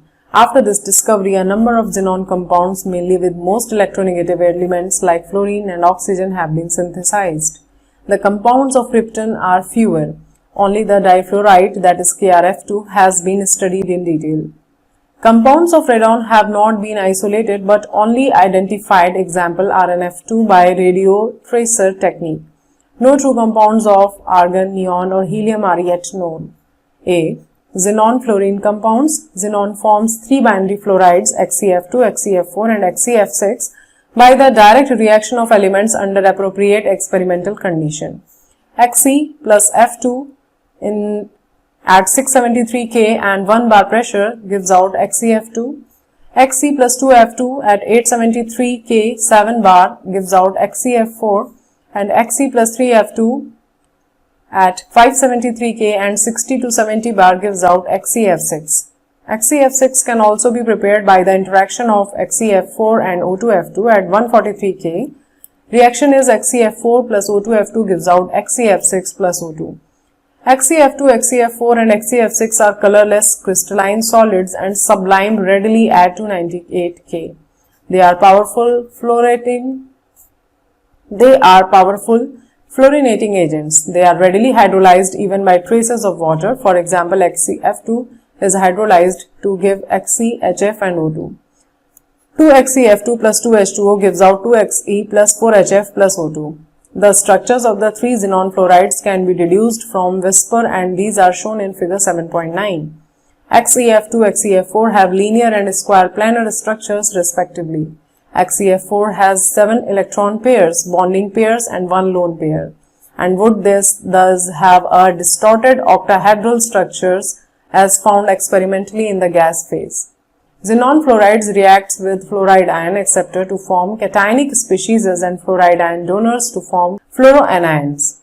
Reactions are XeF2 plus PF5 gives out XeF positive and PF6 negative. XeF4 plus SbF5 gives out XeF3 positive and SbF6 negative. XeF6 plus MF gives out M positive, XeF7 negative, where M is Na, potassium, Rb or cesium. B. Xenon oxygen compounds. B. Xenon oxygen compound. Hydrolysis of XeF4 and XeF6 with water gives XeO3. 6 XeF4 plus 12H2O gives out 4Xe plus 2XeO3 plus 24HF plus 3O2. XeF6 plus 3H2O gives out XeO3 plus 6HF. Partial hydrolysis of XeF6 gives oxyfluorides, XeO4 and XeO2F2. XeF6 plus H2O gives out XeO4 plus 2HF and next reaction is XeF6 plus 2H2O gives out XeO2F2 plus 4HF. XeO3 is a colorless explosive solid and has a pyramidal molecular structure. XeO4 is a colorless volatile liquid and has a square pyramidal molecular structure. Uses: helium is a non-inflammable and light gas, hence it is used in filling balloons for meteorological observation. It is also used in gas-cooled nuclear reactor. Liquid helium boiling point 4.2 K finds use as cryogenic agent for carrying out various experiments at low temperature. It is used to produce and sustain powerful superconducting magnets which form an essential part of modern NMR spectrometers and magnetic resonance imaging MRI systems for clinical diagnosis. It is used as diluent for oxygen in modern diving apparatus because of its very low solubility in blood. Neon is used in discharge tube and fluorescent bulbs for advertisement display purposes. Neon bulbs are used in botanical gardens and greenhouses. Argon is used mainly to provide an inert atmosphere in high temperature metallurgical processes, arc welding of metals or alloys, and for filling electrical bulbs. It is also used in the laboratory for handling substances that are air sensitive. There are no significant uses of xenon and krypton. They are used in light bulbs designed for special purposes. Summary: Groups 13 to 18 of the periodic table consist of p block elements with their valence shell electronic configuration ns2 np 1 to 6. Group 13 and 14 were dealt with in class 11. In this unit, remaining groups of the p block have been discussed. Group 15 consists of 5 elements, namely nitrogen, phosphorus, arsenic, Sb and Di, which have general electronic configuration ns2 np3. Nitrogen differs from other elements of this group due to small size, formation of p-pi multiple bonds with itself with highly electronegative atom like O or carbon and non-availability of d orbitals to expand its valence shell. Elements of group 15 show gradation in properties. They react with oxygen, hydrogen and halogens. They exhibit two important oxidation states +3 and +5, and +3 oxidation is favored by heavier elements due to the inert pair effect. Dinitrogen can be prepared in laboratory as well as on industrial scale. It forms oxides in various oxidation states as N2O, NO, N2O3, NO2, N2O4 and N2O5. These oxides have resonating structures and have multiple bonds. Ammonia can be prepared on large scale by Haber's process. HNO3 is an important industrial chemical. It is a strong monobasic acid and is a powerful oxidizing agent. Metals for non-metals react with HNO3 under different conditions to give NO or NO2. Phosphorus exists as P4 in elemental form. It exists in several allotropic forms. It forms hydride, PH3, which is a highly poisonous gas. It forms two types of halides as PX3 and PX5. PCl3 is prepared by the reaction of white phosphorus with dry chlorine, while PCl5 is prepared by the reaction of phosphorus with SO2Cl2. Phosphorus forms a number of oxoacids. Depending upon the number of POH groups, their basicity varies. The oxoacids which have pH bonds are good reducing agents. The group 16 elements have general electronic configuration of Ns2 and P4. They show maximum oxidation state plus 6. Gradation in physical and chemical properties is observed in the group 16 elements. In laboratory, dioxygen is prepared by heating KClO3 in presence of MnO2. It forms a number of oxides with metals. Allotropic form of oxygen is O3, which is highly oxidizing agent. Sulfur forms a number of allotropes. Of these, alpha and beta forms of sulfur are the most important. Sulfur combines with oxygen to give oxides such as SO2 and SO3. SO2 is prepared by the direct union of sulfur with oxygen. SO2 is used in the manufacture of H2SO4. Sulfur forms a number of oxoacids. Among them, the most important is H2SO4. It is prepared by the contact process. It is a dehydrating and oxidizing agent. It is used in the manufacture of several compounds. Group 17 of the periodic table consists of the following elements: fluorine, chlorine, bromine, iodine, and AT. These elements are extremely reactive, and so as such they are found in the combined state only. The common oxidation state of these elements is -1. However, highest oxidation state can be +7. They show regular gradation in physical and chemical properties. They form oxides, hydrogen halides, interhalogen compounds, and oxoacids. Chlorine is conveniently obtained by the reaction of HCl with KMnO4. HCl is prepared by heating NaCl with concentrated H2SO4. Halogens combine with one another to form interhalogen compounds of the type X, X, and dash, where N is 1, 3, 5, 7, where X dash is lighter than X. A number of oxoacids of halogens are known. In the structures of these oxoacids, halogen is the central atom which is bonded in each case with one OH bond as XOH. In some cases, X is equals to 0 bonds are also found. Group 18 of the periodic table consists of noble gases. They have Ns2 and P6 valence shell electronic configuration except helium which has one s2. All the gases except Rn occur in atmosphere. Rn is obtained as the decay product of 2,6 breakdown. Due to complete octet of outermost shell, they have less tendency to form compounds. The best characterized compounds are those of xenon with fluorine and oxygen only under certain conditions.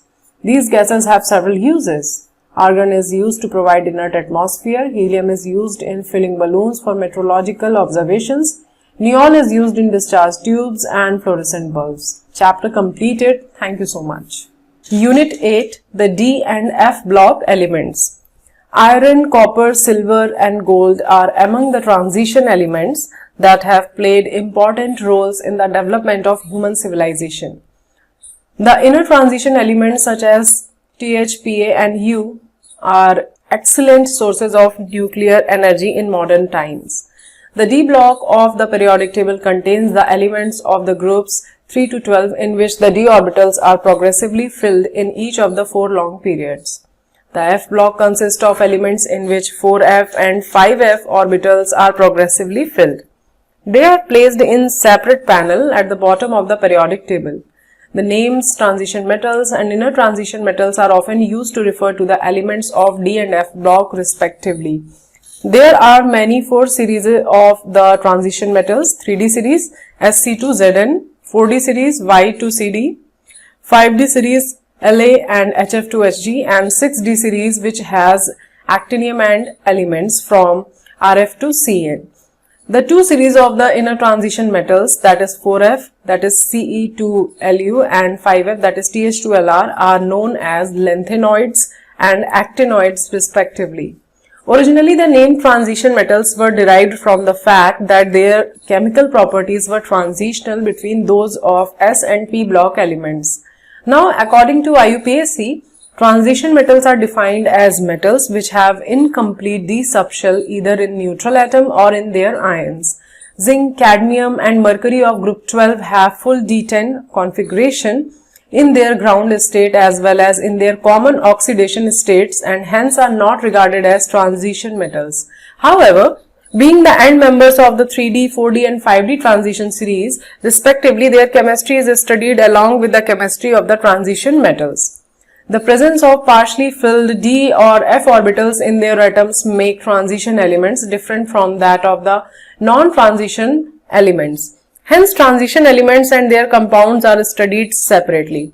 However, the usual theory of valence as applicable to the non-transition elements can be applied successfully to the transition elements also.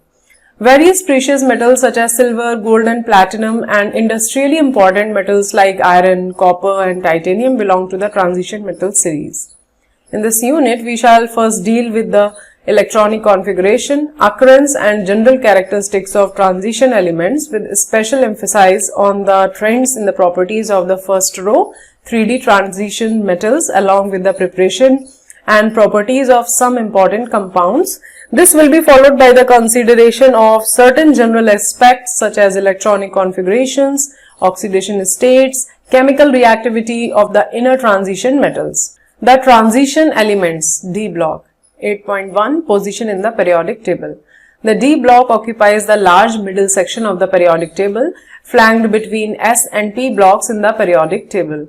The d orbitals of the penultimate energy level of atoms receive electrons, giving rise to 4 rows of the transition metals, that is 3D, 4D, 5D and 6D. All these series of transition elements are shown in table 8.1.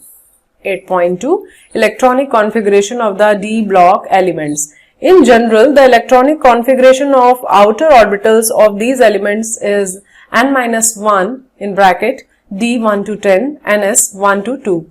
The n-1 stands for the inner d orbitals which may have 1 to 10 electrons and the outermost ns orbitals may have 1 or 2 electrons. However, this generalization has several exceptions because of very little energy difference between n-1, d and ns orbitals. Furthermore, half and completely filled sets of orbitals are relatively more stable. A consequence of this factor is reflected in the electronic configurations of chromium and copper in the 3D series. For example, consider the case of chromium which has 3d5 4s1 configuration instead of 3d4 4s2. The energy gap between the two sets 3d and 4s of orbitals is small enough to prevent electron entering the 3d orbitals. Similarly, in case of copper, the configuration is 3d10 4s1 and not 3d9 4s2. The ground state electronic configuration of the outer orbitals of transition elements are given in table 8.1. The electronic configurations of outer orbitals of Zn, cadmium, Ag and Cn are represented by the general formula n-1 d10 and s2. The orbitals in these elements are completely filled in the ground state as well as in their common oxidation states. Therefore, they are not regarded as transition elements. The d orbitals of the transition elements protrude to the periphery of an atom more than the other orbitals, that is S and P. Hence, they are more influenced by the surroundings as well as effect of the atoms or molecules surrounding them. In some respects, ions of given Dn configuration, that is n is equals to 1 to 9, have similar magnetic and electronic properties. With partially filled d orbitals, these elements exhibit certain characteristic properties such as display of a variety of oxidation states, formation of colored ions, and entering into the complex formation with a variety of ligands. The transition metals and their compounds also exhibit catalytic property and paramagnetic behavior. All these characteristics have been discussed in detail later in this unit. There are greater similarities in the properties of the transition elements of a horizontal row in contrast to the non-transition elements.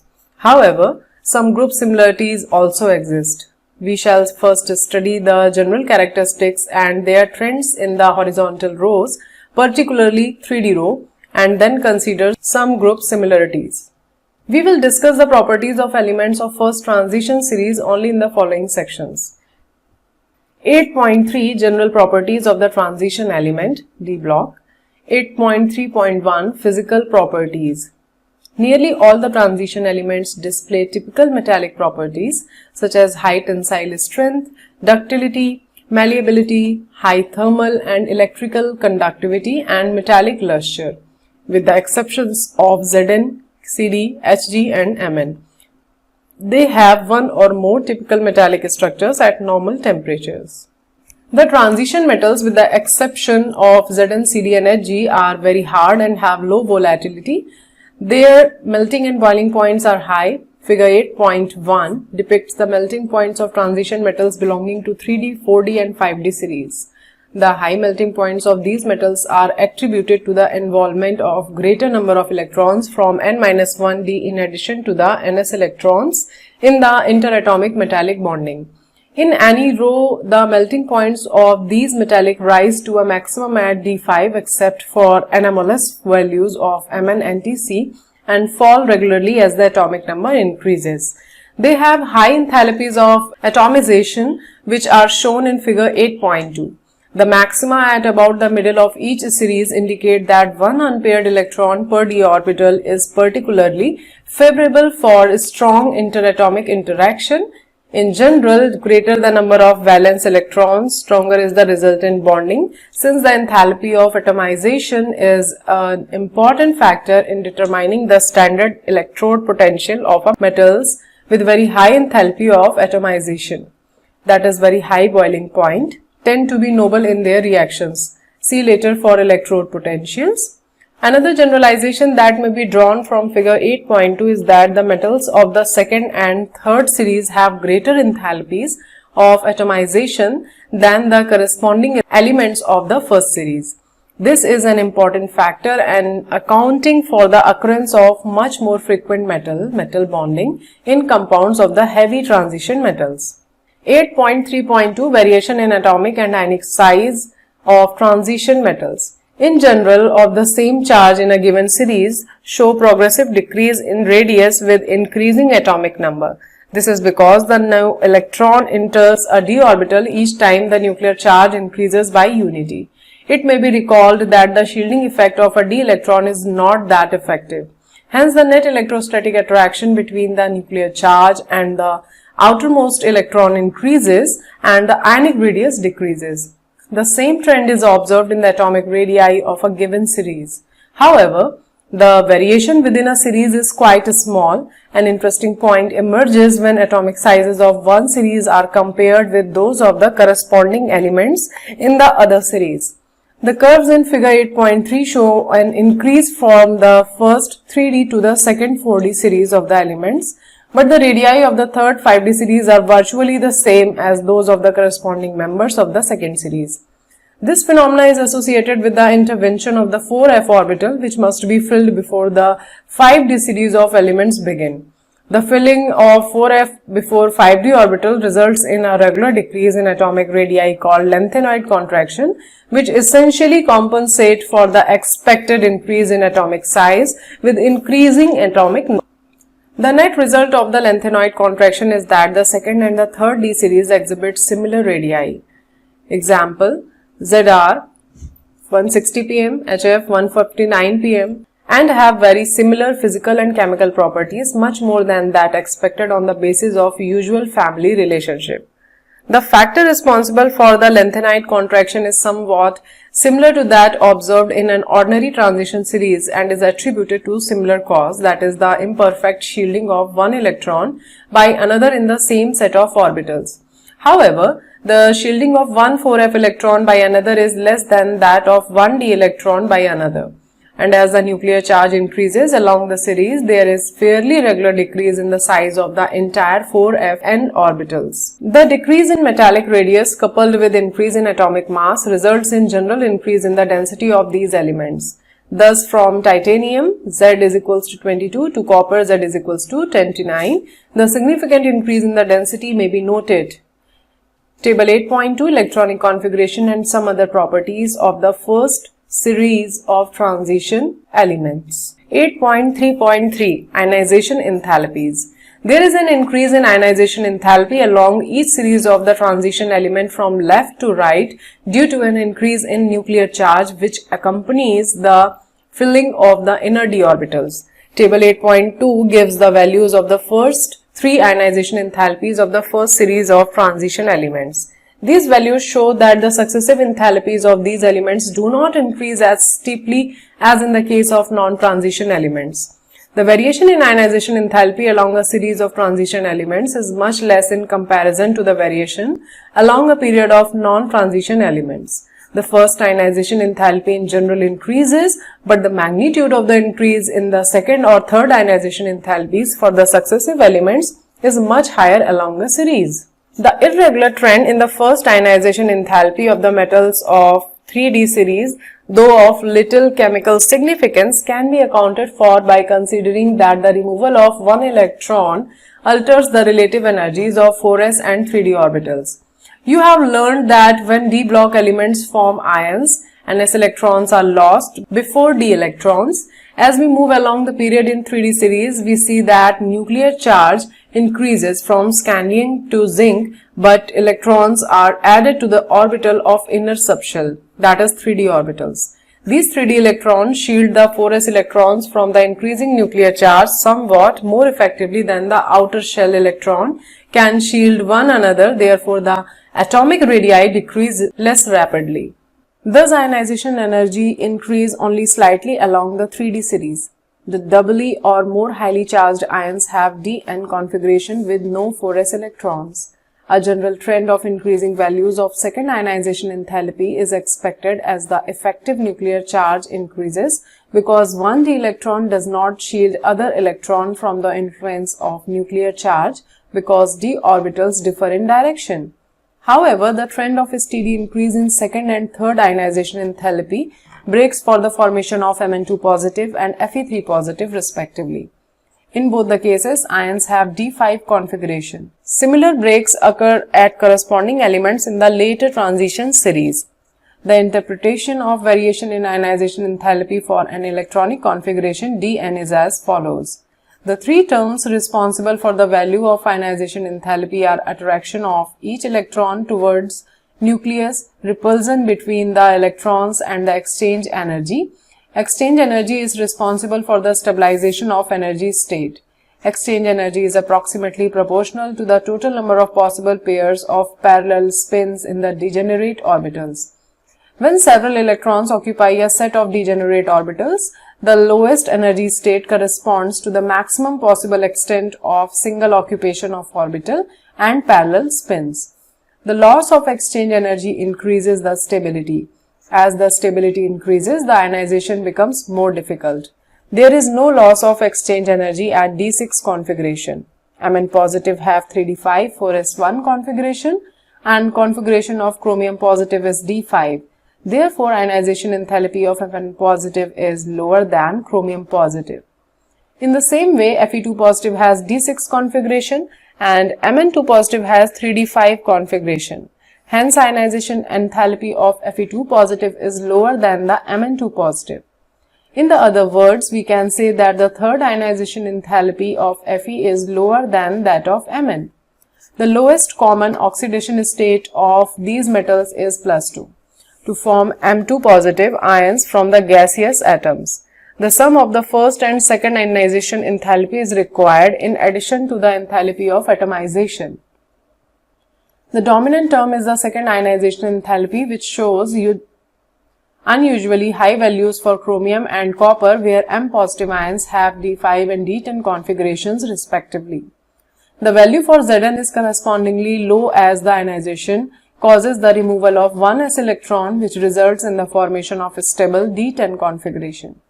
The trend in the third ionization enthalpy is not complicated by the 4s orbital factor, shows the greater difficulty of removing an electron from the D5, Mn2 positive and D10, that is Zn2 positive ions. In general, the third ionization enthalpies are quite high. Also, the high values for third ionization enthalpies of copper, nickel and zinc indicate why it is difficult to obtain oxidation state greater than 2 for these elements. Although ionization enthalpies give some guidance concerning the relative stabilities of oxidation states, this problem is very complex and not amenable to ready generalization. 8.3.4 Oxidation states. One of the notable features of transition element is the great variety of oxidation states these may show in their compounds. Table 8.3 lists the common oxidation states of the first row transition elements. The elements which give the greatest number of oxidation states occur in or near the middle of the series. Manganese, for example, exhibit all the oxidation states from +2 to +7. The lesser number of oxidation states at the extreme ends stems from either too few electrons to loss or share Sc2Ti or too many d electrons, hence fewer orbitals available in which to share electrons with others. For higher valence, that is Cu and Zn, thus early in the series scandium second is virtually unknown and titanium fourth is more stable than titanium third or titanium second. At the other end, the only oxidation state of zinc is +2. The maximum oxidation state of reasonable stability correspond in value to the sum of the S and D electrons up to manganese, followed by a rather abrupt decrease in stability of higher oxidation states, so that the typical species to follow are Fe second, third, cobalt second, third, nickel second, copper first, second, Zn second. The variability of oxidation states, a characteristic of transition elements, arises out of incomplete filling of d orbitals in such a way that their oxidation states differ from each other by unity. Example, V second, V third, V fourth, V5. This is in contrast with the variability of oxidation states of non-transition elements, where oxidation states normally differ by a unit of 2. An interesting feature in the variability of oxidation states of the D block elements is noticed among the groups 4 through 10. Although in the P block the lower oxidation states are favored by the heavier members due to the inert pair effect, the opposite is true in the groups of D block. For example, in group 6, MO and W are found to be more stable than chromium 6. Thus, chromium 6 in the form of dichromate in acidic medium is a strong oxidizing agent, whereas MoO3 and WO3 are not.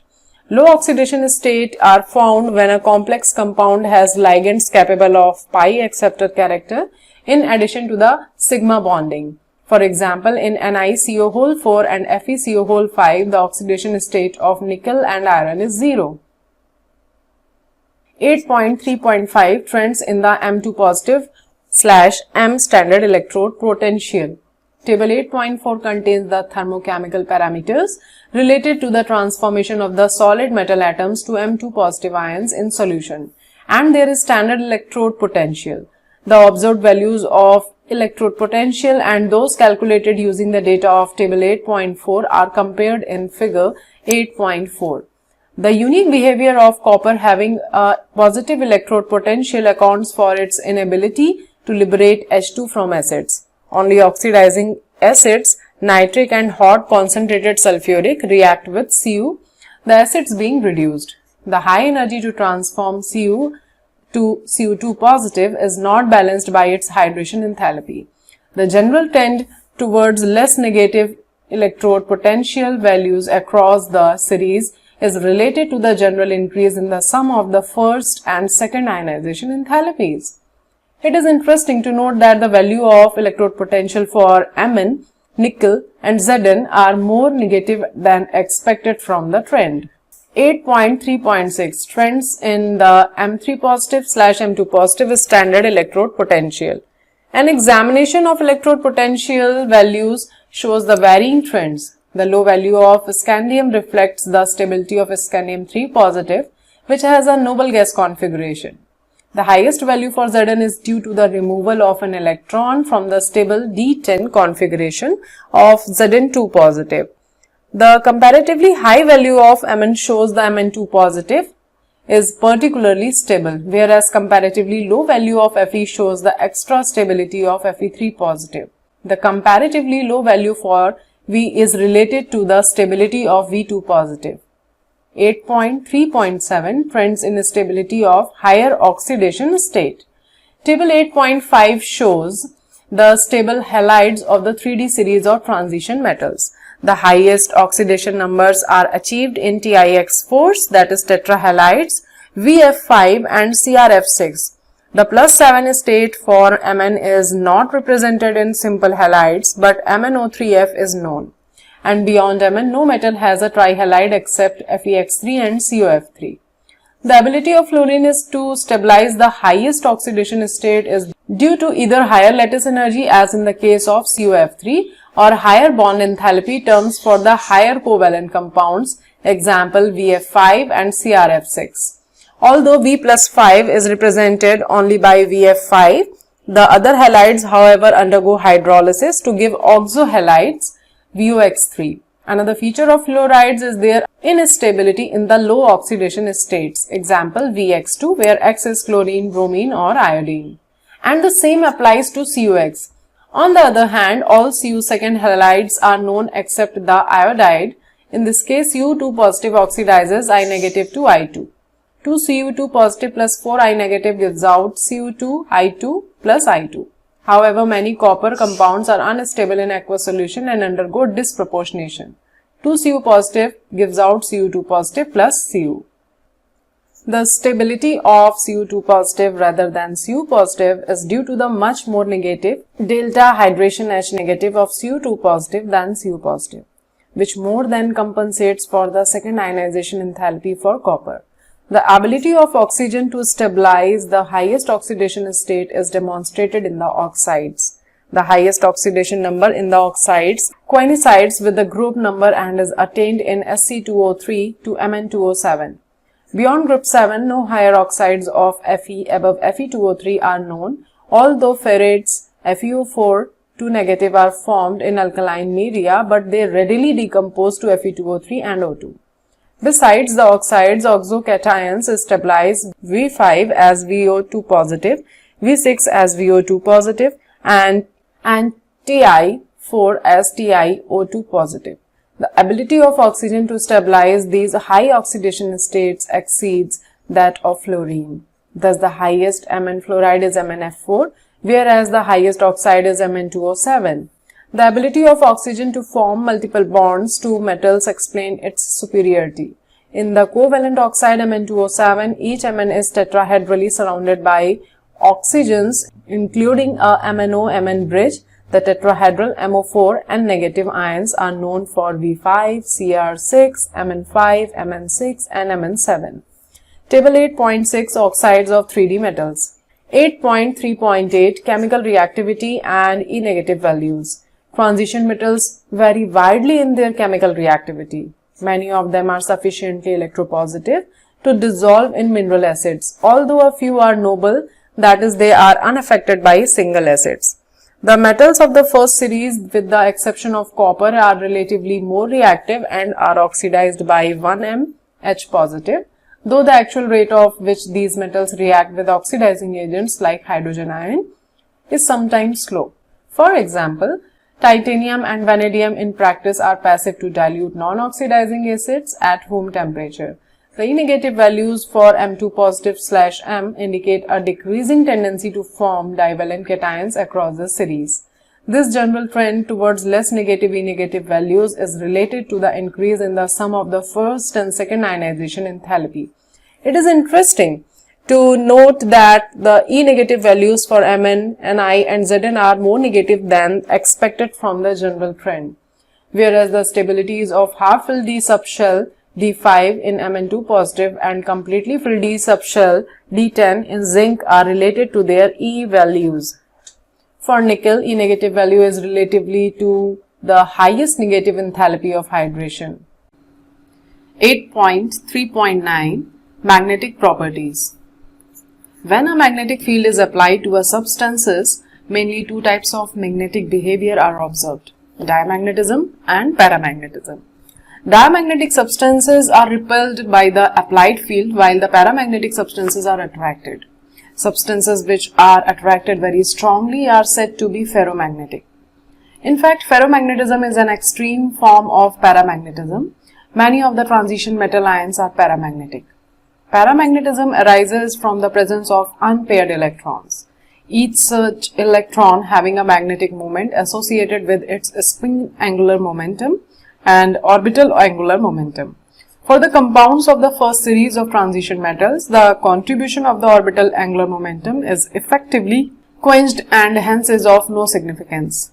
For these, the magnetic moment is determined by the number of unpaired electrons and is calculated by using the spin-only formula, that is, mu is equals to under root n in bracket n plus 2, where n is the number of unpaired electrons and mu is the magnetic moment in units of Bohr magneton, that is Bm.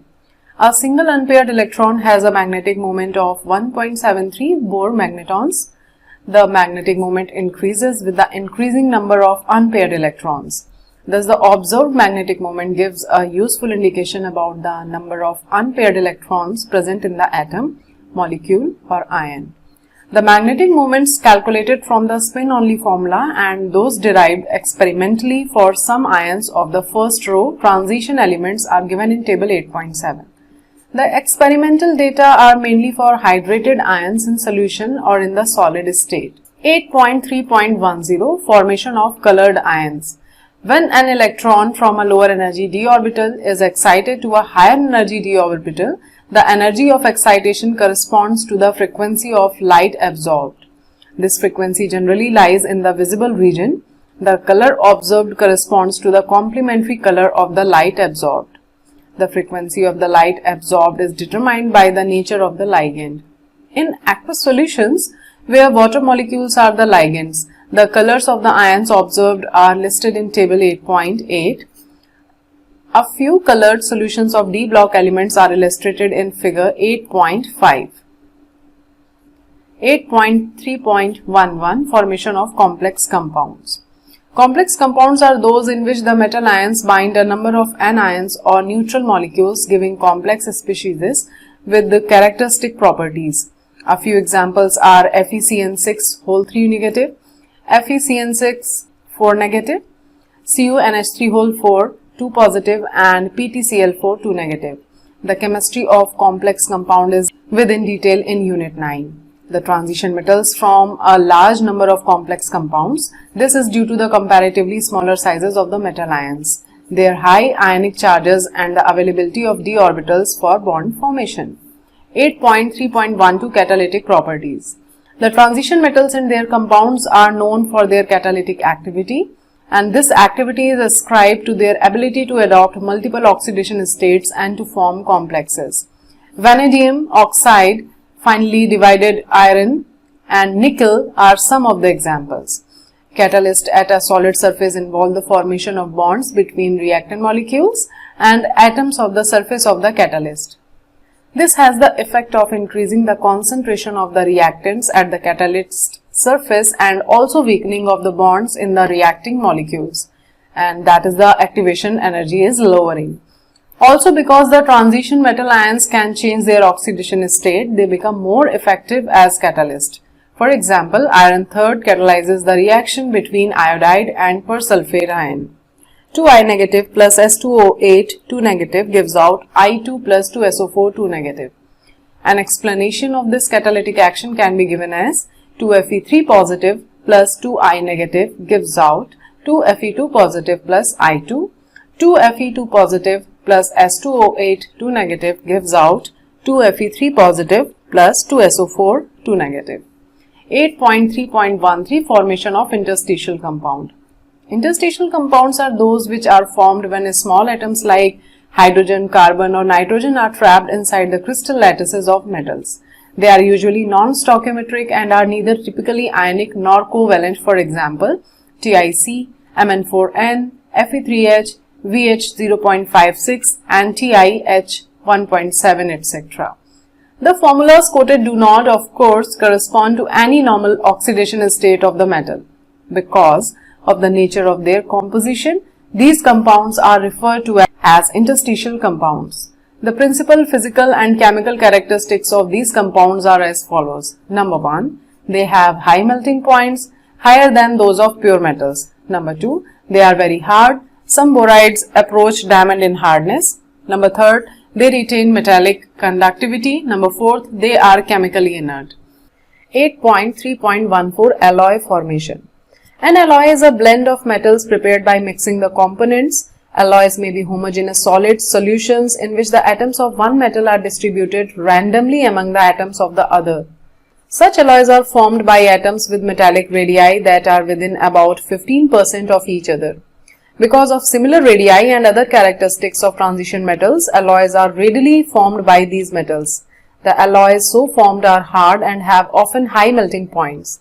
The best known are ferrous alloys. Chromium, vanadium, tungsten, molybdenum and manganese are used for the production of a variety of steels and stainless steels.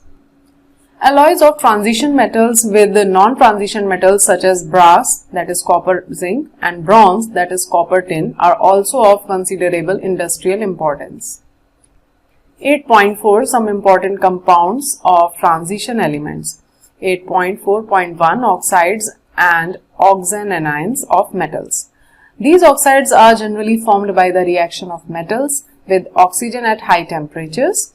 All the metals except scandium form MO oxides which are ionic. The highest oxidation number in the oxides coincides with the group number and is attained in Sc2O3 to Mn2O7. Beyond group 7, no higher oxides of iron above Fe2O3 are known. Besides the oxides, the oxocations stabilizes V5 as VO2 positive, V6 as VO2 positive and Ti4 as TiO2 positive. As the oxidation number of a metal increases, ionic character decreases. In the case of Mn2O7 is a covalent green oil. Even CrO3 and V2O5 have low melting points. In these higher oxides, the acidic character is predominant. Thus, Mn2O7 gives HMNO4 and CrO3 gives H2CrO4 and H2Cr2O7. V2O5 is however amphoteric though mainly acidic and it gives VO4, 3 negative as well as VO2 positive salts. In vanadium, there is gradual change from the basic V2O3 to less basic V2O4 and to amphoteric V2O5. V2O4 dissolves in acid to give VO2 positive salt. Similarly, V2O5 reacts with alkalis as well as acids to give VO4 3 negative and VO4 positive respectively. The well-characterized CrO is basic but Cr2O3 is amphoteric. Potassium dichromate K2Cr2O7. Potassium dichromate is a very important chemical used in leather industry and as an oxidant for preparation of many azo compounds. Dichromates are generally prepared from chromate which in turn are obtained by the fusion of chromite ore, that is FeCr2O4 with sodium or potassium carbonate in free access of air. The reaction with sodium carbonate occurs as follows. 4FeCr2O4 plus 8Na2CO3 plus 7O2 gives out 8Na2CrO4 plus 2Fe2O3 plus 8CO2. The yellow solution of sodium chromate is filtered and acidified with sulfuric acid to give a solution from which orange sodium dichromate Na2Cr2O7 into 2H2O can be crystallized. And the reaction is 2Na2CrO4 plus 2H ion gives out Na2Cr2O7 plus 2Na ion plus H2O. Sodium dichromate is more soluble than potassium dichromate. The latter is therefore prepared by treating the solution of sodium dichromate with potassium chloride. Na2Cr2O7 plus 2KCl gives out K2Cr2O7 plus 2NaCl. Orange crystals of potassium dichromate crystallize out. The chromates and dichromates are interconvertible in aqueous solution depending upon pH of the solution. The oxidation state of chromium in chromate and dischromate is the same. Reactions are 2CrO4 2 negative plus 2H ion gives out Cr2O7 2 negative plus H2O. Next reaction is Cr2O7 2 negative plus 2OH ion gives out 2CrO4 2 negative plus H2O. The structures of chromate ion CrO4 2 negative and the dichromate ion Cr2O7 2 negative are shown below. The chromate ion is tetrahedral whereas the dichromate ion consists of two tetrahedra sharing one corner with CrO-Cr bond angle of 126 degree. Sodium and potassium dichromates are strong oxidizing agents. The sodium salt has a greater solubility in water and is extensively used as an oxidizing agent in organic chemistry. Potassium dischromate is used as a primary standard in volumetric analysis. In acidic solution, its oxidizing action can be represented as follows. Cr2O7 2 negative plus 14 Hin plus 6 electron gives out 2 Cr3 positive plus 7 H2O. This acidified potassium dichromate will oxidize iodides to iodine, sulfides to sulfur, tin second to tin fourth, and iron second salts to iron third. The half reactions are noted below. 6I negative gives out 3I2 plus 6 electron, 3SN2 positive gives out 3SN4 positive plus 6 electron, 3H2S gives out 6H positive plus 3S plus 6 electron, and 6Fe2 positive gives out 6Fe3 positive plus 6 electron. The full ionic equation may be obtained by adding the half reaction for potassium dichromate to the half reaction for the reducing agent. For example, Cr2O7 2 negative plus 14 Hin plus 6 Fe2 positive gives out 2 Cr3 positive plus 6 Fe3 positive plus 7 H2O. Potassium permanganate KMnO4. Potassium permanganate is prepared by fusion of MnO2 with an alkali metal hydroxide and an oxidizing agent like KNO3. This produces the dark green K2MnO4 which disproportionates in a neutral or acidic solution to give permanganate. 2MnO2 plus 4KOH plus O2 gives out 2K2MnO4 plus 2H2O. 3MnO4 2 negative plus 4Hin gives out 2MnO4 negative plus MnO2 plus 2H2O. Commercially, it is prepared by the alkaline oxidative fusion of MnO2 followed by the electrolytic oxidation of magnetate. And the reaction is MnO2, when it is fused with KOH oxidized with air or KNO3, it gives out MnO4 2 negative, that is magnetate ion. Next reaction is MnO4 2 negative, that is magnate, and electrolytic oxidation in alkaline solution, and it forms MnO4 negative, that is permanganate ion.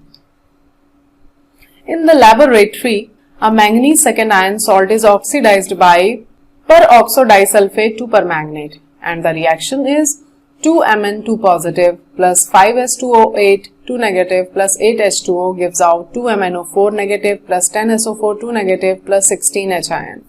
Potassium permanganates forms dark purple, almost black crystals which are isostructural with those of KClO4. The salt is not very soluble in water, 6.4 gram per 100 gram of water at 293 Kelvin. But when heated it decomposes at 513 Kelvin. The reaction is 2KMnO4 gives out K2MnO4 plus MnO2 plus O2. It has two physical properties of considerable interest, its intense color and its diamagnetism along with temperature dependent weak paramagnetism. These can be explained by the use of molecular orbital theory which is beyond the present scope. The magnate and permanganate ions are tetrahedral. The pi bonding takes place by overlap of p orbitals of oxygen with d orbitals of manganese. The green magnate is paramagnetic because of one unpaired electron, but the paramagnate is diamagnetic due to the absence of unpaired electron. Acidified permanganate solution oxidizes oxalates to carbon dioxide, that is iron second to iron third, nitrites to nitrates, and iodides to free iodine. The half reactions of reductants are 5COO negative single bond CO negative gives out 10 CO2 plus 10 electron, and 5Fe2 positive gives out 5Fe3 positive plus 5 electron. Next reaction is 5NO2 negative plus 5H2O gives out 5NO3 negative plus 10 Hin plus 10 electron, and after that next reaction is 10I negative gives out 5I2 plus 10 electron. The full reaction can be written by adding the half reaction for KMnO4 to the half reaction of the reducing agent, balancing wherever necessary. If we present the reduction of permanganate to magnate and manganese dioxide to manganese second salt by half reactions, then the reactions are MnO4 negative plus electron gives out MnO4 2 negative, MnO4 negative plus 4Hin plus 3 electron gives out MnO2 plus 2H2O, and MnO4 negative plus 8Hin plus 5 electron gives out Mn2 positive plus 4H2O. We can very well see that the hydrogen ion concentration of the solution plays an important part in influencing the reaction. Although Many reactions can be understood by consideration of redox potential. Kinetics of the reaction is also an important factor. Permanganate at H is equals to 1 should oxidize water, but in practice the reaction is extremely slow unless either manganese second ions are present or the temperature is raised. A few important oxidizing reactions of KMnO4 are given below. Number 1, in acid solutions. A.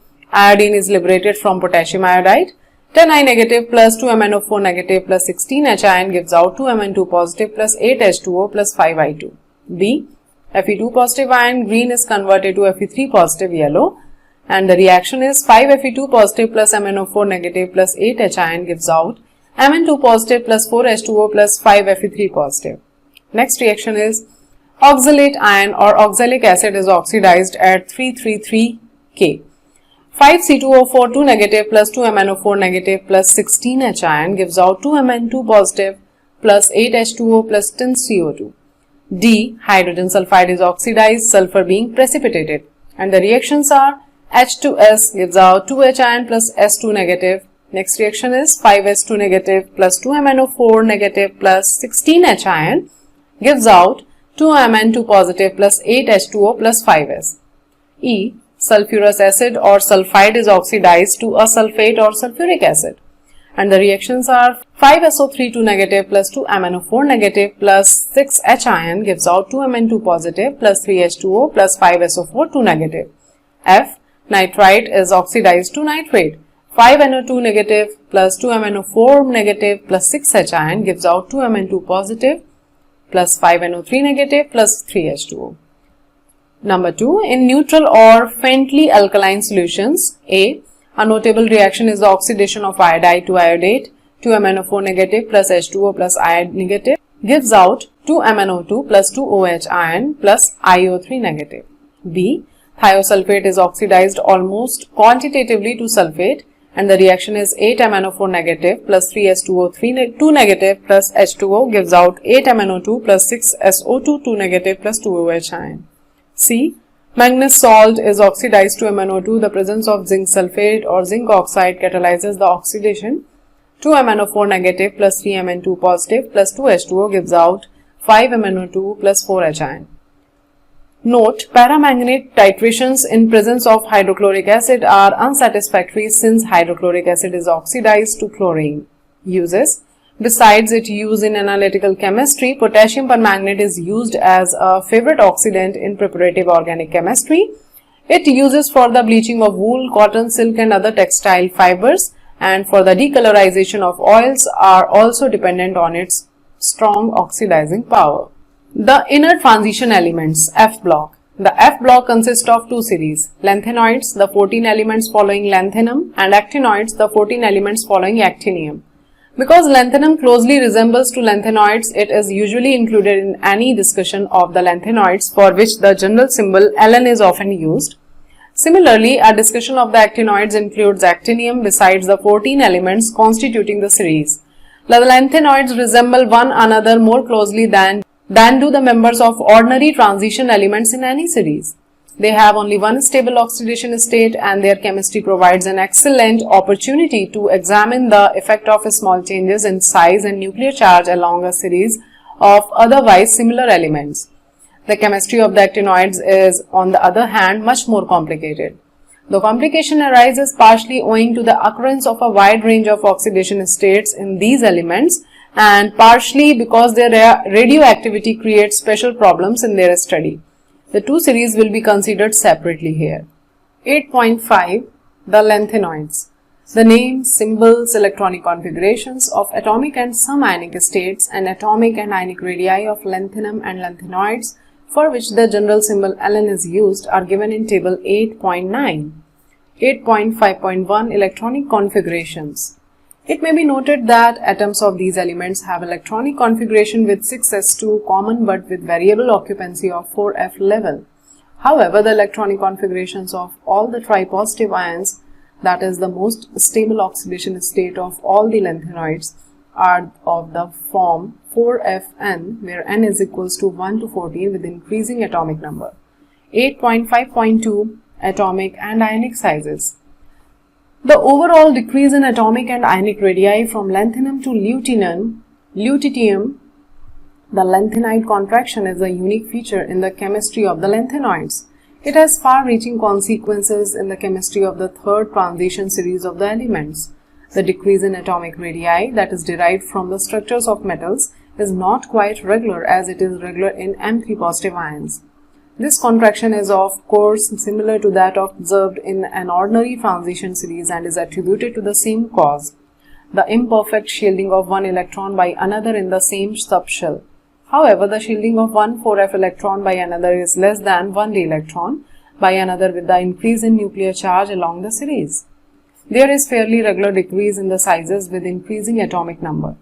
The cumulative effect of the contraction of the lanthanoid series, known as lanthanoid contraction, causes the radii of the members of the third transition series to be very similar to those of the corresponding members of the second series. The almost identical radii of ZR, that is 160 pm, and HF 159 pm, are consequence of the lanthanoid contraction account for their occurrence together in nature and for the difficulty faced in their separation. 8.5.3 Oxidation states. In the lanthanoids, La2 and Ln3 compounds are predominant species. However, occasionally, +2 and +4 ions in solution or in solid compounds are also obtained. This irregularity, as in ionization enthalpies, arises mainly from the extra stability of empty, half-filled or filled F subshell. Thus, the formation of Ce4 is favored by its noble gas configuration, but it is a strong oxidant reverting to the common +3 state. The E value for Ce4 positive / Ce3 positive is plus 1.74 volt, which suggests that it can oxidize water. However, the reaction rate is very slow and hence Ce4 is a good analytical reagent. Pr, Nd, Tb and Div and Dy also exhibit +4 state but only in oxides MO2. EU2 positive is formed by losing the 2 s electrons and its F7 configuration accounts for the formation of this ion. However, EU2 positive is a strong reducing agent changing to the common +3 state. Similarly, Yb2 positive, which has a F14 configuration, is a reductant. Tb4 has half-filled f orbitals and is an oxidant. The behavior of samarium is very much europium, exhibiting both +2 and +3 oxidation states. 8.5.4 General characteristics. All the lanthanoids are silvery white soft metals and tarnish rapidly in air. The hardness increases with increasing atomic number. Samarium being steel hard, their melting points range between 1000 to 12,000 K, but samarium melts at 1623 K. They have typical metallic structure and are good conductors of heat and electricity. Density and other properties change smoothly except for EU and Yb and occasionally for Sm and Tm. Many trivalent lanthanoid ions are colored both in the solid state and in aqueous solutions. Color of these ions may be attributed to the presence of F electrons. Neither La3 positive nor Lu3 positive ion shows any color, but the rest do so. However, absorption bands are narrow, probably because of the excitation within F level. The lanthanoids ions other than F0 type, La3 positive and Cu4 positive, and the F14 type, that is Yb2 positive and Lu3 positive, are all paramagnetic. The first ionization enthalpies of the lanthanoids are around 600 kJ per mole. The second about 1200 kJ per mole, comparable with those of calcium.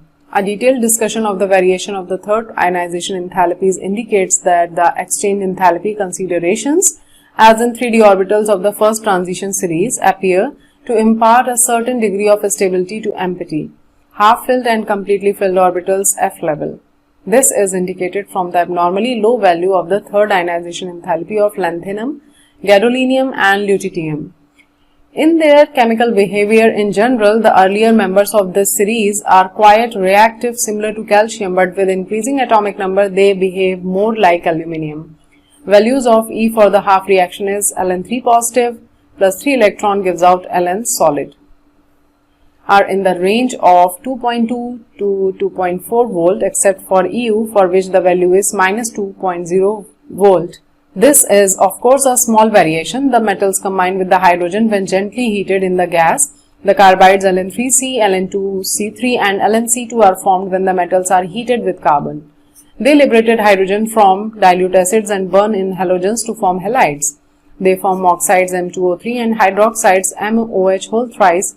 The hydroxides are definite compounds, not just hydrated oxides. They are basic like alkaline earth metal oxides and hydroxides. Their general reactions are depicted in figure 8.7. The best single use of the lanthanoids is for the production of alloy steels for plates and pipes. A well-known alloy is miscamptal, which consists of lanthanide metal 95% and iron 5%, and traces of sulfur, carbon, calcium and aluminum. A good deal of miscamptal is used in Mg-based alloy to produce bullets, shell and lighter flint. Mixed oxides of lanthanoids are employed as catalyst in petroleum cracking. Some individuals Allen oxides are used as phosphors in television screens and similar fluorescing surfaces. 8.6 The actinoids. The actinoids include the 14 elements from TH to Lr. The names, symbols and some properties of these elements are given in table 8.10. The actinoids are radioactive elements and the earlier members have relatively long half-lives. The later ones have half-life values ranging from a day to 3 minutes of Lorentzium. The later members could be prepared only in nanogram quantities. These facts render their study more difficult. 8.6.1 Electronic configuration. All the actinoids are believed to have the electronic configuration of 7s2 and variable occupancy of the 5 and 6d subshells. The 14 electrons are formally added to 5f, though not to in thorium, Z is equals to 90 it is, but from Pa onwards, the 5f orbitals are complete at element 103. The irregularities in the electronic configuration of the actinoids, like those in lanthanoids, are related to the stabilities of F0, F7 and F14, occupancies of the 5f orbitals. Thus, the configuration of AM and CM are radon 5f7, 7s2 and radon 5f7, 6d1, 7s2.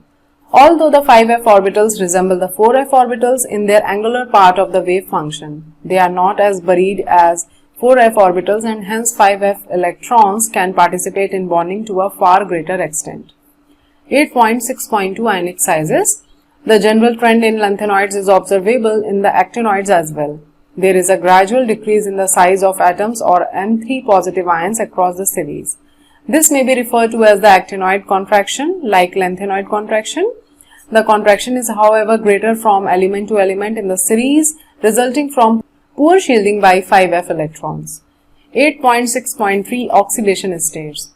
There is a greater range of oxidation states, which is in part attributed to the fact that the 5f, 6d and 7s levels are of comparable energies. The known oxidation states of actinoids are listed in table 8.11. The actinoids show in general +3 oxidation state. The elements in the first half of the series frequently exhibit higher oxidation states. For example, the maximum oxidation state increases from +4 in TH to +5, +6 and +7 respectively in Pa, uranium and Np, but decreases in succeeding elements. The actinoids resemble the lanthanoids in having more compounds in +3 state than in the +4 state. However, +3 and +4 ions tend to hydrolyze. Because the distribution of oxidation states among the actinoids is so uneven and so different for the former and later elements, it is unsatisfactory to review their chemistry in terms of oxidation state. 8.6.4 General characteristics and comparison with lanthanoids. The actinoid metals are all silvery in appearance but display a variety of structures. The structural variability is obtained due to irregularities in metallic radii, which are far greater than in lanthanoids. The actinoids are highly reactive metals, especially when finely divided. The action of boiling water on them, for example, gives a mixture of oxide and hydride, and combination with most non-metals takes place at moderate temperatures. Hydrochloric acid attacks all metals, but most are slightly affected by nitric acid owing to the formation of protective oxide layers. Alkalis have no action. The magnetic properties of the actinoids are more complex than those of lanthanoids. Although the variation in the magnetic susceptibility of the actinoids with the number of unpaired 5f electrons is roughly parallel to the corresponding results for the lanthanoids. The latter have higher values. It is evident from the behavior of the actinoids that the ionization enthalpies of the early actinoids, though not accurately known, but are lower than for the early lanthanoids. This is quite reasonable since it is to be expected that when 5f orbitals are beginning to be occupied, they will penetrate less into the inner core of electrons. The 5f electrons will therefore be more effectively shielded from the nuclear charge than the 5f electrons of the corresponding lanthanoids. Because the outer electrons are less firmly held, they are available for bonding in the actinoids. A comparison of the actinoids with the lanthanoids with respect to different characteristics as discussed above reveals that behavior similar to that of the lanthanoids is not evident until the second half of the actinoid series. However, even the early actinoids resemble the lanthanoids in showing close similarities with each other and in gradual variation in properties which do not entail change in oxidation state. The lanthanoid and actinoid contractions have extended effects on the sizes and therefore the properties of the elements succeeding them in their respective periods. The lanthanoid contraction is more important because the chemistry of elements succeeding the actinoids are much less known at the present time. 8.7 Some applications of D block and F block elements. Iron and steels are the most important construction materials. Their production is based on the reduction of iron oxides, the removal of impurities, and the addition of carbon and alloying metals such as chromium, manganese, and nickel. Some compounds are manufactured for special purposes such as TiO for the pigment industry and MnO2 for use in dry battery cells. The battery industry also requires Zn and Ni or cadmium. The elements of group 11 are still worthy of being called the coinage metals, although Ag and Au are restricted to collection items and the contemporary UK copper coins are copper-coated steel. The silver UK coins are a Cu or Ni alloy. Many of the metals and or their compounds are essential catalysts in the chemical industry. V2O5 catalyzes the oxidation of SO2 in the manufacture of sulfuric acid. TiCl4 with AlCH3 whole thrice forms the basis of Ziegler catalyst used to manufacture polythene. Iron catalysts are used in the Haber process for the production of ammonia from N2H2 mixtures. Nickel catalysts enable the hydrogenation of fats to proceed. In the Wacker process, the oxidation of ethine to ethanol is catalyzed by PdCl2. Nickel complexes are useful in the polymerization of alkynes and other organic compounds such as benzene. The photographic industry relies on the special light-sensitive properties of AgBr. Summary: the D block consisting of group 3 to 12 occupies the large middle section of the periodic table. In these elements, the inner d orbitals are progressively filled. The F block is placed outside at the bottom of the periodic table, and in the elements of this block, 4f and 5f orbital are progressively filled. Corresponding to the filling of 3d, 4d and 5d orbitals, three series of transition elements are well recognized. All the transition elements exhibit typical metallic properties such as high tensile strength, ductility, malleability, thermal and electrical conductivity, and metallic character. Their melting and boiling points are high, which are attributed to the involvement of n-1 d electrons, resulting into strong interatomic bonding. In many of these properties, the maxima occurs at about the middle of each series, which indicates that one unpaired electron per d orbital is particularly a favorable configuration for strong interatomic interactions. Successive ionization enthalpies do not increase as steeply as in the main group elements with increasing atomic number. Hence, the loss of variable number of electrons from n-1 d orbital is not energetically unfavorable. The involvement of n-1 d electrons in the behavior of transition elements imparts certain distinct characteristics to these elements. Thus, in addition to variable oxidation states, they exhibit paramagnetic behavior, catalytic properties, and tendency for the formation of colored ions, interstitial compounds, and complexes. The transition elements vary widely in their chemical behavior. Many of them are sufficiently electropositive to dissolve in mineral acids, although a few are noble of the first series. With the exception of copper, all the metals are relatively reactive. The transition metals react with a number of non-metals like oxygen, nitrogen, sulfur, and halogens to form binary compounds. The first series transition metal oxides are generally formed from the reaction of metals with oxygen at high temperatures. These oxides dissolve in acids and bases to form oxometallic salts. Potassium dichromate and potassium permanganate are common examples. Potassium dichromate is prepared from the chromite or or by fusion with alkali in presence of air and acidifying the extract. Pyrolusite or MnO2 is used for the preparation of potassium permanganate. Both the dichromate and the permanganate ions are strong oxidizing agents. The two series of inner ionization elements, lanthanoids and actinoids, constitute the F block of the periodic table. With the successive filling of the inner orbitals for F, there is a gradual decrease in the atomic and ionic sizes of these metals along the series, that is lanthanoid contraction. This has far-reaching consequences in the chemistry of the elements succeeding them. Lanthanum and all the lanthanoids are rather soft white metals. They react easily with water to give solutions give +3 ions. The principal oxidation state is +3, although +4 and +2 oxidation states are also exhibited by some occasionally. The chemistry of actinoids is more complex in view of their ability to exist in different oxidation states.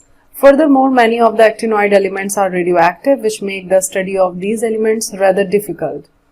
There are many useful applications of the D and F block elements and their compounds, notable among them being in varieties of steels, catalysts, complexes, organic synthesis, etc. Chapter completed. Thank you so much. Students, please share this audiobook as much as possible. हर बच्चे की जिससे मदद हो सके. Thank you so much once again. Bye-bye. Unit 9. Coordination Compounds. Coordination compounds are the backbone of modern inorganic and bioinorganic chemistry and chemical industry. In the previous unit, we learned that the transition metals form a large number of complex compounds in which the metal atoms are bound to a number of anions or neutral molecules by sharing of electrons. In modern terminology, such compounds are called coordination compounds. The chemistry of coordination compound is an important and challenging area of modern inorganic chemistry. New concepts of chemical bonding and molecular structure have provided insights into the functioning of these compounds as vital components of biological system. Chlorophyll, hemoglobin and vitamin B12 are coordination compounds of magnesium, iron and cobalt respectively. Variety of metallurgical processes, industrial catalysts and analytical reagents involve the use of coordination compounds. Coordination compounds also find many applications in electroplating, textile dyeing and medicinal chemistry. 9.1 Werner's Theory of Coordination Compound. Alfred Werner, 1866 to 1919, a Swiss chemist, was the first to formulate his ideas about the structures of coordination compounds. He prepared and characterized a large number of coordination compounds and studied their physical and chemical behavior by simple experimental techniques. Werner proposed the concept of a primary valence and a secondary valence for a metal ion. Binary compounds such as CrCl3, CoCl2 or PdCl2 have primary valence of 3, 2 and 2 respectively. In a series of compounds of cobalt third chloride with ammonia, it was found that some of the chloride ions could be precipitated as AgCl on adding excess silver nitrate solution in cold, but some remained in solution. 1 mole of CoCl3 into 6NH3, that is yellow in color, gave 3 mole of AgCl. 1 mole of CoCl3 into 5NH3, that is purple in color, gave 2 mole of AgCl. 1 mole of CoCl3 into 4NH3 is green in color, gave 1 mole of AgCl, and again 1 mole of CoCl3 and into 4NH3, that is violet in color, gave 1 mole of AgCl. These observations together with the results of conductivity measurement and solution can be explained if number 1, 6 groups in all either chloride ions or ammonium molecules are both remain bonded to the cobalt ion during the reaction, and number 2, the compounds are formulated as shown in table 9.1, where the atoms within the square brackets form a single entity which does not dissociate under the reaction conditions. Werner proposed the term secondary valence for the number of groups bound directly to the metal ion. In each of these examples, the secondary valences are 6. Note that the last two compounds in table 9.1 have identical empirical formula, CoCl3 into 4NH3, but distinct properties. Such compounds are termed as isomers. Werner in 1898 propounded his theory of coordination compounds. The main postulates are: number 1, in coordination compounds, metals show two types of linkages, that is valences, primary and secondary. Number 2, the primary valences are normally ionizable and are satisfied by negative ions. Number 3, the secondary valences are non-ionizable. These are satisfied by neutral molecules or negative ions. The secondary valence is equal to the coordination number and is fixed for a metal. Number 4, the ions or groups bound by the secondary linkages to the metals have characteristic spatial arrangement corresponding to different coordination numbers. In modern formulations, such spatial arrangements are called coordination polyhedra.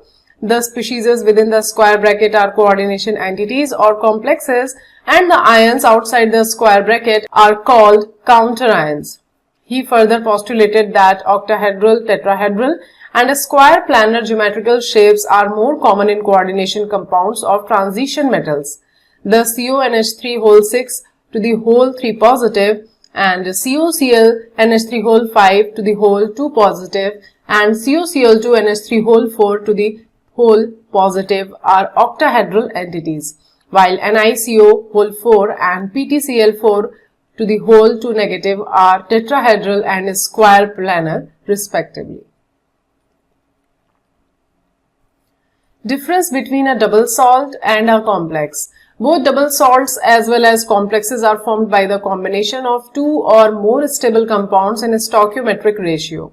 However, they differ in the fact that double salts such as carnallite, KCl, MgCl2 into 6H2O, Mohr's salt, that is FeSO4, NH4 whole twice, SO4 into 6H2O, potash Lm, KAl, SO4 whole twice into 12H2O, etc.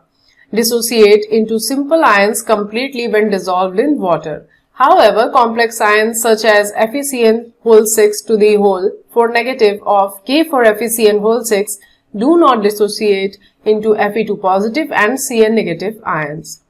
A small para about Werner's.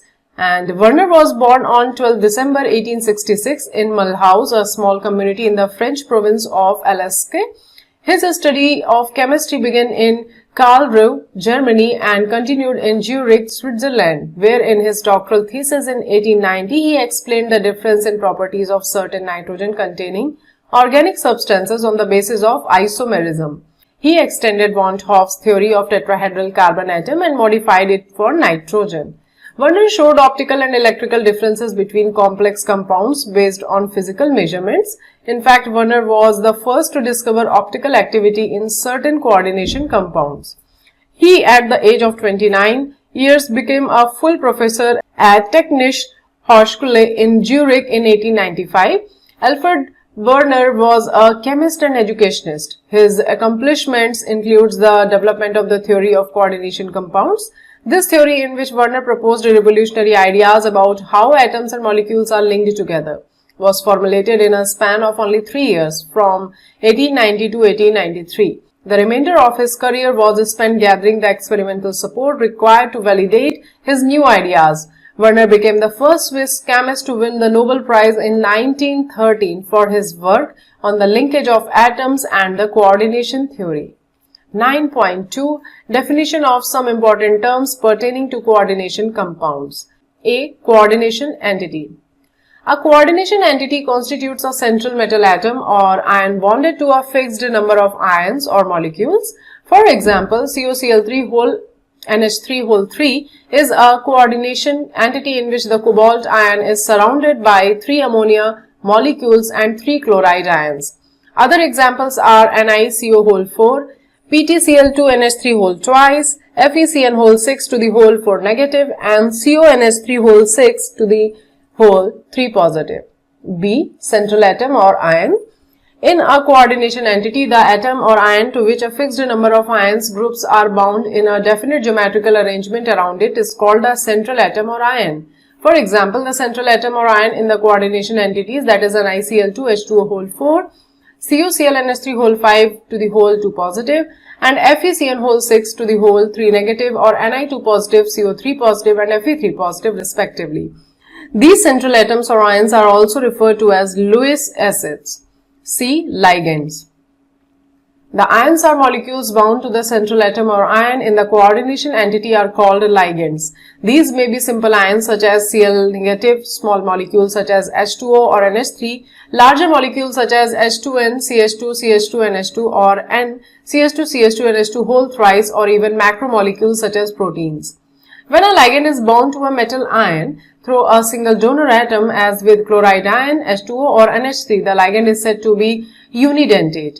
When a ligand can bind through two donor atoms, as in H2N, CH2, CH2, NH2, that is ethane 1,2 diamine, or C2O4 2 negative oxalate, the ligand is said to be didentate. And when several donor atoms are present in a single ligand, as in N, CH2, CH2, NH2 whole thrice, the ligand is said to be polydentate. Ethylene diamine tetraacetate ion, that is EDTA for negative, is an important hexadentate ligand. It can bind through 2 nitrogen and 4 oxygen atoms to a central metal ion.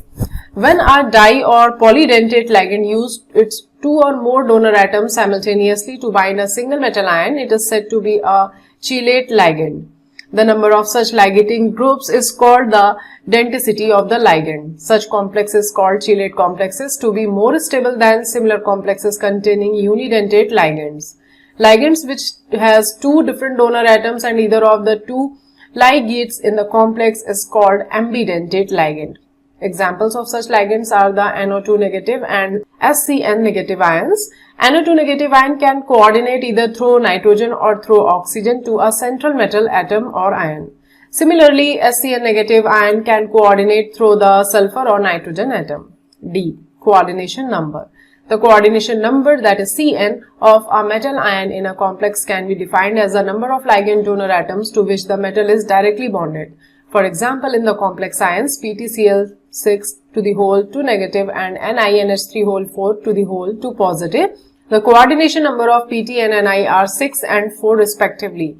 Similarly, in the complex ion FeC2O4 whole thrice to the whole 3 negative and COEn to the whole 3 to the whole 3 positive, the coordination number of both Fe and cobalt is 6 because C2O4 2 negative and En, that is ethane 1,2 diamine, are didentate ligands.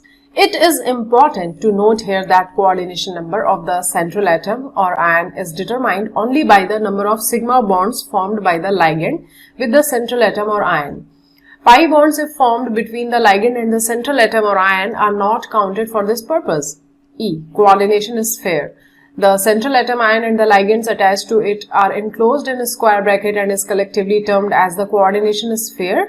The ionizable groups are written outside the bracket and are called counterions. For example, in the complex K for FeCN whole 6, the coordination is fair is FeCN whole 6 for negative and the counterion is K positive. F. Coordination polyhedron. The spatial arrangement of the ligand atoms which are directly attached to the central atom or ions defines a coordination polyhedron about the central atom. The most common coordination polyhedra are octahedral, square planar and tetrahedral. For example, CONH3 whole 6 3 positive is octahedral, NiCO whole 4 is tetrahedral and PtCl4 whole 2 negative is a square planar. Figure 9.1 shows the shapes of different coordination polyhedra. G. Oxidation number of central atom.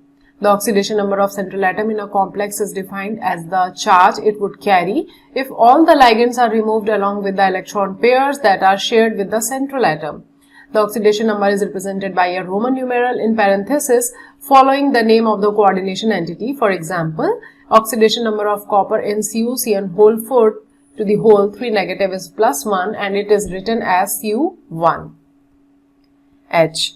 Homoleptic and heteroleptic complexes. Complexes in which a metal is bound to only one kind of donor groups. Example, CONH3 whole 6 to the whole 3 positive are known as homoleptic. Complexes in which a metal is bound to more than one kind of donor groups. Example, CONH3 whole 4 Cl2 to the whole positive are known as heteroleptic. 9.3 Nomenclature of coordination compounds.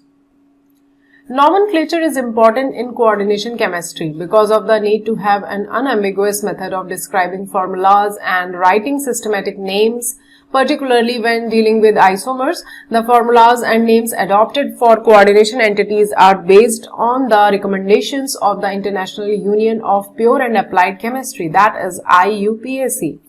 9.3.1 Formulas of Mononuclear Coordination Entities. The formula of compound is a shorthand tool used to provide basic information about the constitution of the compound in a concise and convenient manner. Mononuclear coordination entities contain a single central metal atom. The following rules are applied while writing the formulas. Number 1. The central atom is listed first. Number 2. The ligands are then listed in alphabetical order. The placement of a ligand in the list does not depend on its charge. Number 3. Polydentate ligands are also listed alphabetically. In case of abbreviated ligand, the first letter of the abbreviation is used to determine the position of the ligand in the alphabetical order. Number 4. The formula for the entire coordination entity, whether charged or not, is enclosed in square brackets. When ligands are polyatomic, their formulas are enclosed in parentheses. Ligand abbreviations are also enclosed in parentheses. Number 5.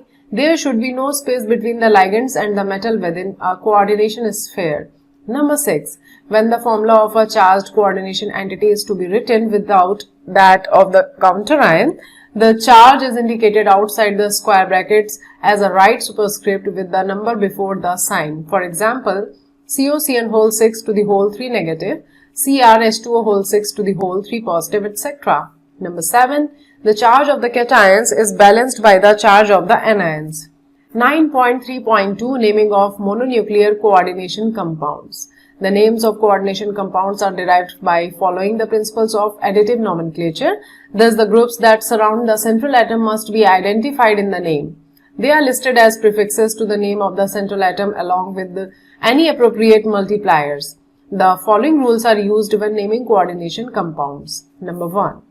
The cation is named first in both positively and negatively charged coordination entities. Number 2. The ligands are named in alphabetical order before the name of the central atom or ion. This procedure is reversed from writing formula.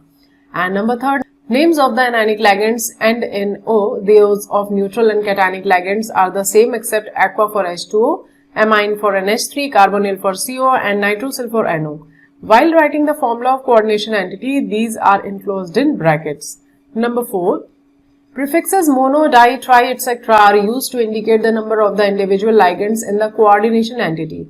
When the names of the ligands include a numerical prefix, then the term bis, tris, and tetrakis are used, the ligand to which they refer being placed in parentheses. For example, NiCl2 PPH3 whole twice is named as dichlororobis, that is triphenyl phosphine nickel second. Number 5. Oxidation state of the metal in cation, anion or neutral coordination entity is indicated by Roman numeral in parentheses.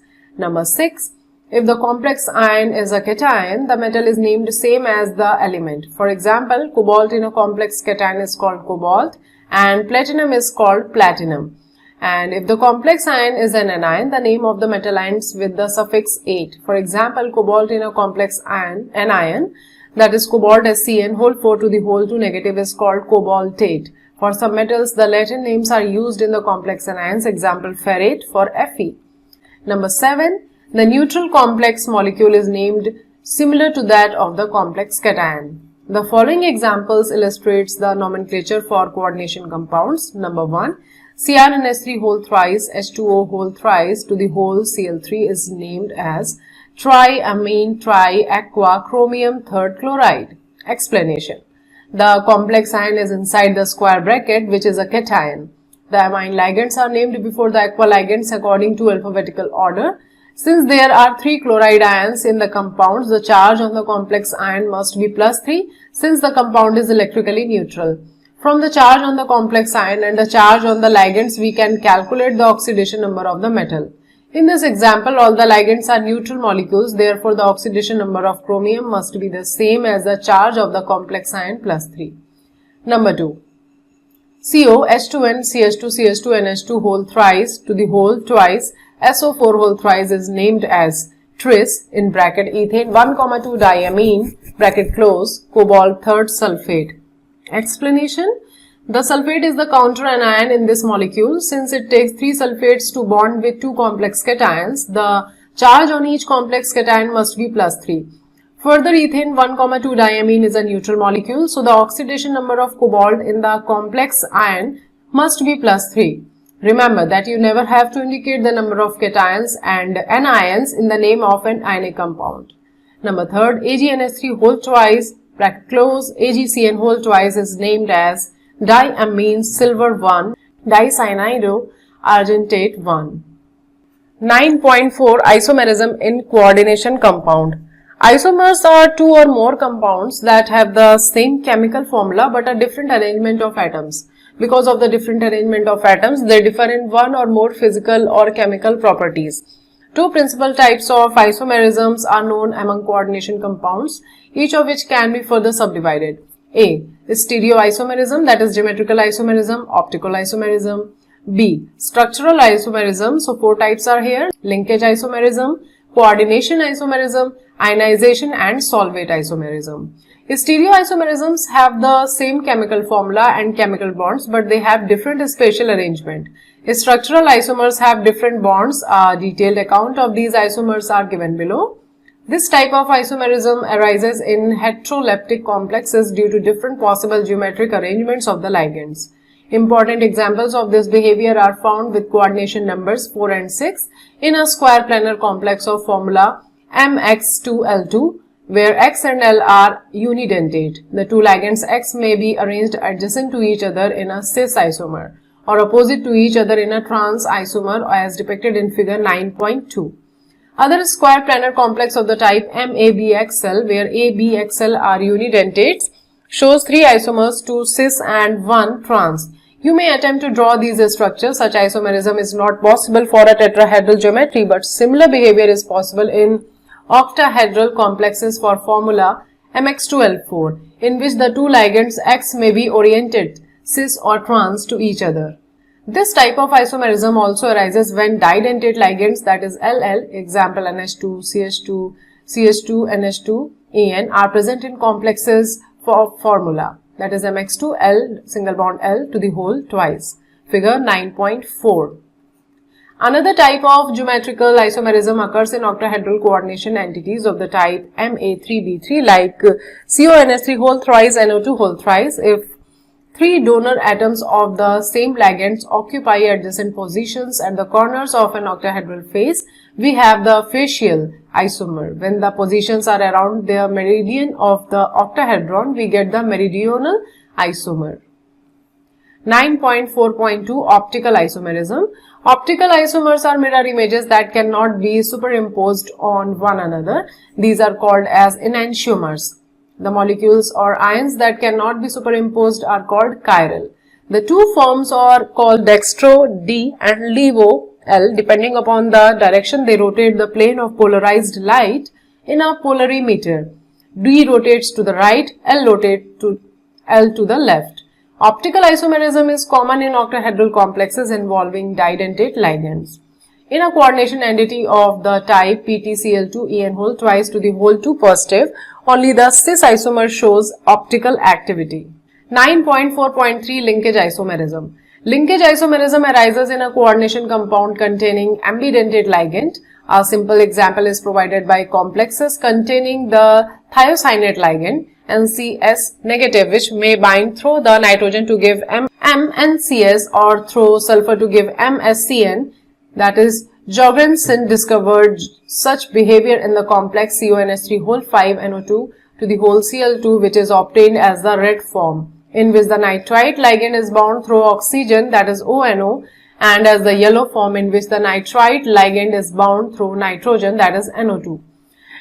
9.4.4 Coordination isomerism. This type of isomerism arises from the interchange of ligands between the cationic and anionic entities of different metal ions present in a complex. An example is provided by CONH3 whole 6 CrCN6, in which the NH3 ligands are bound in cobalt 3 positive and the Cn negative ligands to Cr3 positive. In its coordination isomer CrNH3 whole 6 and CN whole 6, the NH3 ligands are bound to Cr3 positive and the Cn negative ligands to CO3 positive. 9.4.5 Ionization isomerism. This form of isomerism arises when the counter ion in a complex salt is itself a potential ligand and can be displaced a ligand which can then become the counter ion. An example is provided by the ionization isomers, that is CONH3-5 bromine and CONH3-5 bromine to the whole SO4. 9.4.6 Solvate isomerism. This form of isomerism is known as hydrate isomerism in case where water is involved as a solvent. This is similar to ionization isomerism. Solvate isomers differ by whether or not a solvent molecule is directly bonded to the metal ion or merely present as free solvent molecules in the crystal lattice. An example is provided by the aqua complex CrH2O6Cl3, that is violet, and its solvate isomer CrH2O5Cl into Cl2 into H2O, that is grey-green. 9.5 Bonding in coordination compounds. Werner was the first to describe the bonding features in coordination compounds, but this theory could not answer basic questions like number 1, why only certain elements possesses the remarkable property of forming coordination compounds. Number 2, why the bonds in coordination compounds have directional properties. Number 3, why coordination compounds have characteristic magnetic and optical properties. Many approaches have been put forth to explain the nature of bonding in coordination compounds via valence bond theory (VBT), crystal field theory (CFT), ligand field theory (LFT), and molecular orbital theory (MOT). We shall focus our attention on elementary treatment of the application of VBT and CFT to coordination compounds. 9.5.1 Valence bond theory. According to this theory, the metal atom or ion under the influence of ligands can use it N-1d, Ns, Np or Ns, Np, Nd orbitals for hybridization to yield a set of equivalent orbitals of definite geometry such as octahedral, tetrahedral, square planar, and so on. Table 9.2. These hybridized orbitals are allowed to overlap with ligand orbitals that can donate electron pairs for bonding. This is illustrated by the following examples. It is usually possible to predict the geometry of a complex from the knowledge of its magnetic behavior on the basis of the valence bond theory. In the diamagnetic octahedral complex, the cobalt ion is in +3 oxidation state and has the electronic configuration 3d6. The hybridization scheme is as shown in diagram. 6 pairs of electrons, one from each NH3 molecule, occupy the 6 hybrid orbitals. Thus, the complex has octahedral geometry and is diamagnetic because of the absence of an unpaired electron. In the formation of this complex, since the inner d orbital, that is 3d, is used in hybridization, the complex CONH3-6 to the whole 3 positive is called an inner orbital or low spin or spin paired complex. The paramagnetic octahedral complex COF6 to the whole 3 negative uses outer orbital 4d in hybridization sp3d2. It is thus called outer orbital or high spin or spin free complex. Thus, in tetrahedral complexes, on 1s and 3p orbitals are hybridized to form 4 equivalent orbitals oriented tetrahedrally. This is illustrated below for NiCl4 to the whole 2 negative. Here nickel is in +2 oxidation state and the ion has the electronic configuration 3d8. The hybridization scheme is as shown in diagram.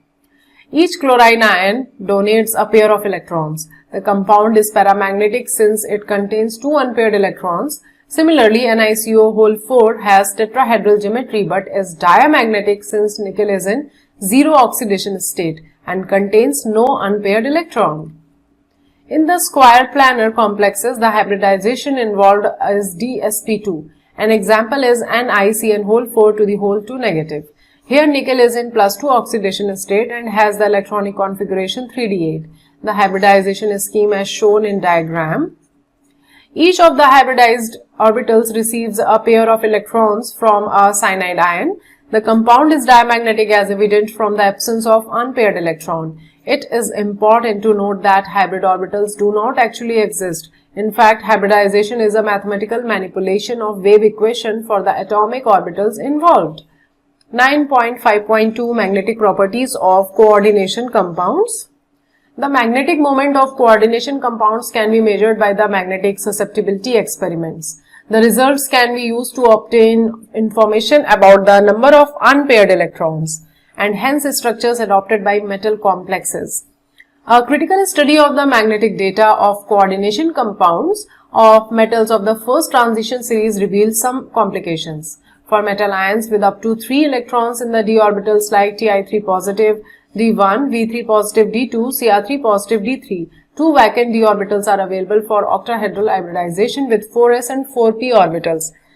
The magnetic behavior of these free ions and their coordination entities is similar. When more than 3 d electrons are present, the required pair of 3d orbitals for octahedral hybridization is not directly available as a consequence of Hund's rule.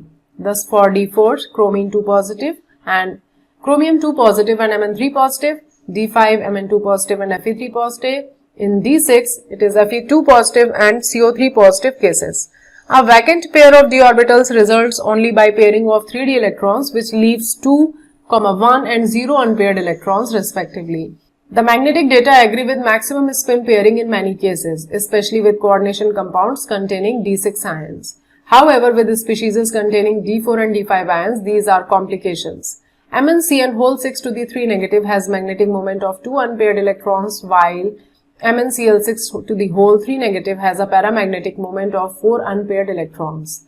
FeCN6 to the whole 3 negative has magnetic moment of single unpaired electron, while FeF6 to the whole 3 negative has a paramagnetic moment of 5 unpaired electrons. COF6 to the whole 3 negative is paramagnetic with 4 unpaired electrons, while COC2O4 to the whole thrice to the whole 3 negative is diamagnetic. The apparent anomaly is explained by valence bond theory in terms of formation of inner orbital and outer orbital coordination entities. MnCN6 to the whole 3 negative, FeCN6 to the whole 3 negative and COC2O4 to the whole thrice to the whole 3 negative are inner orbital complexes involving D2sp3 hybridization. The former two complexes are paramagnetic and the later diamagnetic.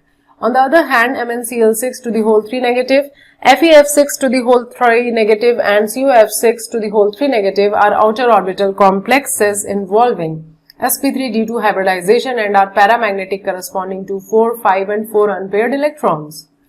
9.5.3 Limitations of valence bond theory.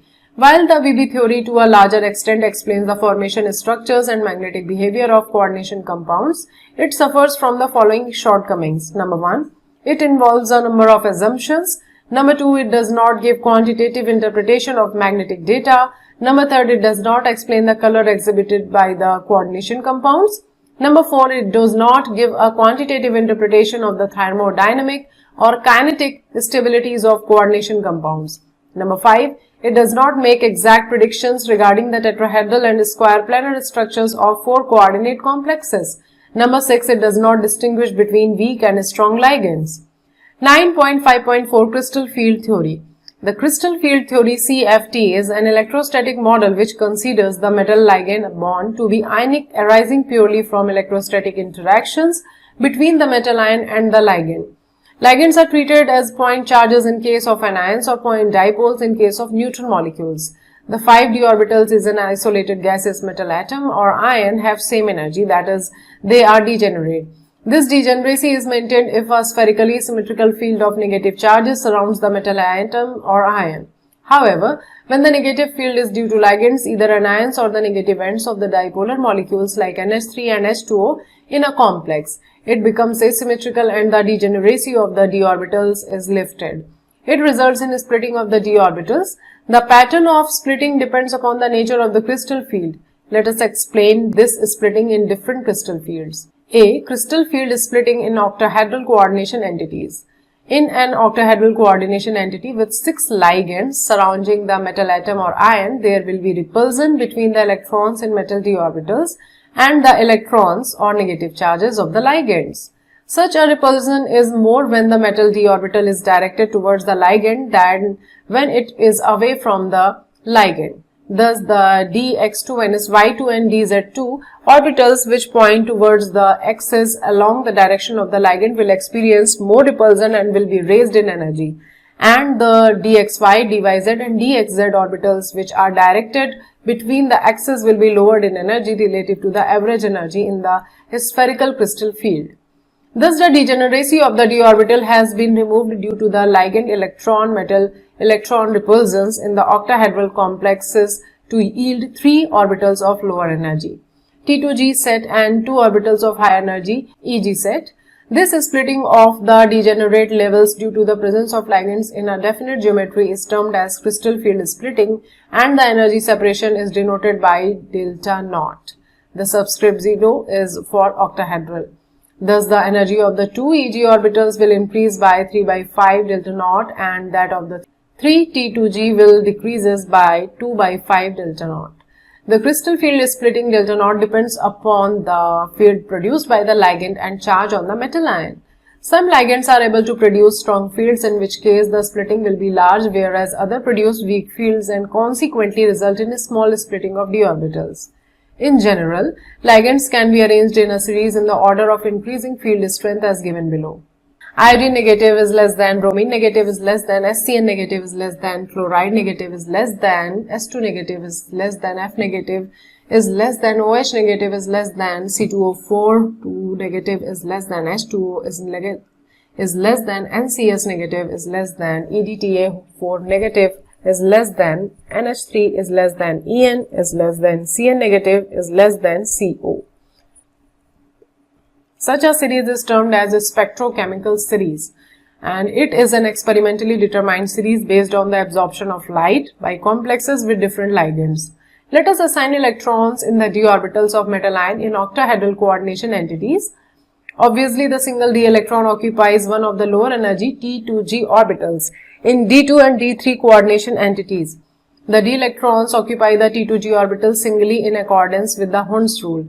For d4 ions, 2 possible patterns of electron distribution arise. Number 1, the fourth electron could either enter the T2G level and pair with an existing electron, or number 2, it could avoid paying the price of the pairing energy by occupying the EG level.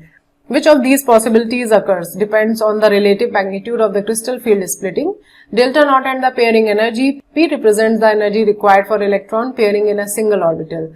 The two options are: number 1, if delta naught is less than P, the fourth electron enters one of the EG orbitals, giving the configuration T2G E1G. Ligands for which delta naught is less than P are known as weak field ligands and form high spin complexes. Number 2, if delta naught is greater than P, it becomes more energetically favorable for the fourth electron to occupy a T2G orbital with configuration T2G for EG0. Ligands which produce this effect are known as strong field ligands and from low spin complexes. Calculations shows that D4 and D7 to D7 coordination entities are more stable for a strong field as compared to weak field cases. B. Crystal field splitting in tetrahedral coordination entities. In tetrahedral coordination entity formation, the d orbital splitting is inverted and is similar as compared to the octahedral field splitting. For the same metal, the same ligands and metal ligand distances, it can be shown that delta T is equals to 4 by 9 delta naught. Consequently, the orbital splitting energies are not sufficiently large for forcing pairing, and therefore low spin configurations are rarely observed. The G subscript is used for the octahedral and square planar complexes which have a center of symmetry. Since tetrahedral complexes lack symmetry, G subscript is not used with energy levels. 9.5.5 Color in coordination compounds. In the previous unit, we learned that one of the most distinctive properties of transition metal complexes is their wide range of colors. This means that some of the visible spectrum is being removed from white light as it passes through the sample. So the light that emerges is no longer white. The color of the complex is complementary to that which is absorbed. The complementary color is the color generated from the wavelength left over. If green light is absorbed by the complex, it appears red. Table 9.3 gives the relationship of the different wavelength absorbed and the color observed. Table 9.3 relationship between the wavelength of the light absorbed and the color observed in some coordination entities. The color in the coordination compounds can be readily explained in the terms of crystal field theory. Consider, for example, the complex TiH2O6 to the whole 3 positive, which is violet in color. This is an octahedral complex where the single electron Ti3 positive is a 3D1 system in the metal d orbital is in the T2g level in the ground state of the complex. The next higher state available for the electron is the empty Eg level. If light corresponding to the energy of blue-green region is absorbed by the complex, it would excite the electron from T2g level to the Eg level. Consequently, the complex appears violet in color. The crystal field theory attributes the color of the coordination compounds to DD transition of the electron. It is important to note that in the absence of ligand, crystal field splitting does not occur and hence the substance is colorless. For example, removal of water from TiH2O6 to the whole Cl3 on heating renders it colorless. Similarly, anhydrous CuSO4 is white, but CuSO4 into 5H2O is blue in color. The influence of the ligand on the color of a complex may be illustrated by considering the NiH2O6 to the whole 2 positive complex, which forms when nickel chloride is dissolved in water if the didentate ligand ethane 1,2 diamine is progressively added in the molar ratios, that is En is to Ni, that is 1:1, 2:1 and 3:1, the following series of reactions and their associated color changes occur. 9.5.6 Limitations of crystal field theory. The crystal field model is successful in explaining the formation structures, color and magnetic properties of coordination compounds to a large extent. However, from the assumptions that the ligands are point charges, it followed the anionic ligand should exert the greatest grating effect. The anionic ligands actually are found at the low end of the spectrochemical series. Further, it does not take into account the covalent character of bonding between the ligand and the central atom. These are some of the weaknesses of CFT which are explained by ligand field theory and molecular orbital theory, which are beyond the scope of the present study. 9.6 Bonding in carbonyls. The hemolytic carbonyls are formed by most of the transition metals. These carbonyls have simple, well-defined structures. Tetracarbonyl nickel is tetrahedral, pentacarbonyl iron is trigonal, bipyramidal, while hexacarbonyl chromium is octahedral. Decacarbonyl D-manganese is made up of 2 square pyramidal MnCO5 units joined by a Mn-Mn bond. Octacarbonyl dicobalt has a cobalt-cobalt bond bridged by 2 CO groups. The metal-carbon bond in metal carbonyls possesses both sigma and pi character. The MC sigma bond is formed by the donation of lone pair of electrons on the carbonyl carbon into a vacant orbital of the metal. The MC pi bond is formed by the donation of a pair of electrons from a filled d orbital of metal into the vacant antibonding, that is pi star orbital of the carbon monoxide. The metal to ligand bonding creates a synergic effect which strengthens the bond between CO and the metal. 9.7 Importance and applications of coordination compound. The coordination compounds are of great importance. These compounds are widely present in the mineral, plant and animal worlds and are known to play many important functions in the area of analytical chemistry, metallurgy, biological systems, industry and medicines. These are described below. Coordination compounds find use in many quantitative and qualitative chemical analysis. The familiar color reactions given by metal ions with a number of ligands, especially chelating ligands, as a result of formation of coordination entities, form the basis for their detection and estimation by classical and instrumental methods of analysis. Examples of such reagents includes EDTA, DMG, that is dimethyl-glyoxime, and alpha-nitroso, beta-naphthol, cupron, etc. Hardness of water is estimated by simple titration with Na2-EDTA. The calcium 2 positive and magnesium 2 positive ions form stable complexes with EDTA. The selective estimation of these ions can be done due to difference in the stability constants of calcium and magnesium complexes. Some important extraction processes of metals like those of silver and gold make use of complex formation.